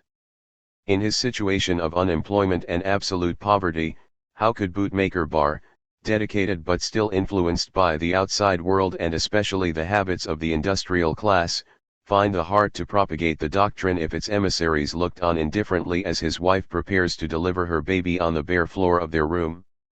And so Eugenie Niboyet will give Madame Bar clothes for the baby, 5 francs to take baths, a straw mattress, a cushion, 2 pairs of sheets, a blanket, a pillow, 2 pillowcases, and 4 nightgowns. Raimbald could be driven to extreme measures by despair. He should be given a few errands to run until something better turns up. And wouldn't it be advisable to give a few sewing jobs to Madame Langevin, a midwife without assignments who is trying to convert a husband as devoted as he is devoid of means? Says parent, we know that alms demoralize people, but at the moment we have no other means to help the unfortunates who come to us. Of course, these offerings of help claim to be not so much charity as an advance on the social usefulness of individuals capable of working for the doctrine only if someone loosens the grip of misery that is paralyzing their zeal. And there is constant reaffirmation of the principle of discarding those whose position permits one to conjecture that they can find some material self-interest in the doctrine. Thus Raymond Bonheur delays accepting Hatter Jeffrey. I do not know well enough whether, despite my observations, he may not be attracted to some extent by overly personal motives. He is without work. But how can one ever know? Is the authenticity of a person's faith ordinarily to be judged in terms of the sacrifice of material interests? Then what about those who have nothing to sacrifice? Whether advanced or brutalized, able workers or beggars, men of heart or men of the belly, almost all are or will be without work at some point or other. The teaching of workers began with the slack season of summer. Autumn has brought no resurgence of jobs, which have been in decline since the July Revolution. And so the list of names in Eugenie Niboyet's notebook grows longer. Deguerreau would like to be a carrier on Le Globe, Fanny Liebert and Mademoiselle Piron would like to be folders there, and Colas would like to be employed in correspondence. Voynier would like someone to take an interest in him and try to help him earn a little money. His brother would like to have a joinery workshop with Concon in the House of Association on Rue de la Tour d'Auvergne. Bar and Vidren would like a shoe store there, Madame Laminette a position as porter, Madame Henry a position as cook, and the senior Laminette is offering to run errands for some small compensation. The whole project of association, then, is trapped, not only by circumstance, but also by its very definition of the social solution to proletarian miseries. No matter how it is presented and how much stress is laid on the religious nature of its principle, doesn't association always come down to promising proletarians a future well-being to be achieved with less trouble? Notes Raymond Bonheur, people present themselves who are wholly devoid of ability but who, in the name of association, are all the more disposed to join it insofar as they are old or without a lucrative calling. But even some real workers who have no paying position, such as locksmith Menetrier, do not avoid this deviation that sees in the association a future equated more with the calm of retirement than with the ardor of combined work. Reports Tugele, he asked me if the doctrine would take care of him when he is old and beyond working. I told him that since the doctrine was busy founding houses of education, as it grew larger it would also form houses to provide rest for the aged, but that one had to beware of adopting the doctrine out of self-interest. This egotism of the people given assistance is a heavy burden on the family, and it also has the effect, according to Parent, of driving away those who could offer it their ability and dedication. He has seen capable workers who share our ideas refusing to associate with us because we have in our midst too many people who are lazy, disabled, or incompetent. The former secretary of a mutual aid society is clearly quite ready, in the face of the people sent to him continually by the incompetent baron, to adopt as his own the viewpoint of those solid workers. To attract the latter, he proposes to organize a material test designed to pinpoint workers belonging to one of the last three classes, CP 192, by having them do some sort of work, by placing them with masters devoted to the doctrine, or, better yet, by organizing them according to craft so that they can get to know each other in a tangible way. But doesn't that approach mean adopting the egotism of the true workers as opposed to that of those getting aid or that of Denis Pilot's sublime workers? Thus the idea of association is constantly shuttled between the egotistical pole of assistance and the egotistical pole of enterprise. To anyone who wants to serve and use the proletariat in its twofold character as the suffering worker, it shows up really in its contradictory and doubly disappointing identity as a chronic recipient of aid and a potential master. Is it not time, then, to approach the battle against egotism on both fronts with redoubled energy? In his weekly program, shouldn't Raymond Bonheur add a new lesson on the religious character of the doctrine and association? But it is precisely the opposite approach that is adopted, this second week of August, by the very same apostle who, a month earlier, served as herald in the solemn ceremony of the General Communion of the Saint Simonian family. He devotes his lesson to pointing up its advantages from the individual standpoint, leaving the religious aspect as a stepping stone for subsequent gatherings. Here we have the prudence of the missionary getting to know his world, but also his presentiment that the question of egotism is not reducible to a matter of morality, that this new Christianity seeking to be the religion of the industrial era is not, for all that, necessarily contemporaneous with the proletarian era. How can we do otherwise with people most painfully tempered and exposed in the battles of egotism? It is somehow under the Jewish aspect that they must be linked to make their way in harmony toward the promised land, and in truth they are situated vis-a-vis the rich people who exploit them as the Jews vis-a-vis the Egyptians. While we threaten the powerful with incessant plagues, they, irritated, make their slaves feel the fear of abandonment and the desert and threaten to dismiss them if they talk doctrine. But from day to day the evil mounts. The latter see the price of their hard labor decrease, their particular position worsen, most of them are in debt, and this can only grow. The egotism of proletarians is not a vice to be uprooted by preaching, but a social situation that can be transformed only by contradicting its principle. The Jewish question is not about the religion of gold but the reality of bondage, a reality harsher still since God's envoys arrived to proclaim the journey to the promised land, the only differences being that today the desert is the threat of the Egyptians rather than the road to Canaan, and that the masters no longer avenge themselves on those who talk of leaving them by overloading them with work but rather by depriving them of work. That, you see, is how they try everywhere, to some extent to silence the rumor of the promised land. Lenore was talking too much in the workshop, and his fellow cabinet maker Platel has been forbidden by his bourgeois master to talk doctrine. Type founder Viayard suffers a great deal for our doctrines in the foundry of M. Appert, who does not allow anyone to concern himself with our principles in the workshop. Locksmith Veal comes to undertake work in a shop where he had already made a deal, finds himself forbidden entry, and learns from comrades working inside that the master has also threatened them with dismissal if they continue to hang around him. The master must also have warned his colleagues, because several others have adopted the same measures with regard to the Saint Simonian. It is also forbidden to talk doctrine in the workshops of the Mint. They do talk about the doctrine at the workshop of Froment, a dresser of merino wool, where Beauchot once worked, but they speak ill of it, and worker Gendon was unmasked and discharged when he tried to respond to the calumnies. Grigeur, who worked in a brandy distillery in Montrouge that seemed to know nothing of the Lord's Day, took off one Sunday to attend a lesson. He was dismissed, the master having noticed that the undertaking went just as well with one less man.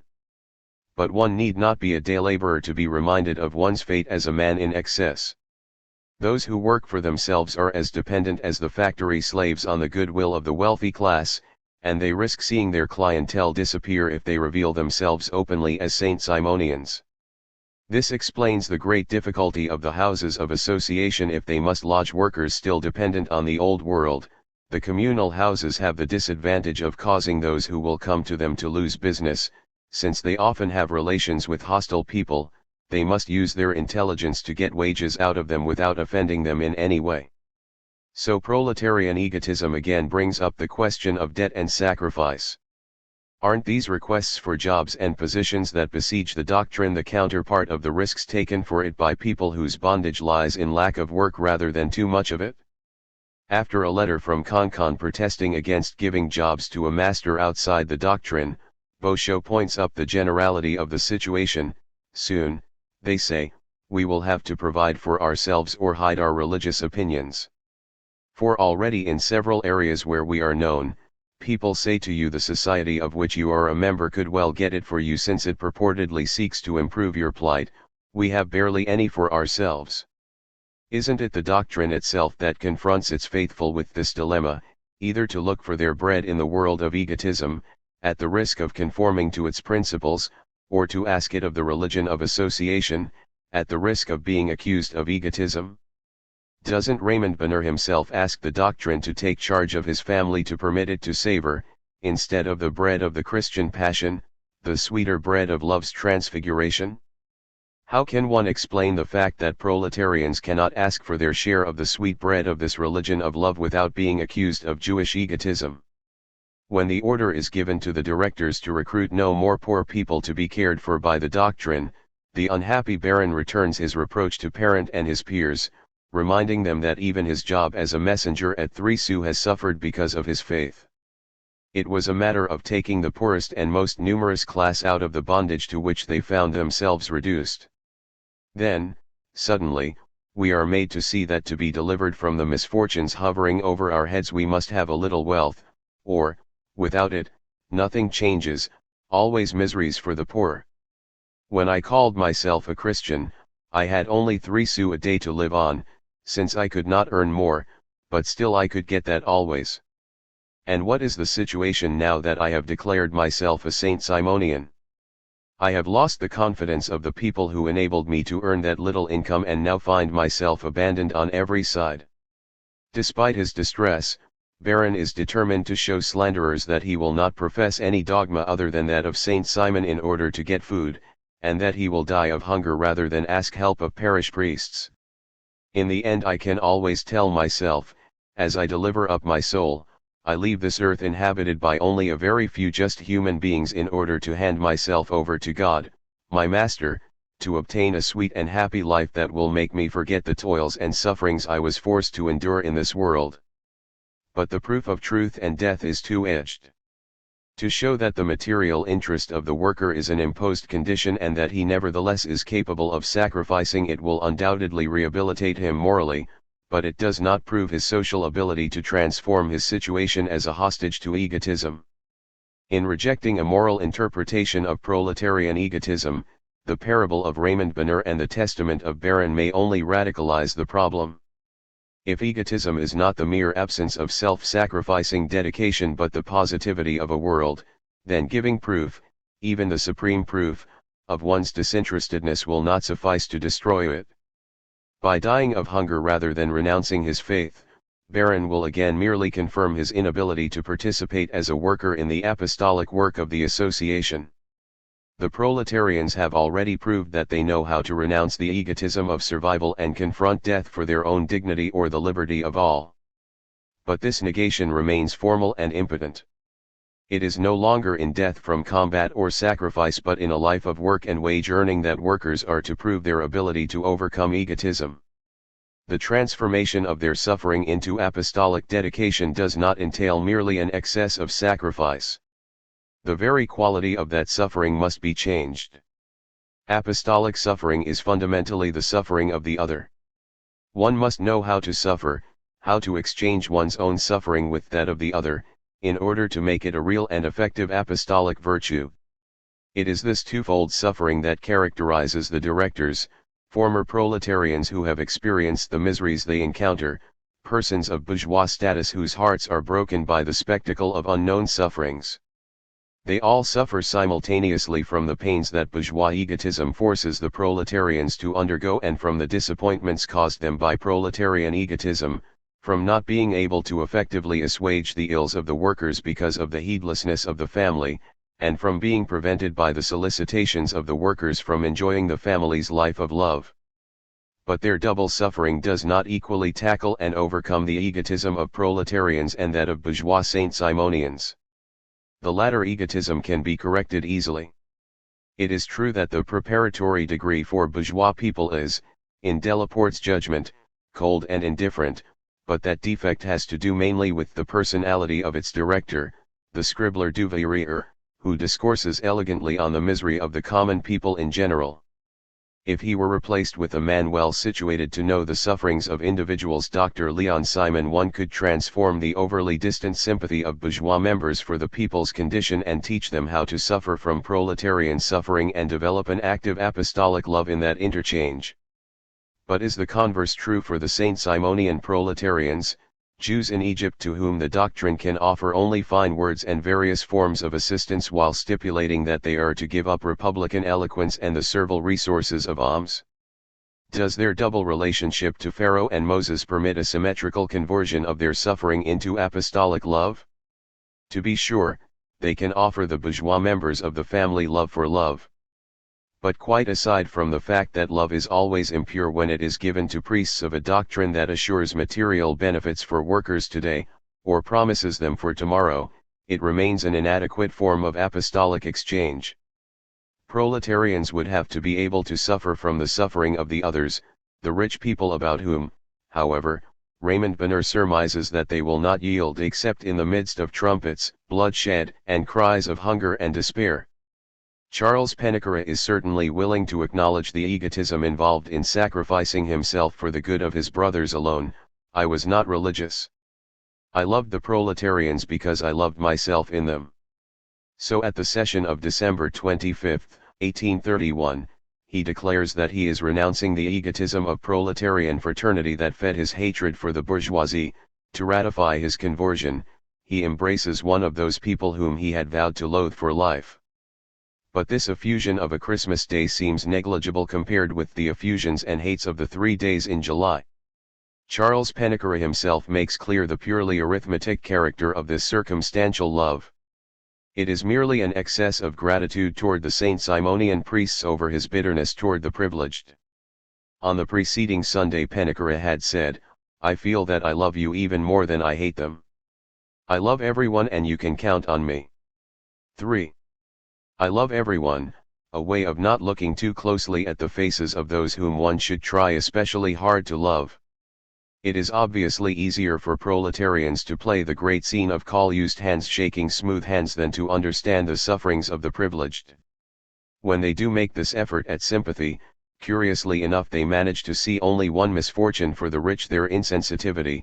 They end their days without knowing true happiness as we do, because the gold they have accumulated has not helped them to alleviate want, whereas, in our case, the simple workday does not belong to us, it belongs to all those who, like us, suffer from poverty. For right off, it would be illogical to ask proletarians to feel an unhappiness that lies precisely in insensitivity. But this poverty of the rich class is not a mere being of reason, the simple difference between their insensitivity and the generosity of the common people. It is also the very source and principle of the egotism that causes suffering to the proletarians. I pondered the fact that rich people glutted with gold will see unfortunates dying of hunger and cold at their doors without offering them a helping hand. In the unhappiness of the rich there is nothing for proletarians to recognize but the source and principle of their own oppression, and the only sentiment of understanding they could feel with respect to it is that sentiment of bitterness that forms the very core of liberal or republican passion. So the problem is not limited to the last 3 classes specified by Parent, the beggars, clients, or permanent wards of the doctrine who are incapable of feeling and suffering anything beyond their own misery and individual ways of reproducing it or surmounting it. More radically still, the problem concerns Parent's first class, those people who are intellectually capable of understanding the doctrine and morally prepared to work for the good of all. These people can feel a suffering that is not limited to their own individual misery. But their excess of suffering can only take the form of bitterness toward the rich and powerful.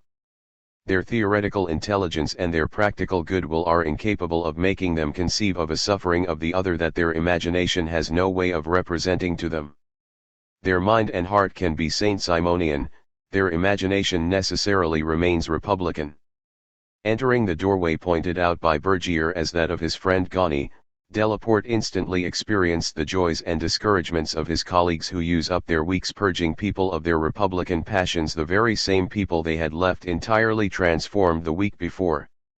Along with his admiration for Gani's lofty capacity, Delaporte has also sensed the defiance of his horribly ulcerated noble heart and the value of such a conversion. If I manage to rescue him from it, I will feel joy for the rest of my days, because he suffers well and will be of mighty service to the religion. But the simple arithmetic that would turn Gani's fine suffering into apostolic ability by subtracting his liberal defiance is once again misleading and false. The liberalism that is superfluous for the apostolate soon proves to be so consubstantial with the perfection of his suffering that the subtraction has all the appearances of an Eleatic paradox. His liberal defiance is so heightened that he even fought against the conviction that I was instilling in his heart, as if it would have been a fatal influence on his liberty and an abuse of my facility in expressing myself. And I dare not believe that I managed to make him realize that my only superiority over him was the superiority of the Saint-Simonian conception over the philosophical or liberal conception, and that he would take up his place above me again once he came to acknowledge our conception. The philosophical or liberal conception, Delaporte is used to the solidarity of the two terms. It is the metaphysical tendency of his faithful that grounds their exclusivist passions for the Republic, the enfranchisement of workers, or Poland the martyr. This is not the simple sequence leading from a philosophy of enlightenment to a revolutionary politics. The metaphysical tendency of the proletarians is to absolutize the oppositions between true and false, good and evil, liberty and servitude. It is this absolutization that blocks a dialectical view of the relationship between social progress and political authority, enfranchisement and hierarchy. And it rests on the liberal view of the world, a representation contracted around the dual relationship of inequality, the bitter picture of the poor person dying at the doorway of those living in mansions, but also the humiliation of the autodidact on whom the rhetoric of the apostles tries to force conviction. Liberalism is a representation of the bourgeois person before being a politics with respect to him, a relationship to the talk of the other before being a doctrine. This accounts for the circle in which Delaporte finds himself trapped in trying to convince Gani that the hierarchy of the two interlocutors is merely the superiority of one teaching over the other, when the whole process of convincing him proves the contrary and confirms the position of his adversary. This also accounts for the sensitivities about rank, perhaps the desires for advancement, that characterize these republican passions. The neophytes leave the preaching sessions moved and enthused by the message of love that equalizes rich and poor, educator and pupil, but they find all their liberal defiance once again in their dual relationship with their directors. And also the sensitivities that, in the face of bourgeois teaching, cling to the dignity of republican proletarians and claim, in the hierarchy of the bourgeois family, the promotions that rightfully belong to those who ask for neither jobs nor charitable assistance. Thus there is a doubly twisted relationship between liberal defiance toward the teaching of the doctrine and republican enthusiasm for the preaching of it, between reserve toward the hierarchy of classifiers and desire for promotion in the family. Anxious to stay on practical ground, Parent only brings out the dilemma more clearly by proposing a solution designed to establish love more quickly by relying on already existing relations, that is, the organization of Saint-Simonian workers, no longer by neighborhoods, but rather by trades. This reorganization would certainly have two advantages: it would provide knowledge of the material capacity of the aspirants and thereby eliminate those whose inability to earn a living by their trade would only bring potential recipients of aid to the doctrine, and it would make use of the diversity of customs and traditions that the epoch of guilds had bequeathed to the working class. One could thereby eliminate the obstacle whose nature Parent had come to know well in the mutual aid society he had been running since 1817. His efforts to expand its framework by appealing to enlightened people and the protection of more eminent men had run aground, not so much on any general class hostility as on the relationship of humiliation inherent in dialogue between bourgeois people and proletarians. In the presence of people from the privileged class, workers cannot speak freely, they lose their spontaneity. This is your fault to some extent. The human being cannot be perfect. If the learned man knows generalities better, the worker usually knows the details better. But when he tells you privileged people that you are mistaken, the poor unfortunate is often repulsed with a disdainful smile, which he returns to you with interest, I admit. If one wants to convert that usurious exchange of disdain into reciprocal love, then the obstacle must be turned into an instrument, somehow the workers must be loosed from the Saint-Simonian hierarchy. Isn't that the very thing that Enfantin has just done for the women, taking them out of positions fixed by the male hierarchy and restoring them to an equality that might facilitate the revelation of the woman? Won't the spontaneous tendency toward association bound up with the very organization of worker crafts make it easier for this reversal to take place, making it possible for the apostles to abandon their illusory privilege as learned doctors and instead derive inspiration, from the revelations that the proletarians, like the women, will then offer them without constraint? In the new industrial organization, I think it would be advisable to leave the workers in a state of liberty where they could tell you everything they think, suffer, hope for. For they are like the woman. They have many revelations to make to you. For you to be able to come to know them and profit from them, your hand must be felt less at their meetings.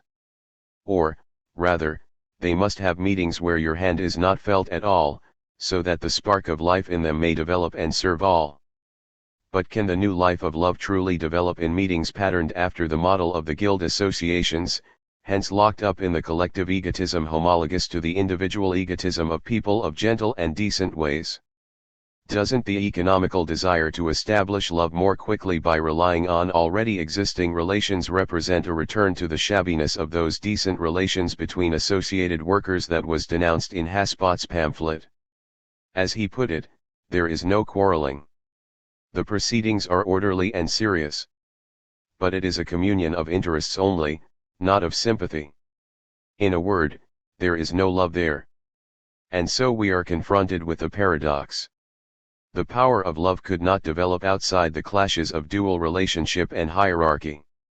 And liberalism could not lend itself to a liberation of proletarians and women that looses them from the formal rules of hierarchy so as to better set in motion the classic division of sensibility and understanding, of the feminine or proletarian science of details and the masculine or bourgeois science of generalities. From the women's side, it is Eugenie Niboyet who protests when the destruction of the feminine hierarchy results in her demotion from her post as directress, leaving her with the free function of associate. She refuses to be thus confined to the detail work of going door to individuals while losing the authority to teach and preach to the masses.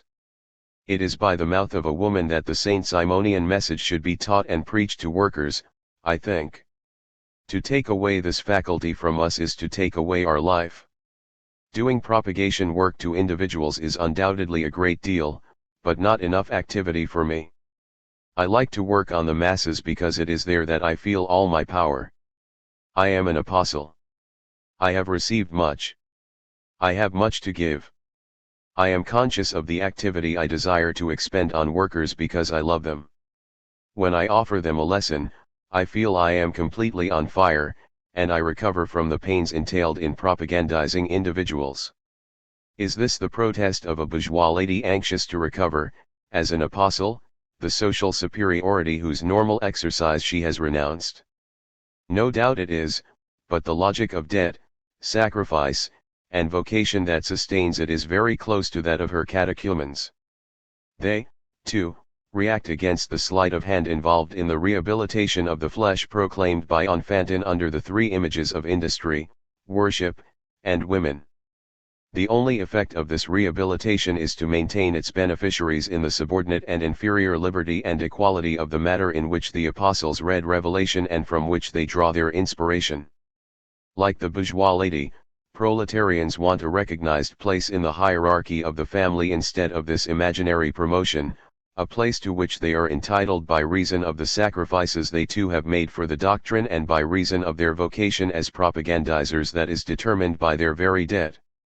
So they lay a claim to entrance into the hierarchy of the family by virtue of admittance to the preparatory degree. After their profession of faith, Boschot's faithful want to know the point of this formality, since they are not part of the family, not being in the degree of initiation. And the same parent who wants to rely on the autonomous organization of the workers underlines this second delicate question, which goes counter to the first. The same people who don't like the idea of bourgeois people discussing their affairs want to participate in their life and be classed among them.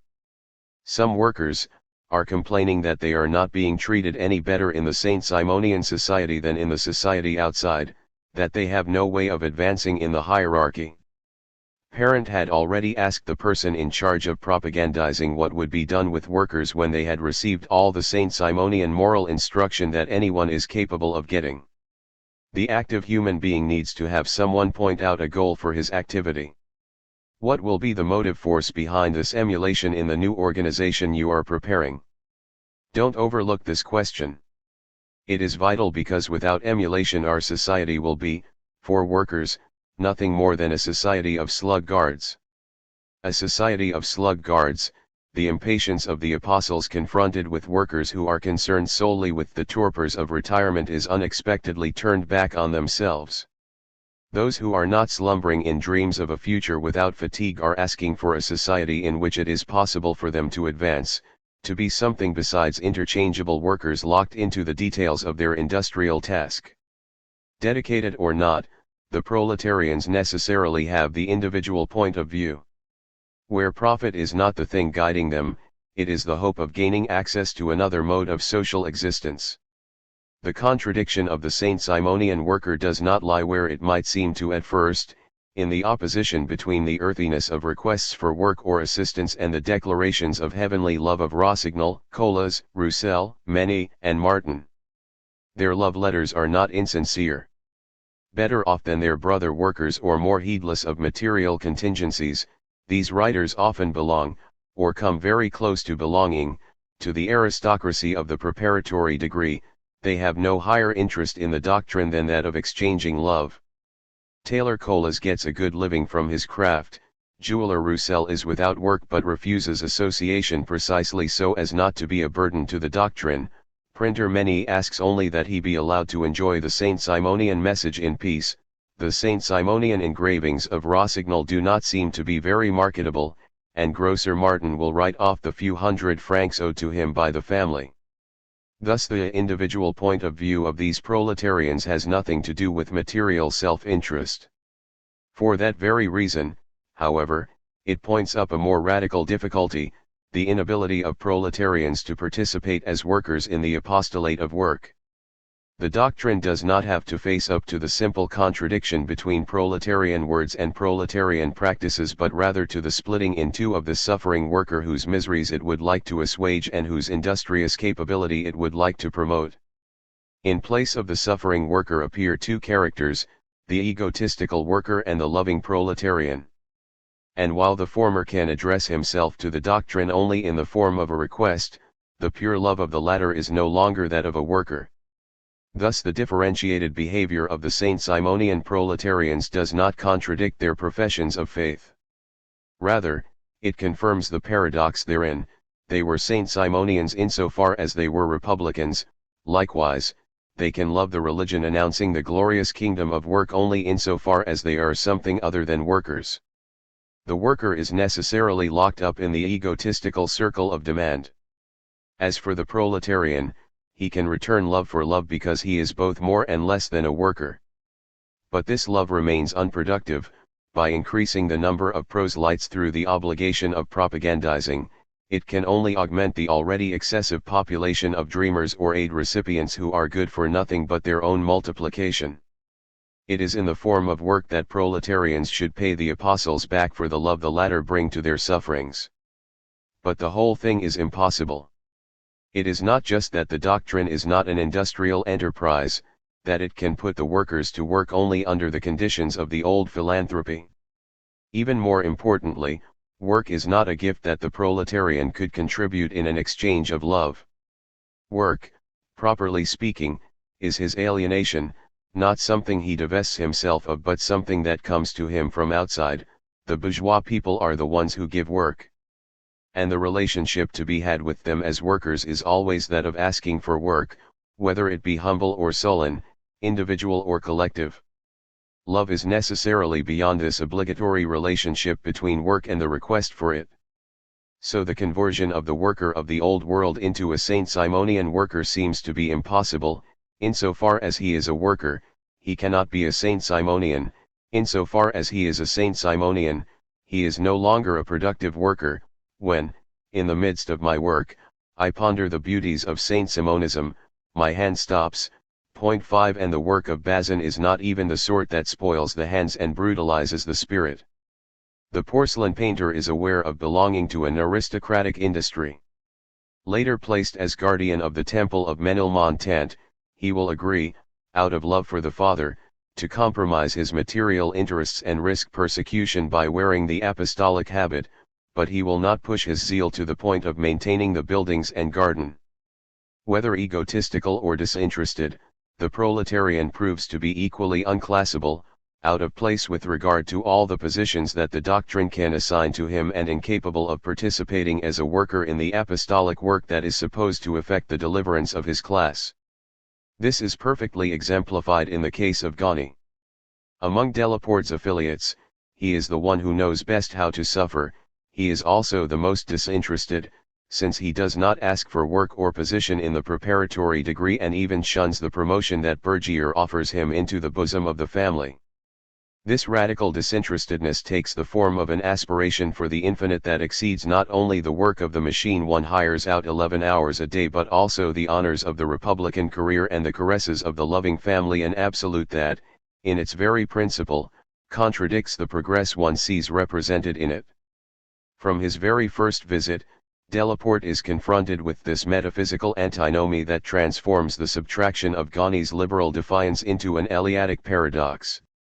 He conceives of morality as an absolute and invariable standard, and the human being as able to take a passionate interest in it for its own sake, for its abstract beauty.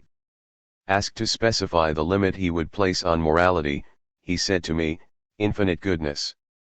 I hope I convinced him of the inconsistency of presenting the infinite as a determined standard, since the idea of the infinite always assumes something beyond what we know, that for us love could not be a sheer abstraction but a desire for a determined object, that we undoubtedly love only objects to which we feel tied, which we feel or know to be in relation to us, that our knowledge is progressive, hence also our love and then our morality. The philosophy lesson is irreproachable, but incapable of moving the joiner, metaphysician out of the antinomy of the determined infinite that prevents him from conceiving the determinations of knowledge and the stages of the strategy. It is not simply an appearance of reason or an illusion of sensibility that engenders these contradictory images of the republican imagination and these antinomies of liberal metaphysics. The paradox of the infinite focuses the impossible movement of the proletarian to break away from an intolerable and insurmountable servitude. It is his very position as a proletarian that produces, in this least egotistical of proselytes, the splitting of consciousness that rules out the apostolic communion of the worker. Even when he comes to find, in the friendship of Moses Radoyuret, a force more suited than Delaporte's teaching to crush this liberal defiance, which he himself calls his vengeance, Ghani will experience the very same impossibility of transforming his love from afar into active communion. Two inconsistencies come together in me. The one comes by way of electric impulses. It is a virile will, a primordial force to act, to advance in perfection, to love without constraint or restriction, and to crush the hydra that imprisons me. The other is a solitary, sophistic, horrible impulse. I see and love your harmony, and do not see any harmony in myself. I would like to mingle my voice with the modulations of your hymns. My mouth is nailed shut. I cannot launch my prayer into the flames of your prayers. I cannot pray. A nightmarish impediment makes my life an infernal delirium and the quivering idea of an improbable dream. I shall always be loyal to your cause, but shall turn aside and keep away from the joys of those who come to share your works on the days of assembly. 6. Do these two inconsistencies, which are not just the quirks of one character, attest to the contradiction of a generation involved in the transition from the old to the new world? Two worlds live in us, one in the agony of its death throes, the other struggling with the joys of infancy. 7. But the constraints of proletarian space contrast with the dialectical hopes of the time, as the tortures of prison contrast with the joyous pangs of childbirth. To the right and left of us, before and behind us, is work. Work with its inquisitional demands, holds me stuck in the glue pot of its cloaca.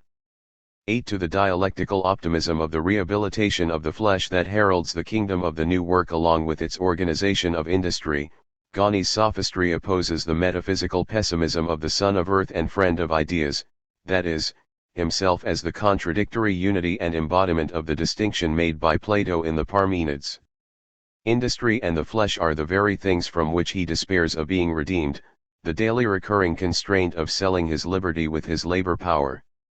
In vain does Enfantin pretend to attribute to bourgeois meanness and hypocrisy the accusations of materialism he foresees being made against the new morality. To combat us, they will all turn themselves into Christians, exclaiming that we have fallen from heaven and come crashing down on this filthy earth of wages, because they are unaware of the glory of emancipated industry. 9. Proletarian Ghani, however, does not have to turn himself into a Christian. He already knows he is fallen from another world, stuck in the glue pot on the filthy earth of wages, doomed to a hope that lies solely in another existence beyond all the kingdoms of work. The rehabilitation of the proletarian can only be his emancipation from the flesh. As we range from those waiting only for retirement to this proletarian who yearns only for the infinite, with those dreaming of the march of peoples somewhere in between, we are forced to see one and the same thing: the worker of the new world is nowhere to be found. And one cannot see how he could possibly emerge from the base depths of the suffering worker or the proud heights of the loving proletarian. A new human being must be invented, the loving worker. That is the task spelled out by Enfantin on the morrow of the schism provoked by the rehabilitation of the flesh, when he announces its practical realization under three aspects: the organization of industry, the establishment of cultic worship, and the emancipation of the woman. His decision to transform a labor of savants, doctors, into a labor of apostles, to move from the propagation of dogma to the implementation of cult and industry, implies criticism of the still Christian outlook and still philanthropic practice that were bent upon assuaging